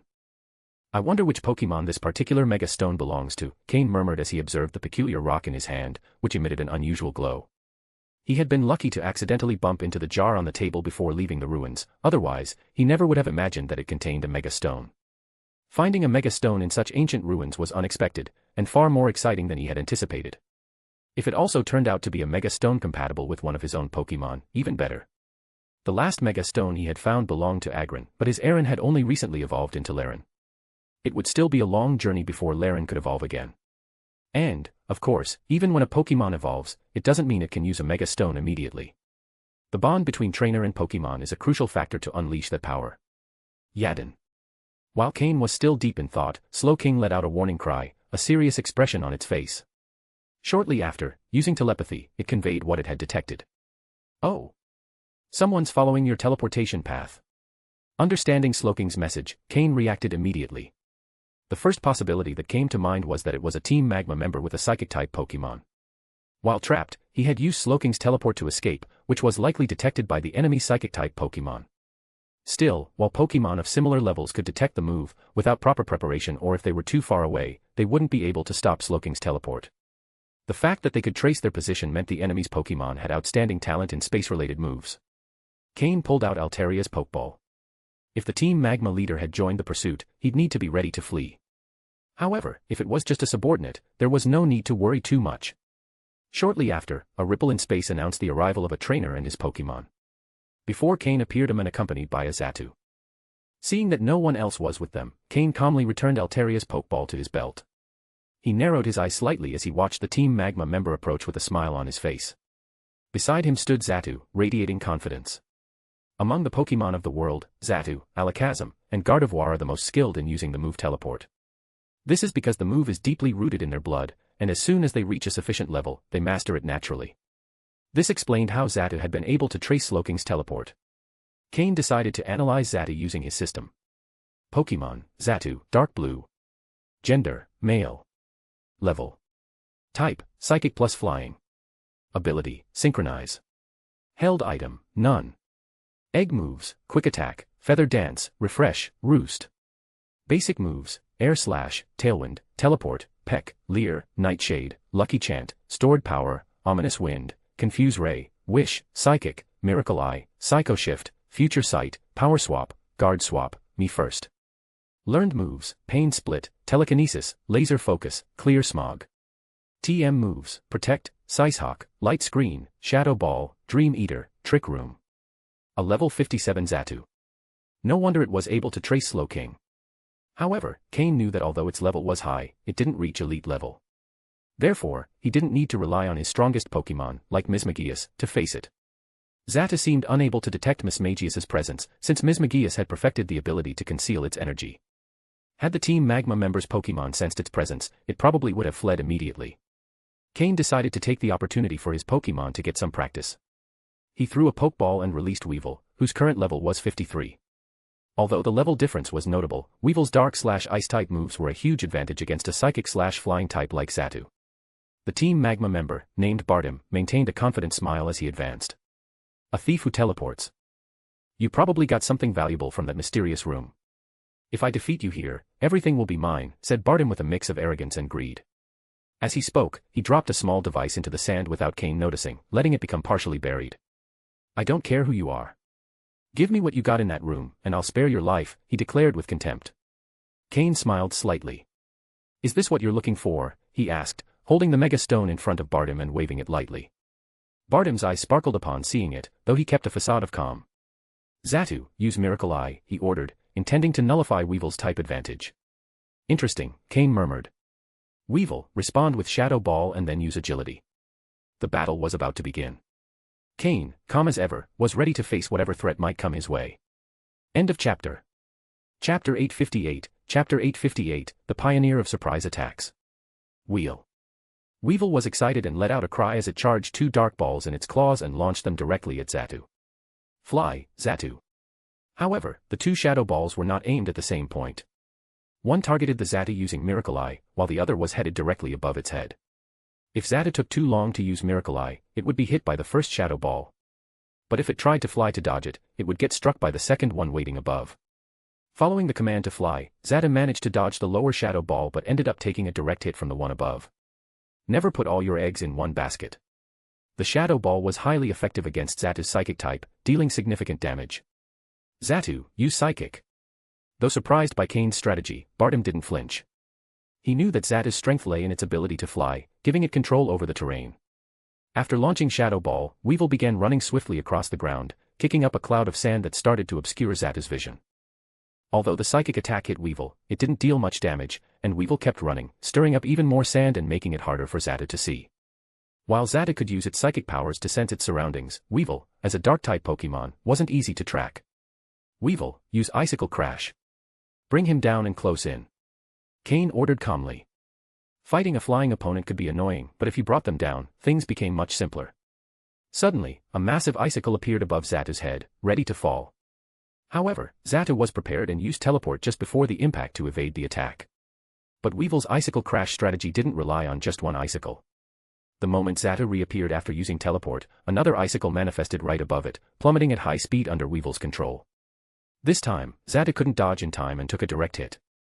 After the first strike, the following icicle attacks became unavoidable. Weevil quickly formed 3 more icicles, shaped like ice spears, and hurled them straight at Xatu. Boom. Boom. Boom. One after another, the spears hit their target. Xatu, use Protect. Bardim shouted, desperate to shield his Pokémon before it hit the ground. A green energy shield appeared, blocking the icicle attacks, though it couldn't stop Xatu from falling. Weevil, use Ice Beam. Charge in. Weevil became a black blur, dashing across the sand and aiming to hit the falling Xatu with Ice Beam. Bardim's expression turned grim. He pulled out 2 Pokeballs from his belt and hurled them as far as he could. Out came a level 53 Mytiana and a level 51 Camerupt, both stepping in front of Cain. Bardim's goal was to distract Cain and relieve some pressure from Xatu. However, Cain merely smiled. He threw 2 Pokeballs of his own, summoning Drapion and Swampert, who had recently reached level 47. Without a word, Drapion and Swampert exchanged glances and charged at their opponents. Swampert leapt into the air with a powerful motion, bringing both fists down toward Camerupt in a crushing blow. Though Bardim's Pokémon were near elite level, Cain showed no fear. He was used to handling such challenges regularly. While Drapion and Swampert kept Mytiana and Camerupt busy, Weevil completely ignored the new arrivals, focusing solely on its primary target, Xatu. With ice crystals quickly forming around its claws, Weevil prepared an ice punch and attacked Xatu, who was just starting to rise from the ground. Xatu tried to retaliate with psychic energy spheres, but Weevil dodged most and endured the few that hit. Before Xatu could react, Weevil was already in front of it, wearing a sinister grin as it unleashed a flurry of blows. Boom. Boom. At such close range, Xatu couldn't avoid Weevil's physical strikes, especially with the type advantage so heavily in Weevil's favor. Seeing his Xatu on the verge of defeat, Bardim tried to recall it with the Pokeball. Weevil, use Assurance. But Cain had been waiting for this very moment. As the red recall beam began to pull Xatu back, Weevil intercepted it, slamming Xatu back to the ground and continuing the assault. Bardim clenched his teeth, clearly frustrated. Suddenly, the ground beneath Cain's feet began to shake. Slowking, Cain said quietly. Slowking responded immediately, blasting a stream of water at the ground and using its psychic powers to lift Cain into the air, dodging a surprise attack from an Excadrill that had emerged to ambush him. From the beginning, Cain had noticed Bardim's suspicious movements. The ambush attempt with Excadrill failed, leaving Bartim stunned. Kakik. At that moment, a Jengar emerged from Bartim's shadow. While Bartim had been plotting a secret strategy, Cain had already stationed his own Jengar in the shadows, waiting for the perfect time to counter. Although Excadrill was skilled at moving underground, it couldn't match Jengar's ability to silently navigate through shadows. When Bartim tried to flee with Xatu, Jengar easily intercepted him, ensuring he had no chance to strike back. Cain proved that in terms of strategy and experience, he was on a completely different level. Finally, he defeated Bartim and prepared to move quickly before more members of Team Magma could arrive. End of chapter. Chapter 859, Chapter 859, The Terror of the Precipice Blades Movement. After taking care of the trainer, the remaining Pokémon could barely put up any resistance. Cain quickly took advantage of the numbers and defeated them all. Then, he stored them. When Pokémon reach the quasi-elite level, their value, once tamed by humans, doesn't differ much from that of wild Pokémon. After all, upon reaching this level, wild Pokémon already have their development more or less defined. In fact, Pokémon raised by trainers tend to grow better and are easier to train. After taking the items the trainer was carrying, Cain buried his body beneath the sand. Without the help of Xatu's teleport move, Team Magma wouldn't be able to reach him quickly. He stored his Pokémon and, using Slowking's teleport, left immediately. However, shortly after Cain departed, a Jengar suddenly emerged from the sand. It looked in the direction of Cain's group, then at the Team Magma member buried in the sand, and without hesitation, flew toward the ruins. It was still unclear who this Jengar belonged to. It had remained nearby the entire time, yet neither the humans nor the Pokémon had detected its presence. After several uses of teleport, Cain and Slowking finally managed to exit the ruins. Upon leaving that mysterious space and returning to Empty Chimney, they immediately felt the scorching heat of the air, a sensation that was hard to readapt to. Cain didn't linger at Empty Chimney. With Slowking, he left the area directly. Once on the mountain's surface, he summoned his Flygon and, without delay, took flight toward Slateport City. During the journey, aside from eating and sleeping, there were no stops. The goal this time was simple: head to a nameless island in the ocean. He planned to establish a base for his Pokémon there, something that would allow him to train with greater peace of mind. All the objectives of his Empty Chimney visit had already been fulfilled. Both Pupitar and Laren had successfully evolved, and the quality-enhancing potions he had used worked perfectly. What intrigued Cain the most was the small red orb he had obtained. He still didn't know what it was for. There was also the Mega Stone he had acquired at the end. Currently, Cain had 3 Mega Stones. One belonged to Agron, but the other 2 remained unidentified. He especially hoped the new Mega Stone would be compatible with one of his current Pokémon. Elsewhere in the ruins. In front of the cage, the Team Magma elite officer used all his strength to quickly defeat the 2 Claydol. After entering the site, he saw the engravings on the walls. Butler, eyes gleaming, was frantically jotting down everything he saw on the walls, memorizing especially the formulas etched there. Unfortunately, the most important part of the mural had been destroyed by Cain, so its exact content remained a mystery. Meanwhile, the Team Magma elite officer stood in front of the open sarcophagus, deep in thought. Once they finished recording everything, a Jengar flew toward them at high speed. It approached the leader and whispered something in his ear before melting back into his shadow. After hearing his Jengar's words, the Team Magma elite officer cracked an unexpected smile. Interesting. More and more interesting, he murmured. He didn't seem upset about what had happened. In fact, the objective of his mission in the ruins was already almost complete. Since the member sent to chase the intruder had been defeated, the matter no longer concerned him. It's good to have someone to blame if anything goes wrong, he commented calmly.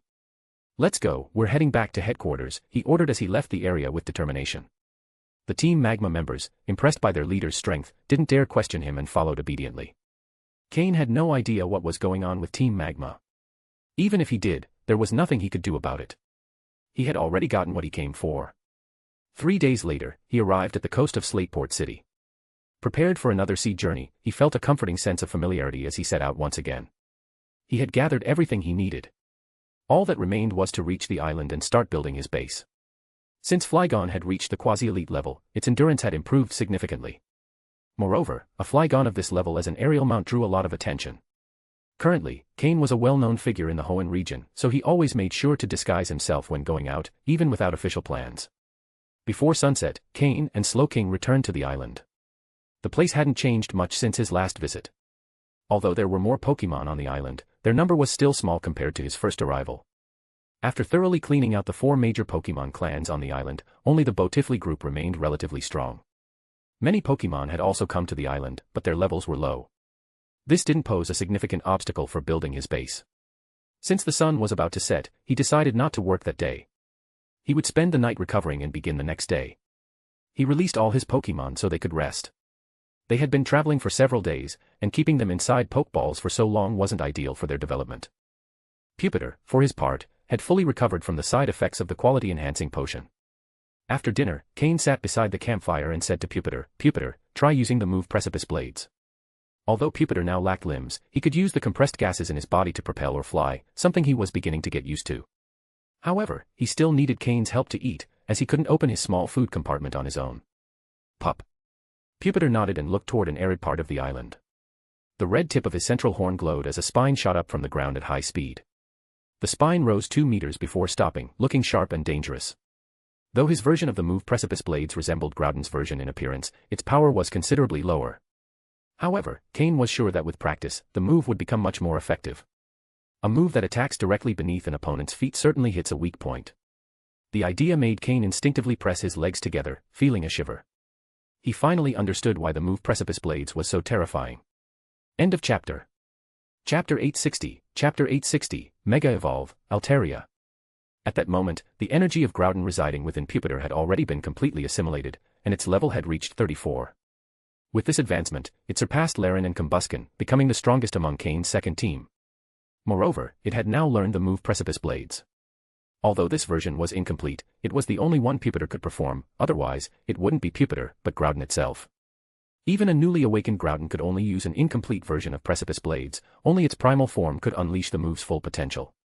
The difference lay in the perfection of the attack. Cain approached and lightly struck the terrain altered by Pupitar's Precipice Blades.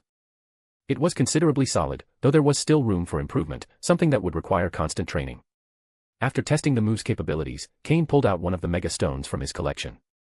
During his recent travels, he hadn't had the chance to let his Pokémon interact with it. Now was a good time. Among Cain's Pokémon, it was already known that Laren had its own Mega Stone. Just by observing both Mega Stones, it was clear this new one didn't belong to Agron. That left other team members as potential candidates.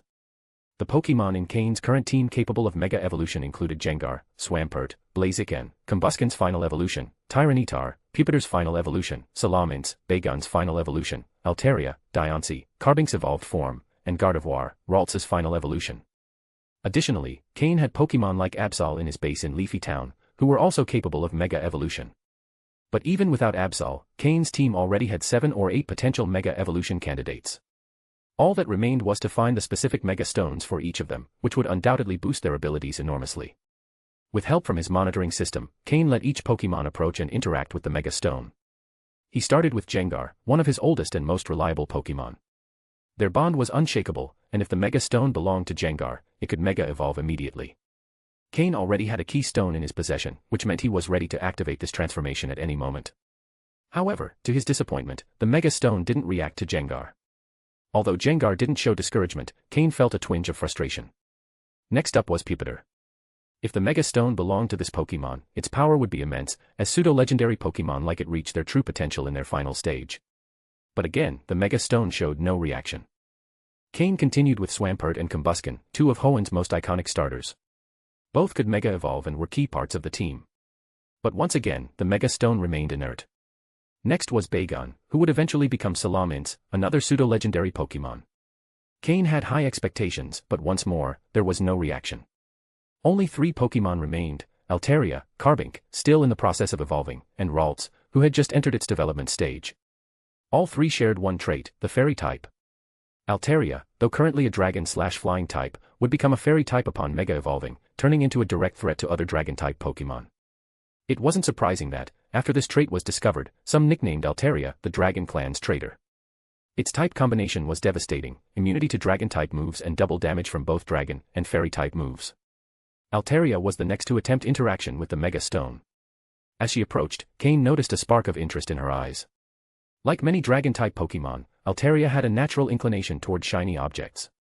However, what truly surprised Cain was the Mega Stone's reaction.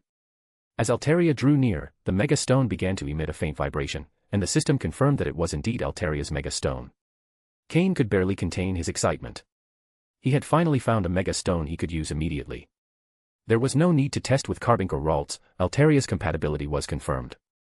As Altaria gazed at the Mega Stone with curiosity, Feeling a special connection to it, Cain smiled and said with enthusiasm, "That's right. This mega stone is yours, Altaria." Altaria responded with a soft trill, still a bit confused, but trusting Cain.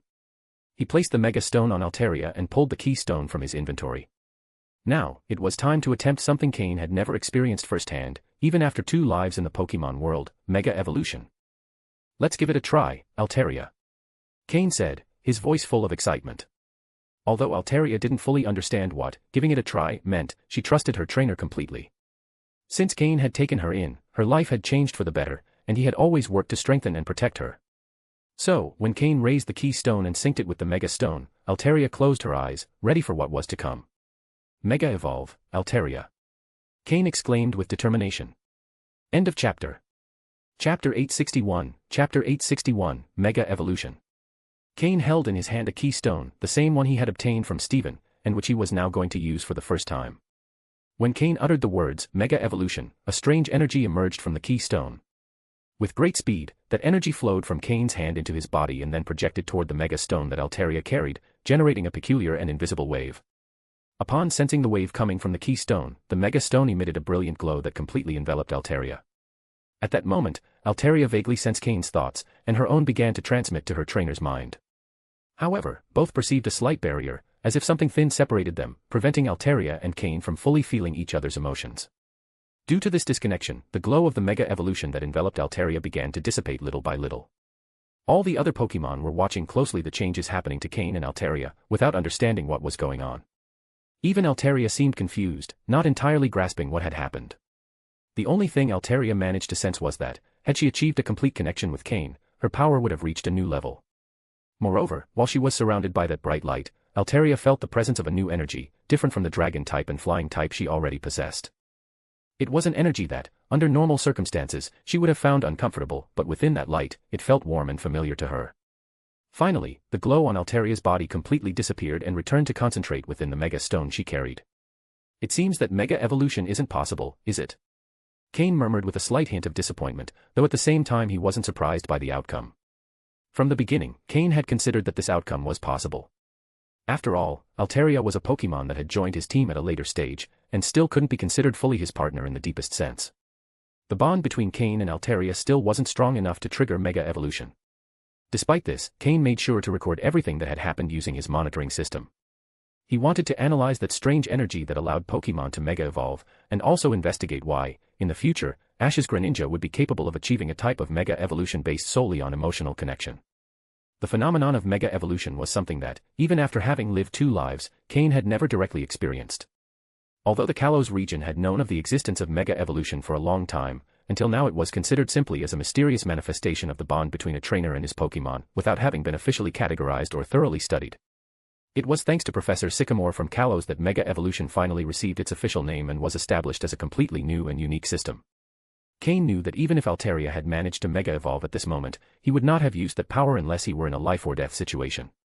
His priority now was to make the most of the time before Mega Evolution became widespread to collect as many Mega Stones as possible. Only in that way could he gain a significant advantage when the world discovered this phenomenon. Mega Evolution had the potential to generate an impact as great as the appearance of the fairy type, which was still causing shifts in the strategies and hierarchies of the Pokémon world. Cain's master, Matsuda Takashi, who had returned to Hoenn after the Sinnoh tournament, had still not come back to Leafy Town. Since his return, he had remained busy at the Hoenn League headquarters, participating in endless meetings and debates on the effects of the new fairy type. Without a doubt, the appearance of the fairy type was already transforming the balance of power in the Pokémon world. However, Cain was convinced that Mega Evolution would have an even greater impact. For the strongest trainers, like Giovanni, the fairy type did not represent a significant threat, as their teams were already optimized for high-level combat. But if Mega Evolution became popular, the changes would be more drastic. For example, Giovanni's Beedrill, which was already formidable without Mega Evolving, could become an unstoppable force upon receiving the additional power of Mega Evolution. This would alter the dynamics of power even among the most experienced trainers. Cain knew that, eventually, his bond with Altaria would grow strong enough to allow Mega Evolution. For now, he was satisfied to have found 2 Mega Stones compatible with his team, which was already a significant achievement. When night fell, Cain lay down next to his Pokémon on the island's beach, gazing at the moon in the sky. Nearly a year had passed since his rebirth, and the speed of his progress far exceeded what he had achieved in his previous life. He had recruited Pokémon with exceptional talents and abilities, and had reliable allies. His hope was to continue growing alongside his Pokémon, whether he found himself in the underground world of dark powers or in the ranks of the Pokémon League. All that mattered was having enough strength to not be limited by circumstances. Deep in the ocean, a mysterious figure had seen the multicolored flash that emerged from the island. Intrigued by the energy that emanated from that glow, the creature flapped its wings and sped toward the island, determined to investigate more closely. End of chapter. Chapter 862, Chapter 862, Preparations on the Island. The dawn of the next day brought with it a new purpose for Cain, to make this island disappear. He had prepared machines obtained by exchanging a significant amount of resources with Team Rocket. These tools could be installed on the edges of the island and, once activated, would make the island vanish from sight, although, in reality, it would still exist. What the tools generated was a virtual barrier. This mechanism was similar to the one used on Mythical Island but on a much smaller scale. The difference was that, while Mythical Island was extensive and complex, this small island only required a basic set of the virtual camouflage device. Team Rocket's scientists had perfected their designs based on the experience gained from Mythical Island, and what Cain had acquired was a state-of-the-art model. Throughout the morning, Cain dedicated himself to installing the devices around the island's perimeter. Each device, resembling a miniature camera, was designed to resist common attacks and had solar panels that continuously provided power. Even if the sun didn't shine, a full charge could keep them operational for 2 weeks. The device's self-sufficiency and autonomy were what led Cain to choose this model. With Slowking's help, he carefully installed them one by one. Without Cain noticing, a curious gaze was observing him from the depths of the ocean. A marine Pokémon, intrigued by Cain and Slowking's movements, was approaching stealthily. When he finished installing the devices, Cain activated the virtual camouflage system. Instantly, the island appeared to vanish from sight. Satisfied with the result, he headed toward the freshwater lake at the center of the island, the only source of drinkable water in the area. This lake was crucial, as any Pokémon inhabiting the island would depend on it. However, Cain knew that after his previous cleanup, most of the Pokémon on the island no longer posed a threat. He released the Pokémon he had recently captured, including the Magmortar he had caught on Empty Chimney and the group of Trevenant and Phantump from the mysterious ruins. At first, Magmortar was restless and aggressive, but after some time under Cain's strict supervision and the training provided by Slowking and Flygon, he had calmed down. Now, just looking at Flygon made Magmortar tremble with fear. On the other hand, the Trevenant and Phantump were filled with joy when they saw the forest surrounding the lake. To them, this place was paradise. They became the guardians of the forest, taking care of it and ensuring it developed in harmony.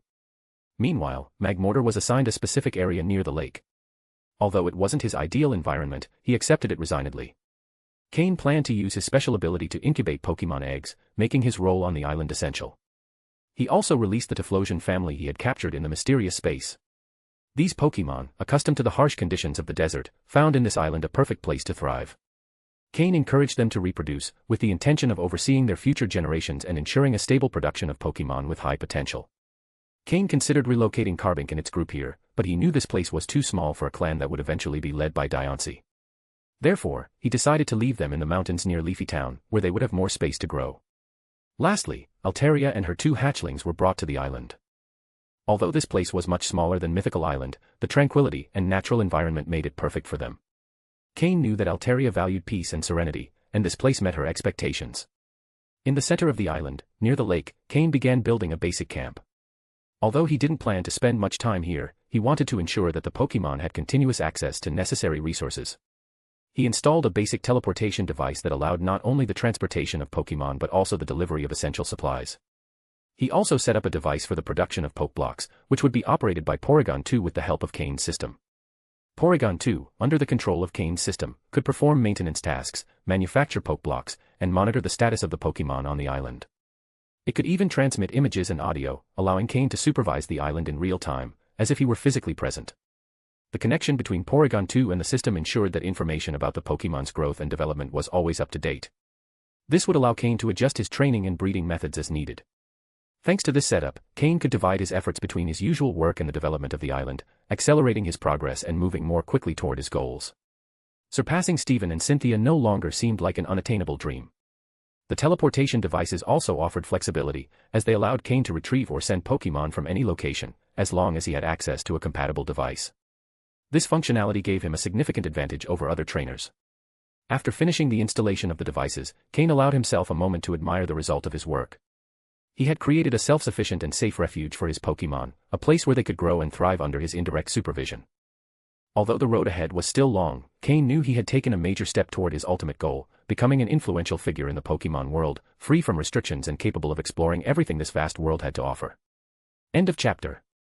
Chapter 863, Chapter 863, God of the Seas.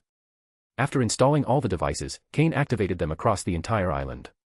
Immediately, the whole island became completely camouflaged.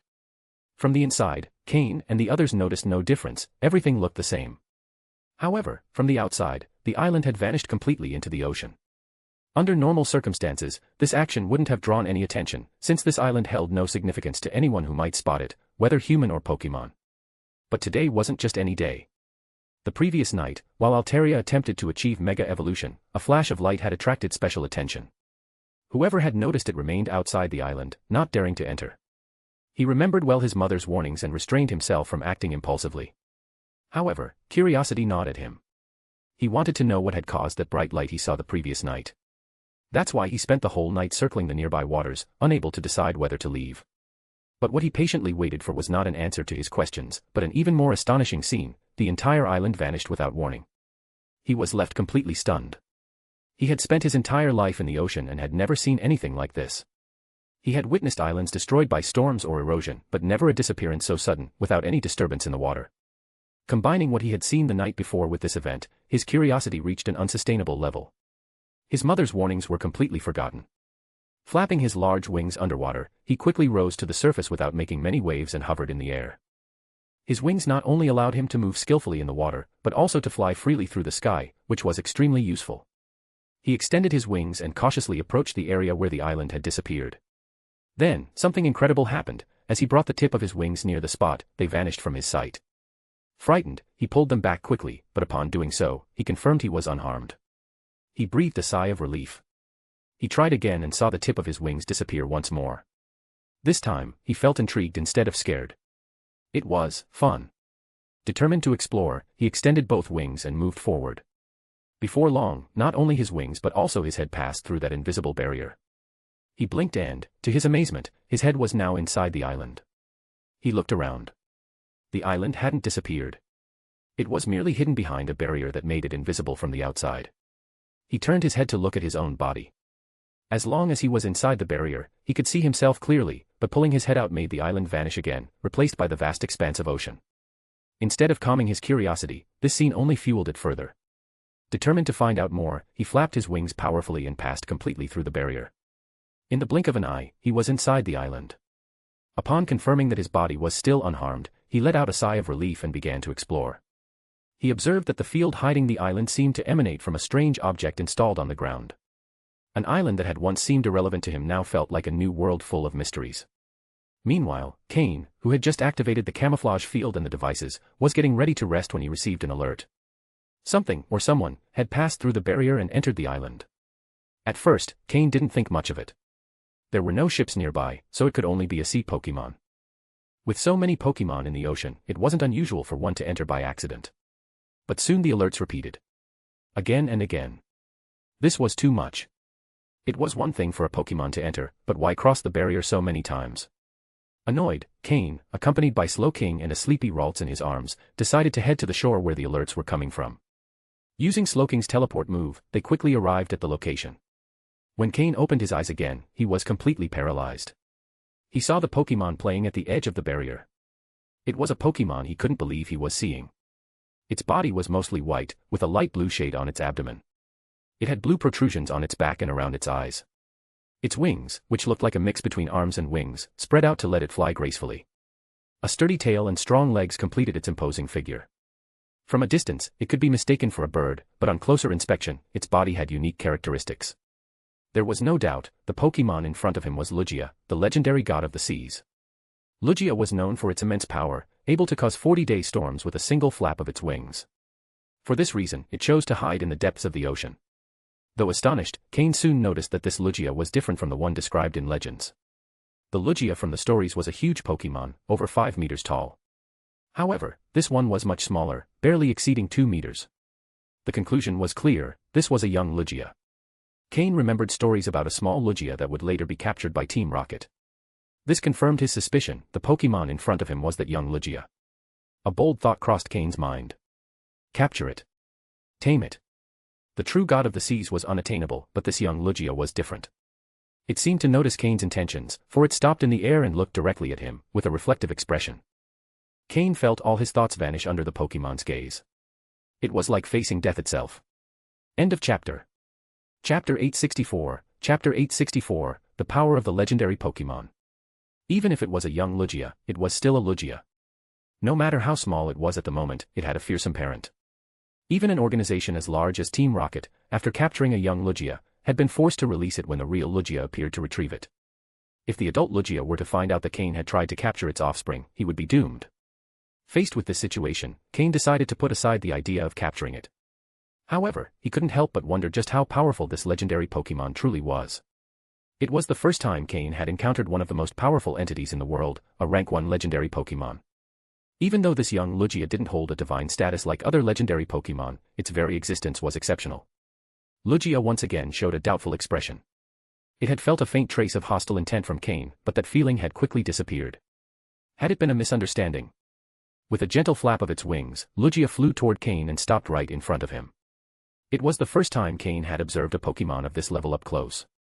Not missing the opportunity, he activated the integrated analysis system. Although in the past this system wouldn't have been able to gather data on a legendary Pokémon, recent upgrades made it possible. Pokémon, Lugia, Light Black. Gender, genderless. Level. Types, Psychic plus Flying. Ability, Pressure. Held item, none. Egg moves, none.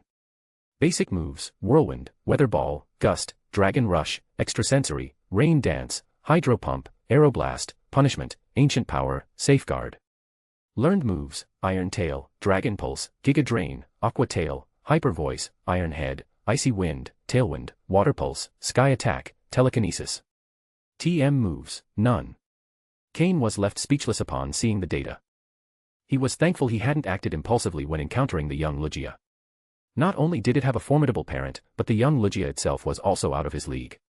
What truly stood out was its potential. Since Cain had started using the system, the highest quality level he had encountered in a Pokémon was the color purple, not even dark purple. Even Professor Oak's Dragonite, with its champion-level strength, only reached the purple tier. The same applied to the star Pokémon of future champions like Steven, Cynthia, and Diantha. Their best Pokémon didn't surpass the purple quality tier. However, this young Lugia had a light black quality color. Even though it was a lighter shade, the black tier represented a qualitative leap above purple. Just as there was a significant gap between light purple and dark blue, the distance between light black and dark purple was even more pronounced. A Pokémon with light purple quality had the potential to reach champion level. But a Pokémon with light black quality. Cain couldn't even imagine its power limits. Maybe it had none. There was no doubt, this young Lugia was a direct descendant of a rank 1 legendary Pokémon. Among the legendary Pokémon Cain knew, only Lugia had offspring. Others like Groudon, Kyogre, Rayquaza, or the gods of space and time, Dialga and Palkia, didn't seem to have any. Cain completely dismissed the idea of capturing the young Lugia. Taming a Pokémon with this level and quality wasn't an easy task, especially without equivalent strength. The parent didn't even need to intervene, this young Lugia was already capable of going toe-to-toe with any elite-level Pokémon without significant disadvantages. Even experienced elite Pokémon would have trouble facing it.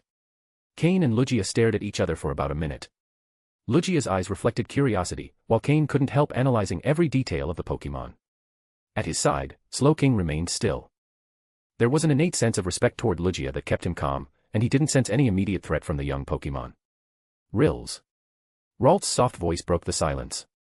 The little Pokémon had woken up, stretching lazily in Cain's arms. Ralt's call drew Lugia's attention, who turned its head to look at her.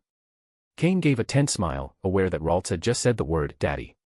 With a yawn, Ralts noticed Lugia's presence and her eyes sparkled with joy. Thanks to the sensitive red appendages on her head, Ralts could feel the emotions of others. What she sensed from Lugia was an energy that felt extremely friendly.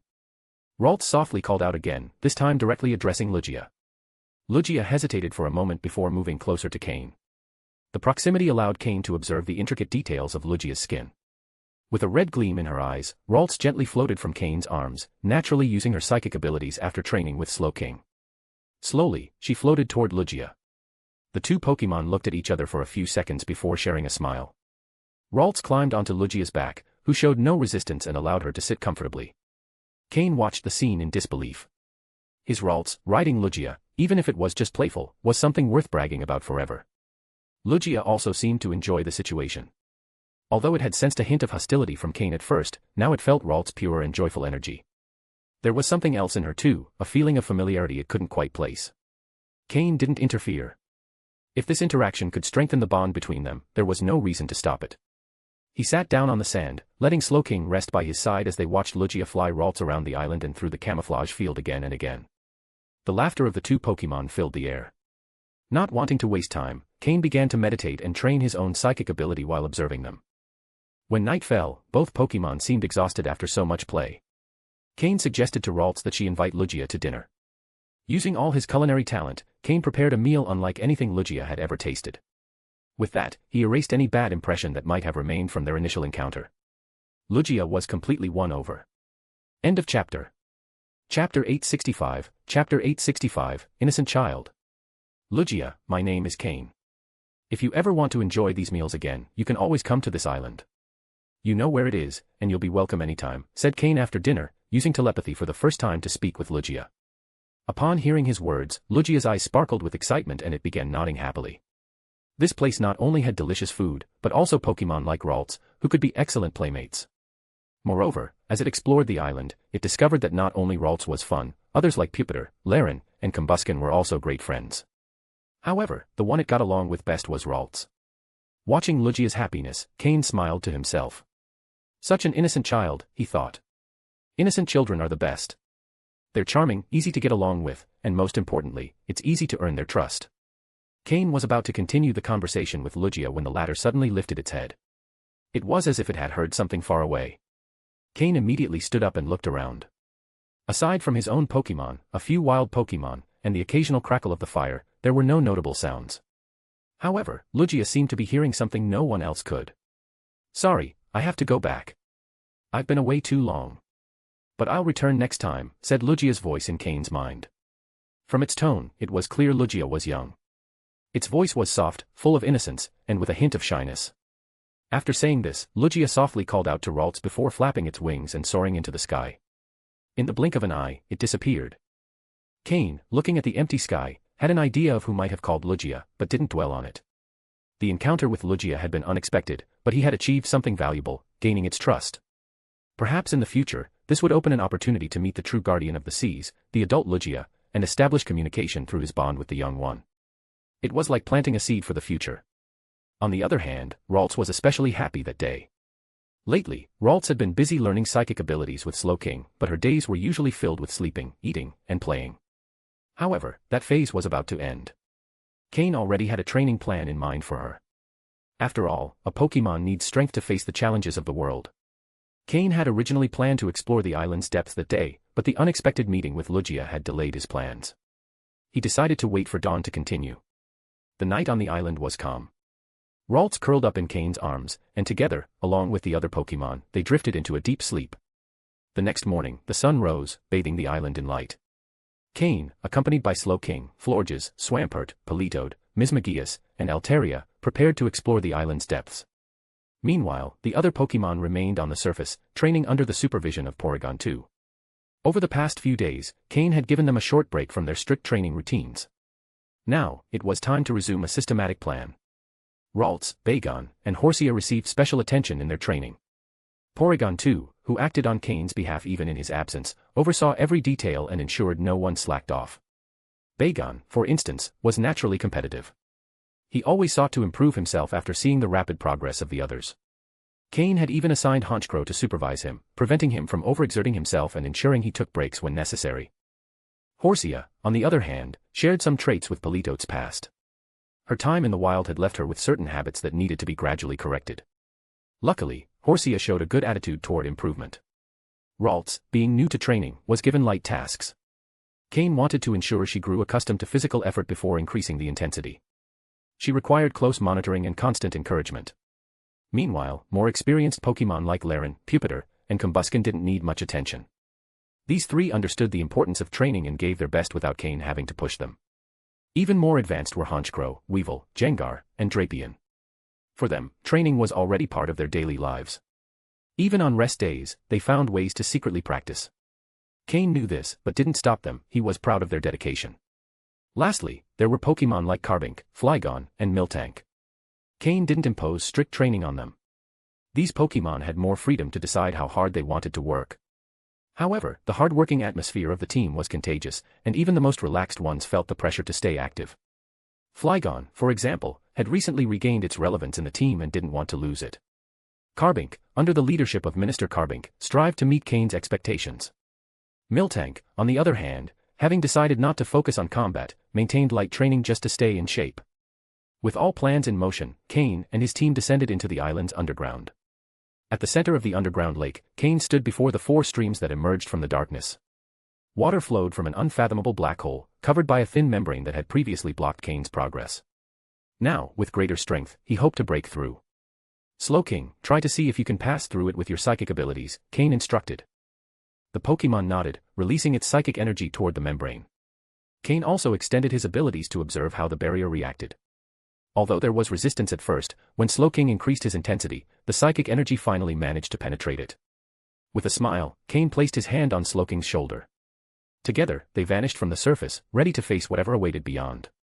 End of chapter. Chapter 866, Chapter 866, The Sea Temple, Samaya.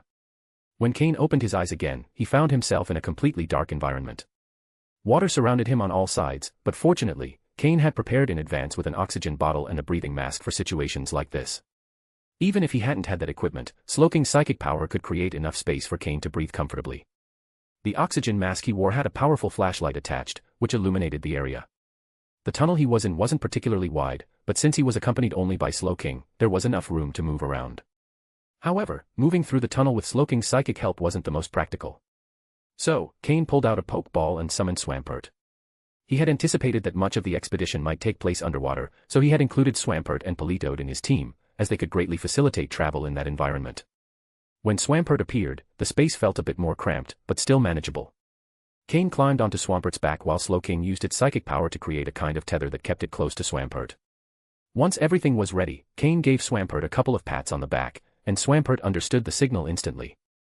With its large fins, it began to propel itself rapidly, moving at a considerable speed into the depths.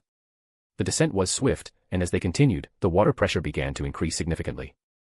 Cain had to deploy his own psychic power around his body to withstand the growing pressure, which allowed him to remain comfortable for a while. However, there came a point when his psychic power was no longer enough, and he had to rely entirely on Slowking to create a stronger barrier to protect them both. At a considerable depth, the narrow tunnel began to open up, and the surrounding walls became completely transparent. From that position, the ocean could be seen through the walls as if they were large windows. The view was breathtaking. He could see schools of Remoraid and Tentacle, as well as Tentacruel floating closer to the surface. Further above, groups of Sharpedo and Carvania swam in formation, dominating the areas they passed through, while other Pokémon quickly fled upon noticing their presence. Although Sharpedo was considered the terror of the seas, there were even more impressive Pokémon.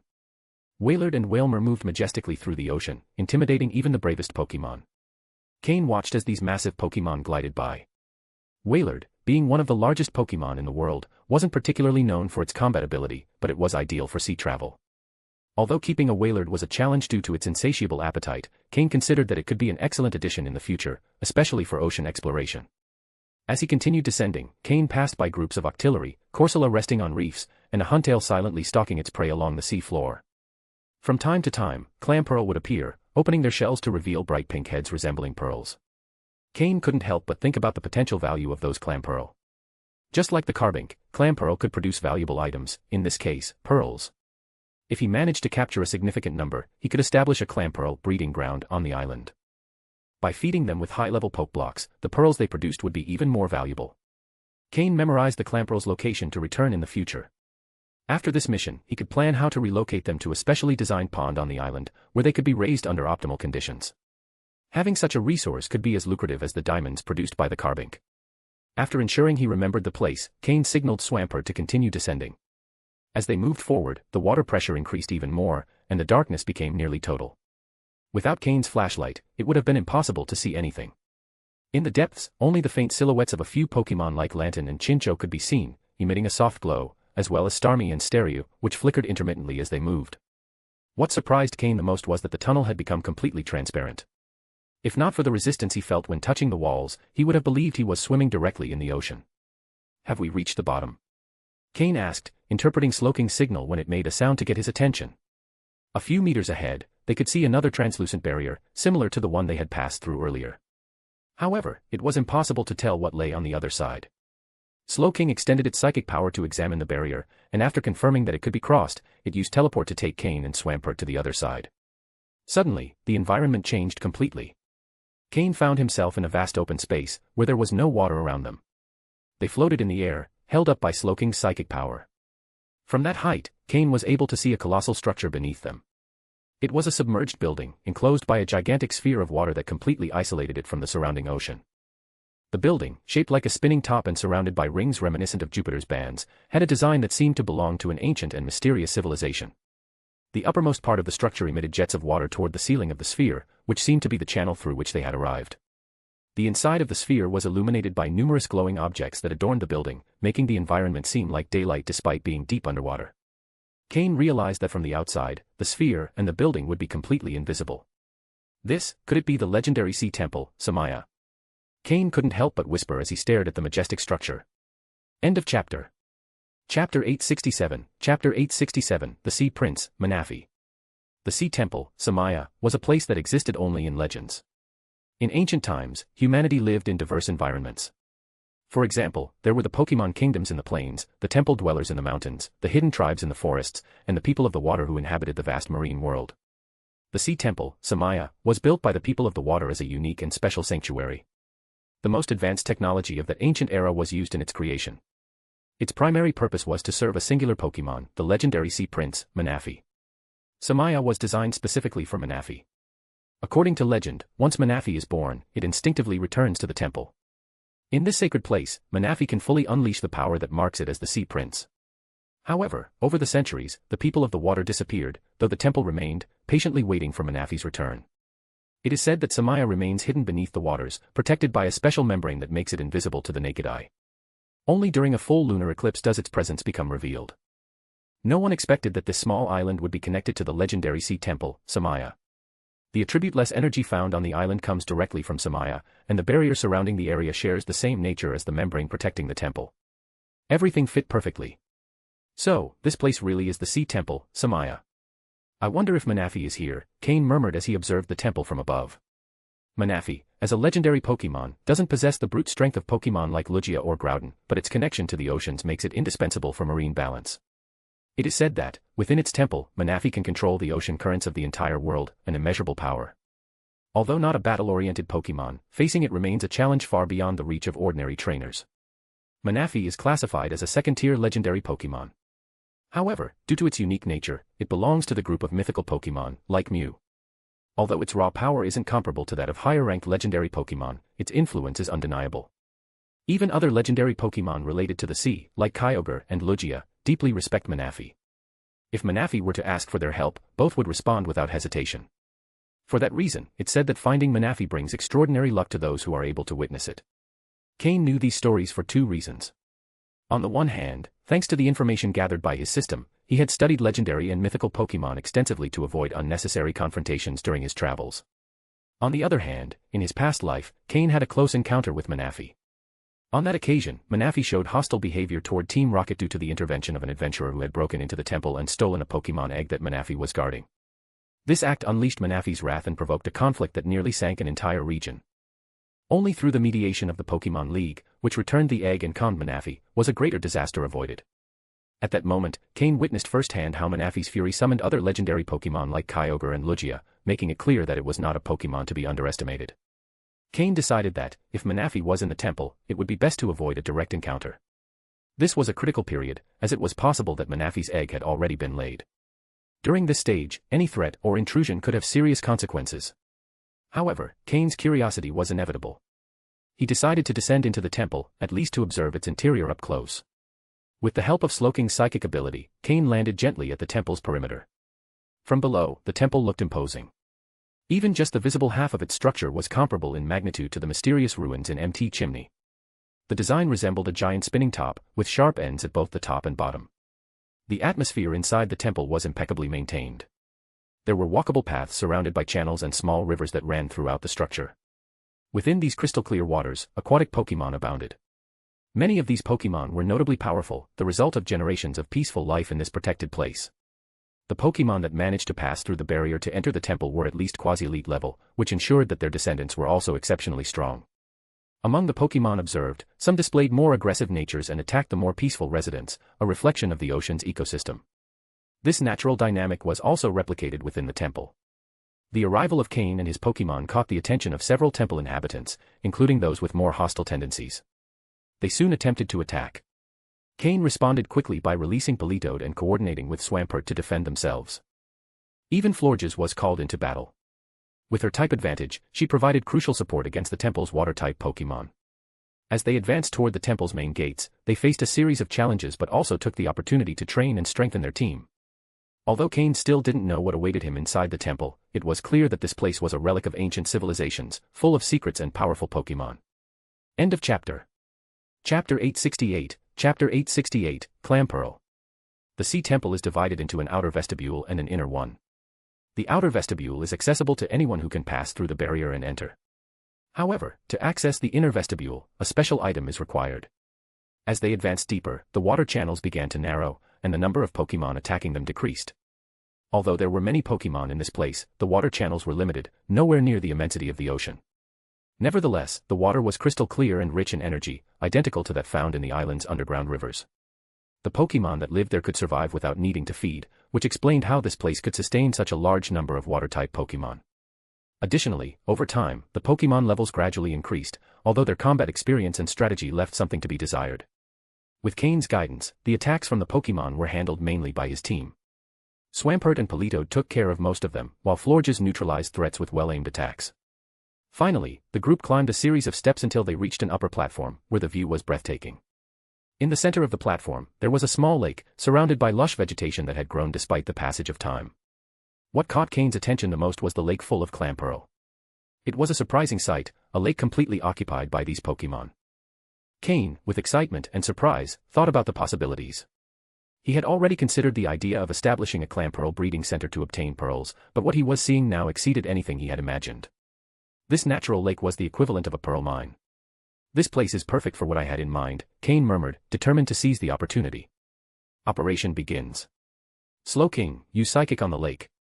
Florges, fire energy ball at will. Swampert and Politoed, get in the water and flush the Clampearl out. Cain gave the orders, and his team quickly moved into action. Swampert dove into the water without hesitation, causing a huge commotion. Politoed, a bit more cautious, followed. Both began to create chaos in the lake, while Slowking used Psychic to catch the stronger Clampearl and pull them to the shore.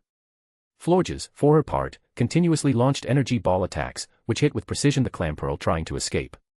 The lake was inhabited by a considerable number of Clampearl, some of which had notably high levels. However, after the initial chaos, a leader emerged among them, an old and powerful Clampearl who began to organize the others to repel the assault. Swampert and Politoed struggled to contain the coordinated Clampearl, so Cain instructed Slowking to target the leader. This Clampearl, at an impressive level 60, was the leader of the community. A Pokémon with exceptional abilities for its species, it had survived for decades, perhaps even a century. Cain observed its data through his system. Pokémon, Clampearl, light blue. Gender, female. Level. Type, water. Ability, shell armor. Held item, none. Egg moves, aqua ring, muddy water, water pulse, brine. Basic moves, clamp, water gun, whirlpool, iron defense, shell smash. Learned moves, icy wind, snore. TM moves, none.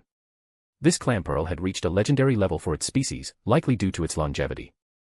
As a leader, it had maintained order within its community, allowing it to thrive. But now, faced with Cain and his team, it was at a disadvantage. Though it fought bravely, its limited mobility and type disadvantage proved decisive. Slowking and Florges, working together, managed to defeat the Clampearl leader after an intense battle. Once the leader was defeated, the remaining Clampearl became disorganized, making them easier to capture. Swampert and Politoed returned to the shore, exhausted but satisfied, while Cain evaluated the outcome of the operation. They had defeated around 500 Clampearl, of which one was elite level, 5 were quasi-elite level, and the rest were below quasi-elite. The scale of the battle had been impressive, and the exhaustion of his team reflected it. Even so, Cain was satisfied. This natural lake not only provided a valuable resource in the form of pearls, but also represented a unique opportunity for his research and future plans. As he gazed into the calm waters of the lake after the battle, Cain reflected on the importance of this discovery. Although Clampearl were not formidable opponents in battle, their economic and strategic value was undeniable. This place would become a key piece in his plans, a base for developing new strategies and resources. Cain's 4 Pokémon rested on the shore, tired but proud of their success. The group knew that this was only the beginning of what the Sea Temple had to offer. End of chapter. Chapter 869, Chapter 869, the symbol of the people of the water. After a prolonged battle of attrition, the Pokémon gained significant rewards. During the fight, they not only improved their mastery of moves and execution timing, but also increased their levels considerably. The most notable progress came from Slowking, whose level had remained at 58 for a long time. Despite months of training and accumulation, it had been unable to advance due to the lack of a suitable opponent. However, after the battle alongside Florges against the elite-level Clampearl, it finally gained a better understanding of what it meant to fight a Pokémon of that caliber.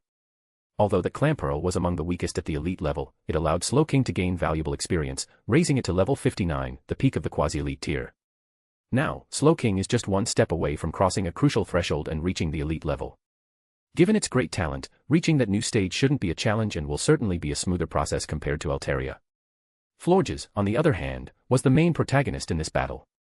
She defeated the largest number of Clampearl, including the elite-level Clampearl and 5 quasi-elite level ones. Since her type changed to grass, the power of her energy ball move has increased enormously, proving decisive in this confrontation. Without Florges' presence, it would have been impossible for the team to defeat so many Clampearl, no matter how hard they tried. Thanks to her performance in this battle, along with months of prior build-up, her level rose by 2, reaching 55, approaching the highest range within the quasi-elite Pokémon category. Swampert and Politoed also achieved remarkable growth. Swampert was undoubtedly the fiercest in this battle, leading the assault and enduring the most damage. However, it also reaped the greatest rewards, reaching level 49, the highest level within the advanced tier. Swampert has always been the fastest-growing Pokémon in the second team. Politoed, for his part, reached level 42. Although he's not the strongest in direct combat, as the main core of the Rain team, his progress remains highly important. This time, Altaria and Mismagius did not participate in the battle, as the goal was to give other team members a chance to grow. If a stronger Pokémon had been sent out from the start, the others wouldn't have had an opportunity to train. In battles like this, beyond individual ability, teamwork is what truly matters. Cain captured the elite-level Clampearl and the 5 quasi-elite ones using Super Balls, while the rest were caught with standard Pokeballs. Years of experience as a hunter had taught him to always carry a large supply of ordinary Pokeballs, in case he came across large groups of Pokémon. This habit from the past was now proving invaluable. Even so, capturing so many Clampearl one by one left Cain's arm sore. After half an hour, he finally finished storing them all. The most seriously injured Clampearl were placed within the effect zone of Florges' grassy terrain move to recover. Now that they belonged to Cain, any loss would be regrettable. When the Clampearl were released to heal, they showed some unease, but without their leader to guide them, they simply remained still and rested. Once Cain tamed the Clampearl leader and the 5 quasi-elite level ones, the rest of the group would become completely docile, turning into his personal resource. While the Clampearl recovered, Cain's Pokémon also rested, exhausted from the battle. Cain took the opportunity to prepare dinner on site. As for the pearls carried by the Clampearl, Cain decided to extract them later, once back on the island. Among them, the ones produced by the elite-level Clampearl would be especially valuable, representing a true treasure. After regaining their strength, Cain and his team continued deeper into the temple. They had now reached the middle level of the Sea Temple, leaving behind the wide plaza and entering the main structures. Their path led them through a vast, empty hall, where only the constant flow of water could be heard. There was nothing else in the area. At the far end of the hall, a staircase led to a stone stele. Cain approached and examined the inscriptions engraved on it. The words belonged to the ancient language of the people of the water, incomprehensible to most. However, thanks to the system that integrated data from Porygon 2, Cain had a record of these characters, allowing for easier translation. To the Honorable Prince of the Sea, Manaphy, we the people of the water offer our utmost loyalty. Cain read aloud as the system completed the translation. The true Sea Temple only grants access to those who possess the symbol of the people of the water, the only ones worthy of venerating the Prince of the Sea. When the Prince of the Sea is present, the Sea Crown will appear. Those who obtain the crown shall be acknowledged by the prince. Cain pondered these words, a flash of understanding in his eyes. Without the symbol of the people of the water, it was impossible to enter the true Sea Temple. And if Manaphy resided there, the Sea Crown would be visible. Otherwise, they would have to wait for Manaphy's return. As for the Prince of the Sea's acknowledgement, its exact meaning was still unclear. Now, Cain felt more at ease regarding the mystery beneath the island. At the very least, Manaphy, being a Pokémon of gentle temperament, wouldn't pose a threat as long as it wasn't provoked. Moreover, the constant flows of energy-rich water from the sea temple could be used to strengthen the island's Pokémon, especially those being raised. Before leaving the sea temple, Cain planned to explore the entire outer area in search of other valuable Pokémon or interesting groups that could become strategic resources. They say the ocean is full of treasures, and marine Pokémon are no exception. End of chapter. Chapter 870, The Pearl Mines and Poison Barbs. One day later, Cain and Slowking returned to the island, leaving the sea temple behind. Before departing, Cain captured several water-type Pokémon, among which two large groups stood out. The first was a massive group of Clamperl, and the second, smaller but equally significant, was a colony of over 100 quillfish. The encounter with the quillfish was a stroke of good luck, as they were gathered together. Had they been scattered, it would have been an arduous task to catch them one by one. Even so, facing a compact group of quillfish wasn't easy either. Although they were fewer in number than the Clamperl, capturing them turned out to be a much more challenging task due to their unique traits. Quillfish are water/poison-type Pokémon, which poses great risk when confronting them. A single mistake could result in poisoning, and dealing with venom in the wild is no easy matter. Fortunately, none of the quillfish present were elite level, which would have made the capture even more difficult. The main reason Cain decided to capture this group of quillfish was their ability to produce a valuable resource, poison barbs. Although they don't produce as quickly as Clamperl generate pearls, the items quillfish produce hold great value, especially among trainers who use poison-type Pokémon. The process by which quillfish generate these poison barbs is fascinating. The poisonous spines on their bodies accumulate keratin and absorb toxins as they grow. Once they reach full size, they can either detach naturally or be removed with assistance. These spines, known as poison barbs, become valuable tools that can enhance poison-type moves. Although poison barbs don't reach the value of items like Miracle Seed or Nevermelt Ice, they are highly sought after by specialized trainers. In particular, within Team Rocket, where many members use Pokémon such as Golbat, Arbok, and Beedrill, these poison barbs are extremely useful for boosting the effectiveness of their moves. Additionally, Cain can distribute them through Team Heaven's trade channels, ensuring a steady market for these resources. With the Clamperl and quillfish colonies, Cain managed to establish two stable sources of income, adding to the group of carbink he had previously discovered on Mythical Island. He now had 3 consistent and reliable gold mines in his hands. Upon returning to the island, Cain wasted no time and got to work with his Pokémon team. The first task was to redirect an underground river to the surface, creating an accessible, energy-rich water source. This change would not only benefit the island's resident Pokémon but also accelerate their growth. Next, Cain and his Pokémon dug 2 ponds near the main lake. For this task, Pupitar proved to be the most efficient Pokémon, using its ability to manipulate terrain. Although Drapion had previously been the go-to for such tasks, Pupitar managed to complete the job with impressive speed, especially with help from other team members. One of the ponds was assigned to the Clamperl, and the other to the quillfish. After a friendly conversation with the leaders of both groups, Cain secured their cooperation. For the Clamperl and quillfish, moving from the sea temple to the island didn't represent a significant change, since the water conditions were similar and contained the same energy as their previous home. Additionally, Cain used an irresistible incentive, Pokeblocks. These treats, offered as a sample, were enough to earn their trust. Both the leaders and the other Pokémon quickly accepted the new arrangement, especially with the promise of receiving these treats regularly in exchange for staying calm and allowing Cain to harvest their resources. The first resource harvest was a resounding success. The Clamperl, in particular, produced pearls of great value.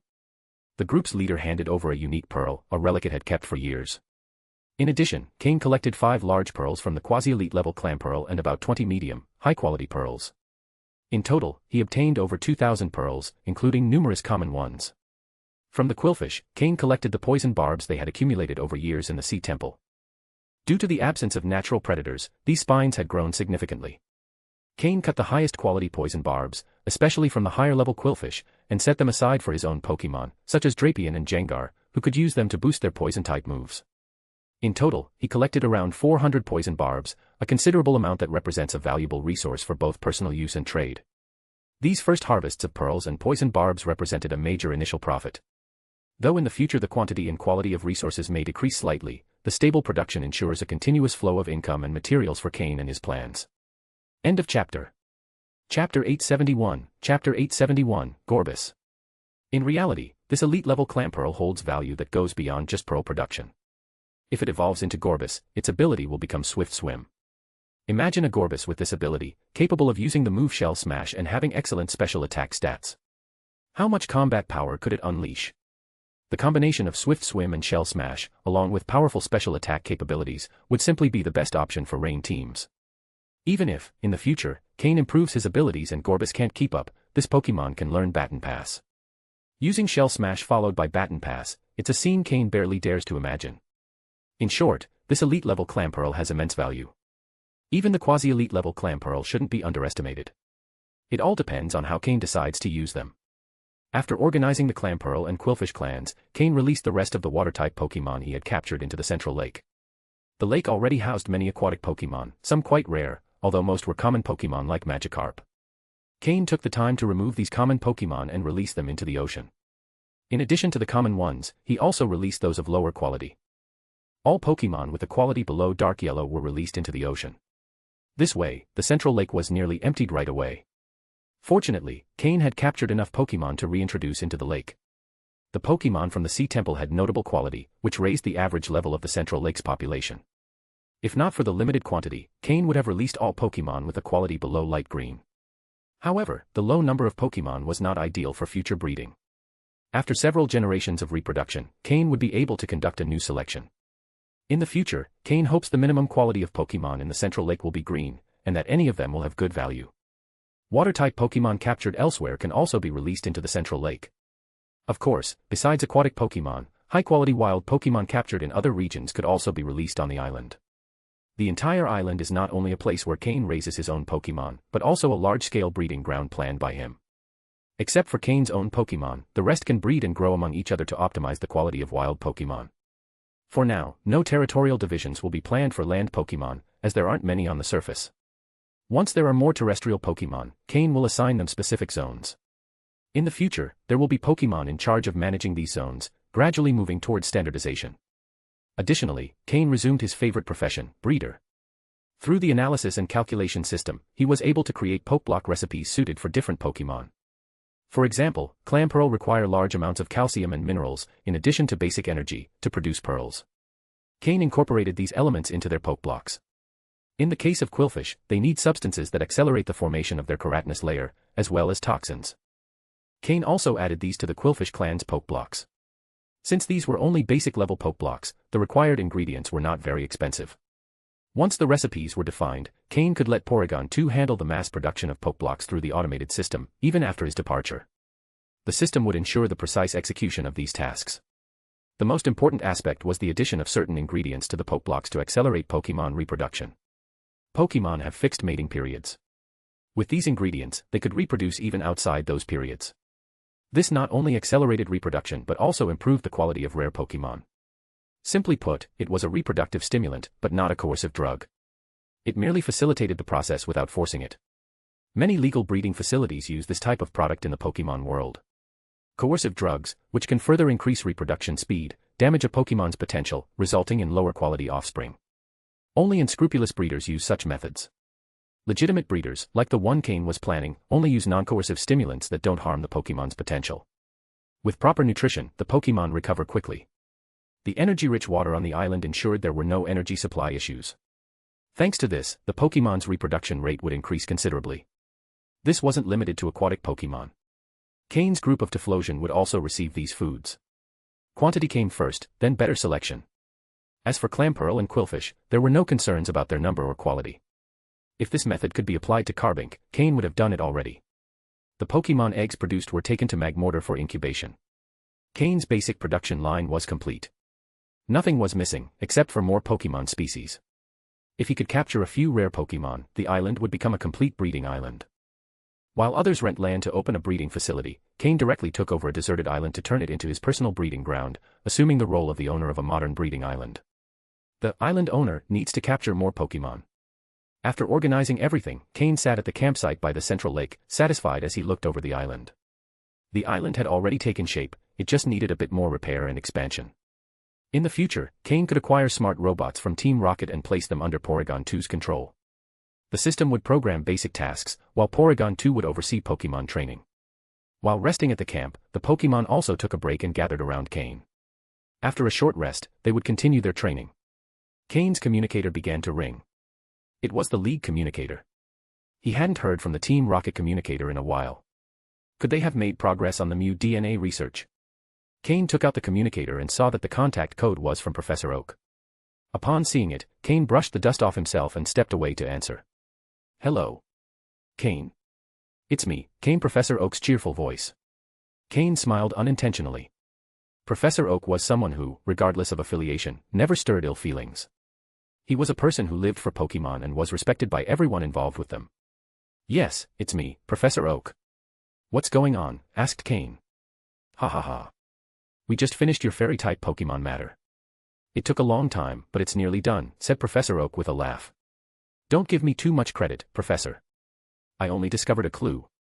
All the credit goes to you professors and Pokémon researchers. I couldn't take that achievement for myself. End of chapter. Chapter 872, Double Agent. Ha ha ha, alright, let's drop that topic. I called to tell you that I'll be announcing the evolution method for Slowking on your behalf. I've already spoken with the authorities, and now you're officially a professional Pokémon researcher. Professor Oak clearly had no interest in taking credit for the fairy-type discovery. To him, types were simply part of the Pokémon world, nothing more. The main purpose of his call was to inform Cain that he had arranged for his official recognition as a Pokémon researcher. When old Matsuda had first introduced Cain to Professor Oak, Cain hadn't been very strong yet, and too many titles might have hindered his development at the time. But now things were different. His performance in the Sinnoh tournament had been impressive, showcasing quasi-elite level strength. Additionally, he had gained significant recognition in the Hoenn region. Announcing his new status as a Pokémon researcher would only bring benefits, boosting both his reputation and influence, something Professor Oak, with all his experience, understood well. After wrapping up all the preparations related to the fairy type, he had immediately proposed Cain's recognition as a Pokémon researcher. In fact, given his discovery of the fairy type, Cain could have been granted the title of Pokémon Professor. With the backing of Professor Oak, the Breeders' Guild, and Hoenn League President Juan, it was entirely feasible. Though there were many Pokémon researchers, Pokémon professors were rare, and earning that title required a unique specialty. However, granting him that title now would be premature. He needed to first be acknowledged as a Pokémon researcher, and with time and more experience, he could eventually become a Pokémon professor.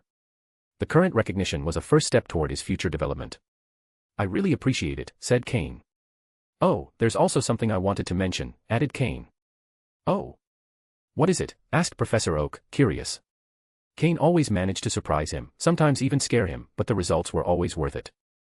Well, during the final round of the Sinnoh tournament, I used a Politoed. Before he could finish, Professor Oak interrupted him excitedly. Did you discover how Politoed evolves? That makes sense. You had a Poliwhirl, and then Politoed appeared. So it really does evolve from Poliwhirl. How does the evolution work? Professor Oak's enthusiasm was obvious. When he spoke about Pokémon knowledge, he didn't sound like an old man at all. Yes, it evolves from Poliwhirl, and the method is the same as for Slowking. It requires a King's Rock, Cain explained.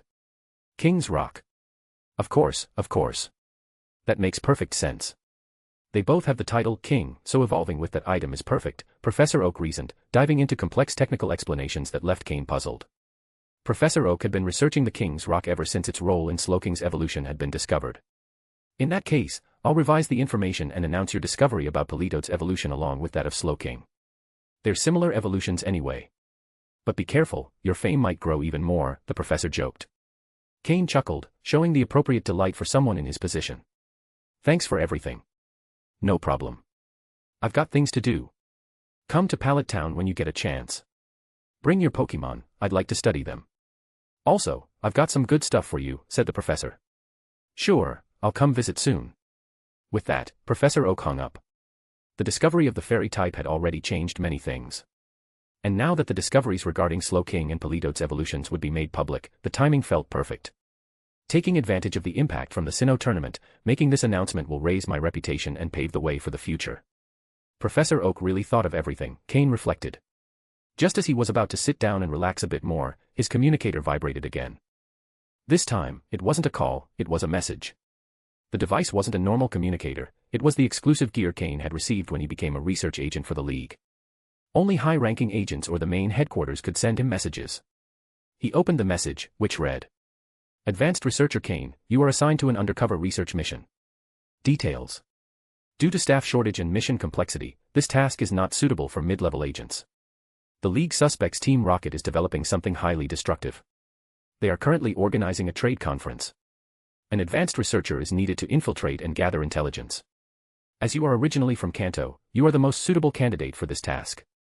Do you accept the mission? Below were two buttons, yes and no. Cain was stunned. They wanted him to become a double agent. Could he refuse? But he was already a member of Team Rocket. He had made good progress within the League, and now they were asking him to investigate his own organization. The reasoning at the end of the message was also difficult to argue with. He was from Kanto and knew the region well. It was better to send someone familiar with the area than an outsider. Moreover, the shortage of advanced researchers was likely due to many of them exploring new regions or researching the fairy type in Kalos.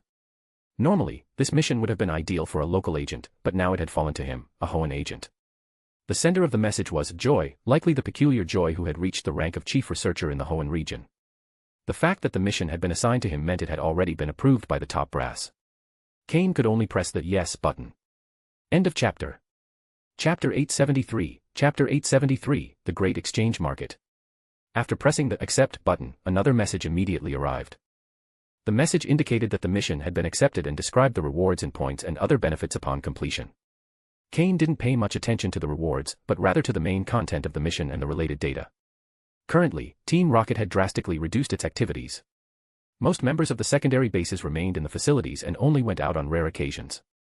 Except for necessary missions, outings had significantly decreased. At first, the Pokémon League seemed pleased and surprised.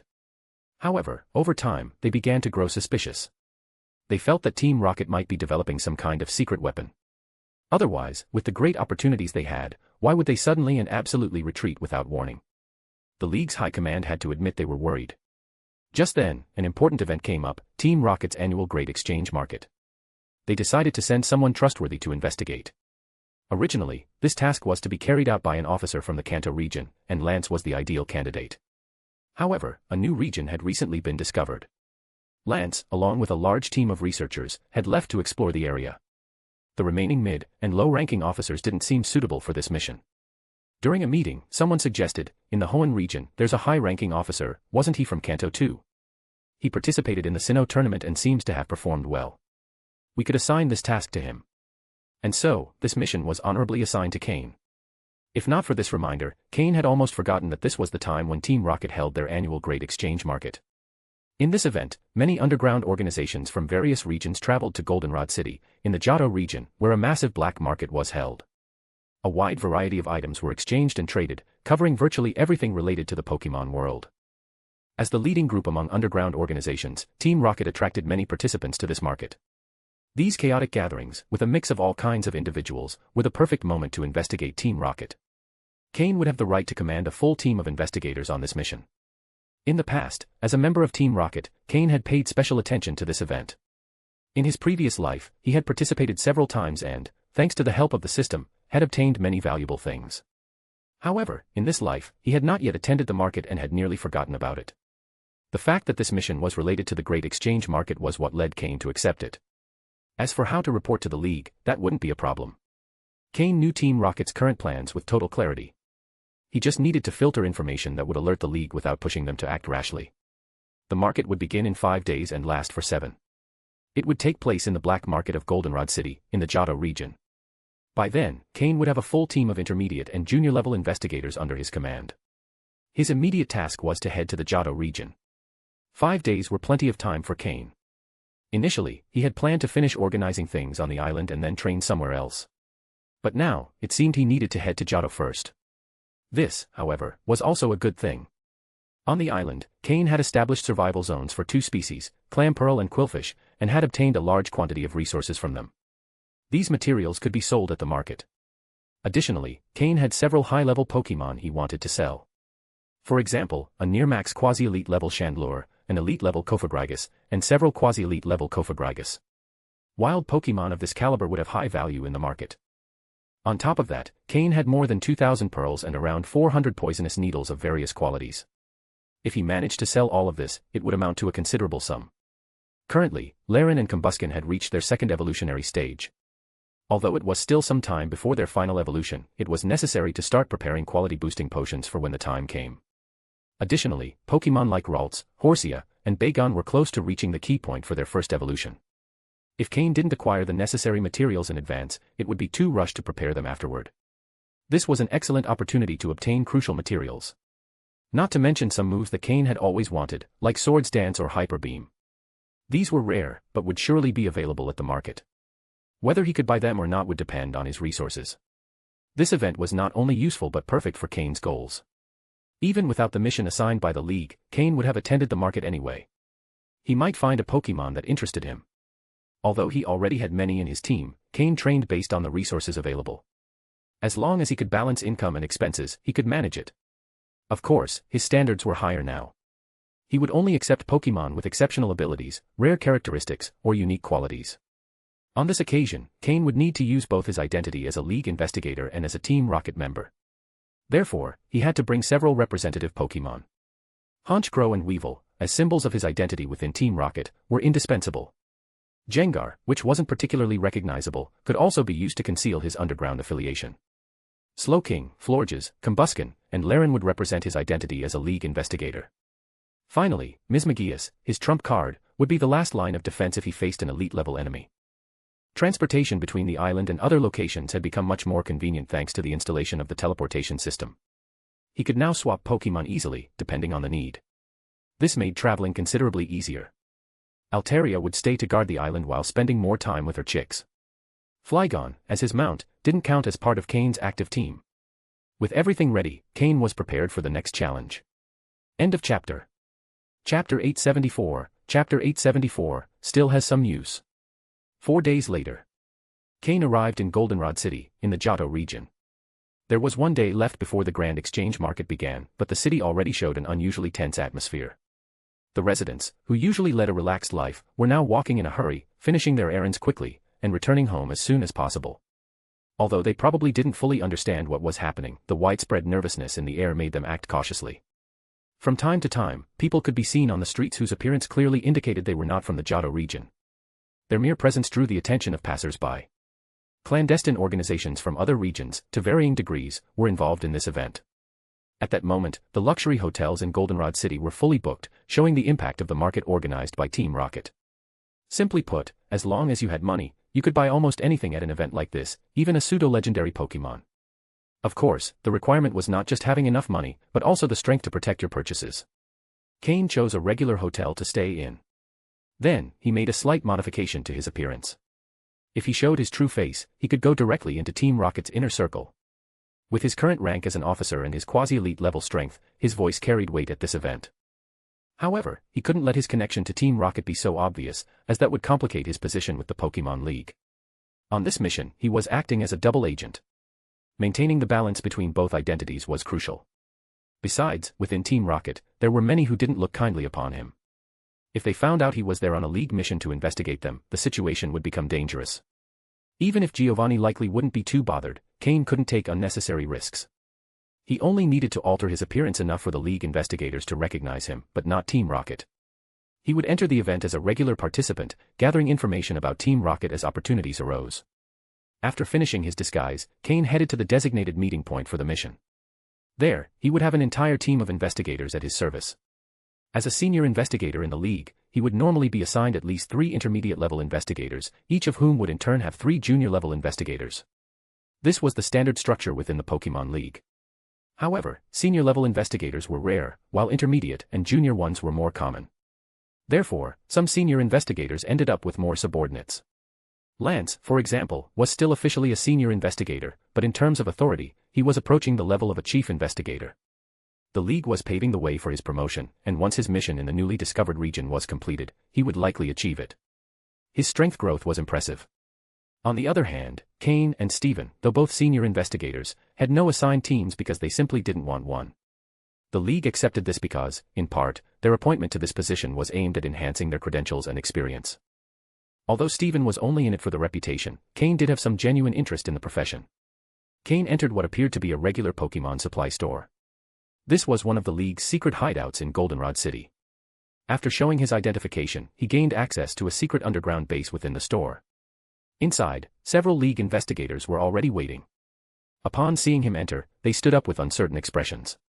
Cain glanced at the League badges on their chests and couldn't help but feel exasperated. Guys, you're here on an undercover mission, not sightseeing. If you walk into the black market wearing those badges, I doubt you'll make it out alive. Still, he couldn't scold them too harshly. Some of them were older than him. Moreover, becoming a League investigator required significant dedication. These people were committed to the safety of the Pokémon world and played a crucial role in keeping the darker parts of society at bay. If not for them, peaceful city life wouldn't be possible. Cain cleared his throat and said, "Greetings, I'm Cain, a senior investigator. We'll be working together on this mission." He took out his league badge to prove his authenticity. "Yes, Captain," they responded in unison. There was no contempt in their eyes due to his age. On the contrary, some even showed admiration. After all, reaching the rank of senior investigator was their professional goal, and Cain, despite his youth, had already achieved it. Cain nodded slightly in greeting. He observed the group, 4 intermediate-level investigators and 12 junior-level ones. 16 people in total, all under his command. Honestly, he saw them more as a burden than a help. But the orders were clear, and he couldn't reject them. You already know the mission. You have 5 minutes to change clothes and hide any league identification. His tone was serious and commanding. As the leader of Team Heaven and an officer in Team Rocket, handling a group like this wasn't difficult. "Yes, sir," they replied without hesitation. 5 minutes later, they were all dressed appropriately for the mission. There was no indication that they belonged to the League. Cain nodded, satisfied. It couldn't be denied that these investigators had discipline. At least their adaptability was decent. From now on, think of yourselves as members of underground organizations from various regions. Form into pairs and scout the Goldenrod City black market. Investigate what kinds of goods are being traded and identify the key areas. We'll regroup here at nightfall to discuss your findings. Without further explanation, he assigned the task. "Yes, sir." No one questioned his orders. Even though it seemed like a simple task, they would carry it out to the letter. Soon after, they all headed to the black market. Having a group investigate on his behalf would make things much easier for him. Now he wouldn't have to comb through the entire market to find what he wanted to buy. Cain stroked his chin thoughtfully. Well, in the end, these guys weren't so useless after all. He took back what he had thought earlier. End of chapter. Chapter 875, Chapter 875, The Auction. Soon, an entire day had passed. When all the investigators returned, Cain received the information they had gathered. There was no denying their level of professionalism. They had investigated everything with an impressive amount of detail, almost to the point of finding out what kind of underwear the merchants wore or what their favorite meals were. After dismissing them, Cain began reviewing the documents they had handed over. Sometimes, just by observing the products sold by the merchants, it was possible to deduce which region they came from. As for the true purpose of this mission, investigating what Team Rocket was plotting, Cain didn't need the help of the investigators. At the right moment, he would infiltrate alone and obtain the necessary information. After a good night's rest, the next day, the grand event organized by Team Rocket officially began.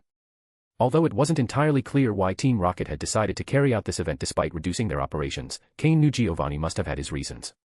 According to the information Cain had from his previous life, holding an event of this magnitude required the presence of at least 3 Team Rocket executives. Just like in the Kanto region, where the 3 main executives were Koga, Sabrina, and Serge, in Johto the organization was led by the 4 generals, Archer, Ariana, Proton, and Petrol. These individuals were among the most powerful, even at the elite level. For this event, at least one of the 4 generals had to be present, and there was even a possibility that several of them would attend. After all, this was the first auction following Team Rocket's restructuring. Many groups were interested in investigating the organization's current situation, from the Pokémon League to other underground factions, not to mention sister organizations like the Hunter Guild, which would certainly be gathering intel from the shadows. To demonstrate their strength, Team Rocket needed to make a clear statement. They wanted to show that although they were downsizing, it didn't mean they had become weaker or that any upstart could challenge them. Even after their restructuring, they remained the #1 criminal organization in the Pokémon world. With the League investigators dismissed, Cain cloaked himself in a black robe and headed to the black market. The place was already naturally bustling, but with the event underway, the crowd was immense. Most of the attendees were dressed similarly to Cain, in robes that concealed their identities. Only a few showed themselves openly. Those who didn't wear disguises usually fell into one of 2 categories: either they were strong enough to fear no one, or they had the backing of a powerful organization. The reason this event attracted so many people was simple: Team Rocket wasn't just selling rare items, but also extremely valuable and hard-to-find Pokémon. The main event was the auction, while the black market stalls simply took advantage of the opportunity to attract customers. The event would last 7 days, with 1 auction held each day. In addition to the auctions, Team Rocket would also release special items in their own shops, and other merchants would use the influx of buyers to sell their treasures at inflated prices. During this time, Team Rocket also allowed temporary shops for external factions to sell their goods. However, the rental cost for these spaces was exorbitant. Despite the high price, these booths filled up immediately. During these 7 days, anyone with enough money could find practically anything on the black market. For the truly rich and powerful, the shops were nothing more than a distraction. What really interested them were the auctioned items. Cain had his objective clear: the auction, held in the tallest and largest building in the market. The venue had a capacity of over 1,000 people. However, only those with money, power, or status could enter. Once it filled up, no one else would be allowed in until the next session. For wealthy tycoons and renowned figures with connections to Team Rocket, private boxes were available, so they didn't need to wait in line. 2 hours remained until the auction began, but the entrance was already crowded. Some attendees didn't even plan to participate in the auction, they were simply there out of curiosity, to watch the spectacle. Team Rocket had assigned special personnel to manage the crowd. A group of thugs stood at the entrance, watching the crowd with expressionless faces. Anyone who tried to cross the line without permission would be attacked immediately. This was Team Rocket territory. Here, it didn't matter if you were a noble or an elite-level trainer, no one could challenge their authority without consequences. The assigned guards were not weak. Cain noticed that the leader of the group had a level 52 Arbok and was himself an officer within Team Rocket. Few dared to make eye contact with his Arbok. Cain pushed through the crowd and headed for the side entrance. There were fewer people there, but it was still quite active. Most were there trying to register their items for the auction. However, the standards were high, and many were rejected after evaluation by the inspectors. Only those who passed inspection left with proud smiles on their faces. It was well known that any item that made it to the auction would automatically increase in value by 30% or more. Since the items up for auction were already rare and expensive, that increase represented a significant amount of money. Fortunately, there were multiple registration windows, each attended by an inspector with partial glasses and an unshakable expression, evaluating the items with an expert gaze. Some items were easy to appraise at a glance, while others required deeper analysis. Cain sat in front of a window without saying a word. He simply took out a pokeball and slid it across the counter. End of chapter. Chapter 876, Chapter 876, Evaluation. When the item pushed toward him turned out to be a pokeball, the evaluator didn't show any expression. The evaluation process for the auction had started a few days ago, and nearly a third of the requests were for Pokémon evaluations. Pokémon auctions were completely normal at events like this. However, only a few Pokémon ever passed the evaluation. After all, not just anyone could offer Pokémon of the required quality. The evaluator placed the Pokeball into a device off to the side. This device provided a preliminary evaluation of the Pokémon's quality and level.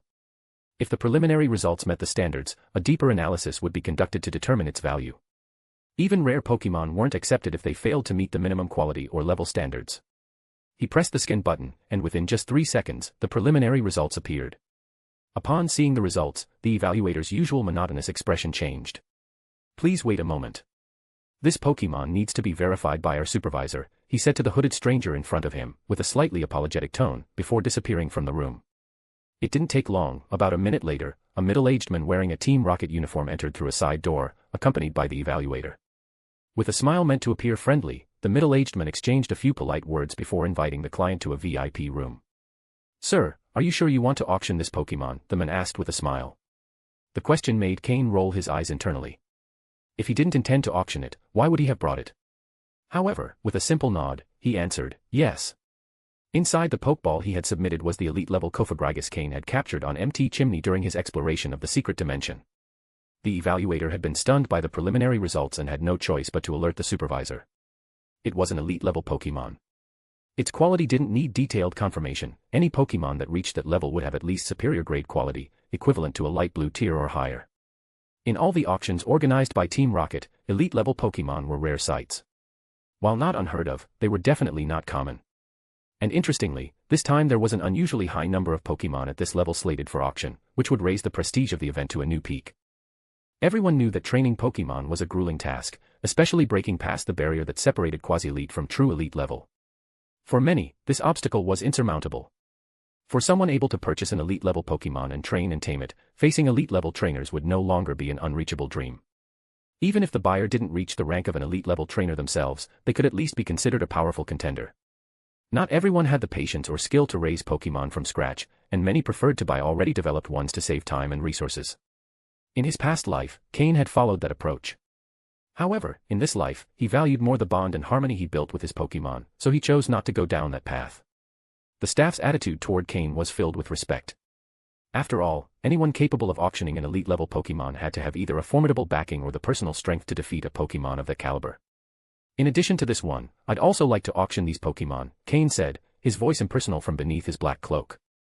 He pulled out other Pokeballs, which contained the quasi-elite level Kofagrigus and the peak quasi-elite level Chandelure. The supervisor briefly inspected the Pokeballs and, with a wide smile, accepted the request. He then pulled a ticket from his pocket.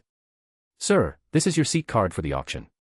As you know, all the private booths have already been reserved, but there are still VIP balcony seats available. From there, you can enjoy the event and watch the auction of the Pokémon you've submitted," the supervisor explained in a courteous tone. Cain took the ticket without saying a word. In all Team Rocket auctions, the second-floor VIP seats offered a privileged view and greater comfort compared to the crowded first-level seats. Although the supervisor claimed the private booths were completely booked, Cain knew that wasn't entirely true. His contributions simply weren't yet significant enough to guarantee one of those exclusive boxes. If he had submitted a Pokémon at Advanced Elite 4 level instead of a freshly promoted Elite, they probably would have rearranged things to ensure he had access to a private booth. Still, he didn't dwell on it. As long as the Pokémon sold for a good price, that was all that really mattered. "By the way, I'd also like to sell this. I don't have time to go from shop to shop. Would you be able to accept it?"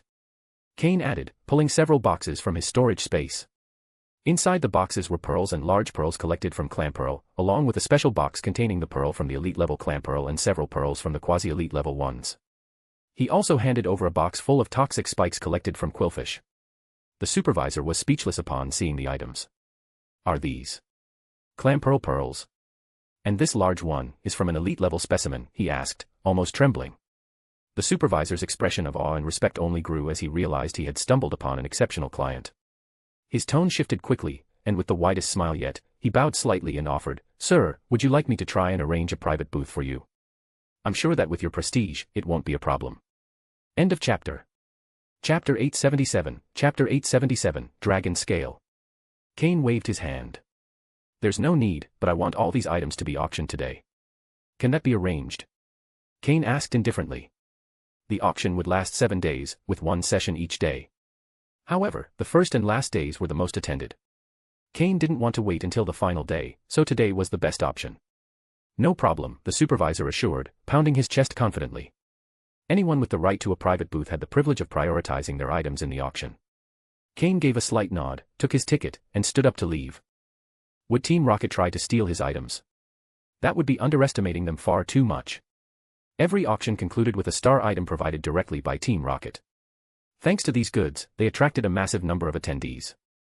Team Rocket had no interest in a measly amount of money. Cain left the evaluation room and headed straight to the main entrance. As he walked, he observed the people waiting for verification to enter the auction. Cain simply showed his ticket and passed through the exclusive hallway reserved for high-ranking guests. Only those with VIP seats or private booths could use that entrance. In reality, Cain could have flashed his Team Rocket officer credentials and skipped the entire process, but he didn't want to reveal his identity.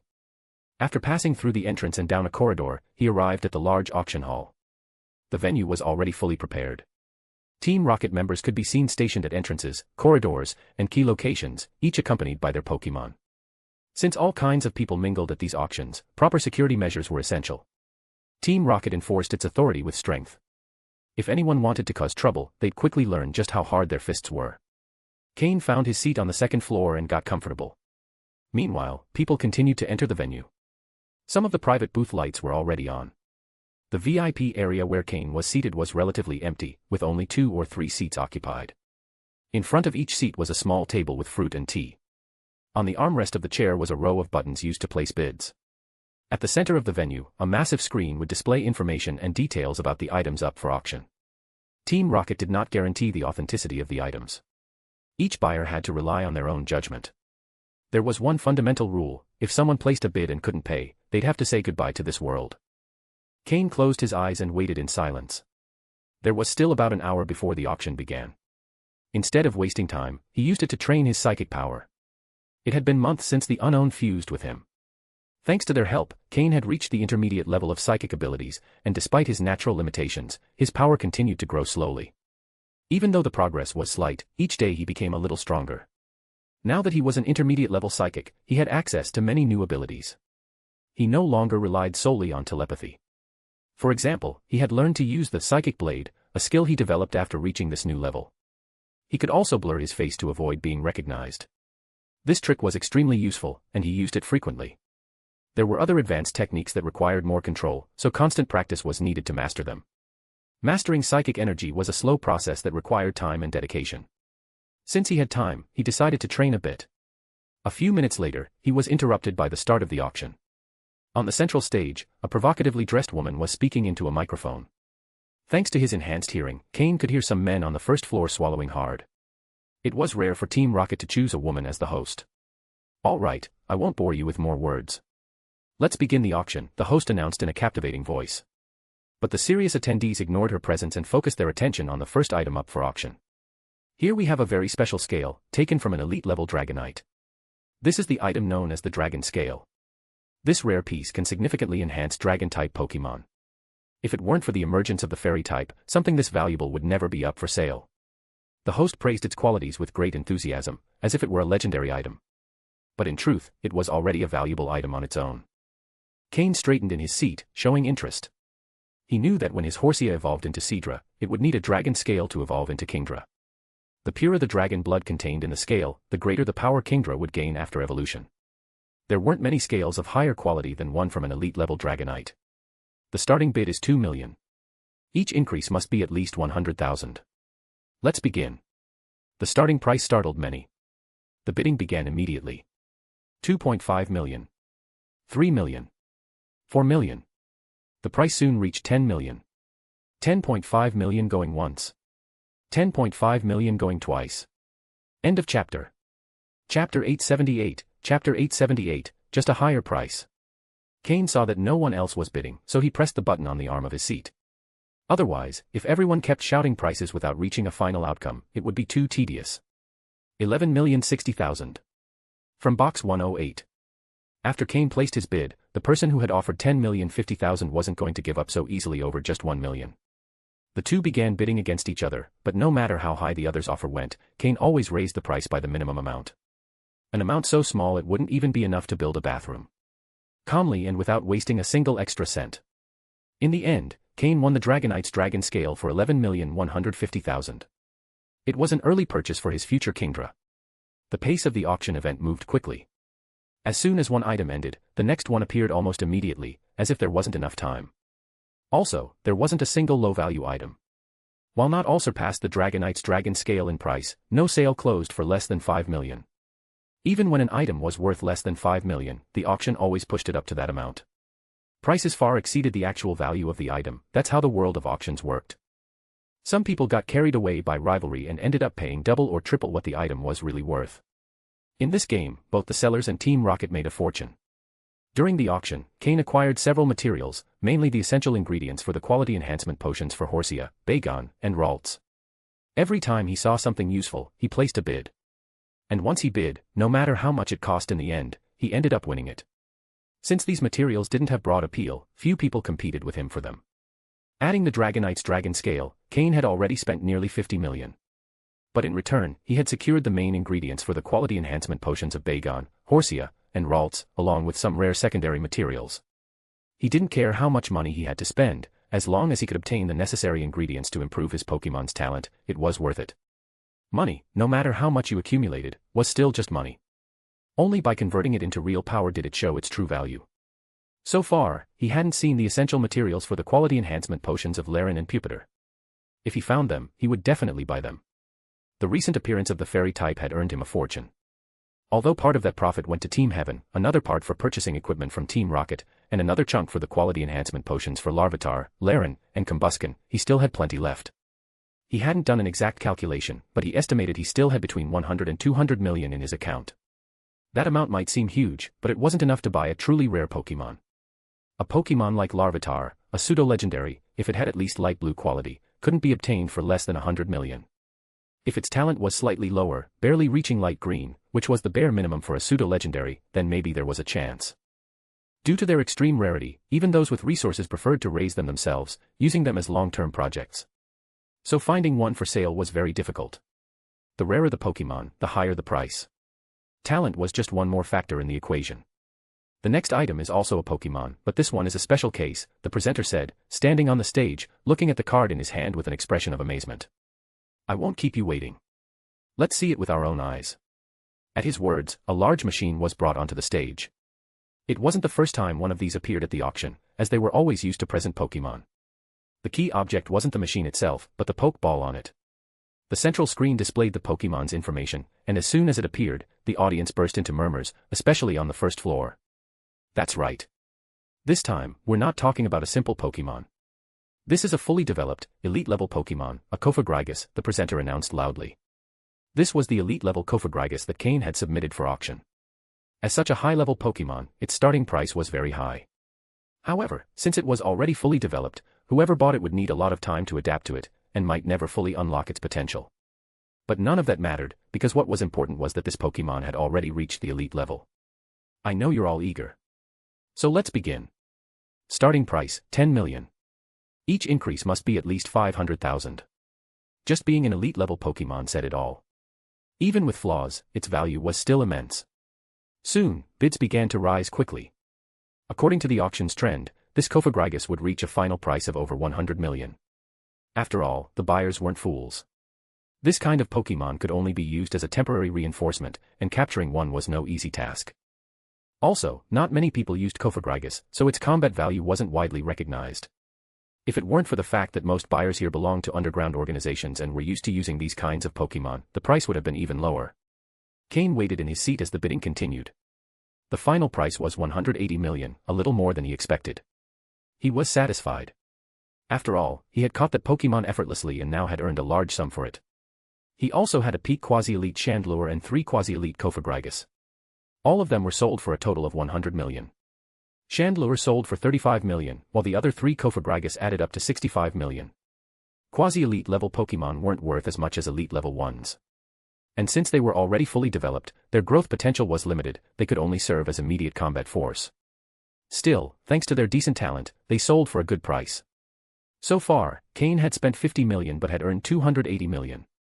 His income far exceeded his expenses. Now that he had so much money, it was time to spend it. He didn't want to take it back, but rather convert it all into resources.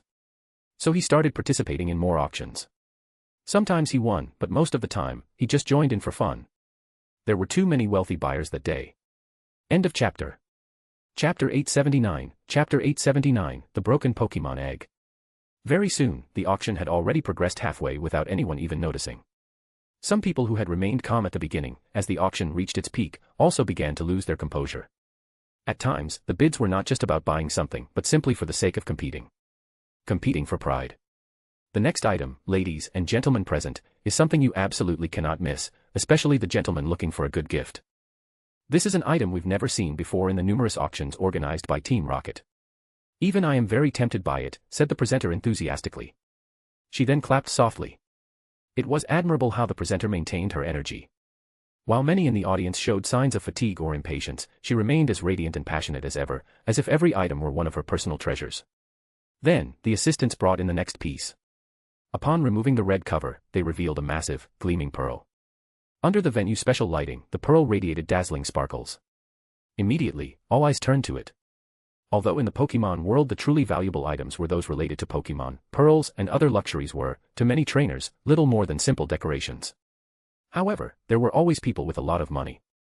People who didn't care about the cost of useful things, but placed enormous value on what was beautiful. Like precious diamonds or rare pearls. This pearl is no ordinary pearl. It was obtained from an elite-level clam pearl. It is completely natural, without any human interference. There may not be more than 3 pearls like this in the entire world. I don't need to say more about its value, do I? The starting price is 30 million, with minimum increments of 1 million. Let the auction begin. Upon hearing the presenter's explanation and seeing the pearl displayed on screen along with Team Rocket's certification, most were astonished. An elite-level clam pearl. If true, this pearl could indeed be one of only 3 in the world. No one knew better than trainers how difficult it was to raise a clam pearl. They were even more troublesome than Shelder. And if that clam pearl was wild, its rarity was even greater. Elite-level wild Pokemon were rare, and a wild elite-level clam pearl even more so. But after the initial shock, many people showed disdainful expressions. As rare and precious as it was, it did nothing to help the development of a Pokemon, its only value lay in its beauty. Although some didn't appreciate it, there were always those who did. In the private boxes, many people began to participate. From the seating area, all the wealthy women also started to place bids. This time, it was a war between women. Very soon, the price climbed to 100 million. And the trend showed no signs of stopping, in fact, it kept rising. Women are truly terrifying, no matter which world you're in, Cain thought as he sat watching the auction. However, he couldn't help but feel somewhat pleased. To him, that pearl didn't hold that much value. Of course, it had its price, but he never imagined it would go so high. The value of such luxuries wasn't defined solely by the item itself. If it hadn't been the first day of the auction, or if there weren't so many wealthy women present, its price wouldn't have been that high. But there just happened to be plenty of rich people, and the atmosphere had escalated from simple buying to fierce competition. Some women even recognized the voices of their rivals, which only fueled their desire to win. Not even the intervention of men could stop them. In the end, a pearl with a real value around 300 million was sold for 510 million. When Cain saw that final price, he was stunned. Were there really that many rich people now buying a pearl that seemed of little value to him for over 500 million? That pearl was beautiful, but impractical. In the end, it had all been driven by impulse. Cain had made a fortune. With that outcome, he now felt even more confident for the upcoming auctions. He only hoped that useful items would appear, like materials for the quality enhancement potions for Laren and Pupitar. Or for the future evolutions of Horsia, Bagon, and Ralts. Since he had the resources, he should make use of them. It was better to buy the materials soon and produce the potions to remove that concern. The auction continued with a series of valuable materials and items. Every time the auction seemed to be getting boring, the presenter managed to liven things up, keeping the audience in a constant state of excitement. Cain purchased some materials. Some were related to the quality enhancement potions, while others were not directly related, but could benefit his Pokémon. He spent a large sum of money. The auction was nearing its end, and the voices of the participants in the private boxes were growing louder. After this item, we will have the final 3 pieces of the auction. I'm sure everyone has been waiting for this moment, announced the presenter. But before the grand finale, let's look at this last item. What could it be? A cart was brought onto the stage. When the cover was removed, it revealed a Pokémon egg placed inside an incubator. What is this? Did Team Rocket run out of items? Bringing a broken egg as the last item before the finals. What are they thinking? A voice from the audience exclaimed disdainfully. It was true, the Pokémon egg was damaged. Sir, mind your words. The presenter, who had maintained a smile the entire time, now showed a stern expression. Her once kind eyes turned sharp like a hawk's, locking onto the men who had spoken. Seeing the change in her expression, Cain nodded slightly. Team Rocket certainly didn't send just anyone on stage. The more critical the moment, the more they had to show their strength. The men had made the mistake of speaking without thinking. Immediately, several Team Rocket members approached, and the men, pale with fear, was invited to leave. The presenter regained her calm and friendly demeanor. But no one dared underestimate her again. End of chapter. Chapter 880, Chapter 880, Riolu. This is indeed a damaged Pokémon egg, but that doesn't mean it can't be hatched. According to evaluations from our Team Rocket experts, the egg has retained its vitality intact. If an excellent breeder is found, hatching it may be possible. The hostess held the microphone as she spoke confidently, her tone overflowing with certainty, as if the egg were guaranteed to hatch. However, the outcome would depend on each person's judgment. Team Rocket offered no after-sales service, whether the egg could hatch or not depended entirely on the buyer's abilities. As she said, if an excellent breeder were found, the egg might hatch. But just how excellent that breeder had to be, nobody knew for sure. Besides, if it were really that simple, why hadn't Team Rocket hatched it themselves instead of auctioning off a damaged egg? Thinking about that significantly lowered interest in the egg. This feeling. Cain frowned as he looked at the Pokémon egg in the center of the stage. At first, he wasn't very interested, but slowly he sat up straight. Everyone has their own opinions. To conclude, I must say that the Pokémon inside this egg is a Riolu. And though the egg is damaged, its potential has been evaluated as top-tier quality. Riolu. No wonder Cain had felt something. Could it be due to the aura blessing he had received from Lucario on Mythical Island? Cain fixed his gaze on the egg and activated his system's skin function. Fortunately, the system had been updated, otherwise, from that distance, it might not have been able to analyze it. Pokémon, Riolu, dark blue, damaged state. Gender, male. Level. Type, fighting. Ability, inner focus. Held item, none. Egg moves, cross chop, high jump kick, blaze kick, meteor mash. Basic moves, foresight, quick attack, endure. Learned moves, none. TM moves, none. It was truly a Riolu. Seeing the Riolu's information, Cain felt torn inside. Should he bid on this egg? First of all, the egg was damaged, which undeniably reduced its value. A Riolu of dark blue quality was, strictly speaking, almost as rare as a pseudo-legendary Pokémon. Pseudo-legendaries often had critical flaws. However, when Riolu evolves into Lucario, it gains the fighting and steel types. It is only doubly weak to fighting, ground, and fire moves. In return, it resists normal, steel, grass, ice, dragon, and dark types. It's immune to poison, and has quadruple resistance to rock and bug moves. From a typing standpoint, it's an excellent combination. On top of that, Lucario can Mega Evolve. Most importantly, Lucario can naturally use the power of Aura, which greatly increases its value. That's why, after the hostess said the name Riolu, the murmurs from the crowd immediately disappeared. There was no doubt, if the egg hadn't been damaged, its value would have been incalculable. The starting price is 30 million. Each raise must be no less than 1 million. The auction begins. The hostess, pleased with the shift in the audience's expressions, announced the price. But to her surprise, the once lively auction hall fell completely silent. A full minute passed, and no one placed a bid. The hostess began to sweat. If this item went unsold, it would be a serious problem. 30 million, a voice suddenly called out. Everyone turned toward the source of the sound. It came from a private room on the 3rd floor. The voice was young.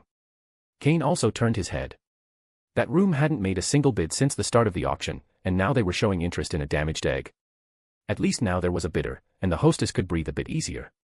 Even though the egg was worth more, as long as it didn't go unsold, she wouldn't be blamed too much. The distinguished guest in the private room has offered 30 million. Is anyone else interested? Said the hostess, echoing the evaluations from Team Rocket's experts. She explained that with proper care the egg could hatch, and that if it weren't damaged, its quality might be even higher. She used various ambiguous phrases to boost its appeal. Cain sat in thought. Should he place a bid? Lucario was a Pokémon with a great cost-benefit ratio, and its dark blue quality was excellent.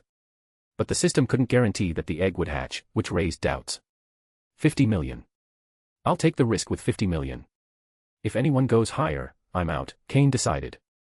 35 million, Cain bid. The hostess smiled in relief. Finally, the price was rising. She made a mental note to scold whoever had set the initial price. How frustrating. 40 million, the other buyer responded. 45 million, Cain said without hesitation. He had made up his mind. If he could hatch the Riolu, it would be a huge gain. Even if it had congenital defects and couldn't battle, it would still be valuable. A Lucario of dark blue quality, even just for breeding, would be worth far more than any common Pokémon. He could breed it with average quality Lucarios to produce excellent results. Even just for breeding purposes, it was worth the risk. 48 million, the other bidder said, though with some hesitation. 50 million, Cain declared his final offer, then leaned back and sipped his tea calmly.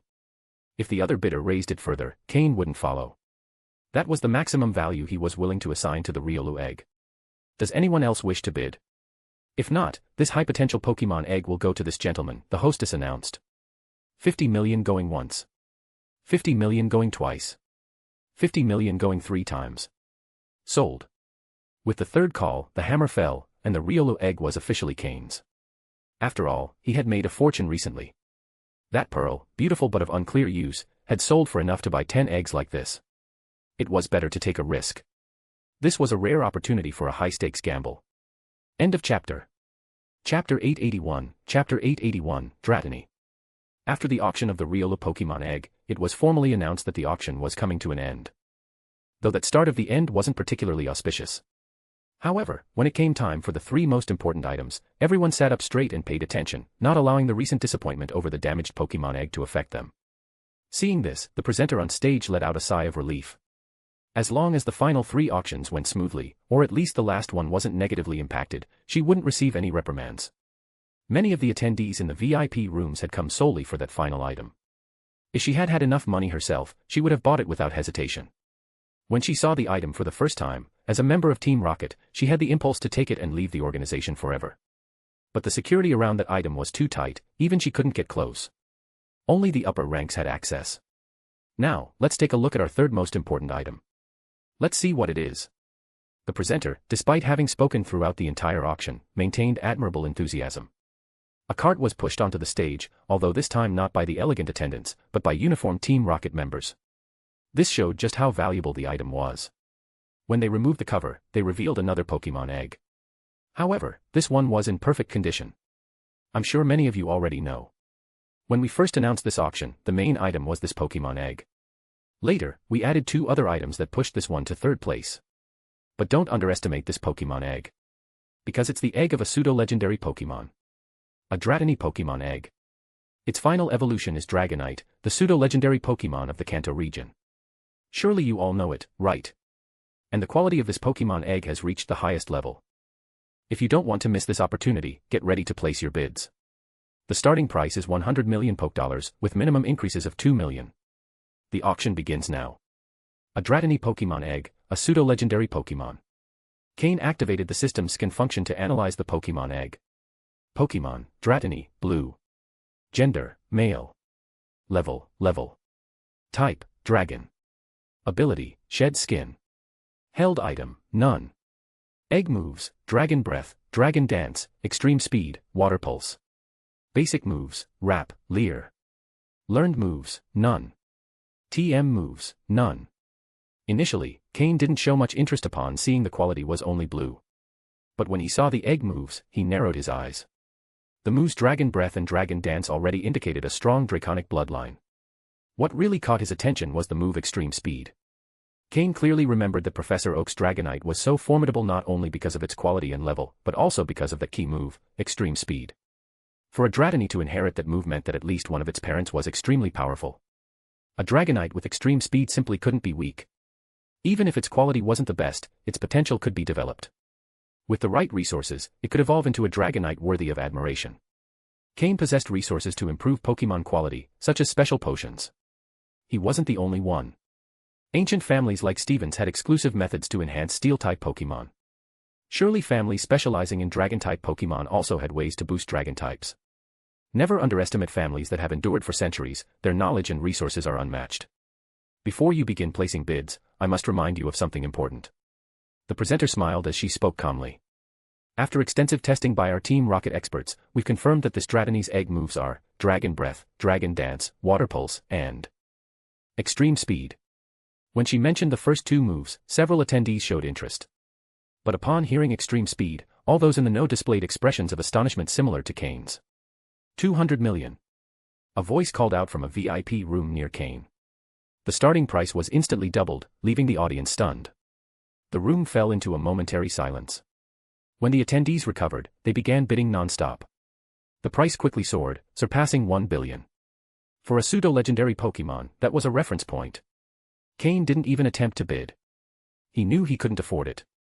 Even though he had earned a great sum in this auction, he couldn't compare with the real magnates. If no one had known the value of the Extreme Speed move, perhaps he would have had a chance. But Team Rocket wouldn't miss a chance to make money. When the price surpassed 1 billion, many voices fell silent. Only from the private rooms and exclusive lounges could new bids be heard. The reason was simple: Extreme Speed was an extremely rare move. Among Pokémon, only the Dragonite species could inherit it naturally. Pokémon that could learn it by leveling up included Rayquaza, Deoxys, Togekiss, Arceus, Zygarde, among others. Even the Riolu Cain had acquired could learn Extreme Speed upon reaching level 65. This showed just how valuable the move was. And how powerful it was in battle. Rayquaza, the legendary Pokémon, was famous for its love of that move. Even in its primal form, it still considered it its favorite. Because it was fast. Incredibly fast. 2 billion. From a VIP room on the upper floor, a clear female voice echoed. Cain frowned when he heard it. That voice sounded familiar. 2 billion. Is the Draco family also that interested in Dragon-type Pokémon? Another voice followed immediately, directly mentioning the family's name. In an auction, revealing another bidder's name or affiliation was a serious breach of etiquette. But it was obvious this person wasn't afraid, as he dared to shout the name of the Draco family. 2 billion, 100 million. Humph. You coward, do you dare to tell me your name? The female voice sounded again. After hearing that person again, Cain finally realized whose voice it was. It was the one who had fought him in the Sinnoh tournament, Lance's cousin, Claire. 2 billion, 110 million. I wouldn't dare. The Draco family is so famous, I can't afford to offend them. The man's voice was full of mockery and a hint of sarcasm, as if he were taunting her. End of chapter. Chapter 882, Chapter 882, Combined Items. 2 billion, 200 million. Don't you plan to bid for the final item? Claire's voice rang out once more, this time raising the price by a full 90 million.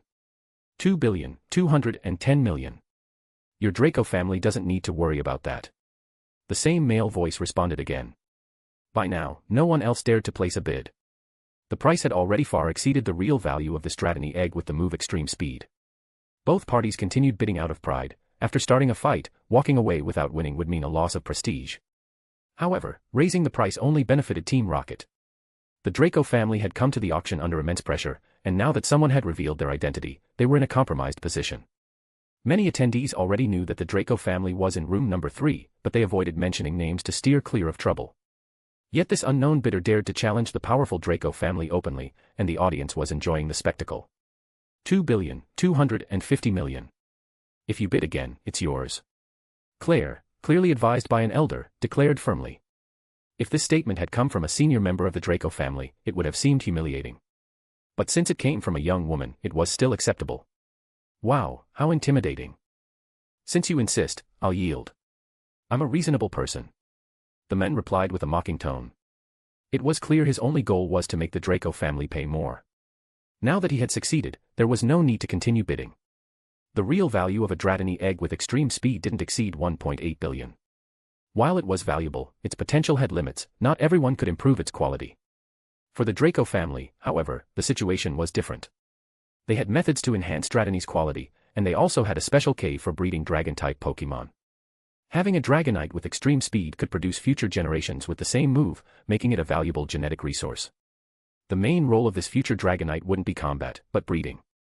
2.25 billion wasn't a trivial amount for the Draco family, but the potential benefits made the investment worthwhile. Congratulations to the guest in room number 3 for acquiring this valuable Dratini Pokémon egg. The now radiant presenter announced enthusiastically. The price had surpassed 2 billion, erasing the bitter taste left by the previous auction. Very well. Let's see what our next item holds, the presenter continued with renewed energy. Taking advantage of the excitement, it was vital to present the next item before the audience's enthusiasm cooled. This item has a unique story. It comes from the newly explored Kalos region. It is a compound object made of 2 combined pieces. One of them functions similarly to a smooth rock, helping control sandstorms and supporting rock-type Pokémon. The other part contains a mysterious energy whose function has not yet been determined. The lack of certainty in the presentation was evident, reflected in the host's tone. Despite her efforts to remain enthusiastic, those paying attention noticed the difference. The cart carrying the next item was brought on stage. Even the presenter looked confused about this item. An object of uncertain origin and unknown function had been assigned a prime spot in the auction. It seemed like a planning error.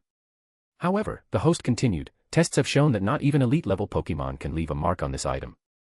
That already speaks to its great value. She was trying to regain the audience's confidence. Additionally, this item is a combination of 2 pieces. Even if we consider only the function of one, it already represents a powerful resource. With these words, she removed the cloth covering the object.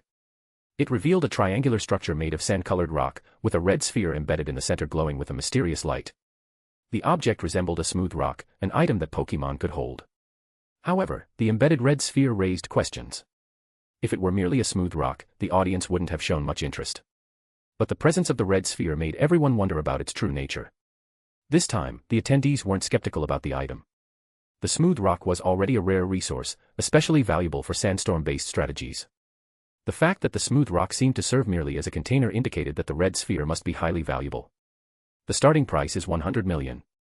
Each bid must increase by at least 1 million. Let the auction begin.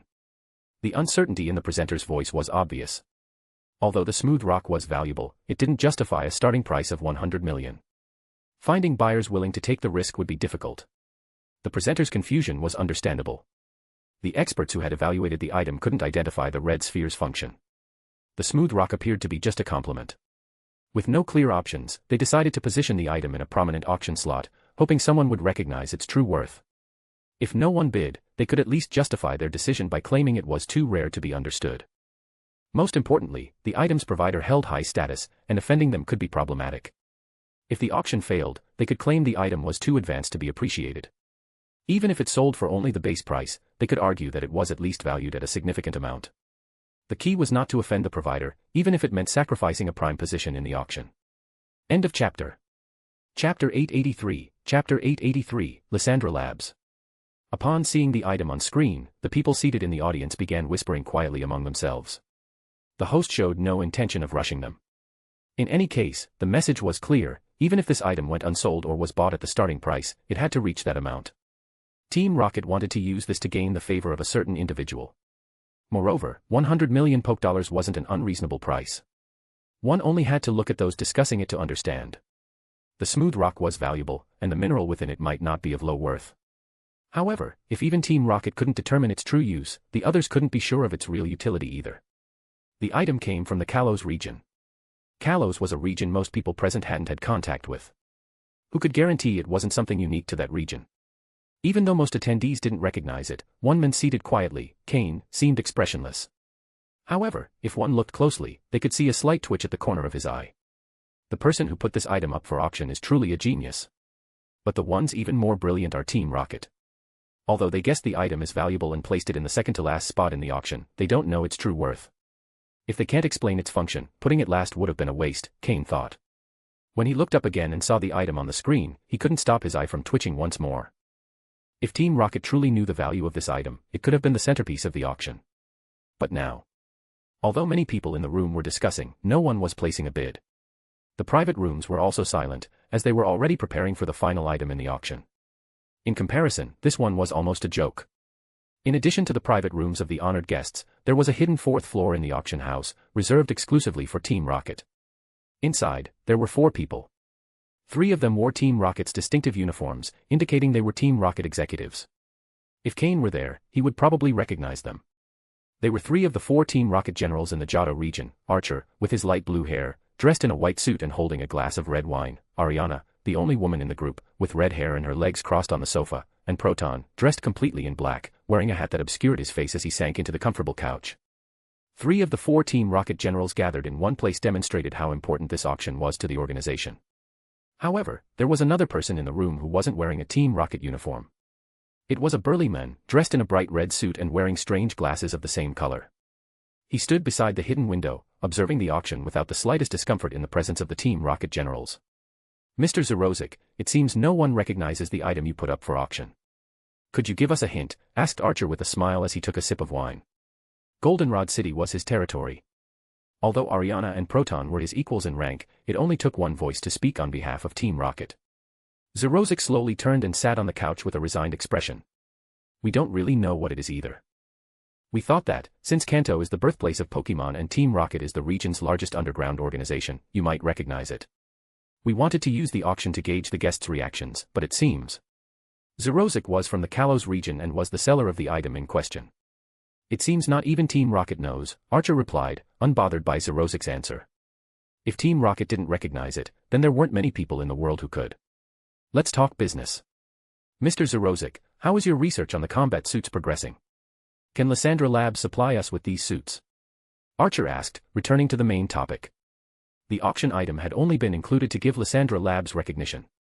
Otherwise, including it would have harmed Team Rocket. Lysandra Labs is willing to provide you with 10 combat suits free of charge for testing. If you're satisfied, we can discuss a deeper cooperation. Lysandra Labs. Good, excellent. Give our regards to Mr. Flare. Archer exclaimed with a hearty laugh.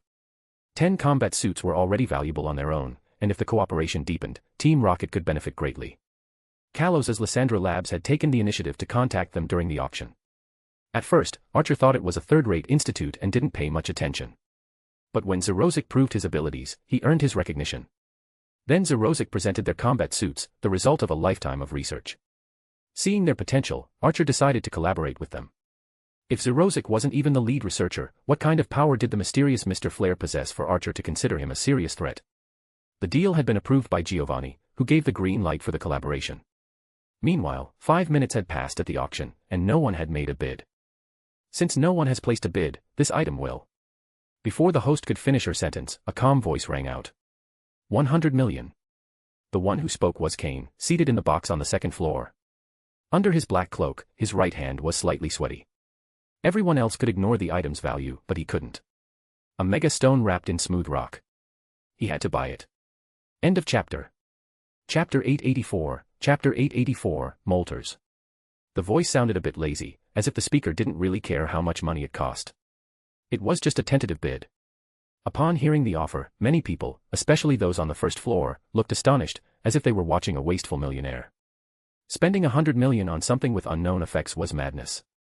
Even if it were a smooth rock, it wouldn't be worth even half of that. 101 million. However, just when everyone thought Cain would win the item, another person spoke. Upon hearing the new offer, Cain frowned. Could it be that someone else knew about the Mega Stone? Another bid. The people in the room stopped whispering. They were starting to consider whether the item actually had value, otherwise, there wouldn't be two people bidding for it.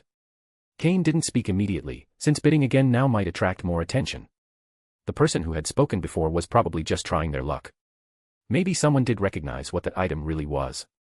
For now, he would place just one bid and observe whether the other party truly knew its value. If they did, they would definitely continue bidding. But now he was in a bind. After placing his offer, no one else spoke. Had he just made himself the biggest fool of all? What if the person who made the bid was a Team Rocket plant? A series of complicated thoughts flooded his mind. Not just in his head, but in many others as well. 101 million, going once. 102 million. The hostess had already raised her little hammer when Cain spoke again. His eyes, hidden beneath the black cloak, locked onto the person who had made the previous offer, someone also seated in a private box. If that person bid again, Cain wouldn't continue bidding, since that would draw even more attention and make things harder. But if the other bidder won the auction, Cain would do everything possible to find them later. That Mega Stone had to be his. Even if it meant resorting to force. However, seeing how long Cain took to place a new bid, the other bidder lost interest and secretly sighed in relief. Bidding that much was too risky, better not play with fire. To Cain, the Riolu egg might be considered a gamble, but this Mega Stone was a sure win, with no risk. 102 million, going once, going twice, sold. Congratulations once again to this gentleman on his purchase. Cain had already bought several items at this auction, and the hostess had announced his seat number more than once. Hidden beneath his cloak, Cain let out a sigh of relief. If not for avoiding attention, he would have been willing to pay even 500 million for it. Now that the hammer had fallen, as long as he could pay, there would be no issues. And in the worst-case scenario, he could reveal his true identity. With Giovanni's influence, hardly anyone would dare to withhold his purchase. Thinking this, Cain wondered, should I inform Giovanni? Or would that leave a bad impression? Although Giovanni might not care, Cain still had to handle it carefully. And now we move on to the final item of the auction, the centerpiece of the entire event. I'm sure many of you came just for this. At last, the awkward penultimate auction had come to an end, and the hostess wanted to close that chapter quickly. Those above might not care, but she, standing on the stage, felt embarrassed. The final item. Everyone in the private boxes paid attention. There were many powerful figures at the auction, like the Draco family, who had arrived in secret. And they weren't the only ones. They just didn't want to reveal their identities. With their status, of course, they already knew in advance what the final auction item was. But most attendees on the main floor didn't know. Cain didn't either, but his interest was already piqued. In fact, the Dratini egg already had enough value to be the event star item, so what could be so indisputably superior? In a private box reserved for Team Rocket on the 4th floor, Archer finished his glass of wine in one go as he saw the penultimate auction come to a close. Mr. Zerozic, it looks like someone has taken your item. Zerozic waved a hand. I was just trying my luck. To be honest, our lab still has a few of those things left, but we don't know exactly what they're for. Archer nodded and stood up. All right, we'll talk details later. Now it's my turn. Ariana, Proton, make sure Mr. Zerozic is well taken care of. With that, he walked out at a calm pace.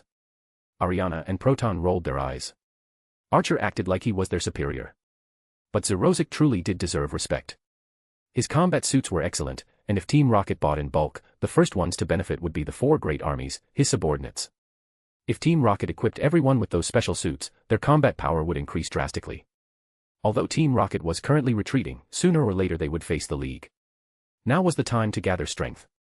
They trusted that their leader, Giovanni, wouldn't remain in the shadows forever. On the central stage, the final item was brought out, but this time there was no security team escorting it. Only one person elegantly pushed it forward. It was Archer, who had just descended from the upper floors. The hostess bowed to him respectfully. All the Team Rocket members in the room stood at attention and shouted in unison. Mr. Archer. From the discipline and intensity of their voices, it was clear that most of those present were members of Archer's army, one of Team Rocket's 4 great armies. A show of authority. Smiling, Archer took the microphone from the hostess. Thank you all for attending this auction. I'm sure many of you are eager to know what the final item is. I won't say more. See for yourselves. With that, he lifted the red cloth from the tray. It was a Pokeball. What Pokemon could be rarer than a Dratini with extreme speed? No one doubted its value. The fact that Archer was presenting it personally said it all. Smiling even more, Archer took a deep breath and announced, "Let's move on to the final auction." Inside this Pokeball is one of the 3 legendary birds, Moltres. Boom. The entire room erupted in an uproar. Even Cain, who had remained calm the entire time, stood up in shock. End of chapter. Chapter 885, Chapter 885, Astronomical Price.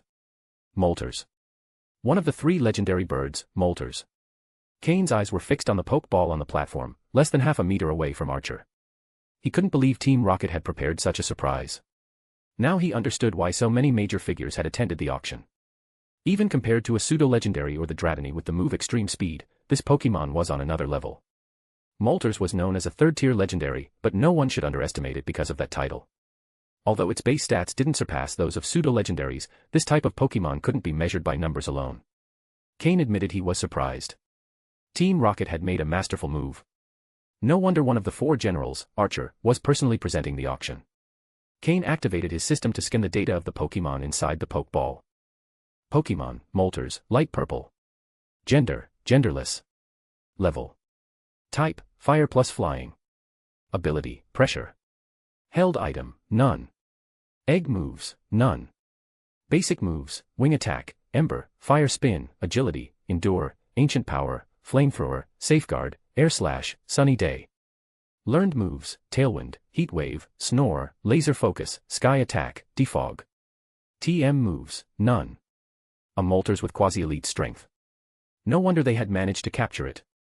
But who had been responsible for this capture? And most surprising of all, they were willing to sell it at auction. Looks like most of the attendees came for this Moltres, Cain thought as he leaned back in his seat. Although he was surprised, the truth was that he didn't have much interest in this Pokémon. It was powerful, yes, but also a difficult Pokémon to train at this stage of its development. Without a detailed training method, raising this Moltres would be a trial and error process that would consume too much time. And, considering the current situation, its price wouldn't be low. Surely, many were already prepared to bid. Also, this wasn't a Moltres with a divine role. Although its quality was light purple, it would probably be more valuable for Cain to invest in his Pupitar or other Pokémon. All he could do now was sit and enjoy the show. "I'm sure I don't need to explain what kind of Pokémon Moltres is," Archer said firmly. This specimen was captured in the crater of an active volcano and was the only Pokémon present in the area. Therefore, there's no risk of involving the legendary Moltres. There was more than one Moltres in the world, just like with Articuno and Zapdos. They weren't exclusive to Kanto, they could be found in various regions. In fact, several trainers owned these Pokémon. For example, Nolan from the Battle Factory had an Articuno. Surely there were other trainers with Moltres or Zapdos. Furthermore, Team Rocket has already evaluated the quality of this Moltres, Archer continued. Its potential surpasses elite level and has been classified as a Pokémon with champion level quality. You can rest assured its value is unquestionable. The light purple quality. In Team Rocket, this was the standard for a Pokémon with the potential to reach champion level. In the world of trainers, these were known as champion quality Pokémon. Archer displayed the evaluation certificates and the Pokémon stats on a giant screen for all attendees to see. The starting price is 1 billion Pokédollars. Each bid must increase by at least 10 million. Let the auction begin. 1 billion Pokédollars. An astronomical price. But no one doubted that Moltres was worth it. While most of the attendees were still shocked by the price, the true magnates were already bidding. No one had come without the intention to buy. 1.5 billion, someone announced, raising the bid by $500 million in one go. 2 billion. The second bidder raised the figure without hesitation. The bids were coming from the private boxes, where the most influential figures sat. Those in the common seating area could only watch. 2.5 billion. The numbers kept rising. Cain, calm, watched the show without flinching. There was no clear limit to the value of this Moltres. If this auction had been more private, maybe 3 billion would have been the ceiling. But at this annual event, with so many interested buyers, the price could only go up. Soon, it reached 5 billion. The bidders began to slow down. That was a ridiculous number. Cain thought that with that amount of money, he could reach the Elite Four level without problems. He was capable of using those resources far more efficiently, while many others couldn't make the most of them like he could. The final bidding was fierce, and many people even started arguing with each other. The names of certain factions were shouted openly. The Draco family already knew about it in advance. What surprised Cain was that the Stone family also sent people. It was hard to tell whether Stephen had come with them, but probably not, otherwise, Stephen would have been the most suitable person for this mission, not Cain. There were other organizations aside from those. For example, the largest conglomerate in the Kanto region, Sylph Company. Sylph Company was the world leader in Pokémon manufacturing technology, and the most commonly used Pokeballs were made by them. Their financial resources were by no means inferior to those of the Stone family. There were also many families with great strength and background. What Cain didn't expect was that, in the end, the one who won the Moltres auction wasn't Sylph Company, nor the Stone family, nor the Draco family. The winner was from the Berlitz family of the Sinnoh region. A family with 200 years of history.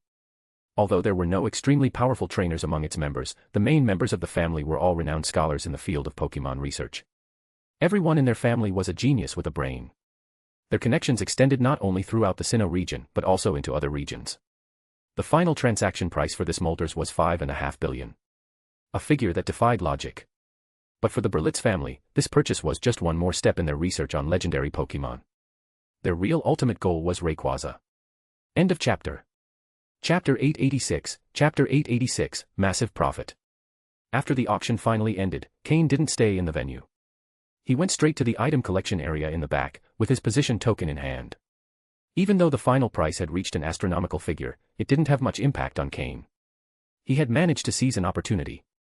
If the Riolu egg successfully hatched, then it could be said he had taken advantage of two opportunities. However, even the system had not yet been able to analyze the exact cause of the damage to the Riolu egg, nor find a way to repair it. This would probably take a long time.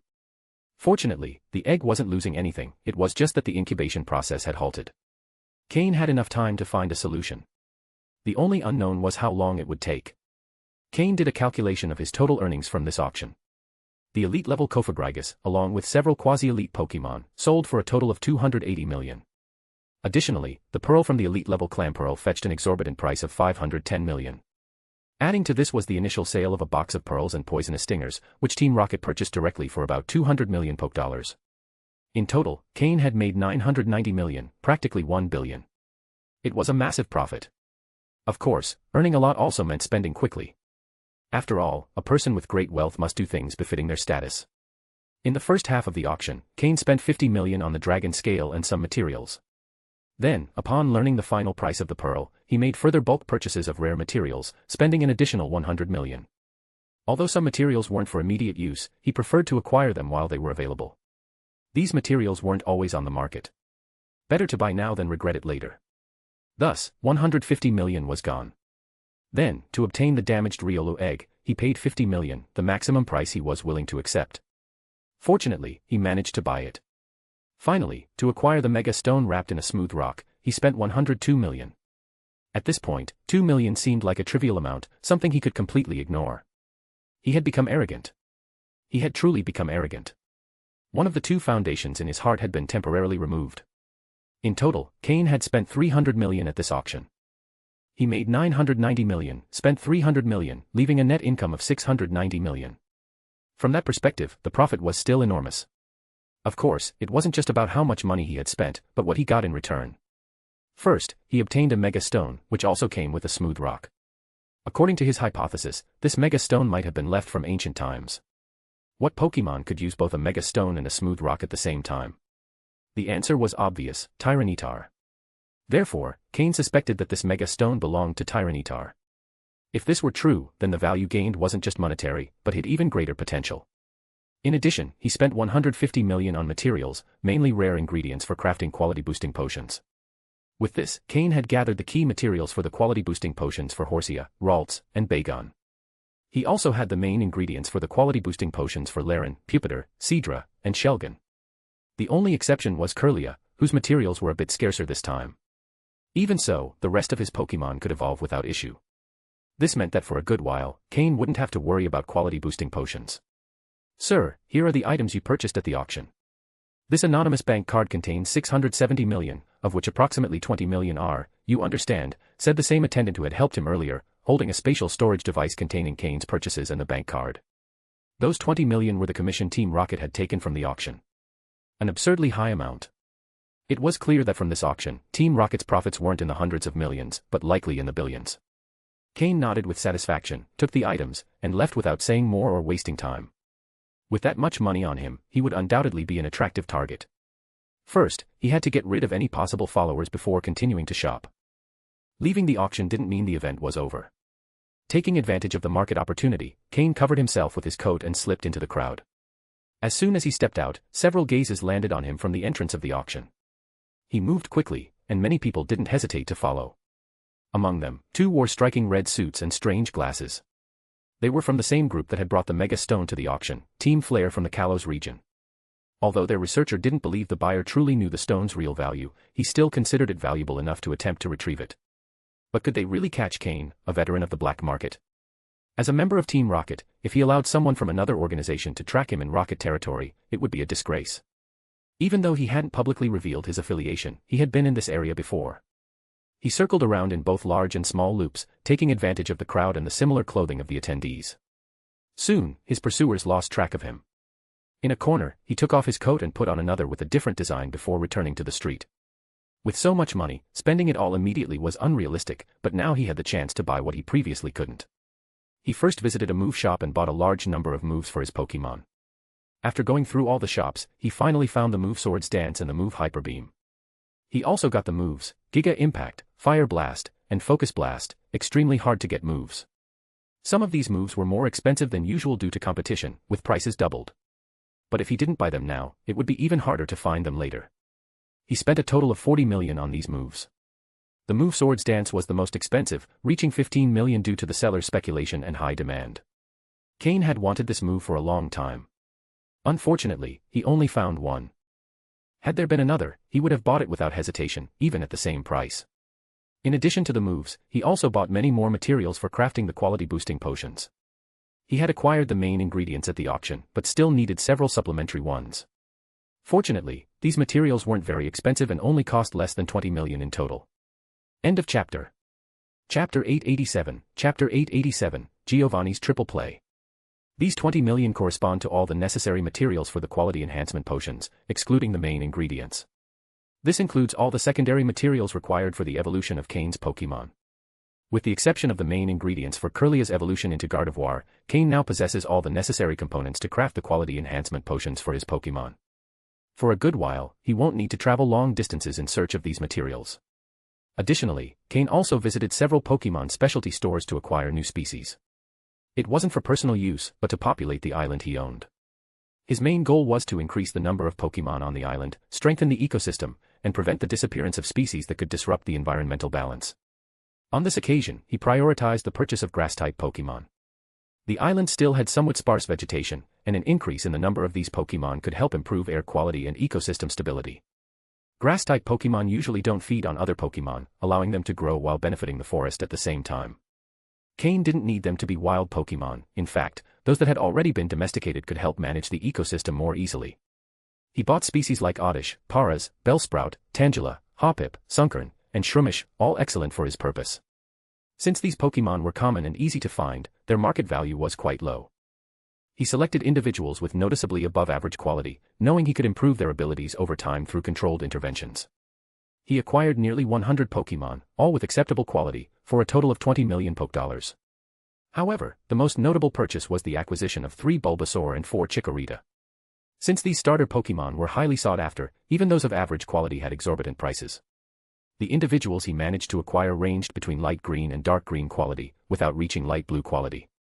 Even so, these 7 Pokémon cost 20 million Poké-dollars. In total, he spent 40 million on the acquisition of over 100 Pokémon. Adding the 20 million in auxiliary materials and the 40 million in moves, Cain had spent a total of 100 million Poké-dollars. The money might seem like a lot, but spending it took only a few minutes. With all his purchases made, he left the black market. Instead of heading to the inspection agent's area, he returned to his hotel. Once there, Slowking established a psychic barrier to prevent anyone from listening, and Cain took out the special Team Rocket communicator. He dialed Umbra's number. The call was answered quickly. "Mr. Umbra," Cain said respectfully. The voice on the other end took a moment to respond. "What is it?" Umbra asked, with a clear tone of fatigue. "Sir, I'm currently in Goldenrod City." "Oh." Umbra immediately sounded more interested. He knew well what Team Rocket was doing in that city. It was understandable that a member like Cain was there during the trade event, but not that he was contacting him directly. "The League has tasked me with investigating Team Rocket's recent activities. They're beginning to worry about the lack of visible movements from our organization. Cain got straight to the point, no beating around the bush. There was a brief silence on the line. "Put me through," said a new voice. Cain instantly tensed up. It was Giovanni. "Hello, Cain, this is Giovanni," he said in a calm but firm tone. He didn't speak with arrogance or superiority, but with the natural authority of a leader addressing one of his subordinates. "Boss." Cain responded respectfully. "You say the League sent you to investigate our activities?" "That's right." At first, they didn't pay much attention to our apparent restructuring, but after a long period with no public sightings of our operations, they've begun to suspect. Giovanni took a moment before responding. "Tell them we're gathering resources and that we intend to collaborate with Lysandra Labs from Kalos to develop custom combat uniforms." It was a simple explanation that Cain could use to give a convincing report.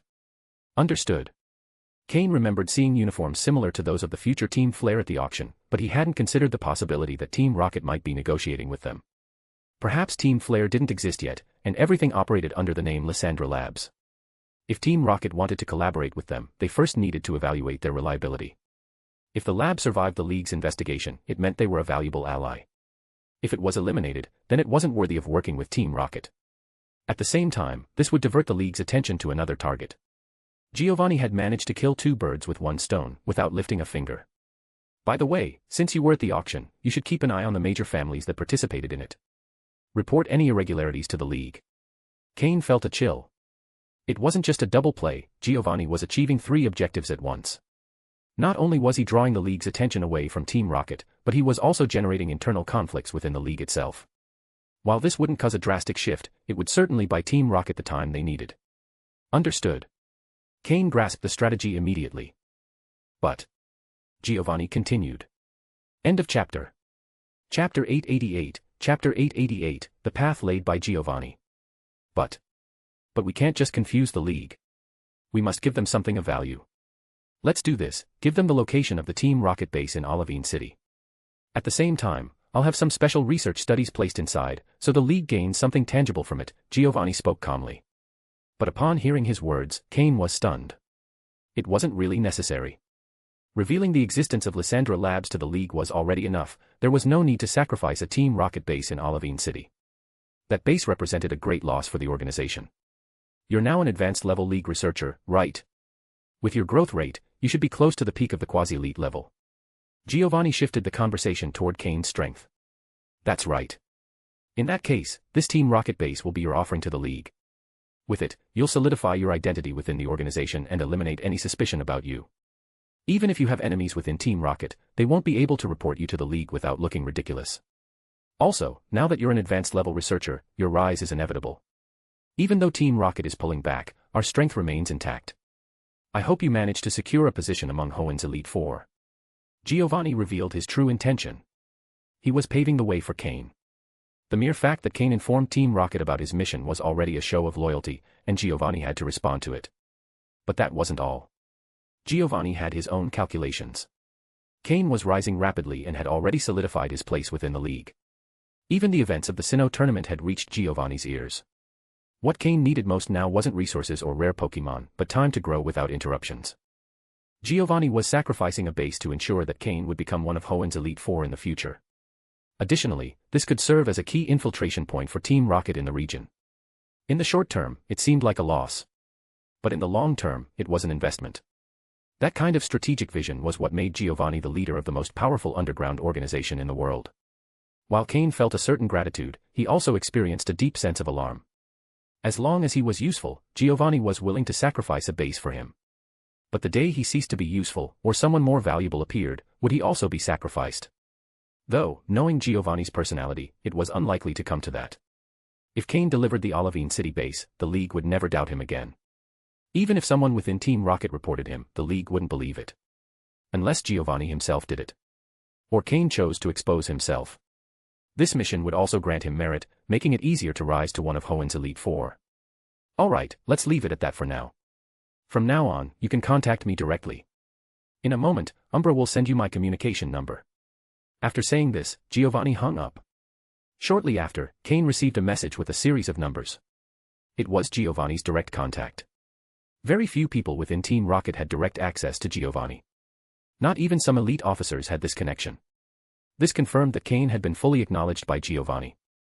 With sufficient strength, his promotion to elite officer was only a matter of time. In the underground Team Rocket base in Viridian City, Giovanni handed the communicator to Umbra and reclined in his executive chair. With one hand, he stroked his Persian, resting at his side. Umbra sent the number to Cain.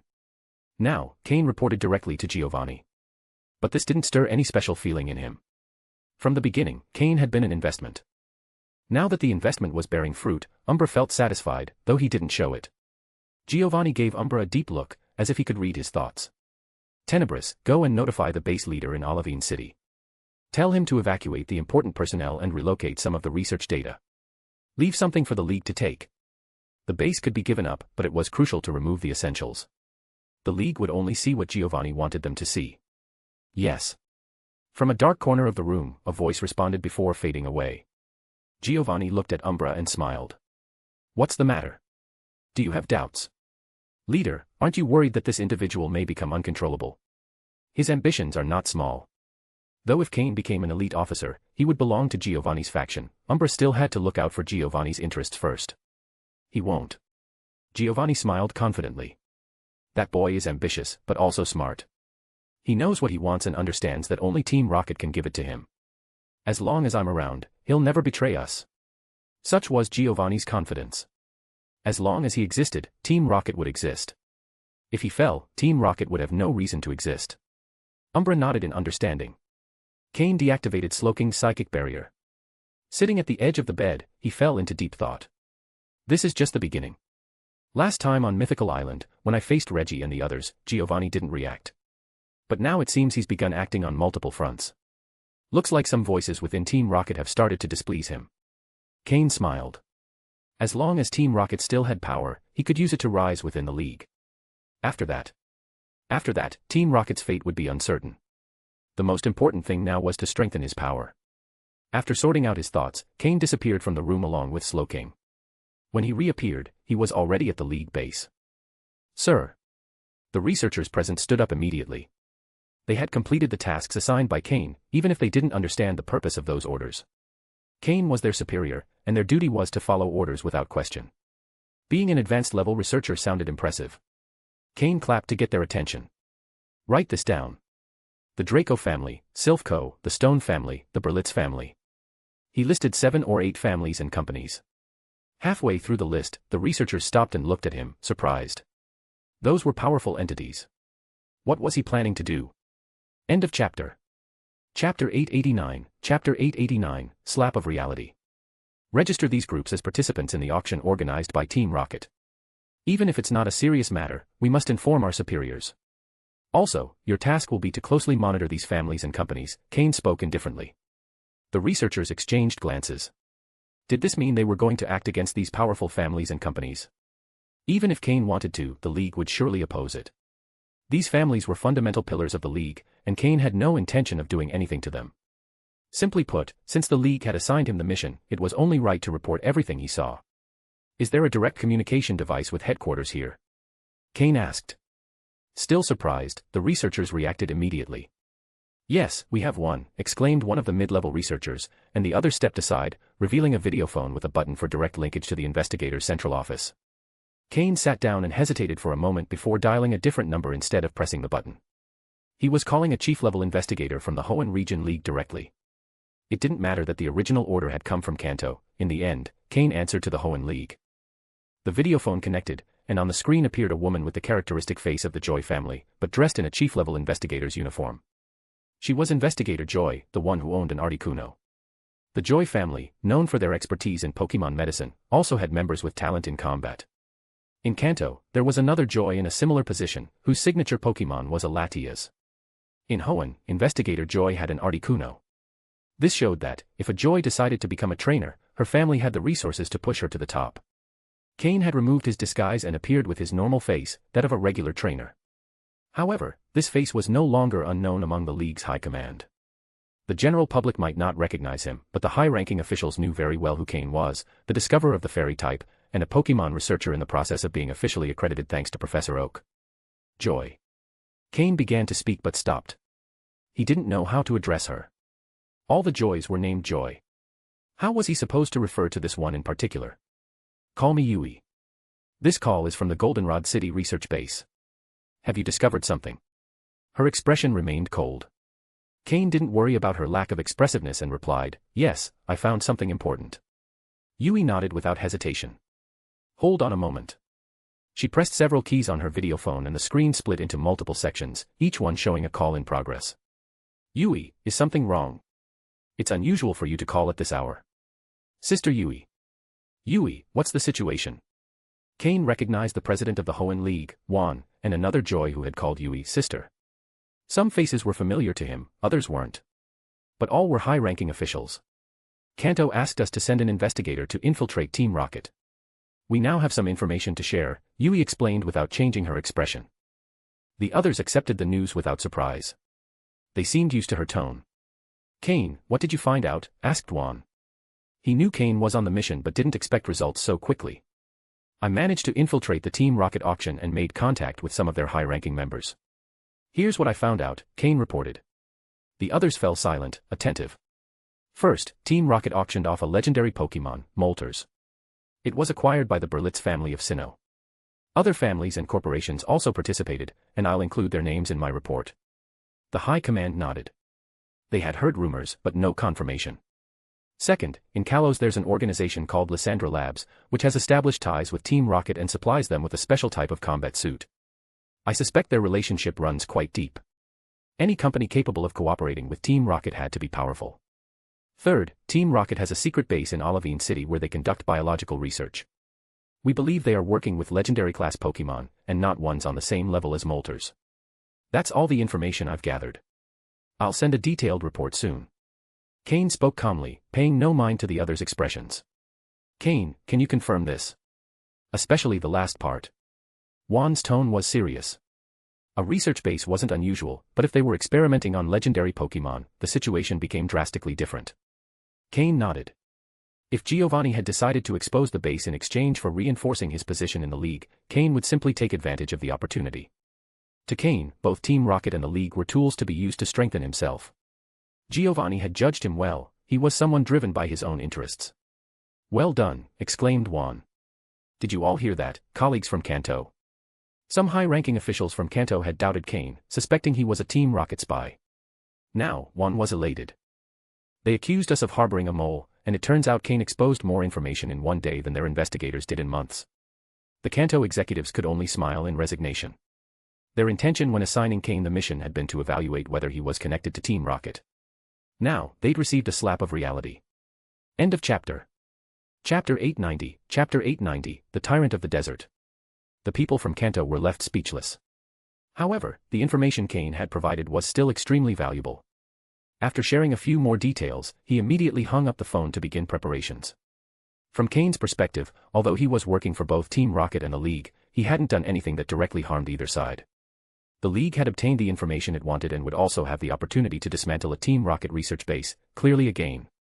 On the other hand, Team Rocket, thanks to Cain, had managed to mislead the League, allowing them to operate more freely and fulfill their objectives. If Team Rocket succeeded in controlling Mutwo, then everything Cain had done so far could be seen as helping them. However, Cain already knew that although Mutwo might be controllable at first, they would eventually lose that control. When that moment came, not only would Team Rocket be unable to face the League, but they would also suffer Mutwo's retaliation. In that sense, Cain wasn't really supporting either side, yet both were benefiting from his actions. Both sides were convinced Cain was on their side and had helped them achieve their goals. A true masterstroke, 3 birds with 1 stone. Cain was playing his role as a double agent exceptionally well. All 3 sides had gained something without suffering major losses. Of course, if anyone came out the worst in all of this, it was Team Rocket, who had lost a research base.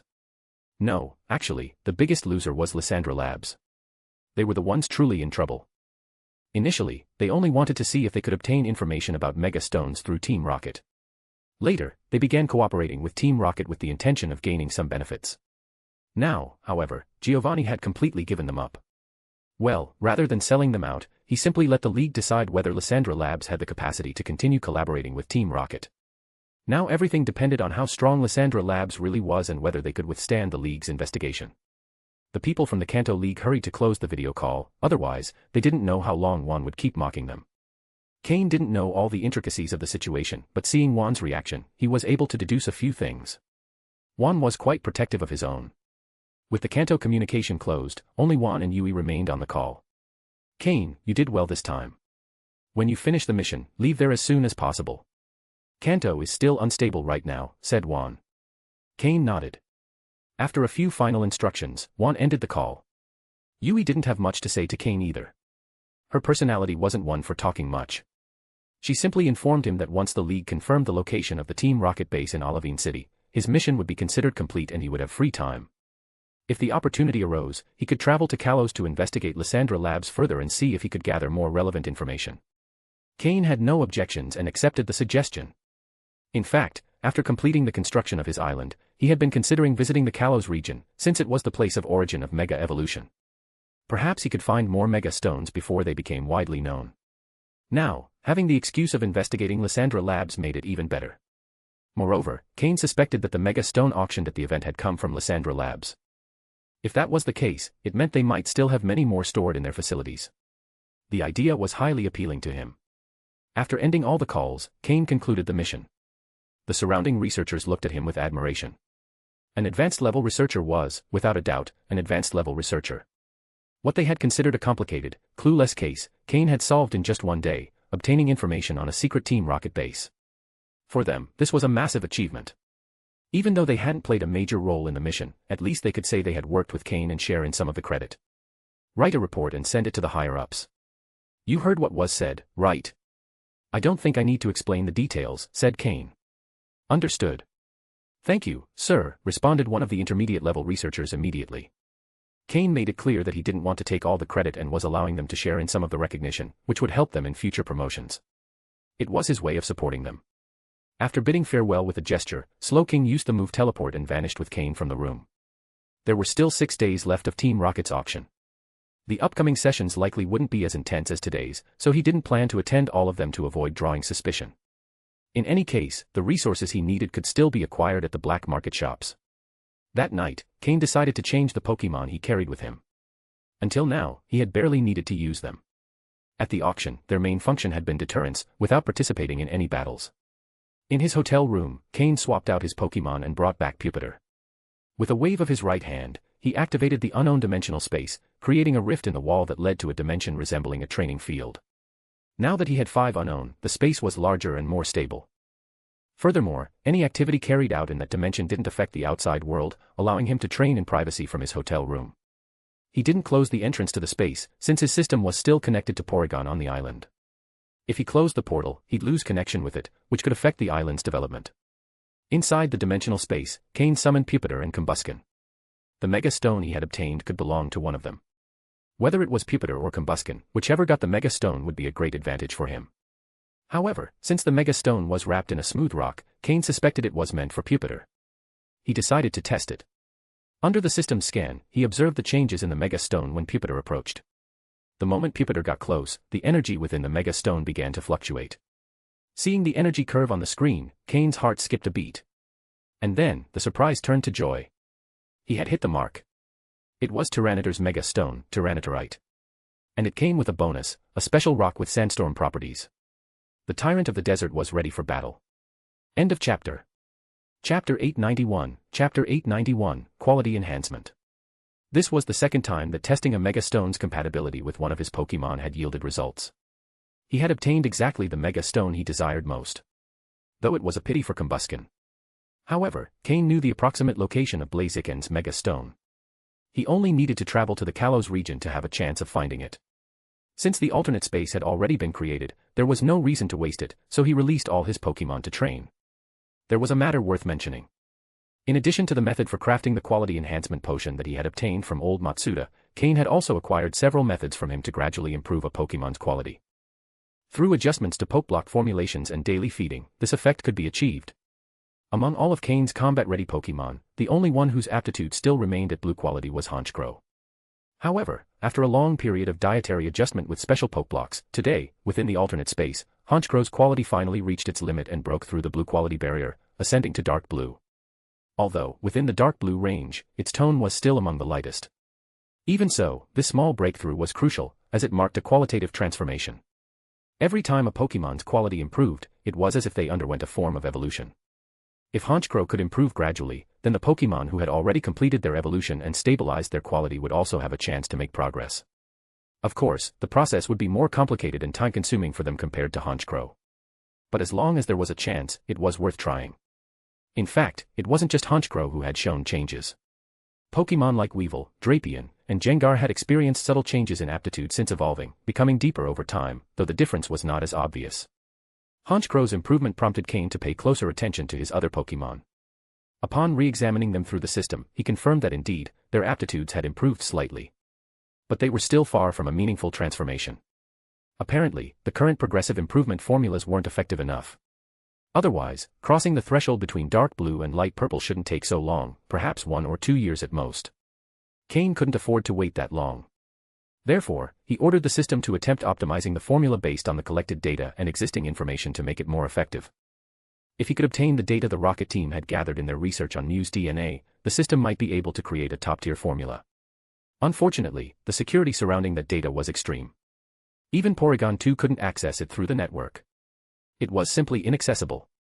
After all, Porygon 2 was created by Team Rocket, so it was only natural that they had anticipated possible breaches.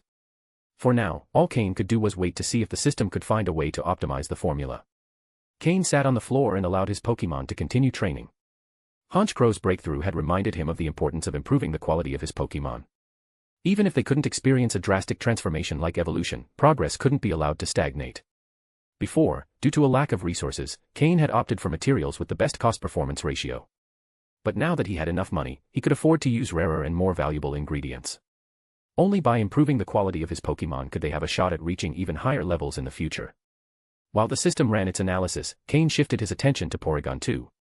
Through the system, he felt as if he were seeing directly from Porygon 2's perspective. Only, lacking limbs, movement was somewhat inconvenient. However, simply thinking about moving or taking an action allowed the system to relay the command to Porygon 2. Since the distance wasn't too great, the information transmission caused only a 1 or 2 second delay in Porygon 2's actions. When Cain transported Pupitar and the others, he also sent the Pokémon he had purchased at the auction to the island. Some of them didn't require supervision. Once released, they knew exactly what to do. Their primary task was to accelerate vegetation growth in the forest, making the island more lush and full of life. Cain's main reason for controlling Porygon 2 was to tend to the Bulbasaur and Chikorita. These Pokémon, like the island's Cyndaquil, were starter Pokémon. Cain planned to raise them for future generations, whether for personal use or trade. Therefore, they required special care. He assigned them nearby living areas and ensured they were regularly fed. Among the 3 Bulbasaur, there was 1 male and 2 females. Among the 4 Chikorita, there was 1 male and 3 females. It was an ideal setup. Cain hoped the males would do their job well. To help, he planned to improve their diet and strengthen their bodies. These Pokémon had decent aptitudes, ranging from light green to dark green quality. Over the generations, they could produce offspring with light blue quality aptitudes. At that point, they would be considered high-quality Pokémon.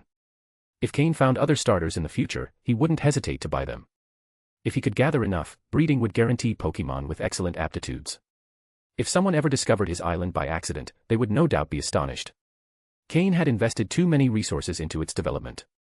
Fortunately, with Pokémon like Altaria watching over the area, most people wouldn't be able to take anything.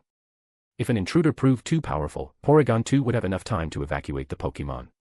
Also, now that the island was hidden, finding it wouldn't be easy. After confirming that everything was in order, night fell. After a day's work, Cain laid down in bed and enjoyed a well-earned rest.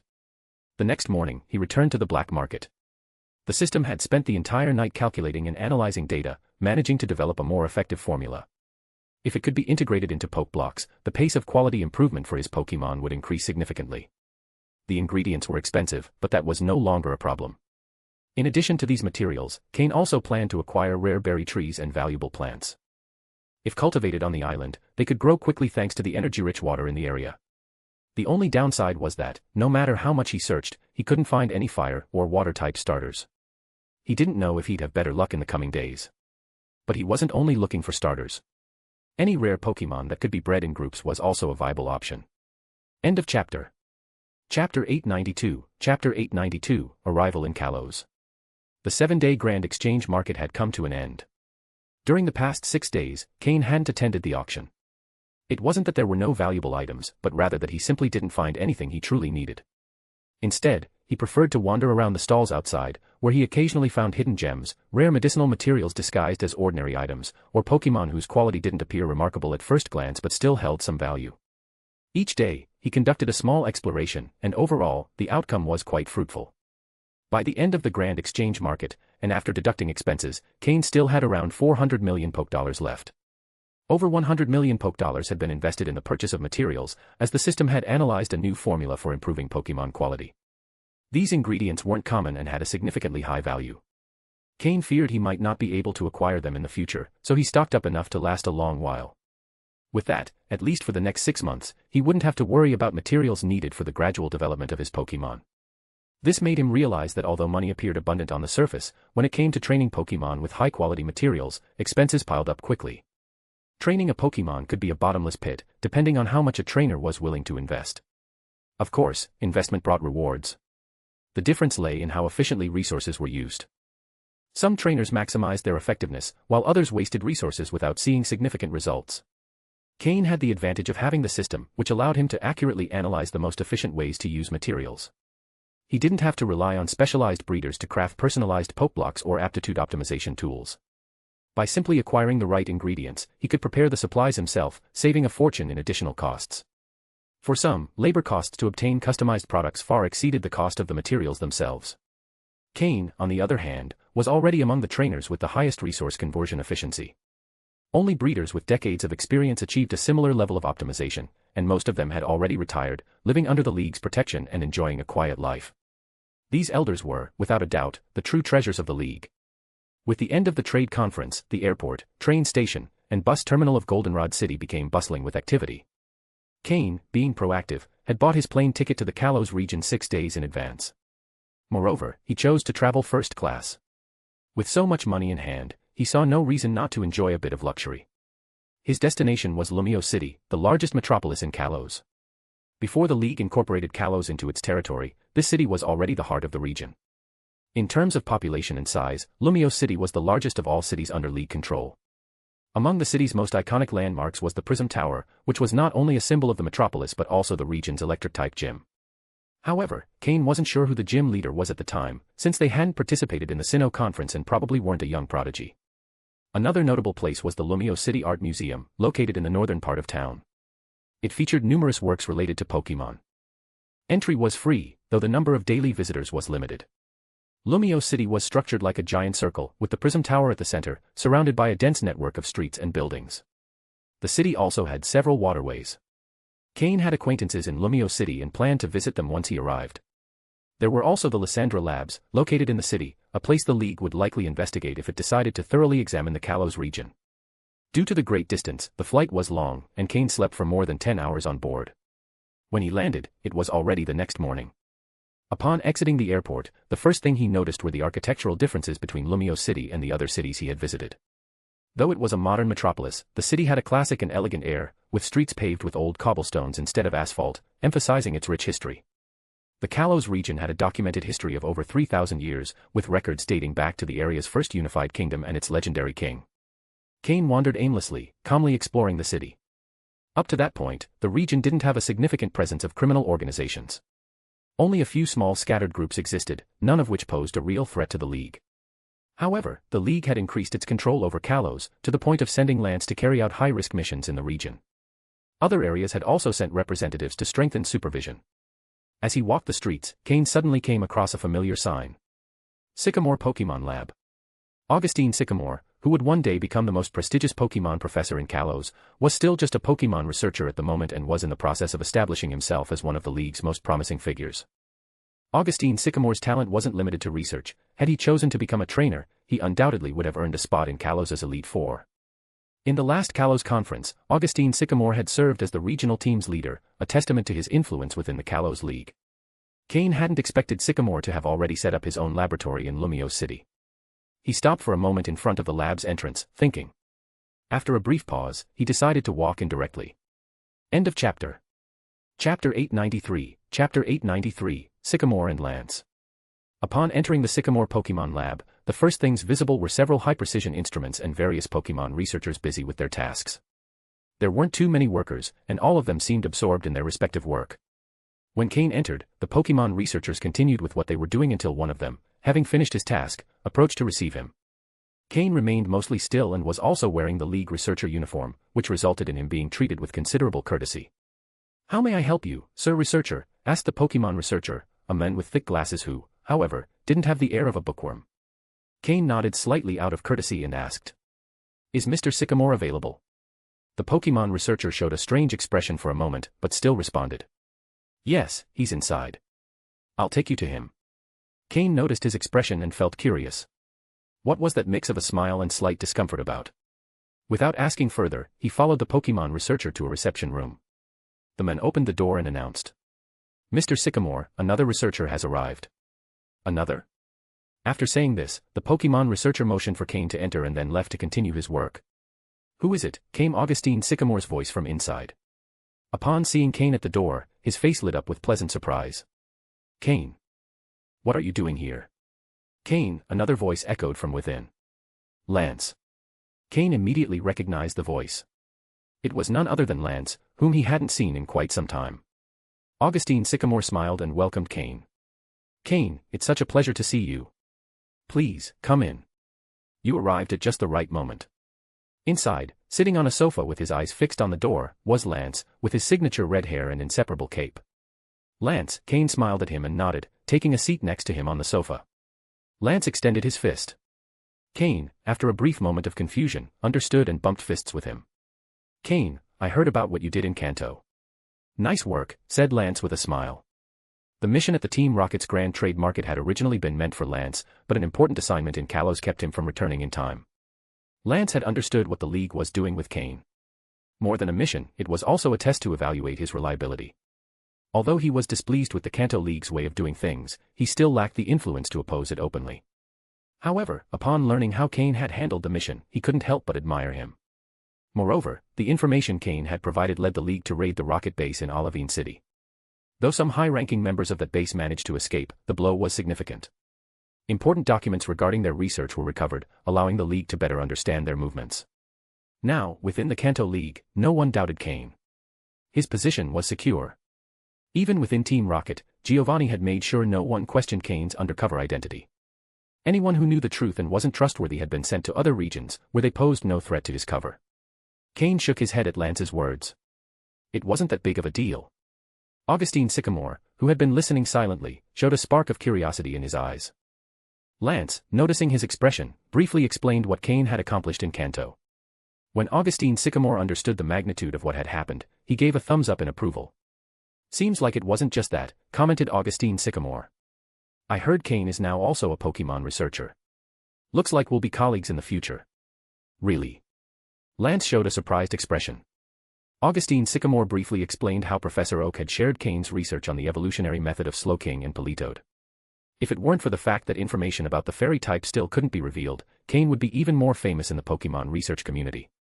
With both of them praising him non-stop, even Cain, with his usual composure, felt a slight blush. All right. One compliment was enough. If you keep this up, you're going to make me blush." Cain had already secured his position within the League. Furthermore, Juan, the League president in the Hoenn region, openly supported him, making others from different regions hesitant to challenge him directly. "By the way, Lance, what are you doing here?" Cain asked after a moment of conversation. Lance sighed and rubbed his forehead. "My mission was supposed to be over and I could return, but thanks to you," he said with a mock-annoyed expression. "Since you discovered the connection between Lysandra Labs and Team Rocket, the League decided I should stay and investigate further." After a pause, he added, "So now you have to help me investigate it." Cain didn't fall for it. "I already took care of the Team Rocket matter. Consider yourself lucky. Investigating a lab is nothing compared to that." Lance was left speechless for a moment. Cain was right, infiltrating Team Rocket was far more dangerous than tracking leads on a lab. Augustine Sycamore, who had been listening, showed a hesitant expression. Cain noticed and asked, "Mr. Sycamore, is there something you'd like to say?" Augustine Sycamore nodded and replied, "I've known Lysandra for a long time. He was a kind man, talented, and always helped those in need. But lately, he's changed. He no longer appears in public and has stopped supporting the underprivileged." Augustine Sycamore's words made Cain recall Lysandra's story. A man who once wanted to make the world a better place, but who, after being betrayed and disappointed by those he helped, became convinced that the world needed to be purified. That's how Team Flare was born. End of chapter. Chapter 894, Chapter 894, Ampharos. Cain and Lance obtained information about Lysandra from Augustine Sycamore. The three of them spent the morning at the laboratory. After lunch, Lance and Cain said their goodbyes. Lance had to investigate more about the Lysandra labs, but Cain declined his invitation to accompany him. It was still an early phase of the investigation, and there weren't any important tasks. Letting Lance handle it for now was the best option. If, in the future, the Lysandra labs became a real threat, then he would consider helping. Cain had his own goals, and working alone gave him greater freedom. Moreover, even though Team Flare had not yet emerged, their ability to collaborate with Team Rocket was proof enough that they already had considerable power. Acting carelessly could be dangerous. Lance had probably already reached the elite level. The last time they met, he was on the cusp of the quasi-elite level. Lance said goodbye to Cain with a resigned expression. Cain's first destination was Shalar City. That place held valuable records about mega evolution. In fact, it was considered one of the key locations in the history of this phenomenon in the Kalos region. The family of the Shalar City gym leader had maintained knowledge of mega evolution as a generational secret. No one knew exactly since when, but at some point in history, they had discovered mega evolution and used it within their lineage. Even the League was unaware of many details about it. In fact, the family members themselves didn't even know that what they used was mega evolution. They just considered it a special ability. But before leaving Lumio City, Cain had another task. He needed to visit someone. Someone who might have the Blazikenite. He remembered that the future gym leader of Lumio City would be a boy fond of mechanics. His father, a highly talented trainer, owned a Blaziken capable of mega evolving. The problem was that man's personality. To put it kindly, he had a flair for the dramatic. More directly, he was an eccentric who dressed in a cape and mask, calling himself Blaziken Mask. Since mega evolution was not yet a confirmed concept, he wasn't sure whether this man possessed the Blazikenite. For now, he should be running an appliance shop in Lumio City. Looking for a small shop in such a big city could be complicated. Luckily, he remembered it was near the Prism Tower. He didn't need to check every shop one by one. He just had to go near those that sold appliances and use his system to detect Pokémon with strong energy waves. He took off his League researcher uniform and put on sportswear before walking through the streets of Lumio City. His behavior didn't attract much attention from the passers-by. Fortunately, the search process was faster than expected. Near the Prism Tower, he found the shop he was looking for. It was a store with a peculiar facade, and his system detected a high concentration of electrical energy inside. Not only because of the appliances, but also because of an electric-type Pokémon. Cain took a deep breath and entered. "Welcome. How can I help you?" A child's voice greeted him. He looked down and saw a small boy sitting on the floor, playing with tools while disassembling an unknown appliance. Or rather, he was completely taking it apart. Cain smiled and asked, "Hi there, little one. Is your father home?" Just as he finished speaking, a middle-aged man came out from the back room. He had brown hair and eyes, wore yellow overalls, and had a clear look of someone involved in maintenance and repair. When he saw Cain, he was momentarily surprised. "Sorry to intrude," Cain said politely. "You're Cain, right?" the man asked. "Eh? Ah, yes." Cain blinked, surprised. Did he know him? "Ahahaha. I knew it was you. The semi-finalist from the Sinnoh tournament. I didn't expect to see you in my shop. Need help with something? Or maybe you've got an appliance that needs fixing," the man said, laughing heartily. "Woo." From behind the man, a yellow creature with a bright red orb on its head appeared. An Ampharos. The electrical energy his system had detected was coming from this Pokémon. Pokémon, Ampharos, blue. Gender, male. Level. Type, electric. Ability, static. Held item, none. Egg moves, body slam, iron tail, agility, electric terrain. Base moves, thunder punch, zap cannon, magnetic flux, ion deluge, dragon pulse, fire punch, tackle, growl, thunder shock, thunder wave, cotton spore, charge, takedown, electro ball, confuse ray, power gem, discharge, cotton guard, signal beam, light screen. Learned moves, electroweb, snore, focus punch, magnet rise. TM moves, protect, safeguard, thunderbolt, thunder, volt switch, wild charge. Seeing Ampharos confirmed for Cain that the man was who he was looking for. Meyer. A powerful trainer living undercover in Lumio City.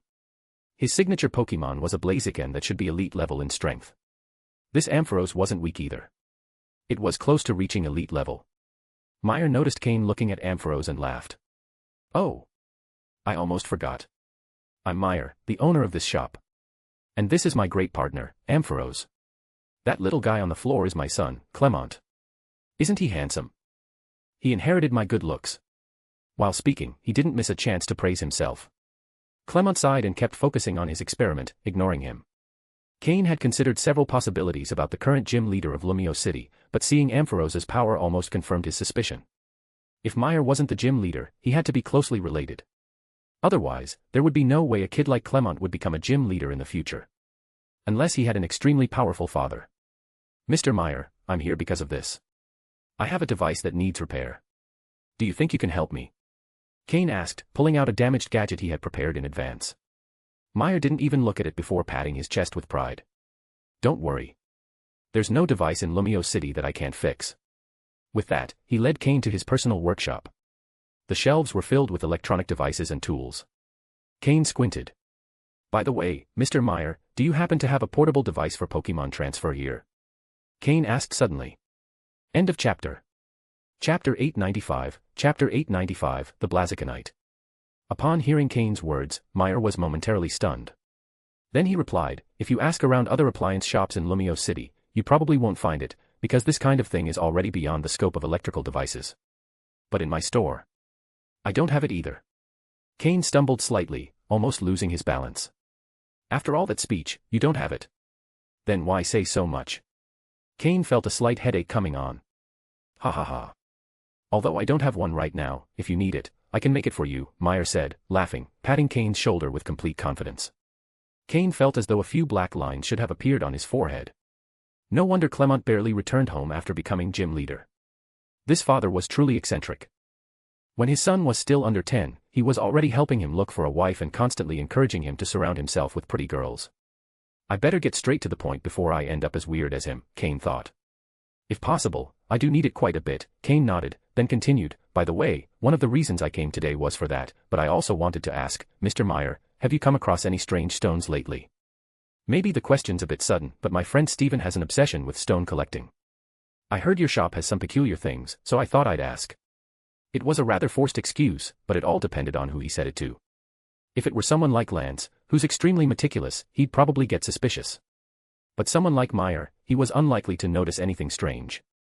Sure enough, after hearing Cain's question, Meyer wore a knowing expression. People with that kind of personality, no matter what world they're in, always seem like protagonists.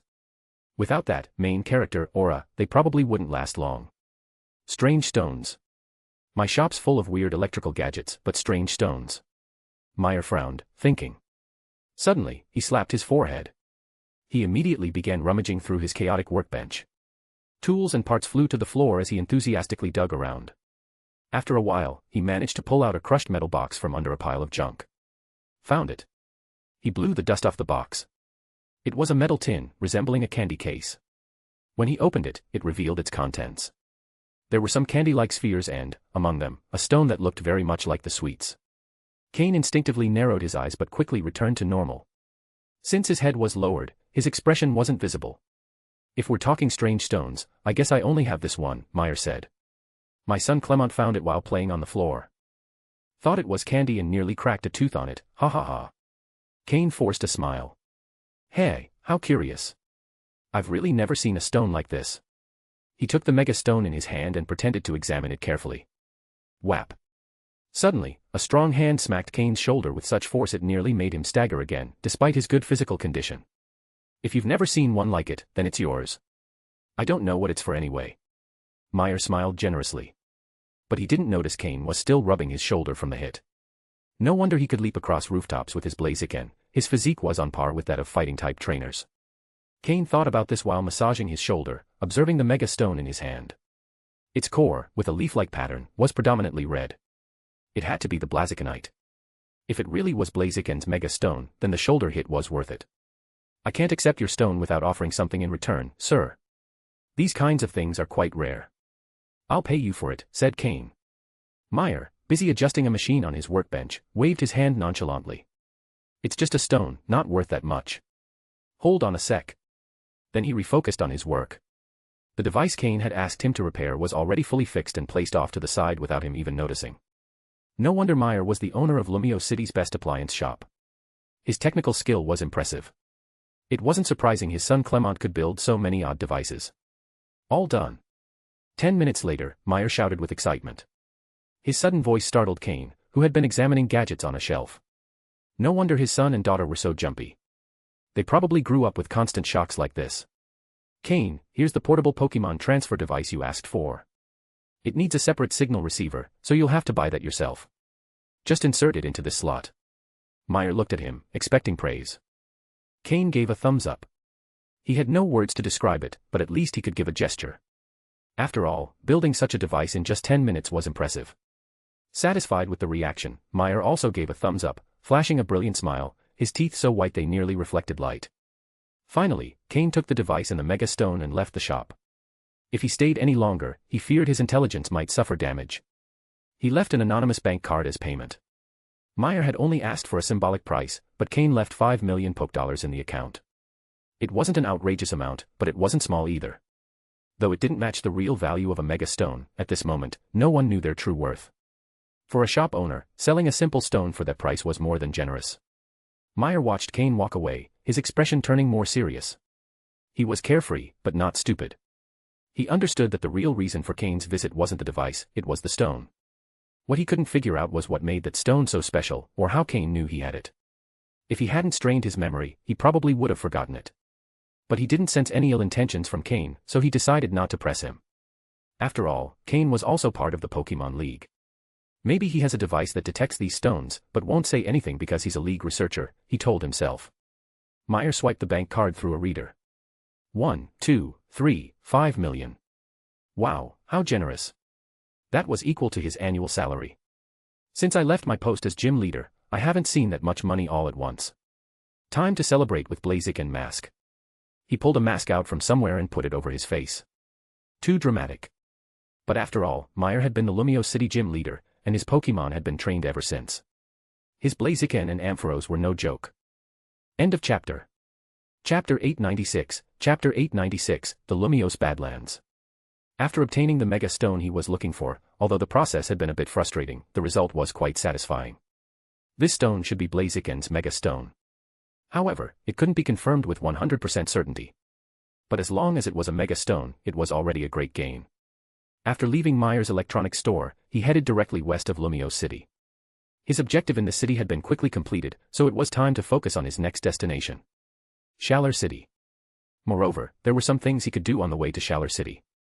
On this trip to Lumio City, Cain had brought his Pokémon, Pupitar, Laren, Combusken, Politoed, Ralts, Mismagius, and Slowking.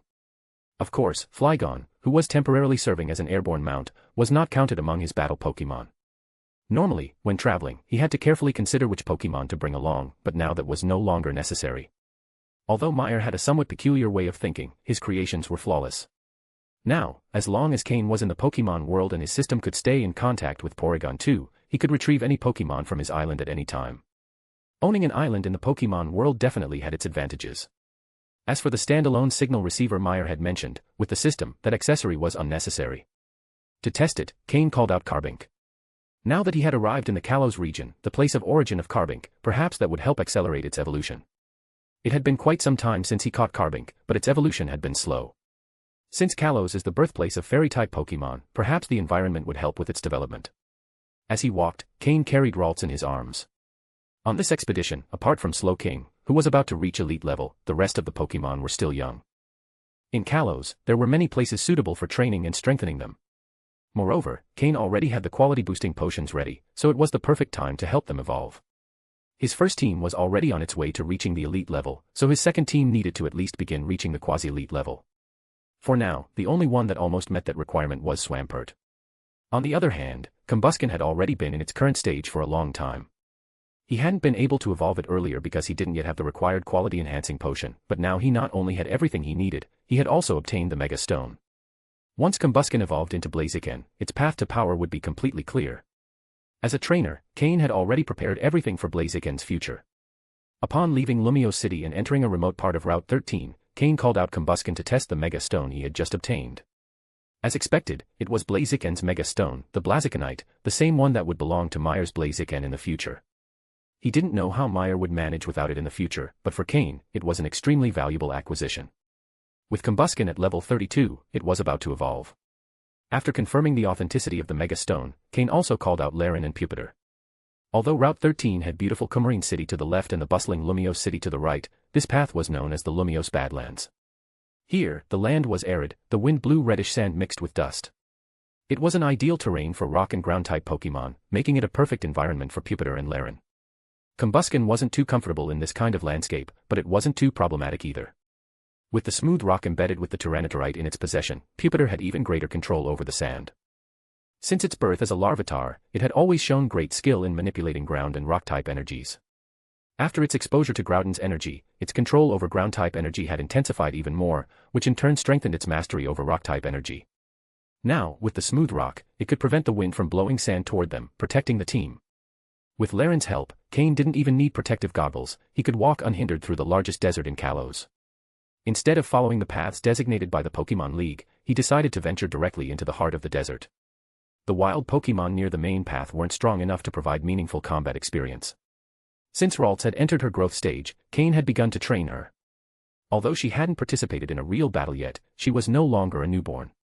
Compared to other Pokémon, her situation was privileged, as Cain had never forced her to fight because he didn't urgently need more combatants. As a result, Ralts had enjoyed a prolonged and peaceful childhood. But now that she was in her growth stage, she had to start battling. Fortunately, she had learned psychic training exercises from Slowking on the island, which had allowed her to reach level 10 without needing to fight directly. Although she couldn't contribute much to the battles of Combusken and the others, for her, each battle was safe. She just had to stay close to Cain and launch long-range attacks without any worries. That's how she began to understand her master Slowking's battle style. Although unlike Slowking, who sometimes engaged in physical combat, Ralts remained completely in the rear. As they ventured deeper into the desert, encounters with wild Pokémon became more frequent. However, since they were still at the entrance of the desert, most weren't very high level, serving merely as a warm-up for Combusken and the others. In a place like this, if you didn't carry a compass, it was very easy to get lost. Suddenly, Pupitar and Laren cried out in unison. Cain frowned and saw a whirlwind of red sand rapidly approaching. It was one of the peculiarities of the Lumiose Badlands. Some Pokémon used these whirlwinds to stealthily approach their prey and launch surprise attacks. Someone unfamiliar with the area could be easily ambushed. But this enemy had chosen the wrong target. Pupitar and Laren had already detected it from afar. The only thing left to see was which Pokémon was hiding behind the sandstorm. End of chapter. Chapter 897, Chapter 897, Tyrant. Combusken, bring it out. Let's see what kind of Pokémon it is, Cain said to Combusken. Busk. Combusken growled and charged straight forward. Halfway there, it pushed off with its legs and leapt into the air. Its entire body showed perfectly defined muscle lines. Its legs targeted the pile of sand. Bang. Bang. Combusken's double kick sent the Pokémon flying out of the sand pile. A brownish Pokémon was thrown out. Tyrant. Cain recognized the Pokémon instantly when he saw it. The system immediately scanned the data of this Tyrant. Pokémon, Tyrant, green. Gender, male. Level. Types, Rock plus Dragon. Ability, Strong Jaw. Held item, none. Egg moves, Thunder Fang, Ice Fang. Basic moves, Tail Whip, Tackle, Roar, Stomp, Bide, Stealth Rock, Bite, Charm, Ancient Power, Dragon Tail, Crunch. Learned moves, Iron Head, Earth Power, Dragon Pulse, Block. TM moves, none. Tyrant looked like a miniature Tyrannosaurus Rex, though with a much smaller body. This type of Pokémon, much like Steven's Armaldo, belonged to ancient eras, only a few were still around in the present Pokémon world. However, many had been preserved in fossil form. With the current level of technology in the Pokémon world, as long as fossils were well preserved, these Pokémon could be revived. It's worth mentioning that Tyrant is a rock and dragon-type Pokémon. While not a pure dragon type, it had notably strong draconic blood. Although the emergence of fairy types had weakened the dominance of dragon types, their power was still deeply respected and hadn't lost its value. That's why, even though this Tyrant was of green quality, it was still valuable. Ruhar. Having been kicked by Combusken, Tyrant got angry and roared with its mouth wide open. However, its roar carried an almost innocent tone and wasn't very intimidating. Since it was just a Tyrant, there was no need for 3 Pokémon to step in. Cain decided that Combusken would face it alone. The advantage was clear. Combusken, bulk up. Cain ordered. Combusken didn't flinch at Tyrant's roar. Upon hearing Cain's command, it started flexing in front of the Pokémon. Even though its body was covered in feathers, they didn't hide its well-defined muscles. Seeing the Pokémon that had just kicked it now showing off its muscles, Tyrant grew even more furious. Did it really think he was still a baby? Tyrant roared again, charged with all its might, and ran toward Combusken with its mouth wide open. Black streaks appeared around its jaws, and its sharp teeth emanated an icy aura. Crunch. Tyrant's strong jaw ability greatly increased its bite force, boosting all biting moves by 50%. If it landed a bite, it could be fatal for many Pokémon. Even Combusken needed to avoid getting bitten. Combusken, sand attack. Then use agility to dodge, get behind it. Combusken scooped up sand with its feet and hurled it straight into Tyrant's face. Some of it got into the Pokémon's eyes. This slowed its charge. Combusken started running across the terrain. With its speed boost ability and the agility move, Combusken reached top speed almost instantly. Tyrant was already slow, and now the gap between the two became even more apparent. Double kick. From behind Tyrant, Combusken heard Cain's command and launched itself with power toward the Pokémon's neck. Bang. Bang. 2 kicks landed squarely on Tyrant's head. The Tyrant staggered and fell to the ground. For a moment, it looked completely disoriented. Who am I? Where am I? What was I doing? Was someone attacking me? Yes. Someone was attacking me. As it came to, it ignored the charging Combusken and let out a heart-wrenching cry with its mouth wide open. The cry was so pitiful, anyone watching would think Cain had done something horrible to it. Suddenly, the crying stopped. Combusken had landed 2 more kicks to its head, knocking it out. Fighting-type moves are doubly effective against rock types. With the boost from bulk up and double kick, Combusken quickly defeated it. Combusken stood in place, looking at its hands and feet, feeling an immense power within its body. It realized it had grown stronger without noticing. It remembered the first time Cain had let it fight in a battle. When it took a hit, it had cried and run to Cain. But now, it could take down a similarly leveled Pokémon with just a few blows. This was the feeling of becoming stronger. A warm current flowed through its muscles. From Cain's perspective, Combusken had leveled up after defeating Tyrant. It was now at level 35, just 1 level away from evolving. Combusken had already accumulated enough experience, it just hadn't had many chances to show it. This time, it had unleashed its full potential. Cain tossed a Pokeball and captured the Tyrant. A Dragon-type Pokémon was still a valuable asset. Suddenly, the wind and dust around them intensified. Laren and Pupitar came closer to Cain, their expressions serious as they observed the surroundings. Cain also noticed the shift in the environment. He furrowed his brow slightly, then relaxed. Looks like this Tyrant didn't come alone. Seems he brought me a nice gift too, Cain said calmly. The dust thickened, but within the storm, several tall Pokémon figures could be made out. The tallest stood nearly 3 meters tall. A truly imposing Pokémon. Upon seeing these silhouettes, Cain knew exactly which Pokémon they were. Hit the little one, and the big ones come. Since they were so close, they might as well all come together. Dragon-type Pokémon remained incredibly valuable. Cain's island could use more high-value Pokémon. These ancient dragon types seemed like a perfect choice. Even though Rock/Dragon wasn't the best typing, these Pokémon stood out for their physical power. And many Tyrantrum had the strong jaw ability, a huge advantage for them. End of chapter. Chapter 898, Chapter 898, Tyrantrum Group. With firm steps, several silhouettes began to appear. It was a sizable group of Tyrantrum, along with a few Tyrant. At a glance, there were around 20 of them. For ancient Pokémon, having a group of about 20 individuals in the modern era was already considered quite large. Even in ancient times, a combination like this of Tyrantrum and Tyrant was a fairly notable group. At least, that was the impression it gave. The leading Tyrantrum, upon seeing Cain, began to look around, searching for the Tyrant that had been there moments before. However, it didn't find the Tyrant, instead, it saw Cain and his Pokémon. Cain narrowed his eyes as he looked at the lead Tyrantrum, and his system scanned its data. Pokémon, Tyrantrum, dark green. Gender, female. Level. Type, rock plus dragon. Ability, strong jaw. Held item, none. Egg moves, Thunder Fang, Ice Fang, Rock Polish.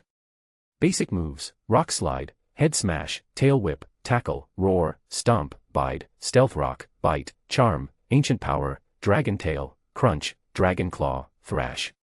Learned moves, Dragon Pulse, Iron Tail, Block, Earth Power, Stomping Tantrum. TM moves, none. This Tyrantrum, nearly 3 meters tall, was clearly the leader of the group. A female Tyrantrum.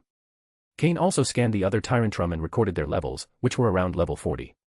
Tyrant evolved into Tyrantrum at level 39, which explained their levels. It seemed this group of Tyrantrum had been living in this barren plain for some time. They hunted using the same pattern as the earlier Tyrant.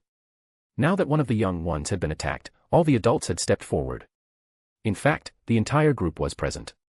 Cain smiled as he pulled out a Pokeball and then the portable Pokemon transfer device he had recently received from Meyer. At the same time, on the island in the middle of the ocean, Porygon 2 projected Cain's image. Porygon 2 retrieved Swampert's Pokeball. After getting his consent, it returned him to his Pokeball and placed it in the transfer device, making it disappear from the island.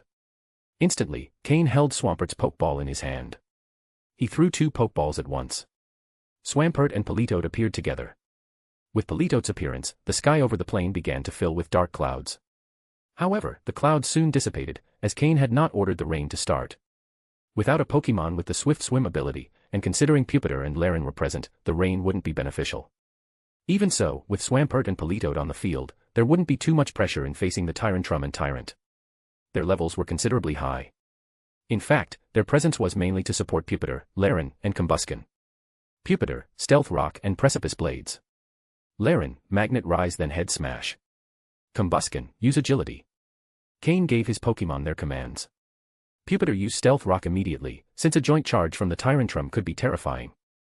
Also, this would be the first real battle where he used Precipice Blades since learning it. Even though the version of the move was incomplete, it was still very effective. Being a ground-type move, it would deal double damage to the Tyrantrum. Laren, with electric currents running through his limbs, though not able to fully levitate due to his weight, lightened the load on his legs and began charging forward like a rhinoceros. Combusken followed, matching his speed. When they were close to the Tyrantrum, Combusken delivered a powerful kick to Laren's back leg. Laren used the momentum to charge even faster, while Combusken launched into the air thanks to the rebound force. Swampert and Politoed joined the charge. Swampert, who hadn't fought in a long time, wore a fierce expression. Dense earth energy gathered in his fists as the muscles in his arms tensed. He struck directly at the lead Tyrantrum's face. Pupitar, Laren, and Combusken couldn't handle the lead Tyrantrum alone, so Swampert had to step in. Politoed also made a high leap, showing his impressive jumping ability, as he formed a spinning water sphere in his hands and launched it at another Tyrantrum. Ralts, it's your turn, said Cain, patting his Pokemon as she floated beside him, cheering on her teammates. Rills, she said with a playful grin before floating higher. A fine pink mist began to surround her. Misty Terrain. As a Psychic and Fairy-type Pokemon, she had learned from Slowking in the Psychic domain, while Florge's training had helped her master the Fairy type. Although it was her first time using the move, the mist spread quickly, covering all the Pokemon. The Tyrantrum immediately felt the effects of the mist, which started to bother them. Even though Ralts was a low level, the mist managed to cause them some discomfort. Boom. Swampert's punch struck the leader Tyrantrum's head, taking her down effortlessly. The difference in levels and the type advantage were just too great. However, Swampert didn't continue attacking. This battle was meant to be mainly for Pupitar, Laren, and Combusken. Laren endured enemy attacks head-on, launching powerful counterattacks with Combusken's support. Pupitar, despite lacking visible limbs, was still agile. In fact, thanks to his control over the compressed gases inside him, he was more agile than when he was a Larvitar. Sharp earthen spikes emerged from the ground, striking the Tyrantrum or Tyrant in the stomach. Swampert, watching the scene, instinctively closed his legs with an uneasy feeling. Politoed kept fighting. Although his level was similar to the Tyrantrum, he displayed impressive combat skill. Combusken, the fastest of them, moved between the Tyrantrum, who, due to their large size, had a hard time catching him. Over time, his speed had reached its peak. End of chapter.